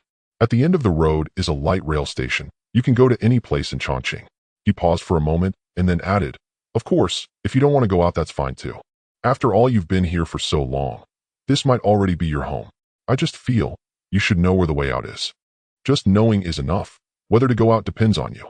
Mian stood up and brushed off the dust from. He bent down to pick up the bottle of mineral water from the ground, but did not put it back in his bag. He unscrewed the cap and placed the bottle, which still had more than half of the water left on the ground in front of the human silhouette. Then he turned and walked back in the direction he had come from, following the chalk arrows he had drawn on the wall step by step, retracing his path. About 10 steps after exiting the underground space, a very faint sound came from behind him. It was not an echo. It was the crisp, subtle sound of a glass bottle being touched by something soft. The bottle of mineral water he had placed on the ground had been nudged. Mian did not look back. He continued walking forward, but internally he silently thought he would come back tomorrow to see if that bottle of water was still there. If it was there, it would mean it still had interest in things from the outside. If it was gone or had been drunk, it would be interesting. He made his way through the intersecting tunnels, following the chalk arrows he had drawn step by step toward. The path he had taken was now much clearer under the guidance of the white arrows on the wall. At every junction, an arrow accurately pointed in the right direction, accompanied by his handwritten notes, like a signpost left by a traveler for those who came after. He passed a mark on the wall where he had drawn a smiley face. That was something he had sketched during a break at one of the junctions purely to amuse himself. Seeing that crooked smiley face grinning at him from the wall, he couldn't help but silently chuckle. The presence deep in the air raid shelter had stopped interfering with echoes. Mian's footsteps resumed their normal rhythmic propagation in the passage, with each sound faithfully reflecting the information of distance and direction. Perhaps it no longer wished to play the game of hide and seek, or perhaps it was contemplating the bottle of mineral water or hesitating whether to follow the arrows out. Whatever the reason, the path out of the shelter had become unprecedentedly simple and direct. Mian stepped out of the air raid shelter. It was around 1 o'clock in the afternoon. He had spent nearly 4 hours inside. The sunlight at the exit made him squint for a while before he could adapt. The midday light in the mountain city was bright and had a unique penetrating quality, filtering through the gaps in the leaves of the old yellow kapok tree outside the shelter, casting mottled shadows on the ground. Chen Dongsheng was sitting on a stone outside the iron gate, holding a cigarette that had burned down to the end. When he saw Mian walking out of the cave, he suddenly stood up, nearly dropping the cigarette from his fingers. You really came out." Chen Dongsheng's tone was mixed with surprise and a complex sense of relief. "If you hadn't come out soon, I would have had to prepare for a second rescue operation." Mian stood at the mouth of the cave, squinting to adjust to the light, then smiled at Chen Dongsheng. "Team Leader Chen, not only did I come out, I also had a chat with it for a while." Chen Dongsheng's expression was quite remarkable at that moment. It conveyed a message that he knew Mian would talk to it, but he was genuinely astonished that he actually did, and that he emerged safely after 4 hours. He opened his mouth, closed it again, then opened it once more, finally managing to squeeze out a sentence. What did you talk about?" "We talked about its echo effects in the air raid shelter." Mian took out the half-used box of chalk from his backpack and weighed it in his hand. "I told it that its echo effects were impressive. It could consider a career as an acoustic engineer. Then I asked if it wanted to come out, and left a chalk arrow on the wall to guide it. Finally, I left it a bottle of mineral water." Chen Dongsheng fell silent. He stood under the shade of the kapok tree, slowly repeating Mian's words with a pace, as if chewing something hard to swallow. "You left a bottle of mineral water for a malevolent entity, hidden in an abandoned air raid shelter that had confused countless people with its echoes, and told it, if it wanted to go out, just follow the chalk arrows you drew." "Exactly." Chen Dongsheng fell silent again. He took out a cigarette case, pulled out a cigarette, and put it in his mouth, but didn't light it. He stood under the tree with the unlit cigarette, looking towards the entrance of the air raid shelter, like a philosopher earnestly trying to grasp the ultimate truths of the universe. "Comrade Mian, I have been working at the Chongqing branch for 12 years. In these 12 years I have encountered all kinds of malevolent events, some vicious, some cunning, some bizarre. However," he removed the cigarette from his mouth, pinched it. "I have never seen someone, after dealing with a level 3 malevolent event, describe it with a tone as casual as saying I went for a stroll in the park and left some cat food for the stray cats." Mian was amused by Chen Dongsheng's metaphor. "Team Leader Chen, I feel a bit embarrassed by what you said, but it really isn't malevolent. It was just too bored. Just think, spending decades alone in a completely dark, abandoned air raid shelter, with no light, no sound, no change, or living beings. The only thing it could do was create echoes in the underground space, to amuse itself. It finally waited for someone to come in. Of course it wanted to play with you, to tease you with echoes. It wasn't malicious, it was just too lonely." After hearing this, Chen Dongsheng fell silent for a long time. He finally lit the cigarette he had been holding for a while, took a deep breath, then slowly exhaled a cloud of smoke that gradually dispersed in the afternoon sunlight. What you said makes me feel a bit sorry for it. In what way? When we went in for inspection, we were in a state of high alert the whole time. Fully equipped weapons ready and communication channels kept active, treating it with the standard hostile target contact protocol. But it just wanted someone to play echo games with. Chun Dongsheng extinguished the cigarette he had taken a couple of puffs from, shaking his head. We prepared so much, and none of it was used. You brought a box of chalk and a bottle of mineral water, and that solved the problem. This comparison makes me think our system's operational manual might really need to be rewritten. Mian did not respond to this. He bent down to unscrew the water bottle and took a sip, looking towards the entrance of the air raid shelter. That dark opening appeared even more unfathomable under the midday light. But he knew that at this moment the malevolent entity inside that cave might be looking at the chalk arrows he drew on the wall, contemplating whether to follow those arrows out. He didn't know if it would come out, but he knew at least it now had a choice. And the most important thing he achieved by coming to Chongqing was not just handling an event, but granting it the right to choose. Chun Dongsheng stood quietly beside him for a moment, then spoke in a tone much more somber than before. It was not an interrogative question, but more like someone seriously digesting new information and self-reflection. Mian, I have a question for you. Not as the action group leader of the branch, but as an individual. Do you think we people who have worked in the Abyss Bureau for over a decade have been facing malevolence in the wrong way? Mian tightened the cap of the water bottle, turning it in his hand.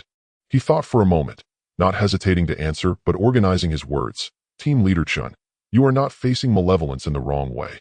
You are facing them in a manner of having no other choice. You won't do the steps that aren't written in the manual, not because you don't want to, but because no one told you that you could. This isn't your fault. It's a problem with the system. You've worked diligently within the system for so many years, protecting many people and handling countless events. You did nothing wrong. The difference is, I came in from outside the system. I am not a field operative trained by the Abyss Bureau. I am an outsider. So I never memorized the manual. I don't know what should be done and what shouldn't. For me, when encountering something unclear, the first reaction is to ask, whereas your first reaction is to pick up equipment, because that's what training taught you. Chun Dongsheng leaned against the tree trunk, arms crossed, his gaze fixed on the entrance of the air raid shelter, not in a daze, but listening attentively. After a while he spoke, what you said, I want to include it in the summary report of this mission, not as a direct quote from you, but as my own thoughts. Because this statement indeed reflects something I have pondered for a long time, but could not articulate, and you have made it clear. Mian looked at him and smiled. Then just sign your own name. The most important thing is that the content can be disseminated. It doesn't matter who writes it. Chun Dongsheng did not answer immediately. He took out the cigarette case, didn't take a cigarette, just flipped it in his hand a few times before putting it back into his pocket. A damp and cool breeze blew from the entrance of the air raid shelter, carrying the scent of earth and moss brushing past both their cheeks. He spoke, let's go back first. Tonight I'll treat you to hot pot, authentic Chongqing hot pot, not the kind of chain restaurant catering to tourists. He knew Chun Dongsheng was right, and that this problem wasn't limited to just the Chongqing branch. Zhao Lei from the Beijing branch had also mentioned similar things, and Deputy Minister He from the Shanghai branch had admitted that the system is missing a link.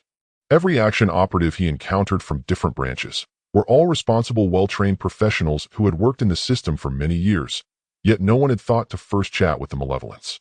Not because they didn't want to, but because the manual did not have that option. Once it's not in the manual, no. And Mian happened to be the one who had never looked at the manual from the start, so he wasn't restricted by any rules. 3 days later, the Chongqing branch submitted a formal report on the air raid shelter incident. Chun Dongsheng's wording in the report was very careful. He wrote a section that later spread widely throughout the entire Abyss Bureau system. Comrade Mian's approach to task execution significantly differs from the current operational manual criteria, but has achieved breakthrough progress in this mission. It is recommended that the research department conduct a systematic feasibility assessment of the operational method of establishing verbal communication with malevolence, and consider adding corresponding operational norms in future updates of the operational manual. Moreover, the non-standard equipment used by Comrade Mian in this mission, a box of chalk, a roll of nylon rope, and a bottle of mineral water, played a critical role in the operation. It is recommended that the supply department adjust the standard equipment list for individual missions according to actual needs. The last suggestion about chalk and mineral water, Chun Dongsheng later privately told Mian that he had written it begrudgingly, because writing suggestion to add chalk and mineral water to the standard equipment in a formal operational report was something he had never done in his 12 years. On Su Mian's last night in Chongqing, Chen Dongxing treated him to a meal at an old hot pot restaurant. The red oil broth in the 9-square pot bubbled with peppercorns and dried chilies steaming up into the air, drifting into a thin mist infused with spiciness under the river breeze. The lights on both banks cast shattered reflections on the river surface. The skyscrapers of Jifangbai and the old residential buildings on the south bank gazed at each other in the night like two cities from different eras standing side by side, one dazzling and prosperous, the other silent and steady. Chen Dongsheng raised his beer glass. Su Mian, I toast you, not for your task execution ability, but for showing us another possibility. Su Mian raised his glass and clinked it with his team leader Chen. That line in your report about suggesting to add chalk and mineral water to the standard equipment is the most courageous administrative statement I have seen this year. I toast you. The two clinked glasses in the night breeze by the river. The heat of the hot pot and the coolness of the river air converged above the table, forming a mixed airflow wrapped in spicy flavors and a hint of moisture. Chen Dongsheng put down his glass, picked up a piece of beef tripe, dipped it in the red oil for a few seconds, then in the sesame oil, and after chewing it a couple of times, he revealed a satisfied expression. After swallowing, he casually said, Su Mian, you might have to go to Guangzhou next week. I heard there's an even more outrageous incident there, a building that doesn't exist in official records. We discussed this case in a previous meeting at the Chongqing branch. The whole team spent an afternoon discussing it, but no one could figure out how to handle it. Later someone said, if that person from headquarters who talks to malevolence is free, could he take a look? Unexpectedly, you really have to go next week. While Su Mian was dipping a piece of goose intestine, he paused with his chopsticks upon hearing this. Do people from the Chongqing branch also know about that incident in Guangzhou? The internal information network of the Abyss Bureau is interconnected. It's just that interprovincial coordination requires headquarters approval process. Chen Dongxing poured himself another glass of beer, the foam piling up into a small white hat at the rim. The internal code name for the Guangzhou incident is empty building. The files state the building exists but has no records, the residents exist but have no identities, and the landlord exists but only discusses the rent. A 3-no incident. After our discussion, one consensus was reached. Conventional methods are powerless against this incident. You can handle an eco-malevolent with a box of chalk and a bottle of mineral water. That non-existent building might just fall within your capabilities. Su Mian put down his chopsticks, raised his glass, and looked at the flowing reflections of lights on the river. He suddenly felt as if he had unknowingly become a nationwide problem-solving tool. Beijing, Shanghai, Chongqing, Guangzhou. The next stop might have even more cities waiting for him. I hope that malevolent landlord in Guangzhou won't be too stubborn when it comes to bargaining.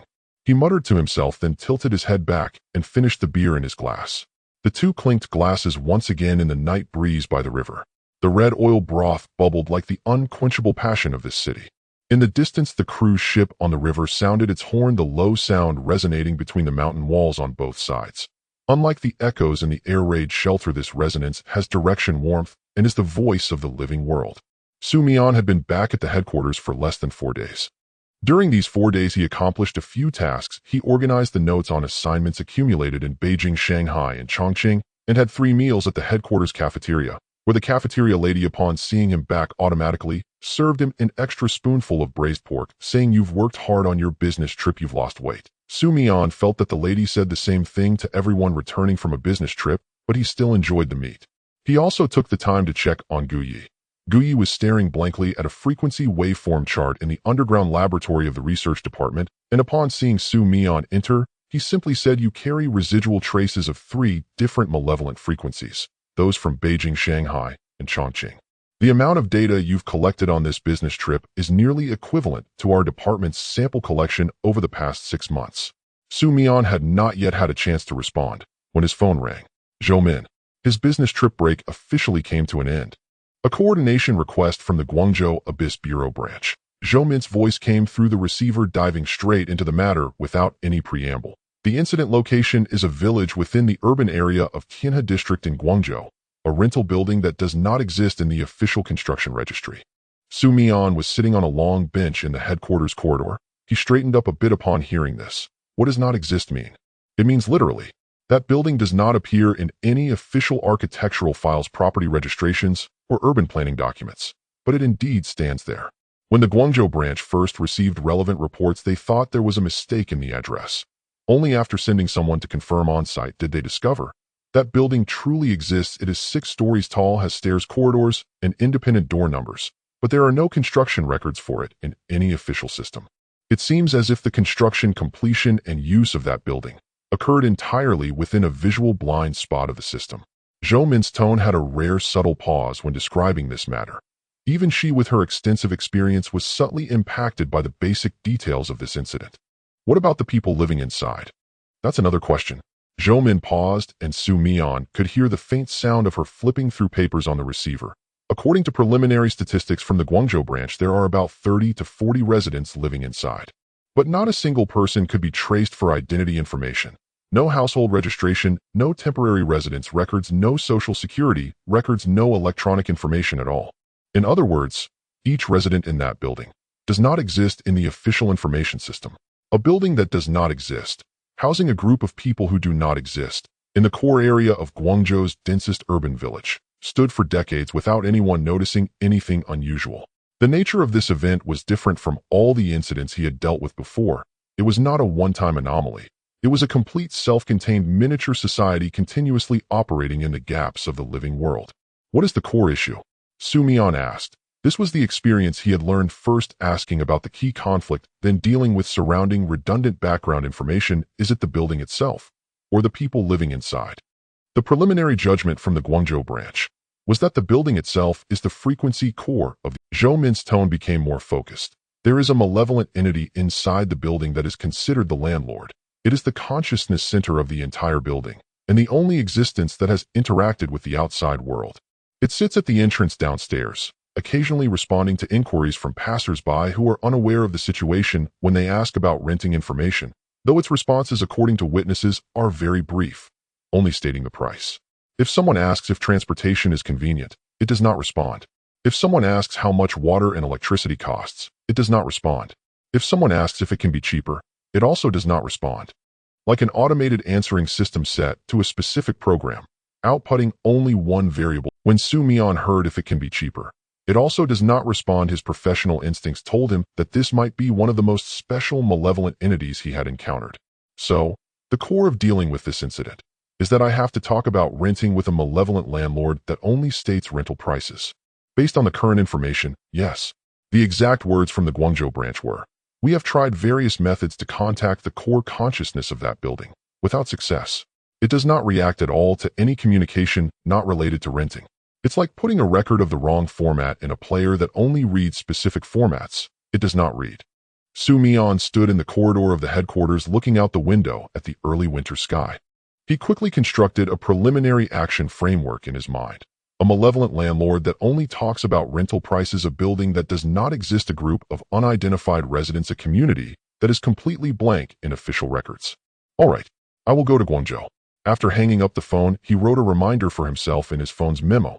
Check the average rental prices of urban villages in Guangzhou before going. Knowing oneself and knowing the other is good for bargaining with the malevolent landlord. 2 days later in the evening, Mian landed at Guangzhou Baiyun International Airport. The moment he exited the airport, a wave of warm, humid air hit him, completely different from the cool river breeze of Chongqing. Guangzhou still had a comfortable temperature close to 20 degrees in December, and the air was filled with a unique scent that mixed the aroma of plants and urban life. At the station was a young action officer from the Guangzhou branch, named Luo, looking to be around 27 or 28, wearing black-rimmed glasses, dressed in a gray-blue shirt and dark pants. At first glance, not looking like a special operations personnel dealing with anomalies, but more like an ordinary office worker in the East Ring Road. He drove a white sedan carrying Mian through the urban area of Guangzhou amidst the evening rush hour. The scenery along the way was drastically different from Beijing, Shanghai, and Chongqing.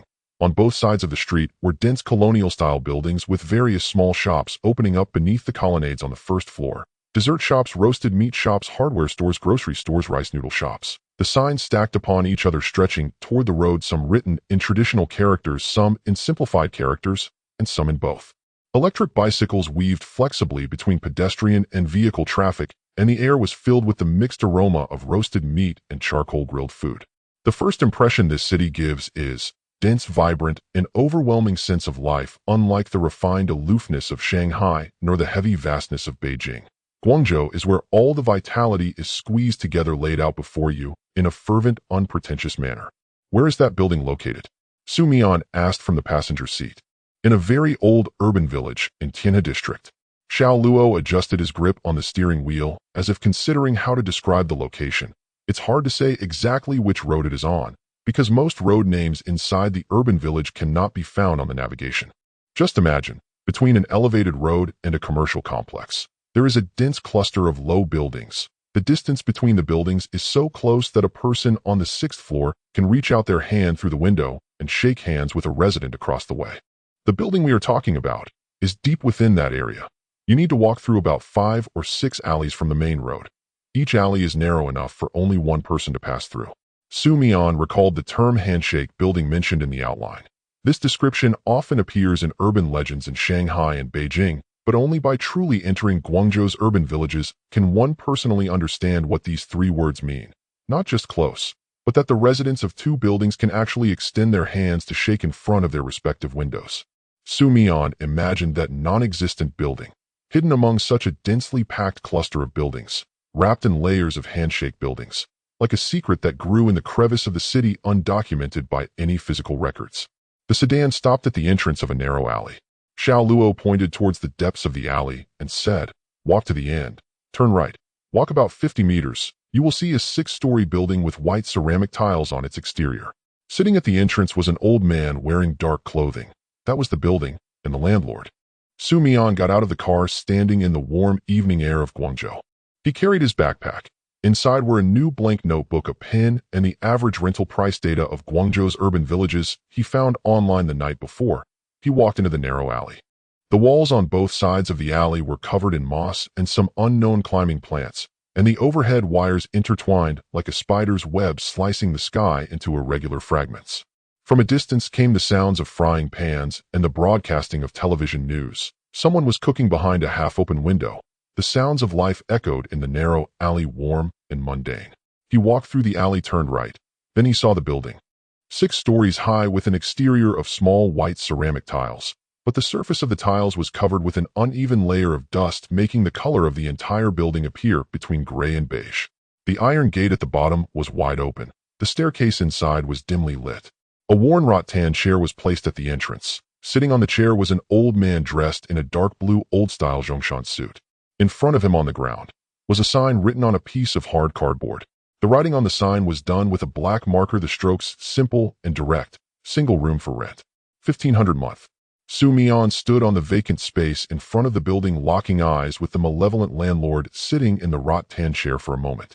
Then he squatted down in front of that cardboard sign, seriously looking at the price written on it, then raised his head and said the first sentence in a very natural tone identical to that of an ordinary tenant.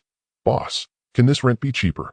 After Su Mian said, "Boss, can you make the rent a bit cheaper?" the eerie landlord sitting in the rattan chair moved for the first time. It wasn't a menacing or threatening movement.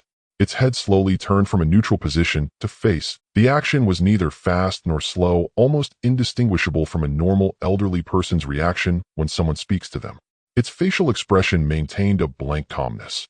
Not the kind that reads, "I am frightening," but rather, "I am an elderly being who has sat here for a long time, rarely hears anyone speak to me, and needs a moment to process this information."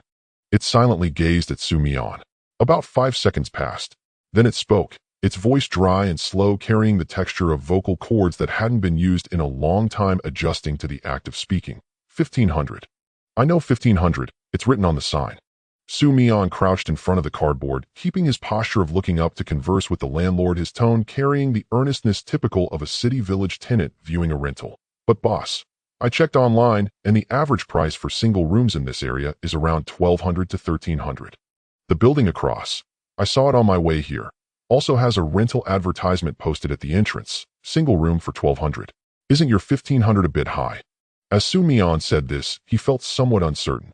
Not out of fear that bargaining with an eerie being could endanger his life, but because he was genuinely unsure if the average rental prices he found were accurate. If the information he found was incorrect, and the eerie landlord countered with "This area is good, 1,500 is the market price," then his position in the negotiation would be quite weak. But then Su Mian thought to himself, this might be the first time in his career that he was concerned about inaccurate information leading to negotiation failure, rather than worrying about facing any life-threatening danger. His standards for handling eerie incidents had unknowingly become very unique. The eerie landlord remained silent. Its silence was somewhat different from what Mian had expected. Not an angry silence nor the kind of silence that precedes an attack, but more like a processor that hadn't run in a long time suddenly receiving an input in a format it had never processed, desperately trying to match a corresponding response interface. It was thinking. This realization gave Mian a sense of certainty. A being that would think about a price reduction request implied that it cared about the concept of rent. Caring means there can be negotiations. Negotiations lead to opportunities. After a lengthy silence, the landlord's lips moved. 1,300. When Mian heard this response, he had to exert all his effort to avoid showing any signs of surprise on his face. Not because of the number 1,300 itself, but because this eerie being had indeed countered the offer. An unknown eerie being that had sat at the entrance of a non-existent building for who knows how many years. After being bargained with by a young stranger saying the building across is only 1,200, thought for a moment before offering a new price. This indicated that its behavioral logic included a cognitive framework of price negotiation. It understood that rent was negotiable. It recognized that the rental price of the building across could influence its pricing strategy, and to some extent, it was managing the rental business of this non-existent building. This eerie being, it was indeed acting as a landlord. Mian stood up, brushed off the dust from his knees. 1,300 is acceptable. Can I take a look at the room first? The eerie landlord slowly stood up from the wrought-tan chair. Its movements were almost identical to those of a frail, elderly human. First supporting itself with a cane to straighten its back, then slowly transitioning from a sitting position to standing, the rhythm and extent of the entire process perfectly aligning with that of an elderly person's physical condition. It turned and walked towards the open iron gate of the building, without looking back to check if Mian was following, acting as naturally as an experienced landlord who had been showing rooms for many years. Mian followed it into the stairwell. The light inside the building was noticeably dimmer than outside. The walls of the stairwell were of varying shades. Some places still retained the original color of the white paint while others had turned grayish-yellow. The steps were concrete, worn smooth and shiny from years of footsteps. At the corner of each floor there was a window, but outside the window was the wall of another building, close enough that Mian could reach out and touch the tiles on the opposite wall. This is truly a handshake building. The distance between buildings is not measured in meters, but rather by the reach of a hand. Even during the day, sunlight could not penetrate the narrow gaps to reach the stairwell, so the entire interior of the building remained in a state akin to twilight, hazy and dim all year round. The landlord stopped on the third floor. It unfastened a key from its keychain at the waist. There were many keys on the keychain, at least a dozen, each corresponding to a room in this building. It inserted a key into the lock of room 302 with a leisurely motion, turned it, click, and the door opened. The room was not large.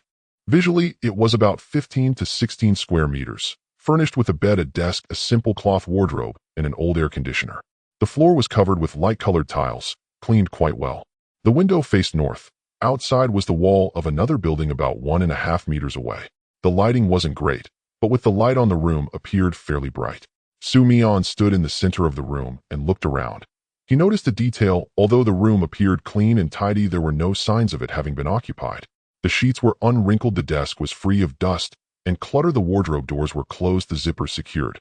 Everything seemed freshly cleaned, or perhaps no one had truly lived here before. As Mian slowly turned around the room, there were no mold stains on the walls, the air conditioner worked properly, water flowed when the faucet was turned on, and there were no unusual odors. All the physical conditions were normal. I'll rent this one. He took out his wallet from his pocket, counted out 500 yuan in cash, and handed it to the landlord. This is the deposit. I'll give you the remaining 800 when I move in. As for the contract, do you have a template? The eerie landlord stood at the door, its gaze fixed on the 500 yuan. Not at the amount of money, but at the fact that someone has given me some money. Its dry fingers, slowly, almost hesitantly, stretched out to take the 500 yuan. Its actions were not those of a real landlord receiving a deposit marked by familiarity and naturalness, but more like an entity that hadn't engaged in such transactions with the living for a long time, struggling to remember what to do after receiving the deposit. It slowly folded the money, placing it into the inner pocket of its Zhongshan suit. Then it raised its head, looking at Mian with its eyes devoid of any excess emotion, and said something that surprised Mian greatly. On the third floor, at the end of the corridor, there's a water heater. Downstairs, turn right when you exit, there's a breakfast shop. It opens at 6. Mian stood at the entrance of room 302, momentarily stunned after hearing the landlord finish these words. Not because these words contained any supernatural or terrifying information. Quite the opposite. They were too normal. An eerie landlord, in a non-existent building, informing a living tenant about where the water heater was and what time the breakfast shop opened. The absurdity of this scene had surpassed all the events Su Mian had dealt with up to this point. His previous adversaries had been phantom bus passengers, shadowy figures, and elevators echo manipulators. Each of their problems was rooted in the existence level of confusion. Yet the issue with this eerie landlord in Guangzhou was merely a basic business matter, showing rooms, collecting deposits, informing tenants of facility locations. Su Mian stood in the corridor at the entrance of room 302, watching the eerie landlord slowly walk back to the stairwell to descend, suddenly recalling a line written by Feng Juanhao in his diary: "Some eerie beings do not wish to leave their places. They simply do not know where they are. They think they are still performing their daily tasks from when they were alive, believing that nothing has changed." This eerie landlord, it thought it was still managing a rental building normally. Renting rooms, collecting rent, showing rooms, informing residents where the water heater is. It thought everything was still functioning normally. And what about the other residents in that building, those non-existent people? Did they also believe everything was normal? Living here, paying rent, living their lives, just unaware that they were no longer in the world of the living. Su Mian stood under the corridor light at the entrance of room 302, looking through the window at the end of the corridor facing the wall of the neighboring building, at the half-faded advertisement paper stuck to the opposite wall. He fell silent for a moment. He stood at the door for a long time. Then he heard footsteps and a greeting with a strong regional accent coming from the end of the corridor. "Newcomer, huh? Living in 302. Su Mian turned to look. Standing at the end of the corridor was an elderly woman dressed in a floral top, carrying a bag of vegetables, water droplets still clinging to the leaves. She looked just like any old woman returning from buying vegetables in a city village. Her face bore a kind of natural warmth unique to neighbors in city villages, looking at him as if he were a new neighbor who had just moved in. Su Mian looked at the elderly woman carrying the vegetables. He smiled. "Yes, I just rented 302. Auntie, what floor do you live on?" As Su Mian set down his backpack in room 302, it was 5:30 in the evening. The light outside streamed in through the narrow gap between the buildings, casting a warm yellow beam onto the white wall of the room. He stood by the window and glanced outside, noticing someone in the opposite building cooking. The sound of the iron pan being stirred and the aroma of spices drifted through the narrow crevice. Downstairs, the honking of an electric scooter echoed through the alley, accompanied by the laughter of children playing. A speaker at the convenience store below was playing a pop song whose name he couldn't recall. Everything felt so normal, that for a moment he had the illusion of being just a young man who had come to Guangzhou for work, renting an ordinary room in a city village ready to start a new life. But this illusion lasted only until he turned around and saw the old wardrobe in the corner of the room. The wardrobe cast no shadow in the sunlight of 5:30. It was not that the shadow was too faint to see, but rather it genuinely had no shadow at all projected onto the wall behind it. The wardrobe itself stood peacefully against the wall, yet the space it occupied had completely disappeared from the wall's projection, as if the light had simply passed through the air, bypassing that area.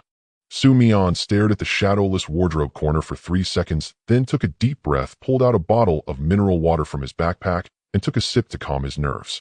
He told himself, "All right, since I've decided to move and I must adapt to this environment." He spent an hour organizing his simple belongings. He hung his clothes in the wardrobe and noticed a faint camphor smell inside, reminiscent of long-stored camphor. He placed his toiletries in the communal bathroom at the end of the hallway. The mirror in the bathroom had a layer of misty grime, but the faucet still worked. Although it took 2 minutes for the hot water to warm up, at least there was hot water.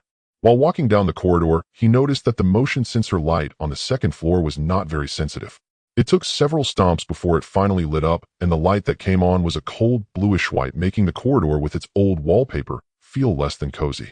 By around 9 o'clock in the evening, Su Mian was sitting on the bed reading a detective novel he had brought from Beijing Airport.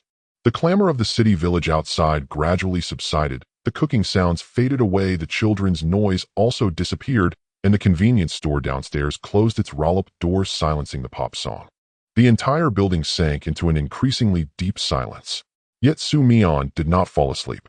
He was waiting for someone, waiting for something to exist. His intuition told him that at this hour the residents of this building should soon begin to stir. Sure enough, around 10:40, a very faint sound echoed from the corridor. The sound was soft, like someone shuffling in slippers across the cement floor. However, after having endured a series of events such as the Beijing 375 bus Shanghai elevators and Chongqing air raid shelters, Su Mian's ears had become highly sensitive to such sounds. He set the book down, held his breath, and listened intently for a few seconds. The dragging footsteps echoed intermittently in the corridor, slowly approaching him from the far end. Su Mian stood up from the bed, put on his slippers, and walked to the door.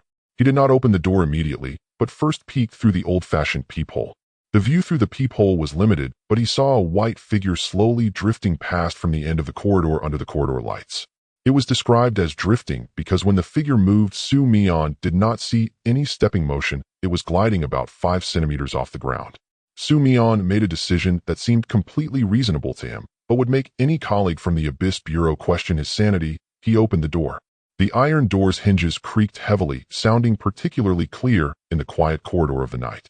The white figure abruptly stopped upon hearing the door open. It slowly turned its head, the movement resembling a slow-motion shot, revealing a pale face under the dim yellow corridor light. It was a young woman, at least judging by her outline and long hair, wearing a white dress. The hem of her dress fluttered slightly, but the rhythm of the fluttering did not match the direction of the air flow, as if the dress were moving on its own. Her face was normal with features, but her eyes were pure black, lacking mascara, with the entire eye sockets filled with deep black. She stared at Su Mian. Her gaze was not hostile, more like a resident instinctively turning to see who had come out after hearing a neighbor open the door in the deep night. Su Mian leaned against the door frame and said in the same casual tone he used to greet colleagues in Beijing, "Hello, I just moved in room 302. I look forward to your guidance." The white-dressed specter displayed a complex expression that Su Mian found hard to describe with words after hearing his statement. Though her black eye sockets lacked pupils, Su Mian felt that at that moment those eyes genuinely widened a bit. This widening was an instinctive reaction akin to encountering a neighbor in the hallway late at night who casually greets you with, "Hello, I just moved in, I look forward to your guidance." But suddenly realizing that this neighbor is alive, a living person saying, "I look forward to your guidance," in a building that hasn't seen living residents for years. The female specter did not reply, yet she did not leave either. She hovered in the middle of the corridor about 3 meters away from Su Mian, her pure black eye sockets fixed on him, maintaining a still posture. Seeing that she did not respond, Su Mian did not feel awkward. He stepped into the corridor, glanced at the passageways on both sides, and then asked, "I just moved in and am not very familiar with the area. I wanted to ask, do I pay the water and electricity bills to the landlord or handle them myself? Also, where's the garbage disposal point? I want to throw out some trash tomorrow morning." After Su Mian mentioned garbage disposal point, there was a very slight fluctuation in the specter's black eye sockets. That fluctuation was neither fear nor anger. Later, when recalling that scene, Su Mian believed it was a state resembling a brain cache overflow, where the other party's processing system experienced a temporary lag in response to input that was completely beyond expectation. The corridor fell silent for about 5 seconds. Then from the other end of the second-floor corridor, the sound of another door opening echoed. Su Mian turned to look, and another door opened a crack, revealing the face of an elderly woman appearing to be in her 60s. She was likely the same woman he had seen resting at the staircase during the day. However, her state now was completely different from earlier. During the day, she looked like an ordinary elderly woman resting at the staircase, but now under the dim light of the corridor at 10:40 at night, her face appeared semi-transparent, as if outlined by a thin layer of mist. The elderly specter leaned halfway out from the door crack, looked at Su Mian, then glanced at the white-dressed specter, and said in heavily accented Mandarin, "Newcomer. A living person?" Su Mian nodded. "Hello, Auntie. I'm the new tenant of room 302. Just greeting this sister." The elderly specter paused for a few seconds, then opened the door a bit wider, revealing her upper body clad in an old floral shirt. Below her waist, her body gradually faded, as if her lower half had disappeared into the darkness behind the door frame, but she seemed unconcerned about this state, naturally leaning her entire upper body out to look at Su Mian, and said, "You are not afraid of us." Su Mian thought for a moment and replied earnestly, "To be honest, I was a bit scared at first, but before coming to Guangzhou, I lived in Beijing, Shanghai, and Chongqing, and met some friends similar to you. I found there's really nothing to fear. We are all residents after all, just that you've lived here longer than I have." This answer left both the elderly specter and the white-dressed specter momentarily silent. After a while, from the far end of the second-floor corridor, a third door opened, revealing the face of a middle-aged man. He wore glasses and had thinning hair, looking like someone who had worked in an office during his lifetime. He looked out at the situation in the corridor and, with a confused voice as if just awakened, said, "What's going on so late at night? Are we having a meeting in the corridor?" Mian turned to him and naturally replied, "Not really a meeting, just the new neighbors coming to say hello. Sorry to disturb you. I'll visit you again tomorrow during the day." The middle-aged specter had initially prepared a belly full of complaints about the noise late at night, but upon hearing Mian's words, he opened his mouth, hesitated, and instead said, "Oh, then you can come tomorrow. I'll be home during the day." Then he closed the door. The white-dressed specter hovered in the corridor for a moment, then slowly drifted towards the stairwell. Just before turning the corner, she paused, and in a very soft voice that seemed to come from far away said, "Welcome." Mian stood in the corridor, watching the white figure disappear around the corner of the stairs. Then he turned to the elderly specter, who still had her door open, and said, "Annie, good night. I'll bring you something when I go downstairs tomorrow morning." The elderly specter did not respond, but she closed the door more gently than before. Mian returned to room 302, shut the door, sat on the bed, and checked the time on his phone, 11:03.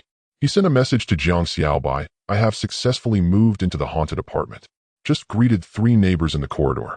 Currently progress indicates that I have established preliminary neighborly relations." Jiang Xiaobai replied instantly, "3. Are you living in a haunted building or a neighborhood committee?"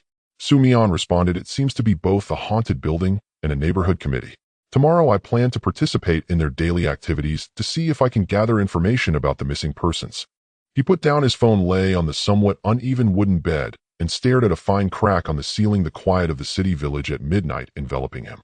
Next door, or rather in the adjacent dimension, he could vaguely sense the frequencies of those spectral neighbors. They too moved quietly, as if the building itself was breathing. Mian woke up around 7 the next morning, not to the sound of an alarm clock, but to the noise of cooking and news broadcasts coming from the building across the street. He rubbed his eyes and sat up, realizing he had forgotten to close the curtains before going to bed the night before.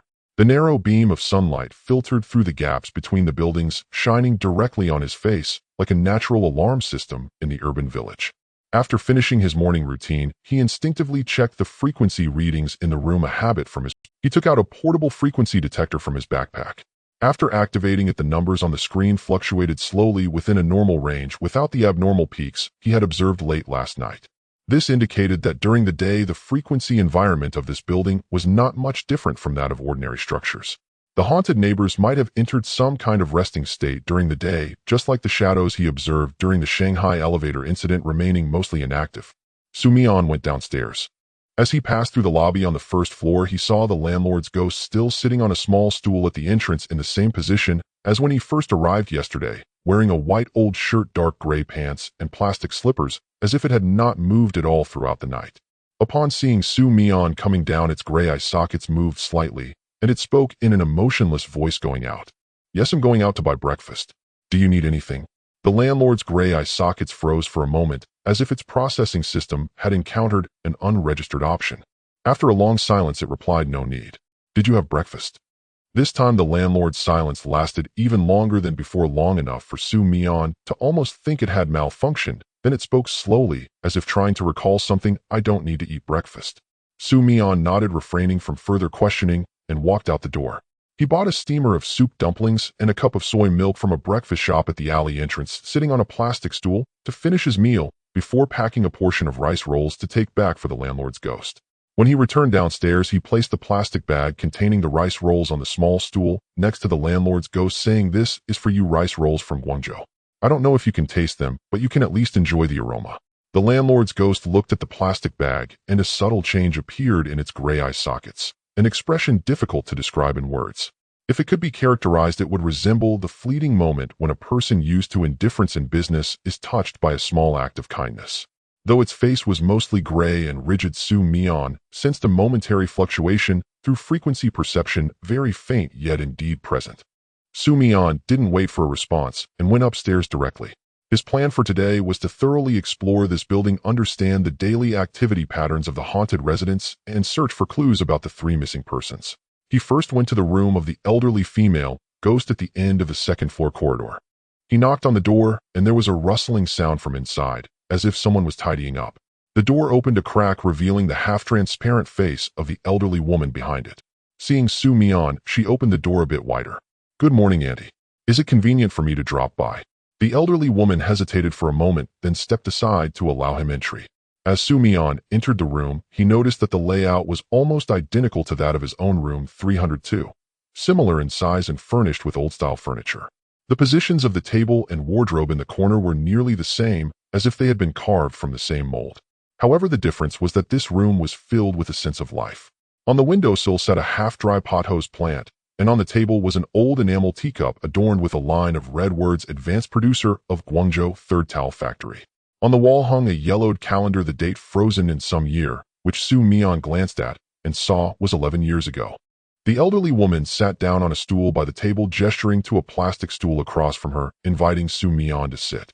Su Mian sat down, scanning the room, before casually asking Annie, "How long have you lived in this building?" The elderly woman thought for a long moment, as if she were struggling to recall a measure of linear time in a state devoid of time concept. "I can't remember clearly, but it's been over 10 years. I think I moved in around the early 2000s.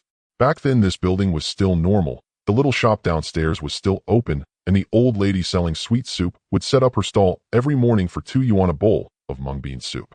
Now none of that can be seen anymore. That alley has been torn down halfway and is still not finished turning into what it is now." Su Mian listened quietly, not interrupting. He could sense that as the elderly woman spoke, her frequency carried a familiar fluctuation, a mixture of nostalgia and loss strikingly similar to the frequency he perceived in the shadows of the Shanghai elevator. What she missed was not being alive, but the time when this building was still normal, when there were still sweet soup stalls downstairs and the laughter of children in the alley, when this building was not a non-existent rental house. Annie, when did this building start to become abnormal? The elderly woman's transparent fingers lightly tapped the table twice, in action that seemed to be a habitual gesture from her living days, probably about 6 or 7 years ago. "I can't pinpoint the exact time, but gradually the residents in the building moved out one by one. More and more people left, and eventually only we who can't leave remain." "What do you mean by can't leave?" The elderly woman fell silent for a moment. She turned her head to gaze at the narrow strip of sky outside, wedged between the two handshake buildings, a mere line of blue, and said, "It means there are some things we can't let go of, some things we haven't finished, and some things we don't know where to go after leaving." "So you stayed?" Su Mian listened quietly. He understood that state. It wasn't about being physically unable to leave, but psychologically not finding a reason to depart. Like many of the ghosts he encountered, the reasons for their entrapment often stemmed not from external constraints, but from the invisible barriers they set up within themselves. Those who couldn't let go of people and things, those unfinished wishes, and the confusion about where to go after leaving were the true cages. He refrained from pressing the elderly woman on what she couldn't let go of, as that was her privacy, and chose to change the subject. "Annie, what do you do every day?" At that moment, a slight change appeared in the elderly woman's expression, if it could be considered a smile. "Buying groceries, cooking, watching TV, much like before. Even though no one can see me at the market, I still go to buy some vegetables every day.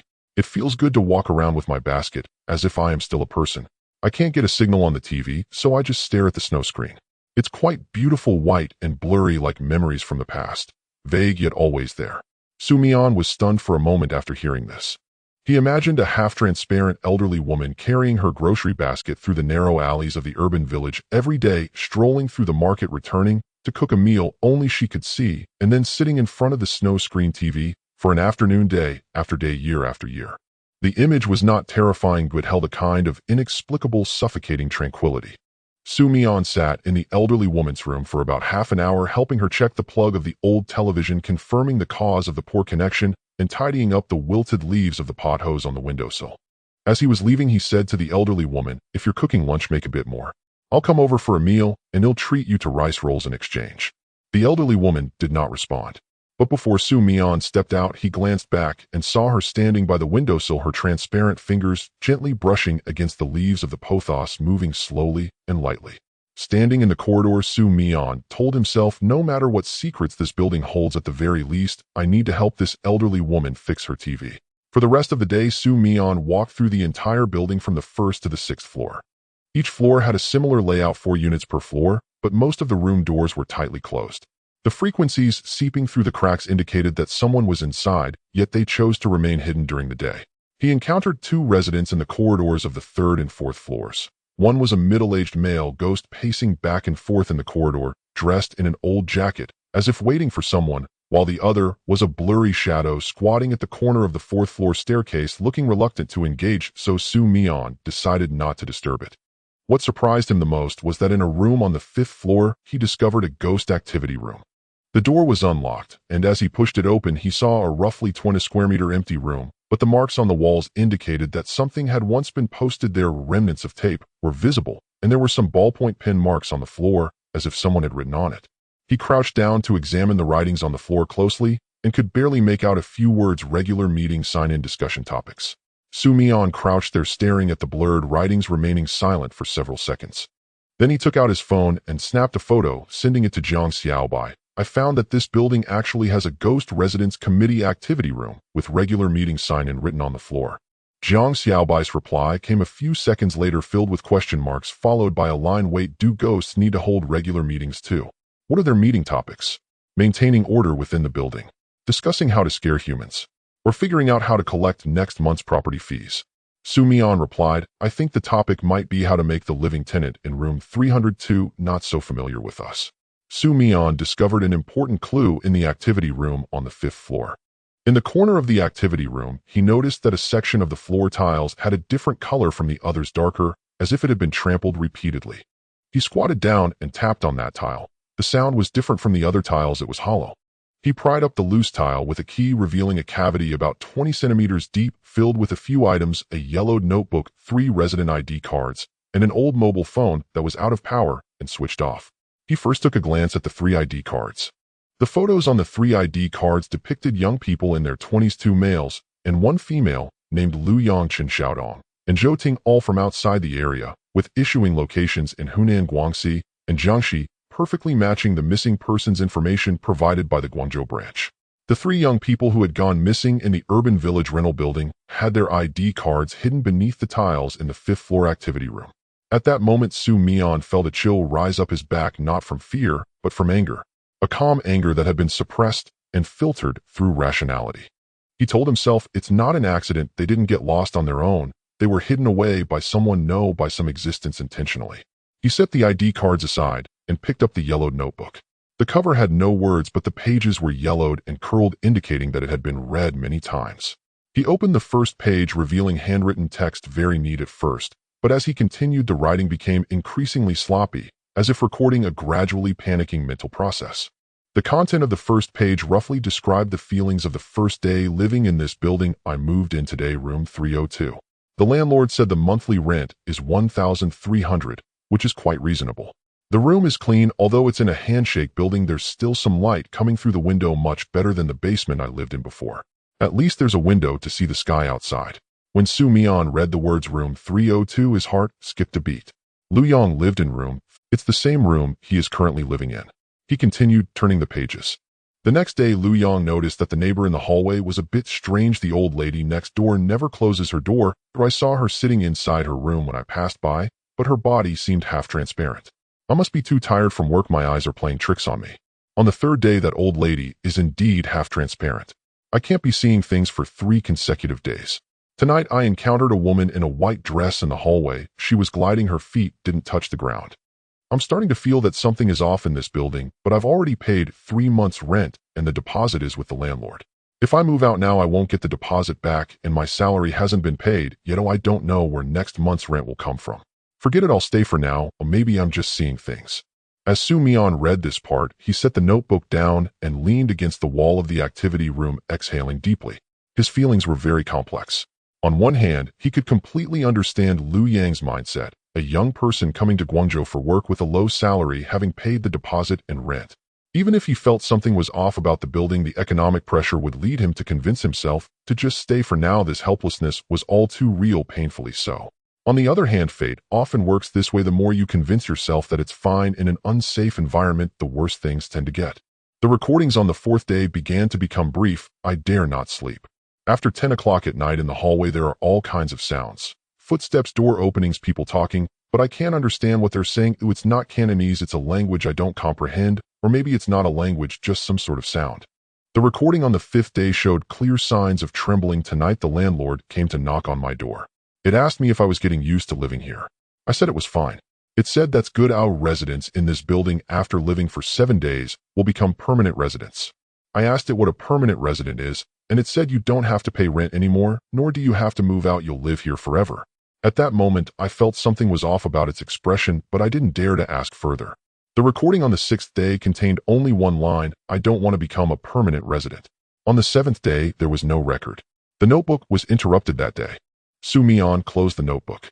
Sitting on the cold tiles of the activity room, he pinched the corner of the notebook tightly enough that his knuckles turned white.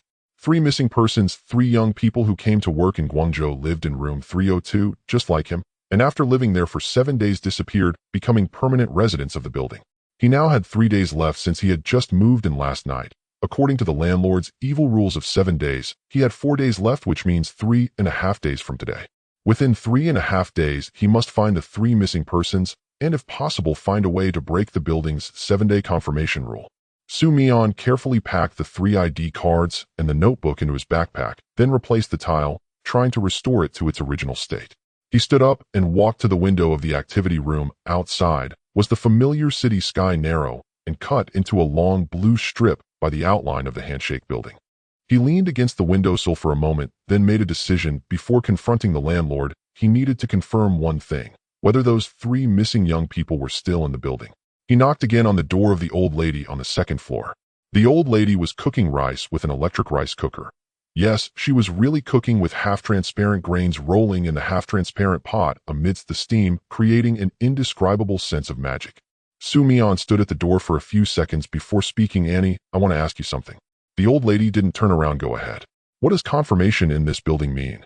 The old lady's hand holding the lid of the rice cooker stopped in mid. That pause was not an ordinary pause. It was a complete stillness, as if someone had pressed the pause button. Even the half-transparent ripples around her body froze in that instant. She remained silent for a long time, long enough for the steam from the rice cooker to spray out of the vent with a hissing sound, before she spoke. "You know, I found the notebooks left by the previous residents. They lived in 302, the same room as mine." The old lady slowly turned around, and for the first time an emotion appeared in her usually calm gray eyes. Fear, not fear for herself, but fear for him. "You should move out before living there for 7 days.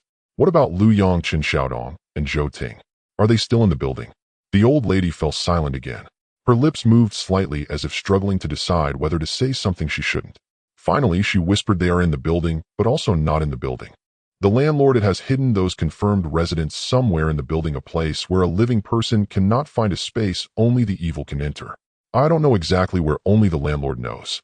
Mian stood at the door, the steam from the rice cooker creating a blurry barrier between him and the old lady. He thought for a moment, then said something that left the old lady stunned. "All right, then I'll go talk directly to the landlord." The old lady's gray eyes widened. "You're going to talk to it?" "Yes, just like bargaining. Last time I negotiated the rent with it, I managed to bring it down. This time I'll negotiate from a different angle." After Mian finished speaking, he walked out of the old lattice room, paused in the hallway, and turned back to reveal a smile that confused her even more. "By the way, Auntie, when the rice is ready, I'll come eat. Please leave a bowl for me." He returned to room 302, closed the door, sat on the bed, and laid the 3 ID cards and the notebook in front of him, quietly staring at them for a while. He took photos of the front and back of each ID card with his phone, sent them to Deputy Team Leader Lu of the Guangzhou branch, along with a line of text confirmation: "These are the 3 missing persons: Lu Yang, Chen Xiaodong, Zhou Ting. Their ID cards are with me. They all lived in room 302, the same room as mine." The notebook recorded their experiences within 7 days, and the last day's record was interrupted, suggesting they were forcibly confirmed on the 7th day. Deputy Team Leader Lu replied, "Quickly received. Do we need to act in advance? I can deploy a team to stand by outside the building. If you need a strong backup, I can have them in place within 20 minutes. Mian replied, "No need for a strong attack for now. I'll talk to the landlord first, and if we can't reach an agreement, I'll call you. Also, please check the property information for this building. Although I know it's likely not in the normal property registration system, I want to verify when this building was built, who the original landlord was, and what it was used for before. This information might help with negotiations." Deputy Team Leader Lu replied with a receive, then added a word, "Okay." Mian set his phone aside, lay on the bed, and stared at the familiar crack in the ceiling. In the gradually dimming evening light, the crack looked like a thin black river meandering across the white surface of the ceiling. He sorted through all the fragments of information he had gathered today, in his mind: the notebooks, records, the old lady's testimony, the cavity in the activity room's tile, the 3 ID cards, and the out-of-power mobile phone. He tried to piece these fragments together like a puzzle to form a complete picture of the building's operation mechanism. His reasoning was roughly as follows: the landlord possessed the ability to bind the frequency of this building with its residents. Anyone who lived in room 302 for 7 days would be assimilated by the building's frequency, transforming from a living person into an intermediate state between a living person and an evil spirit. This is what is referred to as a permanent resident, who after the transformation is complete their bodies would be relocated to a hidden darkroom behind the wall on the first floor, entering a state of deep sleep. Meanwhile, their position in the building would be replaced by a clone made of frequency, which would continue to maintain daily activities in the building as an evil resident, ensuring the building's frequency remains stable. In simple terms, this building is a trap. Room 302 is the entrance to the trap. 7 days is the waiting period for the prey. The landlord is the guardian of the trap. Mian turned over, lying on his side in bed, looking out at the narrow sky, now stained deep blue by dusk, softly muttering to himself, "So what is this trap for? Just to trap people here, or is there another purpose?" He had no answers. But tomorrow's negotiation should help him find the answer. Mian did not seek out the landlord's spirit for negotiations that very night. He ran back and forth between the 6th floor, the rooftop, and the basement several times, using his frequency perception ability to confirm the structure of the building, especially in areas that were beyond his perception. He discovered that within the frequency distribution of the entire building there was a region with a fuzzy frequency located behind a wall at the back of the first floor stairwell. There should be a hidden space there, but his frequency perception scattered at that wall as if deliberately blocked by some force. After identifying the target location, the next morning, he proactively went downstairs to find the landlord's spirit sitting on a small stool at the entrance. This time he did not bargain, but instead adopted a more formal attitude. He sat down on the steps opposite the landlord's spirit, the two of them, a person and a spirit, sitting face to face in the afternoon sunlight of the urban village, separated by a meter.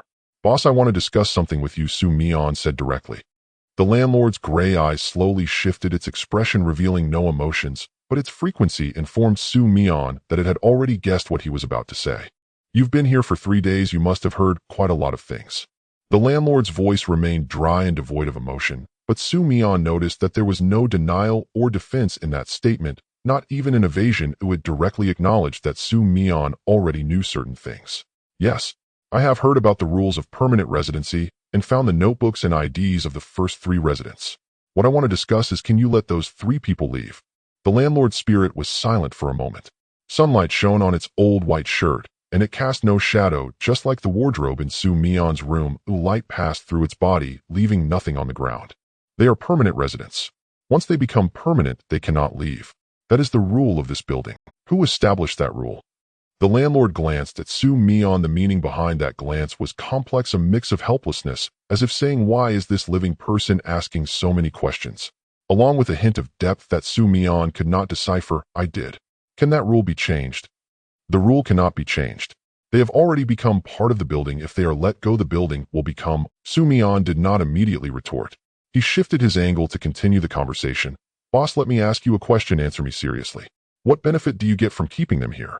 The landlord's gray jaw twitched slightly, but did not respond. "You see, after you keep them here, they become permanent residents, no longer paying rent, which means you won't receive any rent either. Moreover, their presence here is filled with unhappiness and discomfort. They are not here willingly, but are— Think about it yourself. Among the current residents of this building, aside from you, and those who willingly stayed, how many are genuinely happy to be living here?" The landlord still did not respond. Mian could see its frequency fluctuating. His words were penetrating, that gray rigid surface touching upon some core. "Let me put it this way." Mian adjusted his sitting posture, making himself more comfortable on the step, as if preparing for a deep conversation. "You are currently managing this building as a rental property, right? Leasing, collecting rent, and once someone moves in, they become permanent residents after 7 days, maintaining the status quo of the building. But have you considered a different management model? Transforming this building into a truly normal rental property, allowing living people to move and pay rent normally and move out at the end of their lease. That way, wouldn't you be able to collect rent long term? And with more living tenants, the building would come to life again. There would be a dessert stall downstairs, and children would run in the alley. Everything would return to how it used to be." The landlord's gray eyes twitched ever so slightly when Mian mentioned there would be a dessert stall down. That twitch was in Mian's frequency perception more intense than any previous fluctuation, like a long frozen ice surface developing a fine crack. "It's easy for you to say, oh, would living people be willing to move in? When they see this building, see me, who would dare to live here? You can hang a sign at the entrance saying newly renovated, low rent, and lower the rent below market price. There will definitely be people coming to view the property. Moreover, you don't need to let every potential renter know your true identity. You could stay out during the day and have your residents, like the kind old lady on the second floor, sit at the entrance to attract tenants. She looks very kindly. Our living tenants, seeing her, would feel that this building has a sense of warmth, and they would be willing to stay. The landlord remained silent for a longer time. Then it said something that almost caused Mian to lose his composure. You are teaching me how to manage rental properties. Yes, I am providing you with management advice. It's free, though I won't charge you a consultation fee. The landlord fell silent again for a long time. The afternoon sun gradually shifted as the two of them, a living person and a spirit, sat on the steps of the urban village alley as if engaged in the most ordinary conversation between a landlord and a tenant. Regarding the three individuals who had already become permanent residents, the landlord finally spoke. They have indeed become bound to the building. I cannot directly release them, or else the structure of the building will develop cracks. Mian detected the potential for a turning point in that statement. You can't let them go directly, but is there any other way to make them leave without affecting the structure of the building? The landlord pondered for a moment, stood up, walked to the wall behind the first floor stairwell, extended its hand, and gently pushed against the gray-white wall. A circle of gray ripples appeared at the point of contact, like the surface of water disturbed by a thrown stone. Then part of the wall became transparent, revealing a dark room approximately 10 square meters in size, where three blurry figures huddled in the corner motionless. Mian stood up from the steps and walked to the entrance of the dark room, where he saw the three missing individuals. Luyong, a tall and thin young man in his 20s, was curled up in the corner of the dark room, wearing a gray t-shirt, his eyes tightly shut and his brows furrowed, as if caught in an extremely long nightmare. Chun Xiaodong, of medium build, wore a dark blue work jacket, leaning against the wall with his head drooping and his mouth slightly ajar, resembling someone in a deep sleep. Zhou Ting, a young woman with short hair, was wearing a white short-sleeved shirt curled up into the smallest possible ball, with her arms wrapped around her knees and her chin resting on them. None of them were dead. Mian could sense their life frequencies, extremely weak, yet still stable, like a lamp set to the lowest brightness, not extinguished, but merely maintained at the bare minimum. Mian turned to the landlord. After they leave, will your building really have issues? The landlord's gray eyes fixated on the three individuals, then on Mian. Finally, it slowly said, as long as someone is willing to stay and fill their vacancies, the building will not have problems. Mian understood. The rules of this building were not that people could not leave, but rather to maintain a balance. If someone left, someone else must come in, otherwise the structure of the building, this space woven together by the spirit's frequency, would lose its stability. He was silent for several seconds before extending three fingers. I will pay the rent for three people. From now on, I will pay monthly, filling their spots as long-term tenants. You let them go, and I will help you run this building properly. I will provide ideas. The landlord's gray eyes froze at that moment. It had probably lived for several hundred years, but had never encountered a living tenant proactively proposing a deal like, I will pay the rent for three permanent residents in exchange for their freedom. It contemplated for nearly 3 minutes. This was the longest it had taken to make a decision since Mian began dealing with it. Then it slowly opened its cracked lips. How much per month? The normal market price. 1,300 each, so 3 would be 3,900. I will pay you monthly. But you have to guarantee that there will no longer be permanent residency after 7 days and switch to a normal lease termination process with 1 month's notice for move-out and full refund of the deposit with utility fees calculated based on actual usage. The landlord fell silent again. This time the silence was shorter. About 30 seconds later it said, utility fees calculated based on actual use is acceptable, but the deposit is non-refundable. That's the rule. Mian thought for a moment. The deposit can be half refunded after 1 year, fully refunded after 2 years. That's the industry standard. You should follow this. Only then will living tenants be willing to stay long-term. The landlord looked at Mian for a long time and finally, with an extremely slow tone, as if giving up, it said, all right. Mian took out his phone and instantly transferred money to the landlord, covering 3 months of the sub. The landlord looked at the payment notification displayed on the screen of its old smartphone. Its expression, if it could be called an expression, resembled that of a spirit who had never considered that digital payments would enter its old building in the urban village as it received a WeChat transfer for the first time. I will let those 3 go. But remember, you filled their spots. At this time, every month the money must be received. As the landlord spoke, it reached out and pressed against the wall of the dark room, causing a distortion in the space surrounding the three huddled figures, as if the invisible membrane enclosing them was torn open. Then the bodies of the three individuals slightly moved simultaneously, as if regaining awareness of their bodies for the first time after a long sleep. Mian stepped into the dark room, squatting next to Lu Yang, and reaching out to check his breath. There was a faint but steady breath. He checked the other two as well. Both had breaths and heartbeats, but their life frequencies were extremely low, as if they were maintained at a very low power state. He took out his phone and called the deputy team leader surnamed Lu from the Guangzhou branch. "Old Lu, I found the three missing individuals. They are all in the building and alive. Their condition is not great, but their vital signs are stable. Please arrange for someone to come pick them up and bring 3 bottles of glucose and a blanket." On the other end of the line, deputy team leader Lu was silent for several seconds, his voice trembling with disbelief. "Alive? All 3 of them are alive?" "Yes, they are all alive. I will explain in detail after they come out, or just bring someone over quickly. They need medical attention as soon as possible." Mian hung up the phone and walked out of the dark room, standing in the entrance hall on the first floor. He glanced back at the wall that had restored to its gray-white color, then looked at the landlord sitting on the stool, and finally at the old lady's spirit peeking out with half of her face from the second-floor stairway. Her face bore an expression that Mian had never seen on her before, one that seemed to say, "You really did it." The 3 missing individuals were carried onto the ambulance by the personnel from the Guangzhou branch. Deputy team leader Lu stood at the alley entrance watching the ambulance leave, then turned to look at Mian. His expression was one that Mian was very familiar with, the look of someone who had had their worldview refreshed but hadn't fully come back to their senses yet. "How exactly did you do it?" Mian brushed off the dust from his pants. "I had a chat with the landlord and negotiated a new cooperation plan, changing this building from a permanent residency system to a normal leasing system.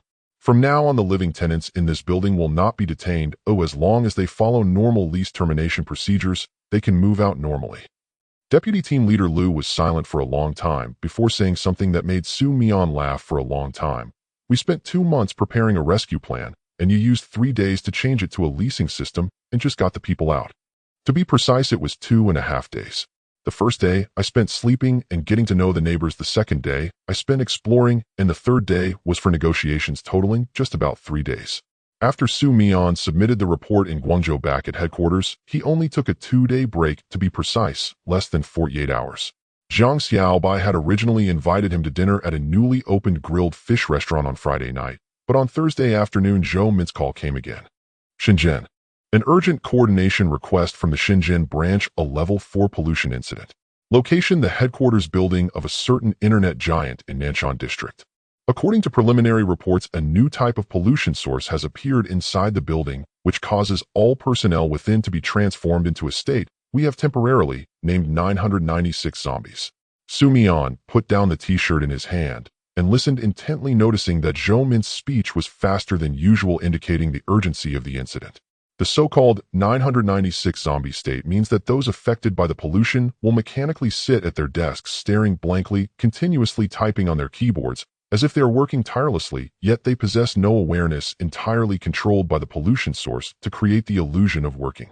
Their bodily functions are maintained at the bare minimum. They neither eat, nor drink, nor sleep, merely sitting in front of the computer, typing incessantly, producing a pile of meaningless gibberish, unable to stop.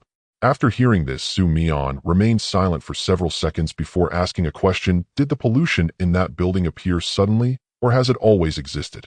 Zhou Min paused on the other end of the line, evidently not expecting Mian's first reaction to be this. According to the preliminary intelligence provided by the Shenzhen branch, the abnormal frequency readings inside the building began to appear about a week ago. However, they also mentioned a possibility in the report. She paused again, seemingly choosing her words carefully. That is, under such work intensity and pressure, even without the pollution source, the overall mental state of the employees may not differ much from that of the 996 zombies. Upon hearing this, a smile appeared at the corner of Mian's mouth, not one of mockery, but rather a knowing smile of, "As expected, I understand. I will book a ticket now.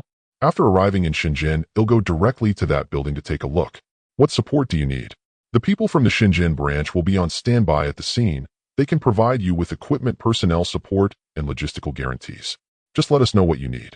Mian thought for a moment no special equipment is needed. Just bring a laptop, preferably one with a development environment, either Python or Java will do, as I may stay inside for a while. Zhou Min's tone on the other end of the phone conveyed a hint of confusion. What do you need a computer for? To infiltrate. They're all writing code. If I go in empty-handed, it will be too conspicuous. I need to write something too to look like a real employee. Zhou Min fell silent for 2 seconds, perhaps once again defeated by Mian's logic, but she did not ask more questions, simply saying, I'll have the Shenzhen branch prepare a laptop for you. Tomorrow morning, when you arrive, go directly to the scene. Someone will be waiting for you downstairs. Then she hung up the phone. Mian placed his phone on the washing machine, watching the clothes tumble inside, standing at the bathroom door pondering for a while. Shenzhen, an internet giant, all employees, turned into 996 zombies. He quickly organized the information in his mind, then pulled out his phone, opened a search engine, and searched for the company's name, which was a large internet company he had heard of involved in social networking and gaming valued in the hundreds of billions. He scrolled through the company's recent news articles, news about layoffs, business adjustments, annual financial reports. In one of the reports, he saw a comment, the overtime culture is well known in the industry. He put down his phone, leaned against the washing machine, and muttered to himself, as expected, every company that can open a large office in a place like Shenzhen is bound to be competitive. The next morning at 7 o'clock, Mian boarded an early flight from the capital to Shenzhen. After more than 2 hours of flight, he arrived at Shenzhen Baoan Airport. As soon as he exited the terminal, he saw a young man in a black jacket, holding a pickup sign with his name on it, waiting at the exit. The man introduced himself as Ma, part of the 3rd Action Team from the Shenzhen branch, and told him to call him Xiaoma. Xiaoma drove Mian through downtown Shenzhen. On the way from the airport to Nanshan district, Mian looked out the window at this young city. The streets of Shenzhen are different from those of Beijing. Beijing's roads are wide and the buildings are substantial, exuding an old-fashioned grandeur, while Shenzhen streets are lined with glass curtain wall skyscrapers reflecting a glaring cold light under the sun. The pedestrians on the street walk briskly, contrasting sharply with the leisurely pace of a mountain city like Chongqing. Every person seems to be in a hurry. Mian observed the fast-walking office workers and thought to himself that the city's temperament is indeed very much in line with the issue of 996 zombies. It is not the pollution that creates the 996 zombies, but rather the environment of 996 zombies that provides the perfect breeding ground for pollution. The car stopped across the street from the headquarters building of the internet company. After Mian got out of the car, he looked at the entire building across the wide road. The 28-story glass curtain wall building has a high-end design-oriented dark-toned glass facade that reflects a calm dark blue sheen under Shenzhen's morning sunlight. At the entrance of the building is a giant company logo, the icon of a well-known social application that Mian uses almost daily to browse videos. The glass doors at the entrance are tightly shut. Through the glass doors, he can see the scene inside the lobby, harsh white lighting, a few sheets of paper scattered on the floor, and the computer screen at the front desk still lit, but no one is sitting there. The entire lobby is empty, like a world that has been paused. What is the current state inside? Mian asked Xiaoma beside him while staring at the building across the road. Our people tried to enter through the fire escape yesterday, but could only get to the 2nd floor before they were unable to proceed. Non-polluted personnel experience a strong sense of mental oppression upon entering the building. It's similar to, Xiaoma thought for a moment, searching for a suitable metaphor. It's like when you just started at a new company, sitting at your desk waiting for tasks to be assigned, but the intensity is amplified 100-fold. Our team members experience palpitations and difficulty breathing on the 2nd floor and could only retreat. Mian nodded, continued to stare at the building for a while, then stepped towards the crosswalk, preparing to cross the road and reach the entrance of that building. Standing before the closed glass doors, he looked through the glass at the scene inside the lobby, which resembled the lobby of any office building he had seen in Beijing, only quieter with no one moving around. The only sounds were the distant, dense, and continuous clattering of keyboards, like a typing storm that would never cease. Mian pushed against the glass door. It was not locked. It silently opened inwards. He stood at the entrance, not hurrying to enter, but first surveying the lobby's environment, harsh white LED lighting, marble floors, the company logo wall at the front desk, and to the right was the turnstile passage, all turnstiles in the open position, every card reader lit with green lights, as if the entire building's access control system had been set to completely open mode, no longer verifying anyone's identity. Mian walked past the turnstiles through the lobby and headed towards the corridor leading to the office area. The sound of typing grew nearer, dense, rapid, and unbroken, like a storm composed of thousands of keystrokes. He passed through the corridor, pushed open a fire door, and behind it was the company's office area, a massive open space with around 200 to 300 workstations, all densely arranged, each occupied by a person. They maintained the same posture, slightly leaning forward, hands on the keyboard, fingers continuously tapping, eyes fixed on the computer screen, yet their expressions were vacant, devoid of any focus, as if their consciousness had been extracted, leaving only their bodies executing the command of work. Mian stood at the entrance of the office area, quietly observing for a while. He scanned from head to toe, from left to right, his gaze passing over those expressionless employees mechanically tapping on their keyboards, over the computer screens displaying various code windows, but with no one truly reading, over the workstations that appeared lifeless under the harsh lighting. The entire scene had a strong impact, not due to horror, but because it was too mundane, so mundane that it made one feel this is the true face of an internet giant. The so-called pollution merely solidified this layer of everyday life, ensuring it would never come. He took a deep breath and then uttered a sentence, the sound echoing throughout the empty office area. Is this still in need of pollution? Isn't this just a regular Tuesday afternoon? After this statement landed, a subtle, nearly imperceptible change occurred in the keyboard clattering that had persisted in the office area for an entire week. It did not stop, but the density of the sound slightly decreased, as if a portion of the gears that were mechanically operating had been momentarily jammed by this small stone that had dropped in. Although Mian's hearing was not particularly sharp, his ability to perceive frequency in this space, filled with mechanical repetitive frequencies, was like someone hearing a slight deviation in a particular frequency amid constant background noise. He caught the change. The change was very slight, lasting less than 2 seconds before returning to normal, but those 2 seconds proved that his words had indeed penetrated something, reaching a receiving end that was still operational. At the moment his words landed among those mechanically tapping 996 zombies, a small portion, a very small fraction, probably less than 5%, experienced an extremely subtle pause in their fingers, like a program that, upon hearing an unexpected statement, encountered a brief glitch. After Mian said, "Isn't this just an ordinary Tuesday afternoon?" the first thing he did was not to delve into the office to investigate the pollution source, but rather to pull out his phone, open the camera, and take a picture of the array of workstations under the harsh white light, then send it to Jiang Xiaobai, with a caption, "I have arrived." The scene was more shocking than I had imagined, not because it was terrifying, but because it was so real. If you were on site, you would think those people were genuinely working overtime. Aside from their unblinking stares, there was no difference from real overtime. Jiang Xiaobai replied instantly with a series of ellipses followed by another message, "Stay safe, don't get assimilated. By the way, did you bring your computer?" Mian responded, "I brought one. The Shenzhen branch prepared a decent one for me, 16 GB of memory and 512 GB solid state, even better than my own computer." I began to suspect that they were intentionally using this method to make me work a few extra days. Jiang Xiaobai replied, "The Abyss Bureau won't make you work. They're afraid you might inadvertently turn the evil spirits into your subordinates, and then take a whole company's worth of evil spirits to negotiate a salary raise with the director." Mian smiled slightly, put his phone back in his pocket, and then performed an action that left all the Shenzhen branch members on standby at the entrance stunned. He walked straight to an empty workstation, pulled out a chair, sat down, and then powered on his brand new laptop. The workstation was located in the middle right section of the office area, surrounded by 996 zombies mechanically tapping away at their keyboards. The moment Mian sat down, the 2 zombies closest to him almost simultaneously paused their keystrokes and slowly turned their faces towards him. One of the zombies was a male who appeared to be in his late 20s, wearing black-framed glasses and a gray checkered shirt, with a blank expression on his face, his skin pale from long-term sleep deprivation, his eyes fixed on Mian, as if an automated program had detected an anomaly and entered observation mode. The other was a female in her early 30s, sporting a somewhat disheveled ponytail and wearing a dark gray hoodie. Her expression was as blank as that of the male zombie, but her head tilted slightly, as if trying to discern something. Mian felt those 2 hollow gazes land on him. He was not the slightest bit nervous. He raised his head to meet the stares of the 2 zombies and greeted them in the tone he usually used with colleagues. "Good morning, I'm the new guy today. Is my first day. We are in the same department. Please take care of me." The 2 zombies did not speak. They couldn't possibly speak. According to the Shenzhen branch's report, these zombies had lost their ability to speak and could only mechanically execute work instructions. However, Mian noticed that after he mentioned the new guy, and "today is my first day," the female zombie tilted her head again at a slightly greater angle than before, as if she had captured some information that pierced through the hollow barrier of her mind.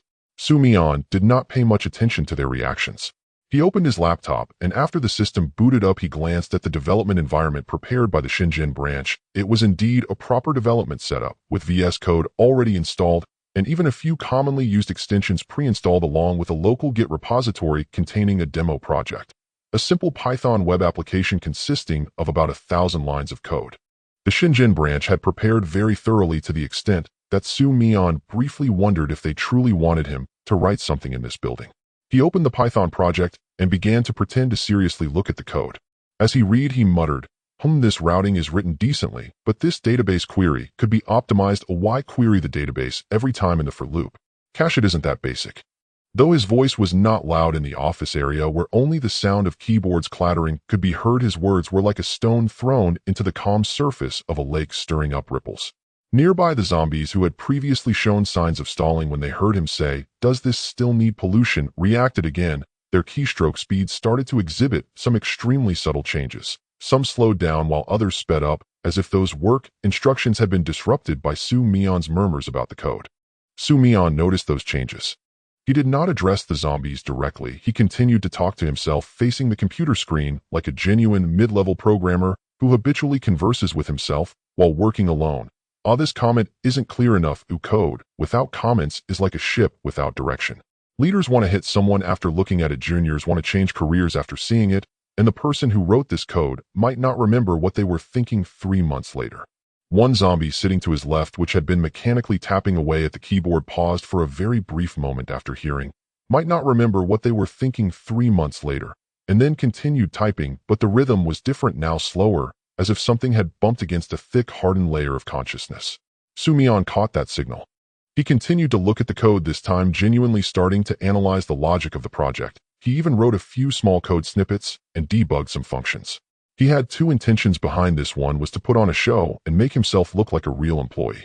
The other was that he was genuinely a bit eager. After all, since joining the Abyss Bureau, he hadn't properly written code in a long time.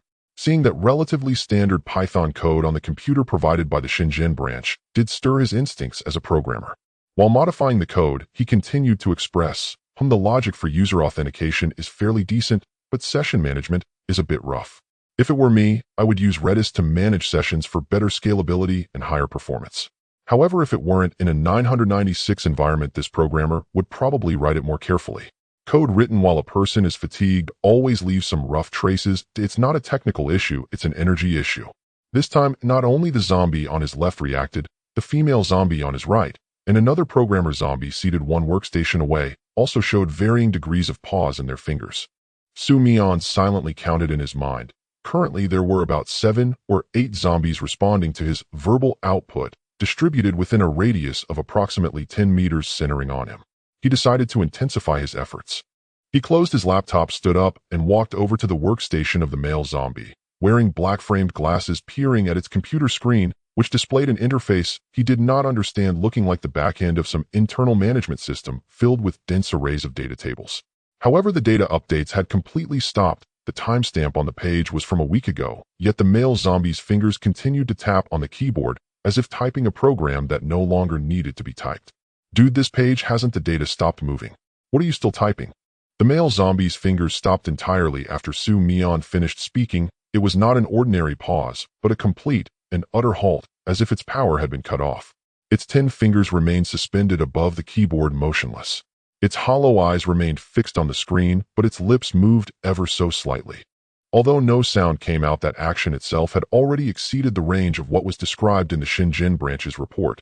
Zombies show no language or expression responses. Mian did not continue to press for answers. He gently patted the male zombie's shoulder, a light gesture like a natural encouragement among colleagues. "No rush, take your time to think. He'll go grab a glass of water first."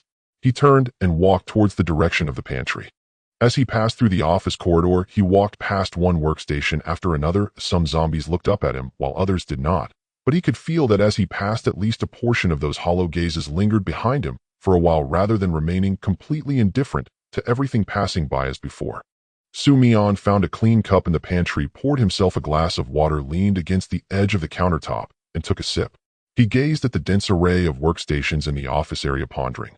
Where is the source of this pollution capable of turning hundreds of people in the entire building into human-shaped typing machines? The power level of this pollution source must be at least LV, for if not higher. However, its chosen effect is not destruction nor slaughter, but to make everyone work endlessly. This choice alone reveals a lot of information. The pollution source, or the evil spirit causing the pollution, is likely deeply connected to the concept of work. Extreme pressure, extreme relentlessness, extreme mechanization. It's not destroying these employees, it's optimizing them, turning them into the most efficient working machines, but this optimization process erases their consciousness. Mian set down his cup, his expression becoming more serious. This rhythm is very similar to how product managers propose demands. No need for your consciousness, just your productivity. Mian had spent a full 10 hours in that polluted internet giant's building. From stepping into the office at 10 in the morning to the heavy darkness of 8 in the evening, he was trapped in this desolate workspace. Throughout the day, he had only briefly left his workstation twice. The first time was at noon when he walked into the empty pantry and dug out a bowl of instant noodles from the depths of the storage cabinet. The production date on the packaging was clearly visible still within the shelf life. He mused to himself that the moment this building fell into the grip of abyssal pollution, these instant food supplies remained intact. Now they had become one of the few things in this lifeless building that could sustain the living. The second time he went out was at 3 in the afternoon when he got up to head to the restroom. As he passed through the corridor, the glaring corporate culture posters on the walls firmly captured his attention. Under the stark white light, slogans like "Strive until you move yourself, hard work is a habit, and no overtime today, be eliminated tomorrow" were coldly plastered on the mottled walls, absurd and oppressive. Mian paused to gaze for a long time, raised his hand to take pictures of these ironically meaningful posters, and sent them to Jiang Xiaobai, jokingly captioning these posters come with a spirit pollution effect. The Abyss Bureau could catalog them to specifically counter ordinary evil spirits.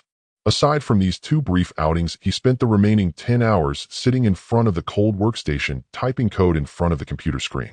At first, he merely pretended to be engrossed, mimicking the numb office workers around him with mechanical movements to mask his awareness and avoid unknown dangers. But as time passed, he genuinely discovered several hidden bugs within the abandoned demo project code. He took the opportunity to carefully fix all the bugs. After finishing, he keenly noticed that there were many details in the project structure that could be optimized. Before he knew it, he was thoroughly immersed in the work, no longer just going through the motions. By 5 in the afternoon, he had not only completed all code optimizations, but also added 2 practical features to the project along with a complete set of unit tests. When the last test case finished running and a series of bright green pass indicators popped up on the screen, Mian let out a long breath, leaning back against his chair, a wave of long-lost satisfaction and fulfillment flooding over him after completing the coding task. In the next moment, he suddenly snapped back to reality, enveloped by a sense of absurdity.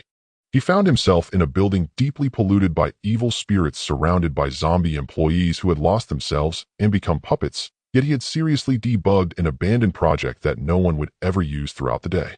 Unable to help himself, Mian chuckled softly with a hint of self-mockery. "It's over, I've been assimilated. I'm not pretending to work.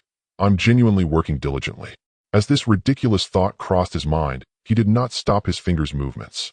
Since he had already invested effort, he might as well do it well. Objectively speaking, the quality of this demo code far exceeded many production environment codes he had seen in various internet giants. More importantly, pretending to work and engaging in daily conversation with these polluted puppets was the core strategy he had devised for survival, and breaking free, it absolutely could not be interrupted. Around 2 in the afternoon, the male zombie with black-framed glasses at the workstation to his left exhibited the first breakthrough change of the entire observation. Prior to this, the puppets throughout the building only repeated a singular mechanical action, endlessly typing on the keyboard without any autonomous behavior. But at that moment, the man's stiff hands suddenly left the keyboard, slowly raised, and steadily lifted the mug in front of him, raising his hand and bowing his head to drink the cool water. Such an ordinary action of drinking water was a monumental shift in this lifeless, polluted building. This was the first puppet to break free from mechanical commands and perform non-work-related actions in a week. What shocked Mian even more was that after drinking water, the man slowly turned his head and his hollow gaze precisely landed on Mian. For a fleeting moment, the pupils in his lifeless eyes slightly constricted. It was as if beneath a thick, cold layer of ice, a dormant human consciousness was struggling to break free and emerge.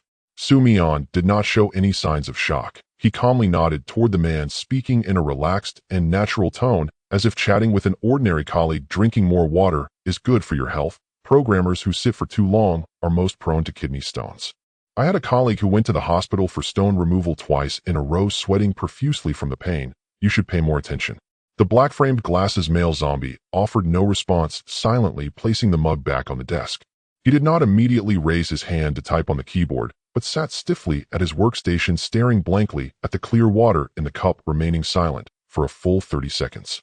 Half a minute later, he slowly raised his arm to return to the keyboard, but this time the speed of his keystrokes significantly slowed down, the rhythm intermittent and clumsy. It was as if the human consciousness still lingering within him was engaged in a fierce struggle with the mechanical work commands implanted by the abyss vying for control of his body. In that instant, Mian became certain his gentle conversations and everyday interactions had an incredibly effective awakening effect on these overworked, high-pressure corporate zombies.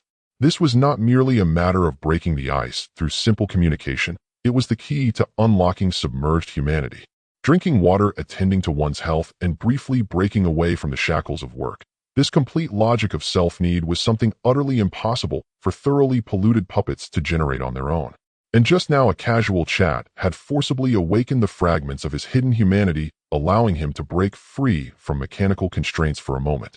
By 4 in the afternoon, Mian decided to actively expand the scope of contact and test the awakening possibilities of more puppets.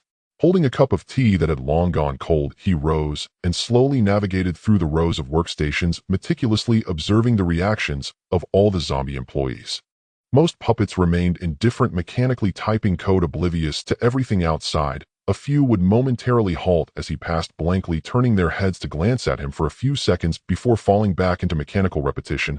And there were a rare 2 or 3 puppets whose eyes briefly lost their haze, revealing a fleeting focus, as if catching a glimpse of a faint light in a boundless fog. He paused in front of a male programmer in his 30s. The man wore a deep blue t-shirt emblazoned with the company logo, and his badge hung neatly around his neck. The boy in the badge photo had bright eyes and a broad smile full of vigor. Yet at this moment, he looked pale and stiff, his eyes hollow and lifeless, with his fingers numbly tapping the space bar, a stark and heartbreaking contrast to his former self. Mian's gaze fell on his flickering computer screen. The screen was filled with chaotic, garbled text, but every so often a complete English word would clearly pop up. Help. Again and again it interspersed among the endless garbled characters. This was no coincidence. It was the last remnant of his awareness, desperately grasping the keyboard in the boundless darkness, leaving behind a silent cry for help. Mian stood quietly beside the workstation, remaining silent for a long time. He leaned slightly forward, bringing his mouth to the man's ear, lowering his voice, and clearly saying, "The help has been received. I'm thinking of a way, just hold on a little longer." As soon as those words left his mouth, the man's fingers, which had been continuously typing, suddenly froze, suspended above the keyboard. After a brief moment of stillness, his fingers fell again. This time, amidst the rolling, garbled text, a brand new word emerged. T-checks. Thank you. This flimsy word lingered on the screen for only 2 seconds before being completely covered and swallowed by the surging chaos of garbled text. But Mian saw it clearly. The remaining consciousness, tightly suppressed by the abyssal force, had exerted every effort to respond, only to be swallowed by darkness again, returning to numbness. Mian slowly stood up straight, gazing at the rapidly scrolling chaotic code, feeling a pang of bitterness in his heart. There was no fear, only an indescribable heaviness and emotion. He turned back to his workstation and immediately sent a message to Zhou Min, syncing the crucial discovery, confirming an important clue. My empathy communication ability has a special awakening effect on overworked, high-pressure corporate zombies, capable of activating the humanity imprisoned within the puppets and breaking the mechanical constraints. This characteristic could be included as a reference for assessing similar abyssal events. After a brief rest, Mian stood up again and walked toward a young female employee's workstation who looked no older than 25.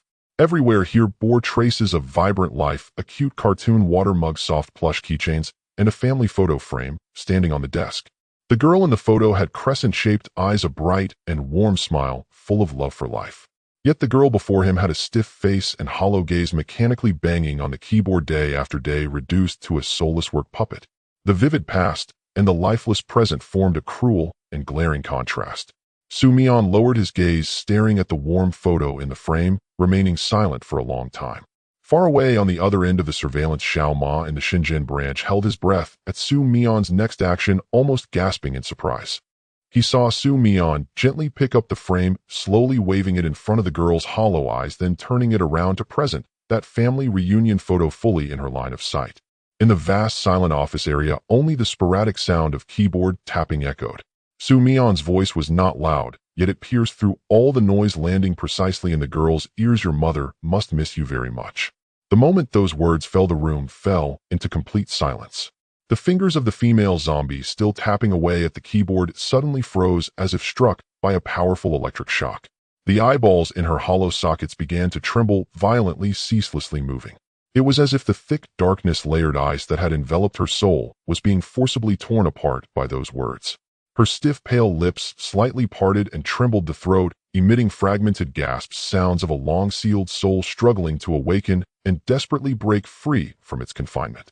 Su Mian did not rush or pressure her. He gently returned the frame to its place, looked up at her with warm eyes, and softly reassured, "Take your time slowly. One day you'll be able to go home to see her. Until then, let this frame accompany you, reminding you, you are never just a programmer. You are also your parents' daughter." After doing all this, he calmly turned around and walked back to his workstation. Almost simultaneously, Zhou Mint's message popped up quickly on the screen, far exceeding Su Mian's expectations. "Received your intelligence. Be sure to pay attention to your own safety." Data from the Shenzhen branch's monitoring showed that since noon today, the abnormal abyssal frequency in the building has been gradually declining, stabilizing, and it can be basically determined that it is directly related to your intervention. Continue to maintain the current pace and keep in touch at all times. Su Mian stared at the text on the screen, a glimmer of light flashing in his eyes, his heart brimming with certainty. The frequency has dropped, and the environmental anomalies have weakened. His methods were completely effective. He raised his eyes to gaze at the entire silent, oppressive building shrouded in darkness, silently formulating a subsequent plan. The effectiveness has been verified, and next there is no need to proceed step by step. Tomorrow he would take the initiative to strike, delve into the core of the building, find the source of the pollution, and confront the true culprit hidden within the abyssal office. Su Mian left the building after 8 o'clock in the evening. It wasn't that he wanted to leave, but the building's lighting system automatically switched to a dimmer mode at 8:30, reducing the illumination in the office area by about 30%. The 996 zombies under the dimmed lights increased their typing speed as if they thrived in the darkness. Their work program had been switched to a higher intensity mode, one that required no rest, no lighting, and simply demanded continued typing. Su Mian realized that if he did not take a break and step outside, his efficiency in the dark might decline. But those zombies wouldn't. They were perfect production tools, needing neither food nor sleep. With just a workstation and a computer, they could run indefinitely. After stepping out of the building, people from the Shenzhen branch were waiting for him in a car across the street. He got in, and Xiao Ma handed him a bottle of water and a boxed lunch which was still warm. Su Mian took the boxed lunch, opened it, and found char siu rice. He took a few bites, then leaned back in his seat, closed his eyes, and remained silent for about a minute. During this silent minute, he organized all the information he had gathered throughout the day in his mind. Tomorrow he finally spoke, and Xiao Ma turned to look at him from the driver's seat. "I need to find the source of the pollution. Based on my observations today, the core of the pollution is not naturally occurring, it is being consciously operated. It is not random pollution covering the entire building, but rather directional and organized. I noticed internal promotional posters in the building stating 'Strive until you move yourself.' Those posters are in themselves conduits for the pollution frequency. You might consider removing all internal promotional posters in subsequent processing." Xiao Ma listened attentively while recording on his phone as Su Mian continued. "Additionally, this afternoon I noticed an anomalous frequency point on the 5th floor west side. The frequency readings in that area differ from those in other parts of the building. Its frequency is more concentrated and denser, as if there is a core in that area, maintaining a sustained high-frequency output. I suspect that may be where the pollution source is located, and I will prioritize investigating that direction tomorrow." The next morning at 8, Su Mian re-entered the building. Just like yesterday, the lobby was empty, with only the continuous sound of keyboards in the office area, resembling an endless typing marathon. However, Su Mian noticed a change compared to yesterday. As he walked into the office area, at least a dozen zombies lifted their heads, staring in his direction near the entrance to the office area. This action of raising their heads contrasted sharply with yesterday's zombies, who had completely ignored any passerby. Though their gazes remained hollow, the act of actively looking up indicated that a part of them was gradually regaining some perception of the external world. Mian did not rush to the west side of the fifth floor. Instead, he first sat down at the workstation he had occupied yesterday, opened his computer, and continued writing the code he hadn't finished. He needed to confirm if there had been any positive changes in the state of those zombies. Less than 5 minutes after he sat down, something he had not anticipated happened. The male zombie wearing black-framed glasses, the one who had drunk water yesterday, turned its head to look at him after Mian sat down. It made an action that was utterly unimaginable in a zombie state. It reached out its hand and pushed a packet of cookies from its desk to the edge of Mian's desk. Then it pointed at the packet of cookies and then at Mian, moving very slowly with a noticeable pause between each segmented action as if contemplating. Yet its intent was crystal clear: for you to eat. Mian looked at the packet of cookies and then at the male zombie, stunned for several seconds before he smiled, his eyes narrowing. Thank you, you are too kind. I've already eaten this morning, but I appreciate your gesture. Could you share half with the lady next to me? The male zombie remained silent for a moment before its hand moved again. It pushed the packet of cookies to the edge of the female zombie's desk and then withdrew its hand. The female zombie did not react, but through frequency perception, Mian felt a slight, yet indeed existing positive fluctuation in her frequency at that moment, akin to a warm sensation. Mian opened his computer, preparing to continue writing code, when suddenly the entire building's lights abruptly dimmed.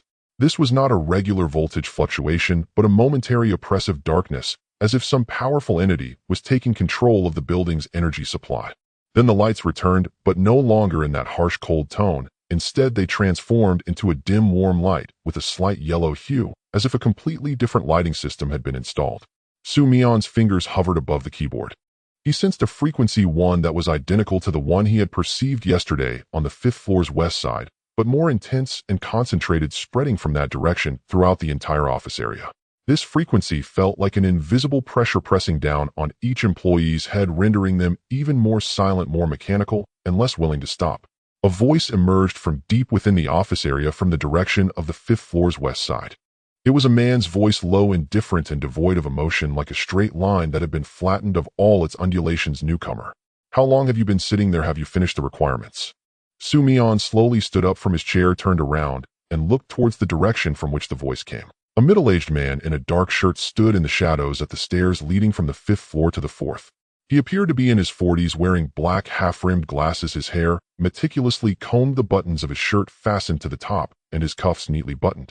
He exuded an aura of sternness that bordered on harshness, arms crossed over his chest, coldly observing Mian in the office area. Across the entire office area, Mian's gaze collided with that of the middle-aged man in the air. He could sense the frequency embedded in that gaze, stable, calm, precise. Like a knife controlled with precision, it wouldn't be swung carelessly, but once drawn it would accurately strike at the vital point. It was not malice, at least not in the traditional sense. It was an efficiency, will that had been extremely ordered. No unnecessary emotions, no excessive words, only goals and paths leading to those goals. Mian quickly assessed the danger level of this presence in his mind. It was not high, but its control level was exceedingly high. It did not dominate the building through brute force, but maintained its operation through processes and systems. As long as everyone worked according to its rules, it possessed absolute control.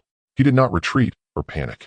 He answered the question with a tone that was very innocent. I have developed 2 new features, fixed 3 bugs, and written a set of unit tests, but I haven't seen the PRD, so I don't know what the real requirements are. I heard you are responsible for the requirements document. The product director, named Siesue, emerged slowly from the shadows as Mian had already determined that this presence was the source of the pollution. Its steps were slow, each one carrying a quiet, oppressive force, like an authoritative manager approaching a new employee who had posed an inappropriate question in a meeting, ready to silence them with its aura.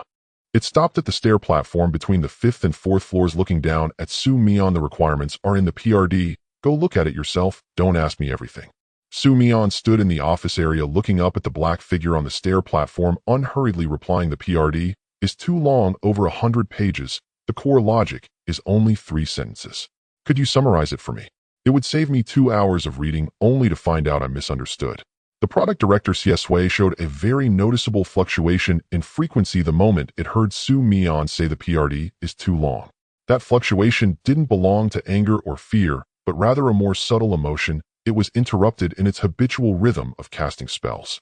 It relied on requirement terror to maintain control over the entire building. Don't come to ask me if you haven't finished reading the PRD. This was its core control method, but Mian directly stated it's too long. I demand you to summarize, bypassing its entire control system.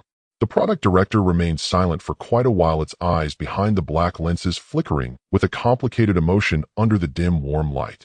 It finally spoke, its voice slightly lower than before. Which department are you from? Mian smiled. I'm new and haven't been officially assigned to a department yet. I just think we could change our way of communication. Summarizing core logic might be more efficient than writing 100 pages of documents. The product director stood on the stair platform, silently observing Mian in the dim light. The gaze no longer held pure indifference, but mixed with a trace of confusion that Mian could not fully interpret, as if to say, this newcomer's way of communicating is completely opposite to my previous habits. The initial confrontation between Mian and the product director Wei began with his remark, the PRD is too long, successfully interrupting the rhythm of the terrifying demand spell. However, Mian knew this was just the first round. Before truly delving into a conversation, he needed to stabilize the situation, ensuring the other party did not become enraged and directly enter attack mode. The product director stood silently on the stair platform for a moment. Instead of continuing to apply pressure, he turned and walked towards an office on the west side of the 5th floor. Before entering, without looking back, he said, "You come in with me." In that moment, Mian experienced a very brief psychological reaction. The scene was reminiscent of when he was called into the office by his former boss for a reprimand. He even felt a reflexive tension in his back muscles. It took him half a second to remember that he was now an investigator from the Abyss Bureau, not at work, and he relaxed again, walking up to the 5th floor with a light step and pushing open the office door. The office was small, about 15 square meters, with a large desk containing a monitor, a keyboard, and several books related to product management, including the mythical Man Month and the art of asking questions. The books on the shelves were neatly arranged and the curtains were half drawn. Through the gap in the curtains, he could see the city skyline outside, with Shenzhen's skyscrapers glimmering in the sunlight. Product Director Wei sat in the chair behind the desk, hands crossed on the table, watching Mian sit down across from him. He did not speak, only observing. Mian did not rush to speak either. He sat in the guest chair, his gaze sweeping over the book titles on the shelves.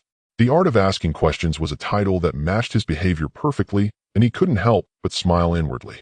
Then he returned his gaze to the product director's face and said, "You weren't always Wei, were you?" The product director Wei's lips tightened slightly, a very subtle movement, but Mian caught it. It was a subconscious, defensive reaction of someone being asked about something they were reluctant to discuss. "You were also an employee of this company while you were alive, right?" The product director did not respond, but his fingers tightened slightly on the desk. Through frequency perception, Mian could clearly sense that the question had touched a core issue for him. At that moment, he emitted an extremely complex frequency filled with anger, sorrow, and a hint of something Mian could not immediately define, like a feeling of being understood. Mian did not continue to press. He changed his angle. "I spent the entire day downstairs yesterday coding with those employees. I discovered something: those employees do not inherently want to leave. They cannot leave because no one tells them that work is not the only thing. It is okay to rest when tired." The product director sat motionless in the chair, but Mian noticed that the fingers crossed on the table began to tremble slightly. "What about you? Why do you continue to sit in this office writing PRDs and pushing for progress even after..." Silence. A prolonged silence. The city skyline outside stretched clearly under the afternoon sun. In the distance, an airplane slowly crossed the sky, leaving a moving reflection on the glass curtain wall. Finally, the product director spoke. His voice was different from the previous cold, authoritative tone. It became lighter and slower, as if recounting something he was also straining to remember. I don't know what else I can do besides work." Mian did not respond. He waited quietly, knowing that the other party had just opened a door. What he needed to do was not rush in, but wait at the threshold, allowing the door to open slowly by itself. "I worked in this company for 7 years, from product manager to product director. In those 7 years, I never took a complete annual leave. I was always the earliest to arrive and the latest to leave, even responding to messages on weekends. I monitored every version, every feature, and every detail of the product. I felt that if I did not keep an eye on it, the product would have issues. If the product had issues, the company would have issues. If the company had issues, the employees would be out of work. So I could not stop, not even for a day." He paused for a moment and then lowered his voice as if talking to himself. "The day I died was at my workstation from a heart attack. When my colleagues found me, they thought I was just asleep at my desk because my position was the same as when I normally took my afternoon nap. So no one thought it was unusual. It was about 2 hours later that someone noticed my body had already gone cold and I had no breath. Mian sat quietly in that guest chair listening attentively. He did not interrupt.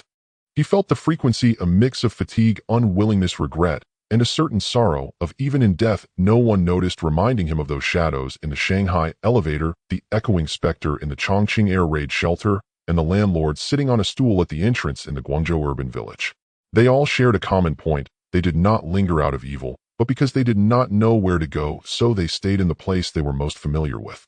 For this product director, that place was this office, the workstation, where he had sat until the very last moment of his life. Mian remained silent for a moment, then said softly, "You have been working since graduation, never truly stopping, right?" The product director did not answer, but his silence itself was a confirmation. "You spent your life working, and after death you are still pushing for demands, writing PRDs, and urging for progress. Let me ask you, do you feel tired?" The eyes behind the black half-framed glasses of the product director suddenly trembled. That tremor was not one of anger, but rather like the quivering of someone whose psychological defenses held up for so long were suddenly shattered by being asked about a question they had been avoiding. He opened his mouth, his voice quivering for the first time. "I don't know what else I can do if I don't work. Work is the only thing I know how to do, the only way I can prove my existence. If I stop working, then I am nothing." Mian leaned back in his chair and thought for a moment before saying something he had been mulling over for a long time. "Do you know what those employees want the most?" The product director lifted his head and looked at Mian. His eyes no longer held that cold, authoritative gleam, but rather a confused, almost inquisitive look. "They do not want faster computers, bigger desks, or better coffee machines," Mian said. "What they want is time off without having to think about work, without worrying about messages, without having to open their computers, to be able to sleep until they wake naturally, to go out for a walk when the afternoon sun is nice, to see the streets of this city, and to think about things besides code and demands in this world. You never gave yourself that opportunity while you were alive, so you also don't know that you should give them that opportunity." The office fell silent for a long time. Sunlight streamed through the gaps in the curtains, casting a long beam of light on the desk, where dust danced slowly. The product director slowly lowered his head, resting his forehead on the back of his crossed hands on the table, a position that resembled one, finally allowing oneself to rest after prolonged fatigue. He maintained that position for a long time. Then from beneath his lowered head, a very faint, broken voice emerged, as if squeezed from his throat after long suppression. "I actually don't want it to be this way, but I don't know how to stop." Mian said nothing. He sat quietly, allowing the office to remain silent, letting that voice naturally fall and dissipate in the air. After about 3 minutes, he stood up, walked to the curtains of the office, and pulled them open. The afternoon sunlight, bright and warm in Shenzhen, flooded into the office through the entire glass window, illuminating the few dust-covered books on the desk, the reflections on the monitor screen, and the silhouette of the product director leaning over the desk. Mian turned around and looked at the specter, slowly raising its head in the sunlight, saying, "Then let's start today, trying to stop. No need to stop for a long time all at once, just for today. Let those employees take a break too. Tomorrow we can discuss how to make work a more sustainable thing rather than an unceasing crushing machine." The product director raised its head. For the first time, an expression appeared on its face in the sunlight. A tired, pale face, but with a glimmer of faint hope. It looked at Mian and said softly, "Really, is it possible?" Mian nodded seriously. "It really is possible." At the moment he nodded, he felt the frequency of the entire building sharply decline, as if the whole system had switched from a high-load state to standby mode. That sense of oppression, that invisible pressure weighing down on everyone's heads, began to dissipate slowly, like a receding tide from the office area to the periphery. Downstairs in the office area, those 996 zombies began to slow their typing speed one by one, and some completely stopped. Their hands left the keyboards hanging at their sides, or resting on the tabletop. Their hollow gazes began to show faint glimmers of something very subtle, like water starting to melt beneath the winter ice. The follow-up operations for the Shenzhen incident were fully assumed by the Shenzhen branch. The product director, a malevolent entity, had not vanished, but its resonance had diminished from a hazardous contamination level to an extremely faint trace. It consented to vacate that office and ceased wielding demand-based terror to dominate the entire. The afflicted 996 zombies, employees trapped in mechanical repetitive keystroke trances, took an average of roughly 6 hours to gradually regain consciousness. According to the Shenzhen branch's subsequent monitoring report, upon waking, most individuals instinctively looked down at their hands and asked those nearby. I typed nonstop for a week. Why don't my hands hurt? This was because their pain perception had been suppressed during the contamination. Not a single zombie exhibited symptoms of wrist strain or tenosynovitis. Yet after regaining awareness, most experienced varying degrees of muscular soreness and joint stiffness. Several severe cases were hospitalized, but no fatalities occurred amidst misfortune. On Mian's final day wrapping up operations inside that building, he stood in the first-floor lobby watching colleagues guide the newly awakened employees out toward ambulances and company-arranged buses waiting at the entrance. A young man in his early 20s being supported by a co-worker paused beside Mian and with a hoarse voice and used for days murmured, "You're the new coder, right?" Mian blinked in surprise. "Ah, yes. I'm new. Spent yesterday writing code." The young man gazed at Mian in silence for several seconds, then said, "I can't recall exactly what happened, but I remember a voice repeating over and over, 'It's all right to rest when you're tired.' Was that you?" Mian met the young man's pale, yet already brightening eyes, and smiled. "Yes, it was me. You truly need proper rest. Go home, eat something nourishing, sleep deeply, and only think about work again tomorrow." The young man nodded, then was helped aboard the bus. Mian remained in the lobby watching the vehicle pull away slowly, disappearing into the sunlit afternoon streets of Nanshan District, Shenzhen. He pulled out his phone to find a cascade of messages from Jiang Xiao. "I heard the Shenzhen matters wrapped up. How did it go? What did you discuss with the product director? I heard you made every zombie in the building stop typing. Just like, have you officially become the exorcist of overworked spirits? Should we print you a business card? Mian, spirit tamer of the office weary, specializing in all forms of corporate fatigue." Mian chuckled and replied, "I'll tell you the full story soon. I'm heading back to HQ for rest and recalibration. This mission was exhausting, yes, but immensely rewarding. I've confirmed a critical insight: my ability possesses a unique resonance against entities born from chronic overwork and high-pressure environments. Perhaps because I understand that exhaustion intimately, I too have held down a job." Upon returning to the Beijing headquarters, Mian took a 40-minute hot shower, washing away the accumulated weariness from both the Guangzhou urban village and the Shenzhen 996 office, then changed into clean clothes and headed to the canteen.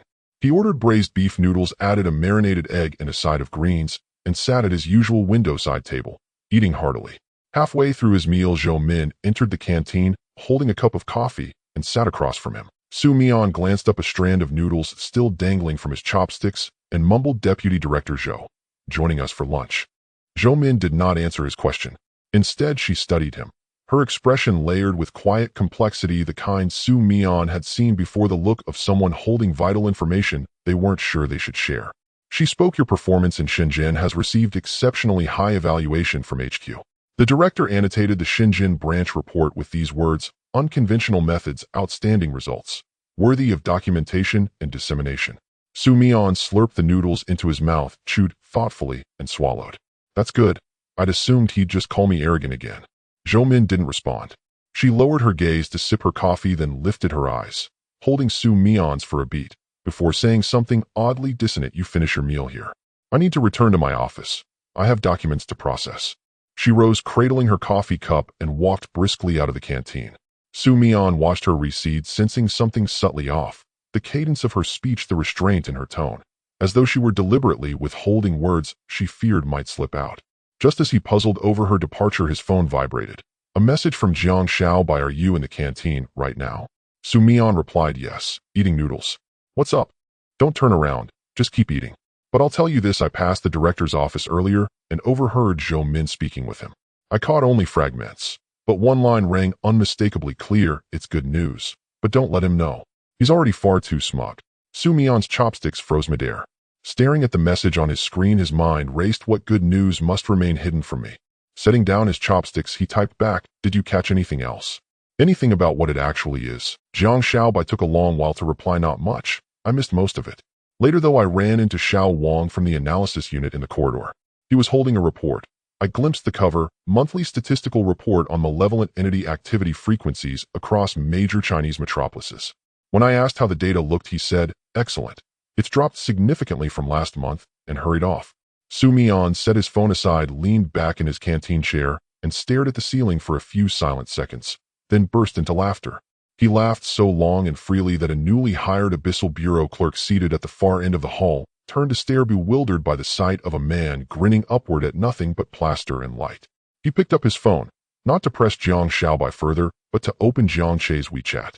Since the Beijing incident, their exchanges had grown infrequent, yet meaningful, a quiet, hard-won camaraderie forged in shared trials. He sent Jiang Che a message. I've heard some internal whispers, something about statistical assessments of my recent roaming dialogues. Any intel you can share? He waited, but Jiang Che didn't reply immediately. Setting the phone down, Mian resumed his meal, a soft, unrestrained smile lingering at the corners of his mouth. 15 minutes later, having finished his noodles and preparing to carry the empty bowl to the return counter, his phone buzzed. Jiang Che's reply, stark and singular. So, you found out after all. Mian stared at those words, his fingers tightening slightly around the phone, then typed swiftly, I knew the old fox wouldn't tell me. He's terrified I'll float away. But is the effect really this pronounced? Jiang Che replied, nationwide average decline approximately 23. Across major metropolises, including Beijing, Shanghai, Guangzhou, Shenzhen, and Chongqing, the local malevolent activity rates dropped measurably in the wake of your visits. The steepest declines occurred in Guangzhou and Shenzhen, 31 and 28, respectively. Mian stood motionless at the canteen's dish return counter, the empty noodle bowl cradled in his hands, gazing blankly out the window. Nationwide average decline 23%. One person, one circuit, one conversation after another, and the nation's malevolent activity rate fell by over a fifth. Silently, he calculated the human weight behind that number. Hundreds of incidents averted each month by the Abyssal Bureau, hundreds of ordinary people spared entanglement in inexplicable supernatural events, hundreds of families spared midnight calls bearing news of vanished loved ones. He placed the bowl into the return slot and stepped out of the canteen into the corridor where sunlight streamed through the far-end window, spilling warm golden light across the polished floor. Leaning against the wall, he pulled out his phone once more, rereading Jiang Che's message, a 23 decline. The director's note, good news, but don't tell him. He's already far too smug. Mian laughed aloud, the sound echoing softly in the hushed corridor. When he'd finished, he messaged Jiang Che, truth is I won't boast. I'll simply rejoice inwardly. Because this path was my own choice. I never imagined it would bear such fruit, nor that its impact would surpass even my deepest hopes. Jiang Che didn't reply to that. Moments later, however, came a new message. Unexpected, profound. I used to think you were reckless. Now I wonder, perhaps the Abyssal Bureau genuinely needs people who do things recklessly. Because some problems cannot be solved by following the rules. Mian stared at those lines for a long while, then slowly, deeply smiled. Not with pride, but with quiet, unshakable warmth. It was the most meaningful affirmation he'd received since joining the Abyssal Bureau, not praise for strength, but acknowledgement of worth. From Jiang Che, this glass adept, who'd once dismissed his ability with unread messages and skeptical silence, now affirming plainly, you are indeed useful. He slipped the phone into his pocket and walked toward the dormitory. Beyond the corridor window, Beijing's evening sky blazed in hues of amber and rose, pierced by the graceful arcs of pigeons winging across the twilight. Back in his room, he lay on the bed staring at the ceiling, retracing his journey in memory from Beijing's Route 375 bus to Shanghai's midnight elevator to Chongqing's echoing air raid tunnels to Guangzhou's urban village rent negotiations to Shenzhen's 996 zombie factory. Each episode a distinct piece of a larger mosaic. Together they formed the path he now walked. A path unlike any taken by predecessors in the Abyssal Bureau. No weapons, no seals, no exorcisms. Only dialogue. Conversations with beings lost, trapped, or wandering without direction, guiding them gently toward the door that had always been open. He closed his eyes, smiling, thinking nationwide roaming dialogues. Completed one full circuit. Results promising. The director wants to keep it secret. Impossible, but fine. If he wishes to spare me from arrogance, I'll play along, though a quiet private triumph that I'll savor. After all, 23. That's enough joy to last me quite some time. Rolling onto his side, he opened his phone and messaged Jiang Shaobai, confirmed, 23. Jiang Shaobai replied instantly, damn, you're faster than me. Who told you? Mian replied, someone who didn't want me to know, but already did. Jiang Shaobai fired off a string of question marks, then added, so, what's next? Keep roaming. Or bask in HQ glory for a couple of days. Mian responded, 2 days rest, then await the next assignment. The country is vast. Countless cities remain. Countless lost beings still wait. For someone to tell them the door stands open. Rest is permitted when weary. A work may be declined, and offers with poor benefits may be refused outright. Having sent the message, he placed his phone on the nightstand. At last, after days of relentless travel between Shenzhen and Guangzhou, he could surrender fully to sleep. Outside, Beijing's night settled in absolute stillness. On his windowsill rested a small bag of pickled vegetables, gifted by the elderly woman spirit from the Guangzhou urban village, a token carried from a dwelling that existed outside the boundaries of the living world, a fragile, precious bridge between realms. After resting in the headquarters dormitory for 2 days, Mian was still lying in bed scrolling through his phone at 8:30 on the third morning when he heard a knock at the door. The knocking was neither hurried nor slow. 2 knocks, a 2-second interval followed by 2 more knocks, a rhythm he was familiar with, Zhou Min's style of knocking. He got up from bed, casually threw on a t-shirt, and walked over to open the door. Zhou Min stood at the door holding a formal document stamped with a red seal, her expression a mixture of official seriousness and a hint of subtle helplessness that Mian had learned to recognize. "I know you're going to stir things up again, but I can't stop you." "Good morning, Deputy Director Zhou. You brought documents this early. What good news do you have?" Zhou Min did not answer. She walked into Mian's dormitory and sat down on the chair by the window, placing the document on her lap. She glanced at the state of Mian's room. The bed was unmade, a half cup of overnight tea sat on the desk, and a bag of pickled vegetables he had brought back from Guangzhou was on the windowsill. Her gaze lingered on the bag of pickled vegetables for a moment before returning. "Since you returned from Shenzhen, your period of adjustment is over. I have an important notification for you today." Mian suddenly felt alert at that moment. "It's not going to be another business trip, is it? I just got back from Guangzhou and Shenzhen. I haven't even rested for 2 days yet." Zhou Min did not respond. She handed him the document, and Mian took it, opening the cover. The first line that caught his eye read, "Notice regarding the 6th National Abyss Bureau Youth Ability Competition." He skimmed a few lines down, and the content was roughly as follows: the Abyss Bureau headquarters would hold a nationwide youth ability skills competition in 2 weeks, with participants being level 3 and above operatives from various branches. Participants must be under 35 years old, and the competition format would include individual skill demonstrations, team confrontations, and practical simulations. The winners would receive recognition, promotion opportunities, and cash prizes. When he saw the words cash prizes, his eyes lit up momentarily, then he continued reading.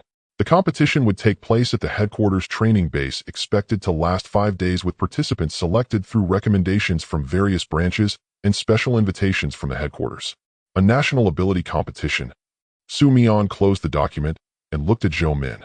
"I hadn't heard about such a competition from the Abyss Bureau before. The 1st to 5th competitions were held internally on a small scale. This year marks the 6th, the largest one, yet due to the significant increase in newly recruited young ability users in the past 2 years, the Bureau needs a centralized opportunity to showcase the new generation's strength and allow various branches to understand each other's talent reserves." Zhou Min paused and added, "Moreover, although nationwide evil incidents have decreased over the past 6 months, their nature has become more complex. The Bureau hopes to select some individuals with special talents in dealing with new types of evils through this competition." When Mian heard the phrase special talents, his eyebrows raised slightly. He felt that it likely referred to someone like him, but he didn't say anything, knowing that Zhou Min still had more to say. Sure enough, Zhou Min followed up with, "Your name is on the special invitation list." "Special invitation? Why not a recommendation?" Zhou Min paused for a moment, her expression becoming even more nuanced. "It's because your current official rating is D. According to the competition regulations, only those rated level 3 and above can participate, while D corresponds to level 1. Therefore, you are not within the normal recommendation range." "Then how am I on the special invitation list?" "Because of your task record." Zhou Min's tone became even more complex. "In the past month, you independently handled 5 high-risk incidents in Beijing, Shanghai, Chongqing, Guangzhou, and Shenzhen, achieving a 100% success rate. No other young ability user in the Abyss Bureau can match this record. Furthermore, your methods are unprecedented." During the discussions on the participant list, some members of the evaluation committee suggested that if you are not allowed to compete, this competition will not truly represent the Abyss Bureau's real combat capability, as you have in a sense been the person with the highest task completion rate in the Bureau in the past 6 months. Mian remained silent for a while after hearing this. He truly did not expect that while he was regarded as that low-rated but troublemaking person at the base, he was already included in the must-participate list by the high-level evaluation committee. A surge of complex emotions washed over him. He felt both joy at being recognized and unease at being targeted. "So I'm participating in this competition as a special invitee using a wild card?" "Yes. Your status is that of a special invitee, not taking up any slots from the branches and sent directly by the headquarters." Mian pondered, "How much is the cash prize? How much for the champion?" Zhou Mint's expression completely collapsed at that moment. The first thing you care about is actually the cash prize. Life is tough, Deputy Director Zhou. I've been on business trips these past few months. Although the Bureau reimburses travel expenses, I've been paying for meals and drinks for those evils out of my own pocket. I need to recoup some of that. Zhou Min took a deep breath. The champion's cash prize is 50,000. The second place is 30,000 and the third place is 10,000. All participants will receive commemorative gifts. Upon hearing the words 50,000, the brightness in Su Mian's eyes noticeably increased. 50,000. I have to participate. I must participate. Even if I'm placed in the death group, I have to participate. 50,000 is enough to cover so many takeouts. Zhou Min stood up, walked to the door, and turned back to look at him. By the way, there will be a grouping ceremony before the competition. All participants will be divided into different groups based on their ability types and ratings. Be mentally prepared because your rating is D. You could end up in any group. Su Mian nodded. It's fine, rating is not important. What matters is the outcome, right? Just like in those cases of mine, D rating, but the effect is S. Zhou Min did not deny it. After she left, she paused in the corridor and said without looking back, don't be too confident. Among the participants in this competition, there are several shrugged individuals, including some you haven't met before. Their abilities are on a completely different level from the lower tier evils you encountered in Guangzhou and Shenzhen. Su Mian stood at the door, watching Zhou Min's figure disappear around the corner of the corridor. He leaned against the doorframe and muttered to himself, several shrugged. That sounds interesting. If they were all dragged, it would just be a bunch of chickens pecking at each other. How boring. He returned to his room, picked up his phone, and sent a message to Jiang Xiaobai. I was notified to participate in the National Ability Competition as a special invitee because my rating is too low to use the normal channel. Jiang Xiaobai replied almost immediately, special invite. Ha ha ha, a drat participant using the special invite channel. This might be the most magical qualification in Abyss Bureau history. Are you sure they're not sending you to be a mascot? Su Mian replied, being a mascot is fine. After all, the champion has 50,000. That's what I'm aiming for. Jiang Xiaobai sent a series of laughing emojis, and then said, I'll go to the scene to cheer you on. Remember to save me a front row seat.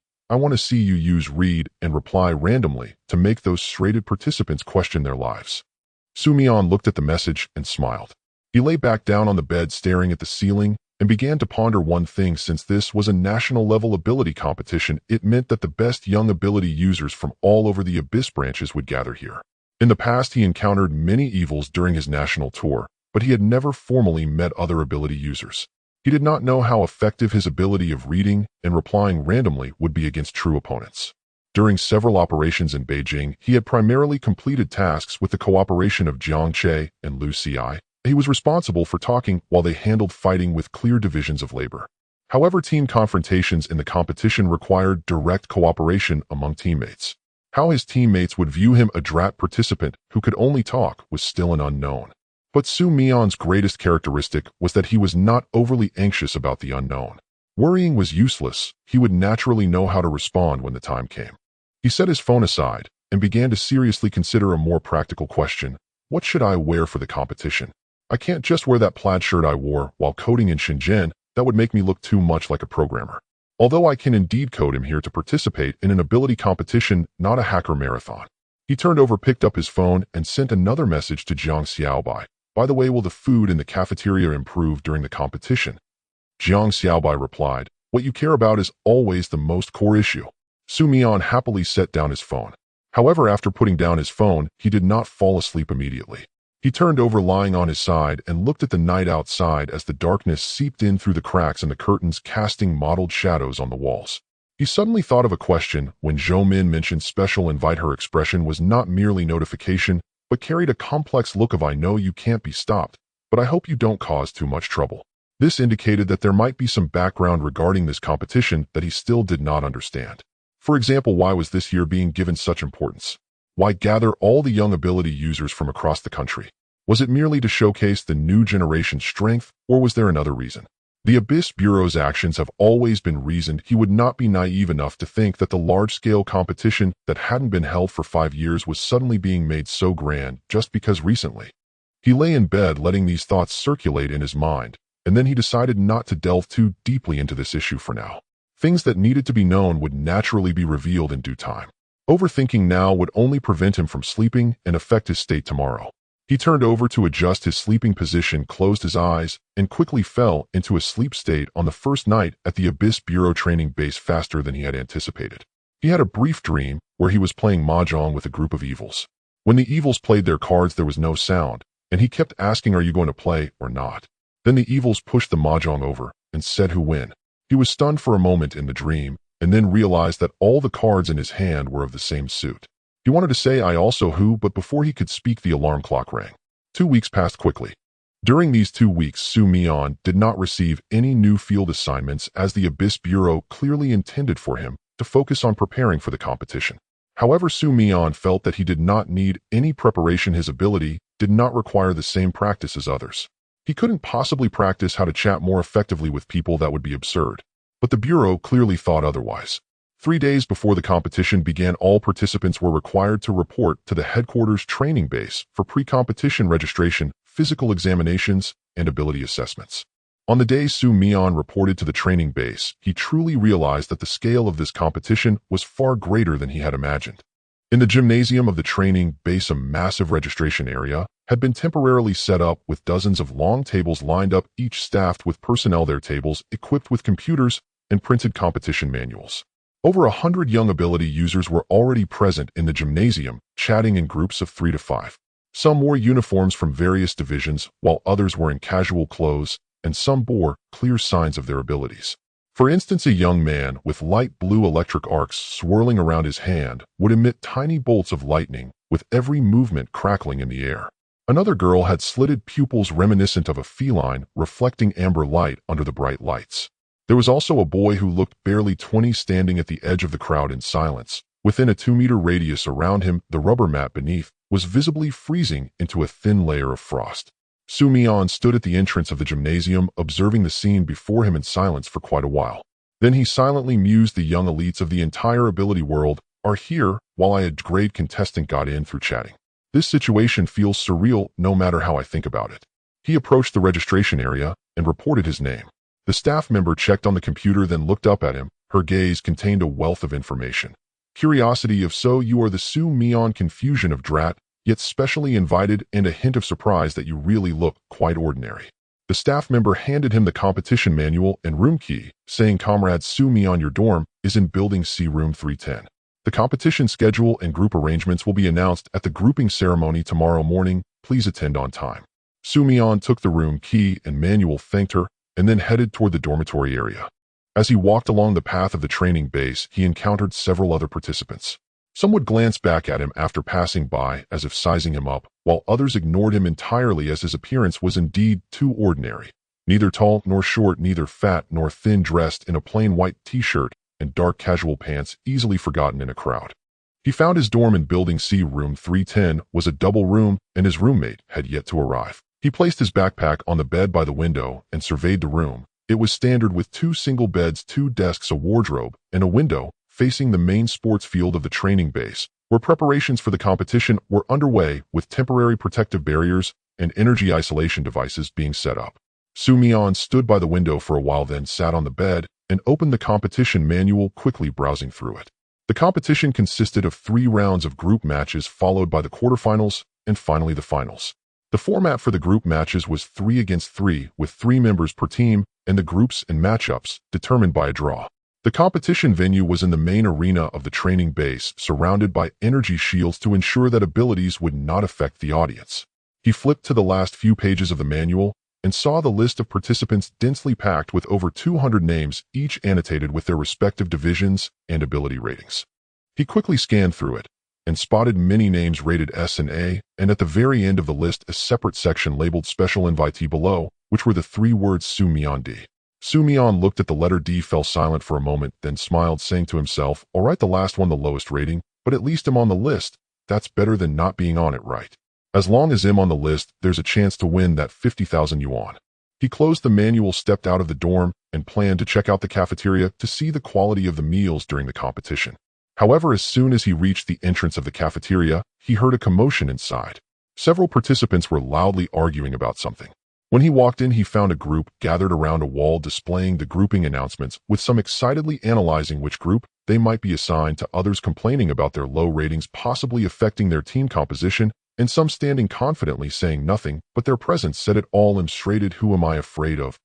Mian quietly walked to the food service window, got a portion of braised pork ribs and a serving of vegetables, and found a corner seat to sit down and eat in silence. As he ate, he observed the other participants in the cafeteria, a variety of unusual characters. Some wore robes, others tactical uniforms reminiscent of special forces, while some like him were dressed in ordinary daily, were making it impossible to distinguish them as ability users from their appearance. He silently conducted a preliminary assessment in his mind. In terms of hard strength, he was indeed the weakest in this competition. But if the competition were not only about hard strength, but also about overall capabilities, including adaptability, psychological resilience, and communication skills, he felt he might not finish at the bottom. The following morning, the grouping ceremony was officially held in the gymnasium. All participants stood neatly in the center of the gymnasium, arranged in order by division, over 200 people quietly waiting for the ceremony to begin. On the stage at the front of the gymnasium, the director personally attended, dressed in a dark gray Zhongshan suit, standing in front of the microphone, giving a brief speech, which conveyed the idea the competition is to showcase the strength of the new generation of the Abyss Bureau. Friendship first, competition second. I hope everyone plays with style and competence without causing any casualties. The energy shields have all been tested and are very safe, so you can unleash your abilities without worry. After finishing, the director stepped down, and the chairman of the competition committee, a middle-aged man wearing gold-rimmed glasses, took the stage to announce the grouping plan. The grouping method was based on a comprehensive consideration of ability types and ratings, divided into 8 groups with approximately 25 to 30 people in each group. Each group would form 5 teams during the subsequent 3-on-3 confrontations. The chairman began to read the grouping list one by one. With each name mentioned, the individual would raise their hand and walk towards the corresponding area. Mian stood in the crowd, quietly listening. The names from the first few groups were read smoothly, and the A-grade and grade participants were mostly evenly distributed among the groups. When it came to the 6th and 7th groups, some participants with lower ratings began to appear, with D and E grades starting to be called. Subtle whispers arose in the crowd. The weakest group, some murmured the term with a tone that was neither malicious nor respectful. Then the chairman read out the 8th group 8 Ding group personnel list. He read out a series of names, all of them ability users rated below D, some rated D, some E, and even one rated F. After finishing the list, the chairman paused for a moment before adding the last member of Group 8, special invitee, Mian. A hush fell over the crowd. Then the whispers grew several times louder than before. Mian. Is that the one rated D, yet specially invited? Why was he placed in Group 8? Isn't he a special invitee? Shouldn't he be in a stronger group? Did you not hear? Although he is a special invitee, his rating is indeed D. According to the rating-based grouping, he can only be placed in Group 8. But hasn't he handled several major cases? How is he still a D? His ability is chatting with evil spirits, which is not combat-oriented. It's normal for his rating to be low, but he was invited because he indeed dealt with those cases. So he is in the weakest group. Mian stood in the crowd, quietly listening to those words. His expression remained calm, even with a hint of a smile at the corner of his mouth. He said to himself in his heart, the weakest group, interesting. This is better than I expected. He walked towards the area designated for Group 8. Compared to the other 7 groups, the area for Group 8 was noticeably quieter. The people standing there looked at him with a complex gaze when they saw him approaching, a mixture of finally, we have someone who looks weak, to relief, and but he is a special invitee, he must be stronger than us, anxiety. Mian walked among those group members, turned around to face the stage, and spoke in a low voice to a young girl beside him, who looked even more nervous. It's fine. As long as we are weak enough, no one can exploit our weaknesses. The girl turned to look at him, puzzled. What do you mean? Mian maintained his smile, facing forward, and said in a voice only the two could hear, because we are all weaknesses, and they don't know where to start. The girl fell silent for several seconds, then a small arc appeared at the corner of her mouth, perhaps persuaded by Mian's logic or amused by his twisted reasoning. She quietly said, I actually don't know how to refute your theory. No need to refute. You just need to remember one thing, we are Group 8, but until the competition ends, no one knows how far Group 8 can go. Mian's gaze remained on the stage, but there was an unexpected firmness in his voice that surprised the girl. And you know what? Historically, all major upsets have been created by teams that everyone looked down upon because no one pays attention to them, so they have the chance to do something unexpected while everyone is not watching. The girl didn't say anything further, but her previously tense shoulders relaxed slightly. Mian did not continue to elaborate. He knew that some things were best left unsaid, Saying too much would make people feel like he was just painting a rosy picture. What mattered was proving it with actions later. He stood in line for Group 8 watching the chairman on the stage continue to read the names of the other groups, and the A-grade and S-grade contestants confidently walking to their respective areas. His expression was very calm, but in his mind a preliminary tactical framework was slowly beginning to take shape. Based on his observations over the past few days and his understanding of his own abilities, he began to simulate in his mind how he could create those unexpected moments when facing powerful opponents. After the grouping ceremony ended, members of each group left the gymnasium one after another. As Mian walked out the door, he heard someone calling him from behind. Mian, wait a moment. He turned around to see the girl who had spoken to him earlier quickly catching up to him. She stood in front of him, hesitated for a moment, and then said, "My name is Tang Xiaotong, rated E. My ability is to change the color of paper, which is to turn white paper into different colors. It's a pretty useless ability, but I just wanted to tell you that what you said made me feel that maybe we really are not here just to fill the numbers." Mian looked at her and nodded seriously. "We are indeed not here just to fill the numbers. We are here to make everyone remember our names." Tang Xiaotong smiled, and it was the first time Mian saw her smile, a bit shy, but very sincere. She nodded, then turned and ran back in the direction of her dorm. Mian stood in the sunlight at the entrance of the gymnasium, watching the girl's figure disappear around the corner of the dormitory building. He said to himself in his heart, Group 8, 12 people, each with their own story, each trying to prove they are not the weakest. This group is much more interesting than I expected. He turned and walked towards the cafeteria, his steps lighter than when he arrived, for he knew that even in the least favored position, if one is willing, they can still find something that inspires hope. After the group ceremony concluded, the members of the 8th group were brought to a small conference room at the training base for their first team meeting. The conference room was not large, capable of seating about 20 people, but with just over 10 members in the 8th group, there was still ample space. When Mian walked into the conference room, he noticed that the members were sitting scattered about with no one occupying the main seat at the conference table, nor did anyone take the initiative to speak. The room was enveloped in a silence that was a mixture of awkwardness and dejection, akin to a group of students who consistently ranked among the bottom 10 in exams called into a classroom and informed you will represent the school in a national competition where everyone understood what this representation meant. Filler, as in the total number of teams must be 8, and there must be a weaker team, otherwise the competition would lack excitement. Mian found an empty seat in the middle of the conference room. He scanned the room, noting that there were 11 members, plus himself, totaling 12. He observed each person in turn, attempting to gauge their abilities based on appearance, but his ability to sense powers was very keen in the presence of malevolent forces, yet not as effective in front of humans, so he had to rely on subtle observations. Opposite him sat a slender young man in his early 20s wearing thick black-rimmed glasses and a t-shirt adorned with anime graphics. His expression was that of a typical otaku, emotionless, yet his eyes flickered slightly when making eye contact with others, like someone who had spent years indoors facing screens and was not accustomed to face-to-face social interactions. Next to that young man was a young girl with short hair, fair skin, wearing a light blue hoodie. On her right wrist was a brightly colored sports bracelet. Though her posture was relaxed, her left thumb constantly twisted the bracelet, indicating that she was not truly at ease.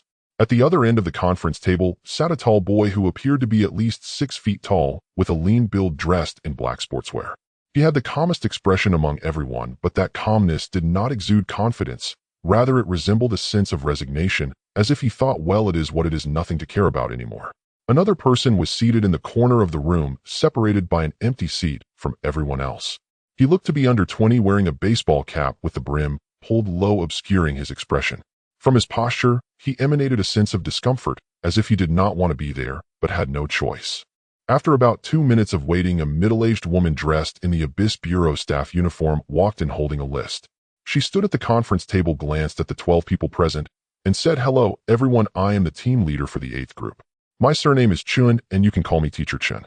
During the upcoming competition, I will be responsible for coordinating your group's affairs and logistical support." She paused, sweeping her gaze over each person's face, and then spoke in a tone meant to be as relaxed as possible. "I know that some of you may have thoughts about being assigned to the 8th group, but I want to say that the significance of the competition is not solely about rankings, and more importantly, it lies in participation and growth. I hope everyone can gain something from this competition." Mian noticed that when Teacher Chen said not solely about rankings, the young man in the anime t-shirt opposite him slightly twitched the corner of his mouth, a silent sigh that expressed, "All right, we know, we are just here to fill in." Teacher Chun briefly introduced the competition rules and schedule, then said before the formal start of the 3-on-3 combat, you have a week for pre-competition training and familiarization. Over the next few days, you can freely use the facilities at the training base. If you need guidance, feel free to come to me, and I will do my best to assist you. After finishing, she encouraged everyone to get to know each other before leaving the conference room, leaving the 12 individuals staring at one another. The conference room fell silent for about 10 seconds, and Mian decided to break the silence. He stood up, walked to the front of the conference table, turned to face his teammates, and spoke in a relaxed manner, as if introducing himself in a university club. Hello, everyone, I am Mian. You may have heard my name. My rating is D, and my ability is, well, you can understand it as talking to strange things. I have handled several cases before, including the bus in Beijing, the elevator in Shanghai, the air raid shelter in Chongqing, the rental house in Guangzhou, and the zombie factory in Shenzhen. Essentially, I talked to various strange entities and convinced them to leave willingly. After he finished speaking, there was about 2 seconds of silence in the conference room before the anime t-shirt boy was the first to speak. You mean your ability is really just talking to malevolent spirits? Yes, essentially, it is, though the process is more complex than talking. For example, when I was in Shenzhen, I also happened to write code for a day, but that is not part of my ability, it's my technical skill. The core of my ability is talking. The anime t-shirt boy's expression subtly changed, as if he encountered an existence he could not classify. Then how did you get invited to participate? Because my task completion rate is 100%. Although my rating is low, the outcomes are good, so the Bureau thought they would let me give it a try. A losing wouldn't be a loss, and winning would be a huge gain. The short-haired girl with the sports bracelet chimed in. So how do you handle those malevolent spirit incidents? Can you really make them disappear just by talking? Mian thought for a moment and answered seriously, it's not about making them disappear, it's about helping them choose to leave. Most malevolent spirits do not want to stay, they simply do not know how to leave or have unresolved issues. What I do is talk to them, find the point that is holding them back, and help them untie that knot. Once they unravel it, they will leave voluntarily. This response rendered most of the attendees silent. They clearly did not expect Mian to say such a thing. They thought he would boast about how powerful his ability is, or that he has special combat skills, but instead he spoke of helping them untie knots, which was entirely different from their understanding of ability users battling malevolent spirits.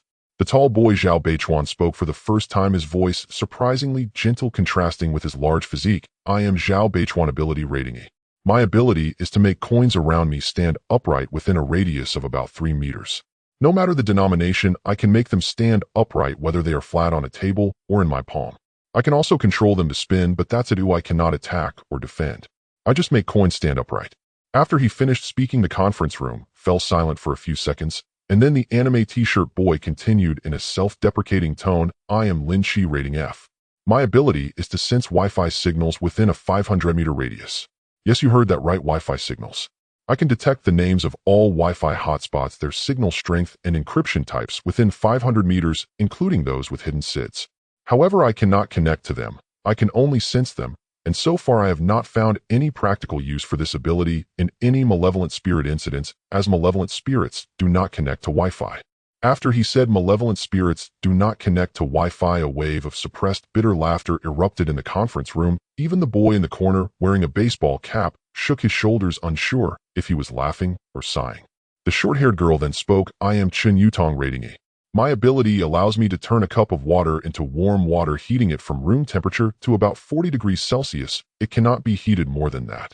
At most, it can produce a cup of warm water, which is useful for soaking oatmeal in winter, but in summer this ability is quite pointless. Upon hearing this, Mian couldn't help but laugh a little. While these abilities seemed weak, his expression remained serious.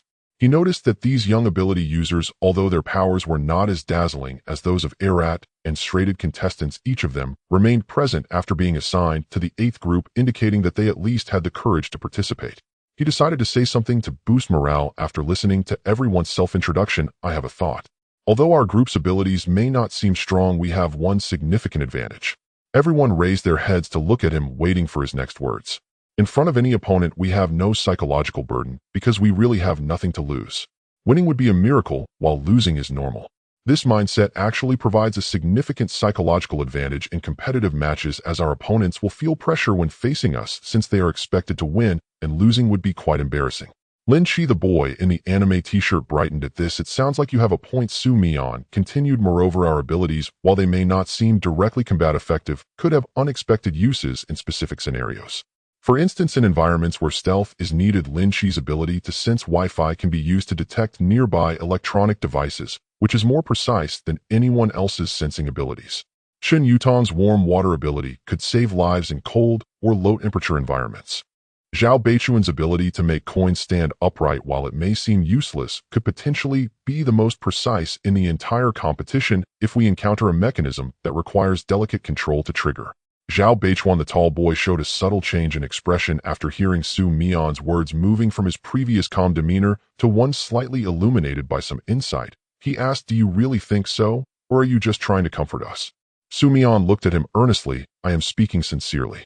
I have handled 5 major cases, and the critical turning points in each case were not resolved through brute force, but rather through abilities that seemed marginal, appearing at the right time and in the right place to solve seemingly insurmountable problems. Therefore, do not underestimate your own abilities. You simply have not yet found the right way to utilize them." The conference room fell silent. This time the nature of the silence was different from before. The previous silence was one of dejection and helplessness, while this silence felt more like a group of people who had been sitting in darkness for a long time, suddenly seeing someone strike a match. Although the flame was small, they could at least see a hint of direction. At 8 o'clock the next morning, when Su Mian was awakened by the alarm, his roommate, a tall boy named Zhao Beichuan, had already finished washing up. Dressed in a black tracksuit, he stood by the window gazing out at the training ground. Su Mian rubbed his eyes and sat up. He saw Zhao Beichuan's silhouette with the morning light streaming through the window, outlining his tall figure against the backlight. The scene had a cinematic quality. If it weren't for Zhao Beichuan's ability to make coins stand upright, this moment could be used as a promotional poster for a supernatural battle. "Good morning, you woke up really early," Su Mian said as he got off the bed. Zhao Beichuan turned around, his expression more relaxed than yesterday. "I'm used to it. Back when I was at home, I had to work in the fields every morning, waking up at 6. Su Mian was taken aback. "You come from the countryside?" "Yes, from Gansu. I came to Beijing for university, and then the Abyss Bureau recruited me. They said that my ability to make coins stand upright, although rated low, at least qualifies as a supernatural power and can be cultivated, so they offered me an internship position, and I've been here ever since." While brushing his teeth, Su Mian looked at Zhao Beichuan's profile through the bathroom mirror, thinking to himself, a supernatural being from rural Gansu who can make coins stand upright. This person's story might be far more interesting than his ability. The two went to the cafeteria together for breakfast. As they entered the cafeteria, Su Mian noticed that the atmosphere was noticeably different from yesterday. Each group had begun forming their own small circles. Members of Group A and Group B sat at the largest tables, surrounded by various high-energy foods: eggs, milk, whole-grain bread, and energy drinks, besides several plates, making it seem like they were genuinely preparing for battle. Meanwhile, Groups C to G occupied different areas, either discussing tactics or making last-minute preparations before the competition. Group 8, the weakest group, sat at a table in the far corner of the cafeteria. There were only a few bowls of porridge and some buns on the table. The atmosphere was slightly better than yesterday, but still not lively. Su Mian walked over with his tray and sat down next to Lin Chi. He glanced at everyone's breakfast and said, "Let's eat well. We need to store energy before the competition. This morning we'll check out the training ground to get familiar with the venue and discuss our tactics." Su Mian walked over with his tray and sat down next to Lin Chi. He glanced at everyone's breakfast and said, "Let's eat well. We need to store energy before the competition. This morning we'll check out the training ground. The main venue was a massive circular building that looked like a smaller version of the bird's nest from the outside. The silver-gray steel structure shimmered under the morning light. At the entrance of the venue, staff members were adjusting the energy shield, a faint blue semi-transparent energy field flickering and jumping at several nodes around the venue, resembling a gigantic web woven from electric light. Standing at the entrance, Su Mian gazed at the semi-transparent energy shield, and the first thought that surged in his mind was, this shield can fend off evil spirits, but can it prevent my read-receipt chaos? No, wait, I'm not attacking. I'm here to participate in the competition, chatting with people within the rules. This shield shouldn't apply to me. As he stepped inside the main venue, Su Mian truly realized how vast it was. In the center was a circular arena with a diameter of about 50 meters. The floor was made of reinforced composite material capable of withstanding high-intensity supernatural impacts.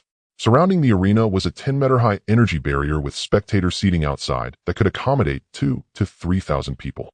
Although most seats were currently empty, they would likely be filled during the official competition, including personnel from various departments and colleagues from other branches. Above the arena hung 4 massive screens that broadcasted the competition live and displayed scoring information.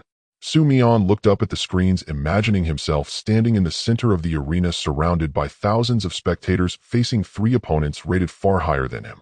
This scene actually filled him with a sense of excitement. Not anxiety, but genuine excitement. This was how he was. The bigger the occasion, the more he could perform. Where will we train? Chen Yutong, the short-haired girl, asked, looking around the venue anxiously. Mian pointed to an area outside the arena. There are a few independent training rooms over there. Although they're not large, they're sufficient for us. Let's go take a look. They found an empty training room about 30 square meters equipped with some basic training facilities, a few sandbags, a set of dumbbells, a metallic dummy for testing supernatural effects, and a water dispenser in the corner. After entering the training room, Mian first closed the door, then stood still in front of everyone, looked around, and said, "All right, now, let's discuss how we should train this week." Everyone fell silent for a moment. Lin Chi spoke first. "Let's put everything aside for now. Just tell me, can we survive the first round? We can't lose 3-0 in the first round. That would be too embarrassing. At least let's win 1 round, so we can hold our heads high in the bureau later." Mian looked at Lin Chi and replied seriously, "The goal for the first round isn't to win, it's to avoid being shut out. Our opponents will most likely be from the stronger groups, either Group A or B. The gap in strength is evident, and relying on brute strength to crush them is absolutely impossible. Therefore, our strategy should be to delay as much as possible, using our abilities and the loopholes in the rules to stretch out a few more rounds, making it uncomfortable for them to win." "What do you mean by making it uncomfortable for them to win?" Chen Yutong asked. Mian walked around the training room and then stopped in front of the metallic dummy, turning to face everyone. "It means we shouldn't let the match follow their tempo. If they excel at quickly resolving battles, then we won't engage them heated. If they're good at large-scale supernatural releases, we'll spread out our positions, not allowing them to take us all out in one go. If they rely on teamwork, we'll do some unexpected things before the match to disrupt their rhythm. While they're chanting spells, we can engage them in conversation to distract them." Zhao Beichuan listened with raised eyebrows. "Distraction through conversation. This is your core strategy, relying on talking to disrupt the opponent." Mian nodded. "Yes, this is my core strategy. Moreover, it has proven to be highly effective against evil spirits. Although human supernatural beings are different from evil spirits, humans also share a similar problem. Our attention is limited. When you're chanting spells or concentrating on using your powers, if someone talks to you, your focus will definitely be interrupted. While our group lacks powerful combat abilities, we have an advantage that others don't." "What advantage?" everyone asked almost in unison. Mian smiled. "Our abilities don't require high concentration to use. Zhao Beichuan can make a coin stand upright with just a thought. Lin Chi's Wi-Fi sensing is a passive skill that's always active. Chen Yutong's warm water is a momentary thing. We can freely use our abilities while talking, while those A and B grade competitors need to concentrate, chant, and use hand gestures for their big moves. On stage, we can chat with them while moving, disrupting their rhythm. In high-level matches, it's often just a second or two of distraction that makes the difference." The training room fell silent for about 5 seconds. Then Lin Chi said with a complex tone, "I've never seen this strategy in any tactical manual, but I actually think it makes sense." Chen Yutong nodded as well. "If we really follow your approach, we might be able to drag it out a few more rounds without relying on brute strength." Zhao Beichuan stood in the corner, arms crossed, and after a moment of silence, he asked, "What about you? Is your main task on stage just talking?" Mian thought for a moment. "My task is to attract firepower and to prevent the opponent from focus. You all need to maintain your presence on stage and not be taken out quickly, while I'm responsible for creating chaos, disrupting the opponent's rhythm. As long as they're thrown off, we'll have a chance." Then he added, "Furthermore, I have a skill that, while not considered a supernatural ability, I believe can also be useful in competitions. I will observe that when everyone is focused, they tend to exhibit some unconscious small movements or habits. For example, they might take a deep breath before chanting a spell, or instinctively clench their fists before using their powers. If I can identify these habits on stage, I can interrupt their rhythm before they release their abilities." Lin Chi stared at Mian in disbelief. "Are you here to compete or to perform psychological analysis?" Mian chuckled. "In the Abyss Bureau, these are basic skills. If you've ever talked to an evil spirit, you'd notice they also have habitual actions like adjusting their clothes before scaring someone. The Echo evil spirit I encountered in the Chongqing Air Defense Tunnel cleared its throat before attempting to scare someone because it was a teacher in life, and had the habit of clearing its throat before lectures. Understanding this, you'll know when to speak and when to remain silent. The others in the training room looked at Su Mian, their expressions shifting from initial anxiety and frustration to a mix of curiosity and anticipation. Although they still knew they would likely be eliminated in the first round, at least they now had a belief of, maybe we won't lose too disgracefully, which was already a remarkable improvement for a team looked down upon by everyone. On the afternoon of the third day of pre-match training, all participants were summoned to the main venue for the draw ceremony of the first round of competition. The gymnasium was packed, filled with staff from the Abyss Bureau and participating contestants. The representatives from the 8 groups stood in the center of the arena, arranged in order from the first group to the 8th. Observing closely, the gradient of their ability levels was quite evident. When the members of the first group stood in the center of the arena, the surrounding air seemed to grow heavy. Their ability aura, even without being deliberately released, naturally emanated an imposing presence that made those near them instinctively want to step back. Su Mian stood at the end of the 8th group's lineup behind Zhao Beichuan, who stood in front of Chen Yutong, who was ahead of Lin Qi. They were the only representatives willing to attend the draw ceremony, while the other group members either claimed to be unwell or decided that their presence would change nothing, opting instead to wait in their dorms for the results.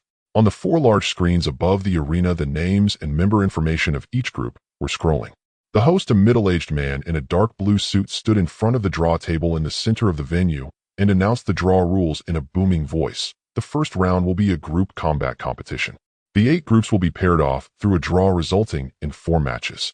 Each match will take the form of a 3-on-3 team contest, with each team sending 3 contestants for a limited 20-minute confrontation.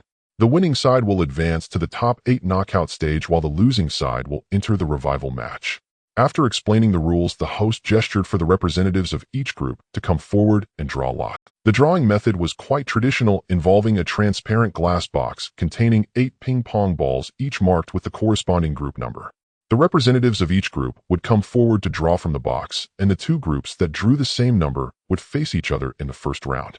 The representative of the first group, a tall young man with a sharp gaze dressed in a black tactical jacket, approached the draw table with confident strides, each step proclaiming his presence. He reached into the glass box and drew a ping-pong ball, turning it over to reveal the number 4. The host took the ping-pong ball and announced loudly, "Group 1 has drawn number 4, awaiting pairing." Next, representatives of the 2nd, 3rd, and 4th groups sequentially came up to draw lots, followed by the 5th, 6th, and 7th groups. As the draws progressed, the expressions of the representatives grew increasingly complex, for until the 7th group had drawn, no one had yet drawn the same number 4 as the first group, which meant that the 8th group, the weakest, would directly be paired with the first group. When the representative of the 7th group, a girl in a white long dress, opened her ping-pong ball to reveal the number 2 instead of 4, a momentary subtle silence fell over the entire arena. This silence was not one of shock, but rather a resigned sigh of as expected. Almost simultaneously, all eyes turned toward the 8th group, particularly to Su Mian, who stood at the front of the line in an ordinary white t-shirt, his expression calm, as if nothing had occurred. The host's voice held a hint of almost imperceptible hesitation, but he quickly regained his professionalism. "Next, please have the representative of Group 8 come forward to draw lots." Su Mian stepped out from the lineup and walked slowly towards the draw table under the gaze of hundreds. His pace was relaxed, akin to heading to the cafeteria for a meal, unhurried, without tension or hesitation. He stopped at the draw table, reached into the glass box, and drew the last ping-pong ball, turning it over to reveal the number 4. The host took the ping-pong ball, paused for a second, and then announced, "Group 8 has drawn number 4, paired with Group 1 for the first match of the first round. The match will take place tomorrow morning at 9 o'clock at the main venue arena." The moment the host announced the pairings, the audience members from the division of Group 1 let out a mixed sigh of sympathy and regret. It was not out of fear, but because they felt that pairing the strongest group with the weakest in the first round would likely turn the match into a one-sided, crushing defeat, diminishing the spectacle of the competition. Meanwhile, the members from the other groups directed complex glances at Group 8, filled with sympathy, but also a subtle sense of relief for not being the unfortunate ones matched against Group 1. Holding the ping-pong ball marked 4, Su Mian turned around to face the entire arena, his expression remarkably calm, even bearing a hint of a smile. He returned to the 8th group's lineup, where Lin Qi, Chen Yutong, and Zhao Beichuan all looked pale. This is not an exaggeration, they truly appeared ashen. Chen Yutong's lips had lost all color. Lin Qi swallowed hard several times, as if trying to force something down, And although Zhao Beichuan still appeared relatively composed, Su Mian noticed that his hand hanging by his side was trembling slightly. Su Mian patted Lin Qi on the shoulder and said softly, "Don't be nervous. This isn't the—" Lin Qi looked at him with "Are you joking?" expression, not the worst outcome. We drew Group 1, the strongest group with the top few young ability users in the entire country. If this isn't the worst outcome, then what is? The worst outcome would have been if we drew Group 1 and our team members got so scared that they forfeited before the first whistle blew. Su Mian replied, his tone calm, but carrying an undeniable strength. We now have two options. First, we can stand here trembling, and then be resolved in 3 minutes tomorrow, or second, since everyone already sees us as mere participants, let's give them the best performance that a participant can offer and ensure they remember our names. Lin Qi fell silent. Zhao Beichuan turned to look at Su Mian, and in his eyes the hint of trembling was slowly being replaced by something else, a stubborn determination to try even in the face of adversity. What is it that shapes your mindset? Zhao Beichuan asked. Are you really not nervous at all? Su Mian pondered for a moment and replied seriously. I am nervous, but perhaps my way of being nervous is a bit different from others. When others are nervous, they sweat, their heart races, and their mind goes blank. When I'm nervous, my tongue gets faster, my thoughts become clearer, and I talk more. So if you see me speaking eloquently on stage tomorrow, it's not because I'm pretending to be calm, it's because I'm genuinely nervous, because across from me is Group 1, the strongest new generation in front of the entire country. If I'm not nervous, that would be boasting. His words eased the expressions of a few members of Group 8 slightly. It wasn't because Su Mian had said anything particularly inspiring, but because he admitted that he too would feel nervous. This honesty made him seem more genuine and relatable. If Su Mian had stood there saying, "Don't worry, we will definitely win," that would have truly provoked eye rolls. After the drawing ceremony concluded, members from each group gradually left the arena. When Su Mian and Zhao Beichuan walked out of the venue side by side, they encountered someone at the entrance. The person stood at the bottom of the venue's steps, backlit by the afternoon sun, forming a sharply defined silhouette. He wore a dark gray long coat, tall and slim, and appeared to be waiting for someone. As Su Mian approached, he could clearly see the person's face, a sharply defined visage with deep-set features and light-colored eyes resembling a pale brown hue glinting with an amber glow in the backlight. His expression was calm, not the type of deliberate indifference, but rather a natural serenity that came from a reserved personality. Su Mian recognized him. Guyi, and strength ability user, one of the top 3 combatants in the Abyss Bureau's headquarters. His ability was time perception acceleration, allowing him to speed up his perception of time in battle to dozens of times that of an ordinary person, making an opponent's action appear like a slow-motion replay. He had ample time to observe, analyze, and respond. Guyi also saw Su Mian. He did not deliberately avoid him, nor did he step closer. He simply stood there watching as Su Mian descended the steps, and as they brushed past each other, he spoke softly, but every word was clear. "You are Su Mian, right?" Su Mian paused, turned to look at Guyi. "Yes, that's me." "And you are Guyi?" "Yes." After a few seconds of silence, Guyi added, "Tomorrow, good luck against Group 1. Su Mian was taken aback. He never expected that in strength ability user, someone at the top of the new generation in the Abyss Bureau, would proactively wish him good luck, without any condescension, just a simple and sincere encouragement. "Thank you. You too. Which group are you in?" "Group 3. Guyi replied, then slightly nodded, turned around, and walked along the path outside the venue towards the dormitory area. The hem of his coat fluttered slightly behind him, his pace unhurried, as he soon disappeared into the shadows cast by 2 rows of sycamore trees at the end of the path. Zhao Beichuan stood beside Su Mian, watching Guyi's retreating figure incredulously, saying, "He actually told you good luck? What's the matter? Is that strange?" Zhao Beichuan's expression was complex. Guyi is known for being taciturn among the younger generation in the Abyss Bureau. He practically never speaks proactively to others.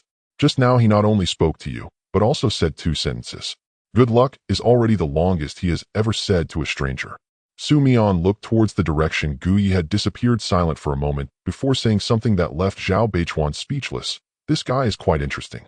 If I get the chance, it should be fun to have a match with him." Zhao Beichuan looked at Su Mian, as if observing someone he could never understand. "Are you really not afraid of dying, or do you genuinely not realize you might get hurt badly?" Su Mian chuckled. "I know, but interesting things are worth a try even if you might lose, right?" Zhao Beichuan remained silent. He watched Su Mian turn and walk towards the cafeteria. In the evening light, that seemingly ordinary young man was facing a nearly certain loss in tomorrow's match, yet his steps remained as steady and unhurried as when he went to eat, as if nothing had happened. On the morning of the competition, Mian awoke at 7 o'clock. He did not rise immediately upon opening his eyes, but lay still on the bed, gazing silently at the ceiling, spending those first lucid minutes before the match in quiet contemplation. Morning light from the training base filtered through a narrow gap in the curtains, casting a slender beam across the ceiling. Within that beam, fine dust motes drifted slowly, suspended in serene motion. Everything appeared just as it did on any ordinary morning, save for one exception. Today, he would compete in the first round of the National Psionic Talent Competition. He rolled out of bed, washed and dressed. Today he wore a dark gray short-sleeved t-shirt and black athletic trousers. Nothing extraordinary, merely his usual workout attire. He did not believe changing into a more stylish outfit would amplify his abilities, nor did he wish to project the impression that he had devoted excessive thought to his appearance. Maintaining an unassuming, ordinary presence was itself part of his strategy. Zhao Beichuan was already awake, seated on the edge of his bed, without rising. Unconsciously, his fingers spun a 1 yuan coin. Its rotation fluid and precise, now balanced upright on his knuckles, now standing vertically between tightly pressed fingers. Under his control, the coin moved like a disciplined acrobat, performing intricate maneuvers, an astonishing display of fine motor mastery. Mian watched for several seconds, then said, "Your control is truly remarkable. If this were achieved not through psionic ability, but via sleight of hand magic, it would take years of rigorous practice to reach such precision.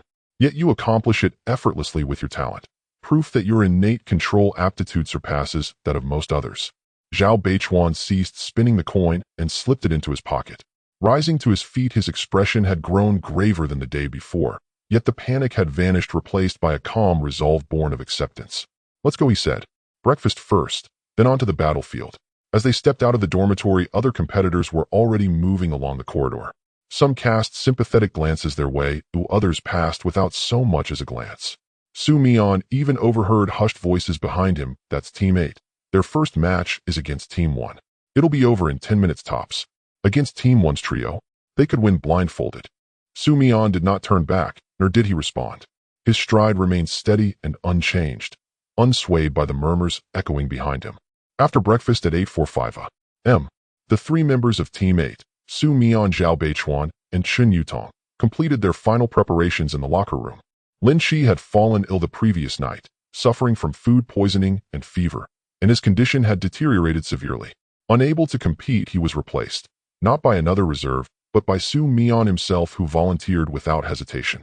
Though not the ideal candidate, Teacher Chun approved the substitution, as no one else was willing or able to step forward. Some refused outright, others offered various pretexts to decline. The locker room was silent. Chen Yutong tightened her wrist guards, then paused, untied them, and retied them again. She repeated the same motion 3 times. Mian sensed her deep anxiety, but he said nothing about staying calm.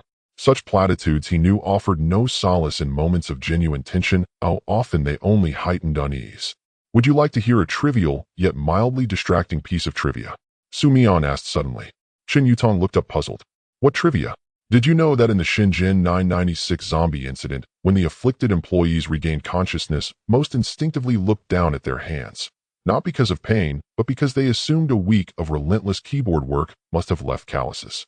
In truth, however, their pain perception had been suppressed during contamination. Their hands bore no trace, not even a single blister. Medically speaking, this phenomenon is quite intriguing. It reveals that the suppression of pain under contamination is comprehensive, not merely erasing sensation, but also dulling tactile awareness. Consequently, while typing, they unconsciously struck keys with far greater force than usual, engaging in involuntary, exaggerated keystrokes, as though attempting to punch straight through the keyboard itself. Chen Yutong listened until Mian finished his trivia. Her expression shifted from bewilderment to something far more layered.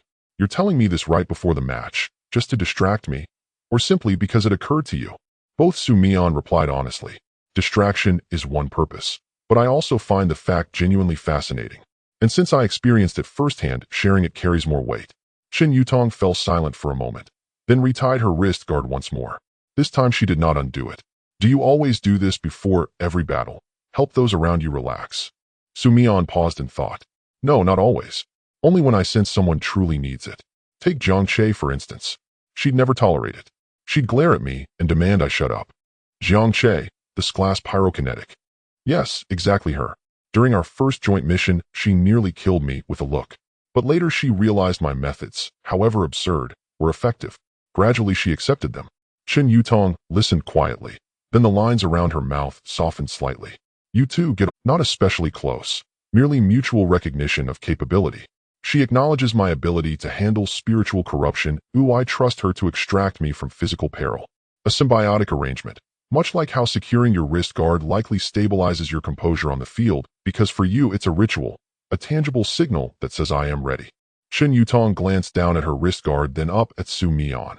Her expression now gentler, warmer. You're right. It is a ritual. Thank you. I'm not nearly as tense anymore.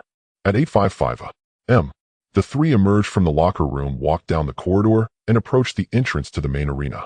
Along both sides of the corridor, promotional posters lined the walls, featuring the emblem of the Abyssal Bureau, a deep blue spiral. Beneath it reads 6th National Youth Psionic Talent Competition.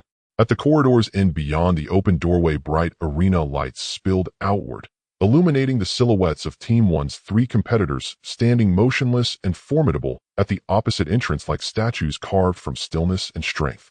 Su Mian paused at the corridor's threshold, drew a slow, deliberate breath, and stepped forward into the radiant spotlight of the arena, into the gaze of over 2,000 spectators, into the heart of the National Psionic Talent Competition. He was the lowest-ranked contestant on the roster. Many considered his ability the most implausible of all. Yet as he stood bathed in that luminous glow, the faintest curve lifted the corners of his mouth. Team 1's 3 opponents had already entered the arena from the opposing gate, standing shoulder to shoulder beneath the brilliant lights. Even across the vast expanse of the arena, Su Mian felt their psionic auras pressing inward, a crushing instinctive weight that urged retreat. One wore a deep blue robe, its collar embroidered with silver sigils that shimmered faintly in the light. His hands rested unseen within the robe's wide sleeves. But Su Mian's intuition whispered that they were already shaping complex seals or incantory gestures. The second stood broad-shouldered and powerful, clad in a black tactical vest that revealed taut muscle contours beneath the glare. His hands wore Halfinger tactical gloves, their knuckle joints embedded with metallic material, perhaps designed to amplify impact force or perhaps to channel psionic energy. The third was a woman, her hair drawn high into a ponytail, wearing a crisp white cropped jacket. A string of small bell-like objects hung from her waist, chiming softly with each step, not the bright ringing tone of ordinary metal, but something deeper, muffled, as if filled with dense matter, or perhaps not bells at all, but arcane artifacts. Standing at the arena's center, Su Mian listened as the referee recited the rules, but his attention remained fixed on the trio across the field. His mind raced through rapid analysis: the robed man, long-range spellcaster; the burly one, close-quarters tank; the ponytailed woman, versatile support or controller. Their composition is perfectly balanced: damage, defense, and crowd control. From every angle it's flawless. Meanwhile, Zhao Beichuan's coin manipulation offers neither offense nor defense at range, only minor disruption. Chen Yutong's thermal regulation ability is equally impractical. And I can only speak. No matter how we approach this, we are utterly outmatched. Yet Su Mian felt no despair, only sharpened clarity. In this overwhelming disadvantage, his mind accelerated rapidly, simulating multiple possible trajectories for the match, and identifying for each the optimal choice he could make. Once the referee concluded the announcement and raised his right hand, the arena fell into absolute silence. Su Mian heard his own heartbeat, not racing but slightly quicker than usual, well within his conscious control.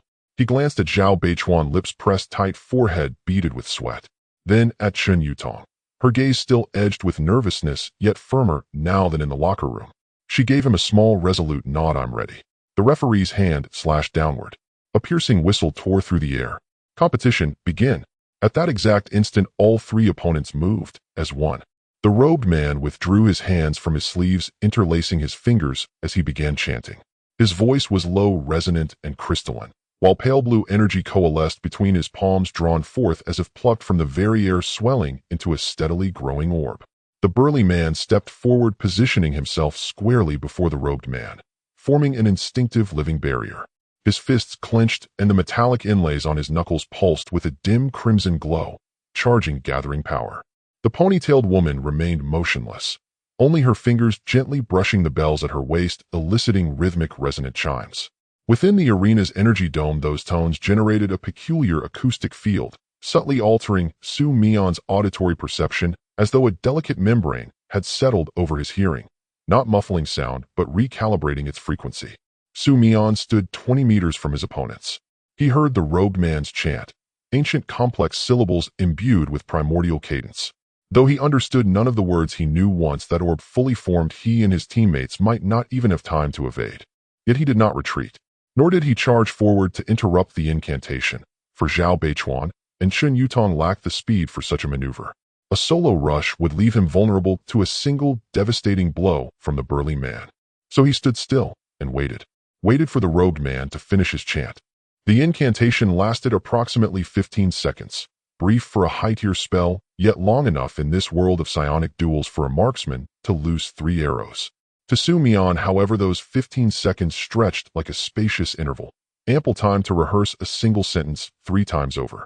The robed man uttered the final syllable. Above his palms floated a fist-sized sphere of pale blue energy, perfectly formed, rotating slowly, radiating a cold, crystalline luminescence. The ambient temperature dropped several degrees. Mian felt the chill seep into his skin. Then Mian spoke. His voice was neither loud nor forceful, no louder than a casual office conversation. Yet in that hushed arena where only the low hum of the energy sphere lingered, his words carried with crystalline clarity to every ear. You mispronounced the character chi in your last line. It should be the 4th tone, not the 3rd. For half a second after Mian's words, the entire arena fell into an uncanny electric silence. It was not the quiet of rapt attention. It was the eerie stillness of a collective cognitive system momentarily crashing, as if every mind had frozen, unable to process what had just been spoken. The robed man froze, his hands still cradling the fully formed energy sphere poised to unleash it, yet halted mid-motion upon hearing Mian's remark. It was not an interruption forced by external pressure, but a reflexive, deeply human response when absorbed in focused action. A pointed observation about a subtle error triggers immediate self-checking, an instinct no amount of training can override, not even for a seasoned psionic adept. In that instant, the robed man's gaze flickered, microscopically, away from his target. He knew this was a match. He knew his opponent was a drank competitor. He knew his incantation was complete and ready to fire. Yet his mind unbidden replayed the syllable he'd just uttered: chi, 4th tone or 3rd. He had practiced this spell for a decade, never questioning his pronunciation, until Mian's words pierced his lifelong certainty like a needle puncturing a precisely inflated balloon. And then, the needle's effect began to spread. Between his palms, the fully formed blue energy sphere trembled, its stability fracturing as his focus fractured, shifting from release to self-doubt. High-level incantations demanded absolute mental precision. Even the faintest distraction could destabilize energy flow, or worse, trigger backlash. The orb's light began to flicker. Then under everyone's watchful eyes it compressed as if squeezed by an invisible hand, developing a hairline fracture. The crack widened. Then the sphere dissolved, not with explosive force but with the silent, graceful collapse of a soap bubble. Pale blue shards scattered, shimmered, and vanished into thin air, like a miniature firework that flared and faded before it ever truly ignited. The robed man stared blankly at his empty palms, his expression mirroring that of a person who had believed from elementary school through university that he'd earned perfect scores on every math exam, only to be told suddenly that his answer sheet had been misbubbled. And he couldn't refute it, because in that moment, standing at the center of the National Psionic Talent Competition before 2,000 witnesses, he genuinely no longer knew, after 10 years of practice, was chi truly the 4th tone, or the 3rd. The entire arena held its breath. 2,000 spectators sat utterly mute. The referee stood frozen at the arena's edge, mouth slightly agape, one arm suspended midair, uncertain whether to lower it or keep it raised. His official rulebook contained no guidance for this precise scenario. Then the arena's public address system crackled to life. The official commentator's voice, laced with a tone Mian had never heard in any sporting broadcast, a volatile blend of shock, profound confusion, and professional composure, straining visibly at its seams. Audience members, an unexpected development has just occurred in match 1. Mian of Team 8, following the completion of his opponent's incantation, corrected the Mandarin pronunciation of a single character, and as a result the spell suffered catastrophic backlash. The commentator paused, then added with palpable effort, "The match remains ongoing, albeit in an exceptionally uncommon format." Only after the commentator's words faded did the audience finally react, not with applause or cheers, but with a wave of laughter, spontaneous, irrepressible, rippling across the stands like a sudden ignition, rising, overlapping, unstoppable.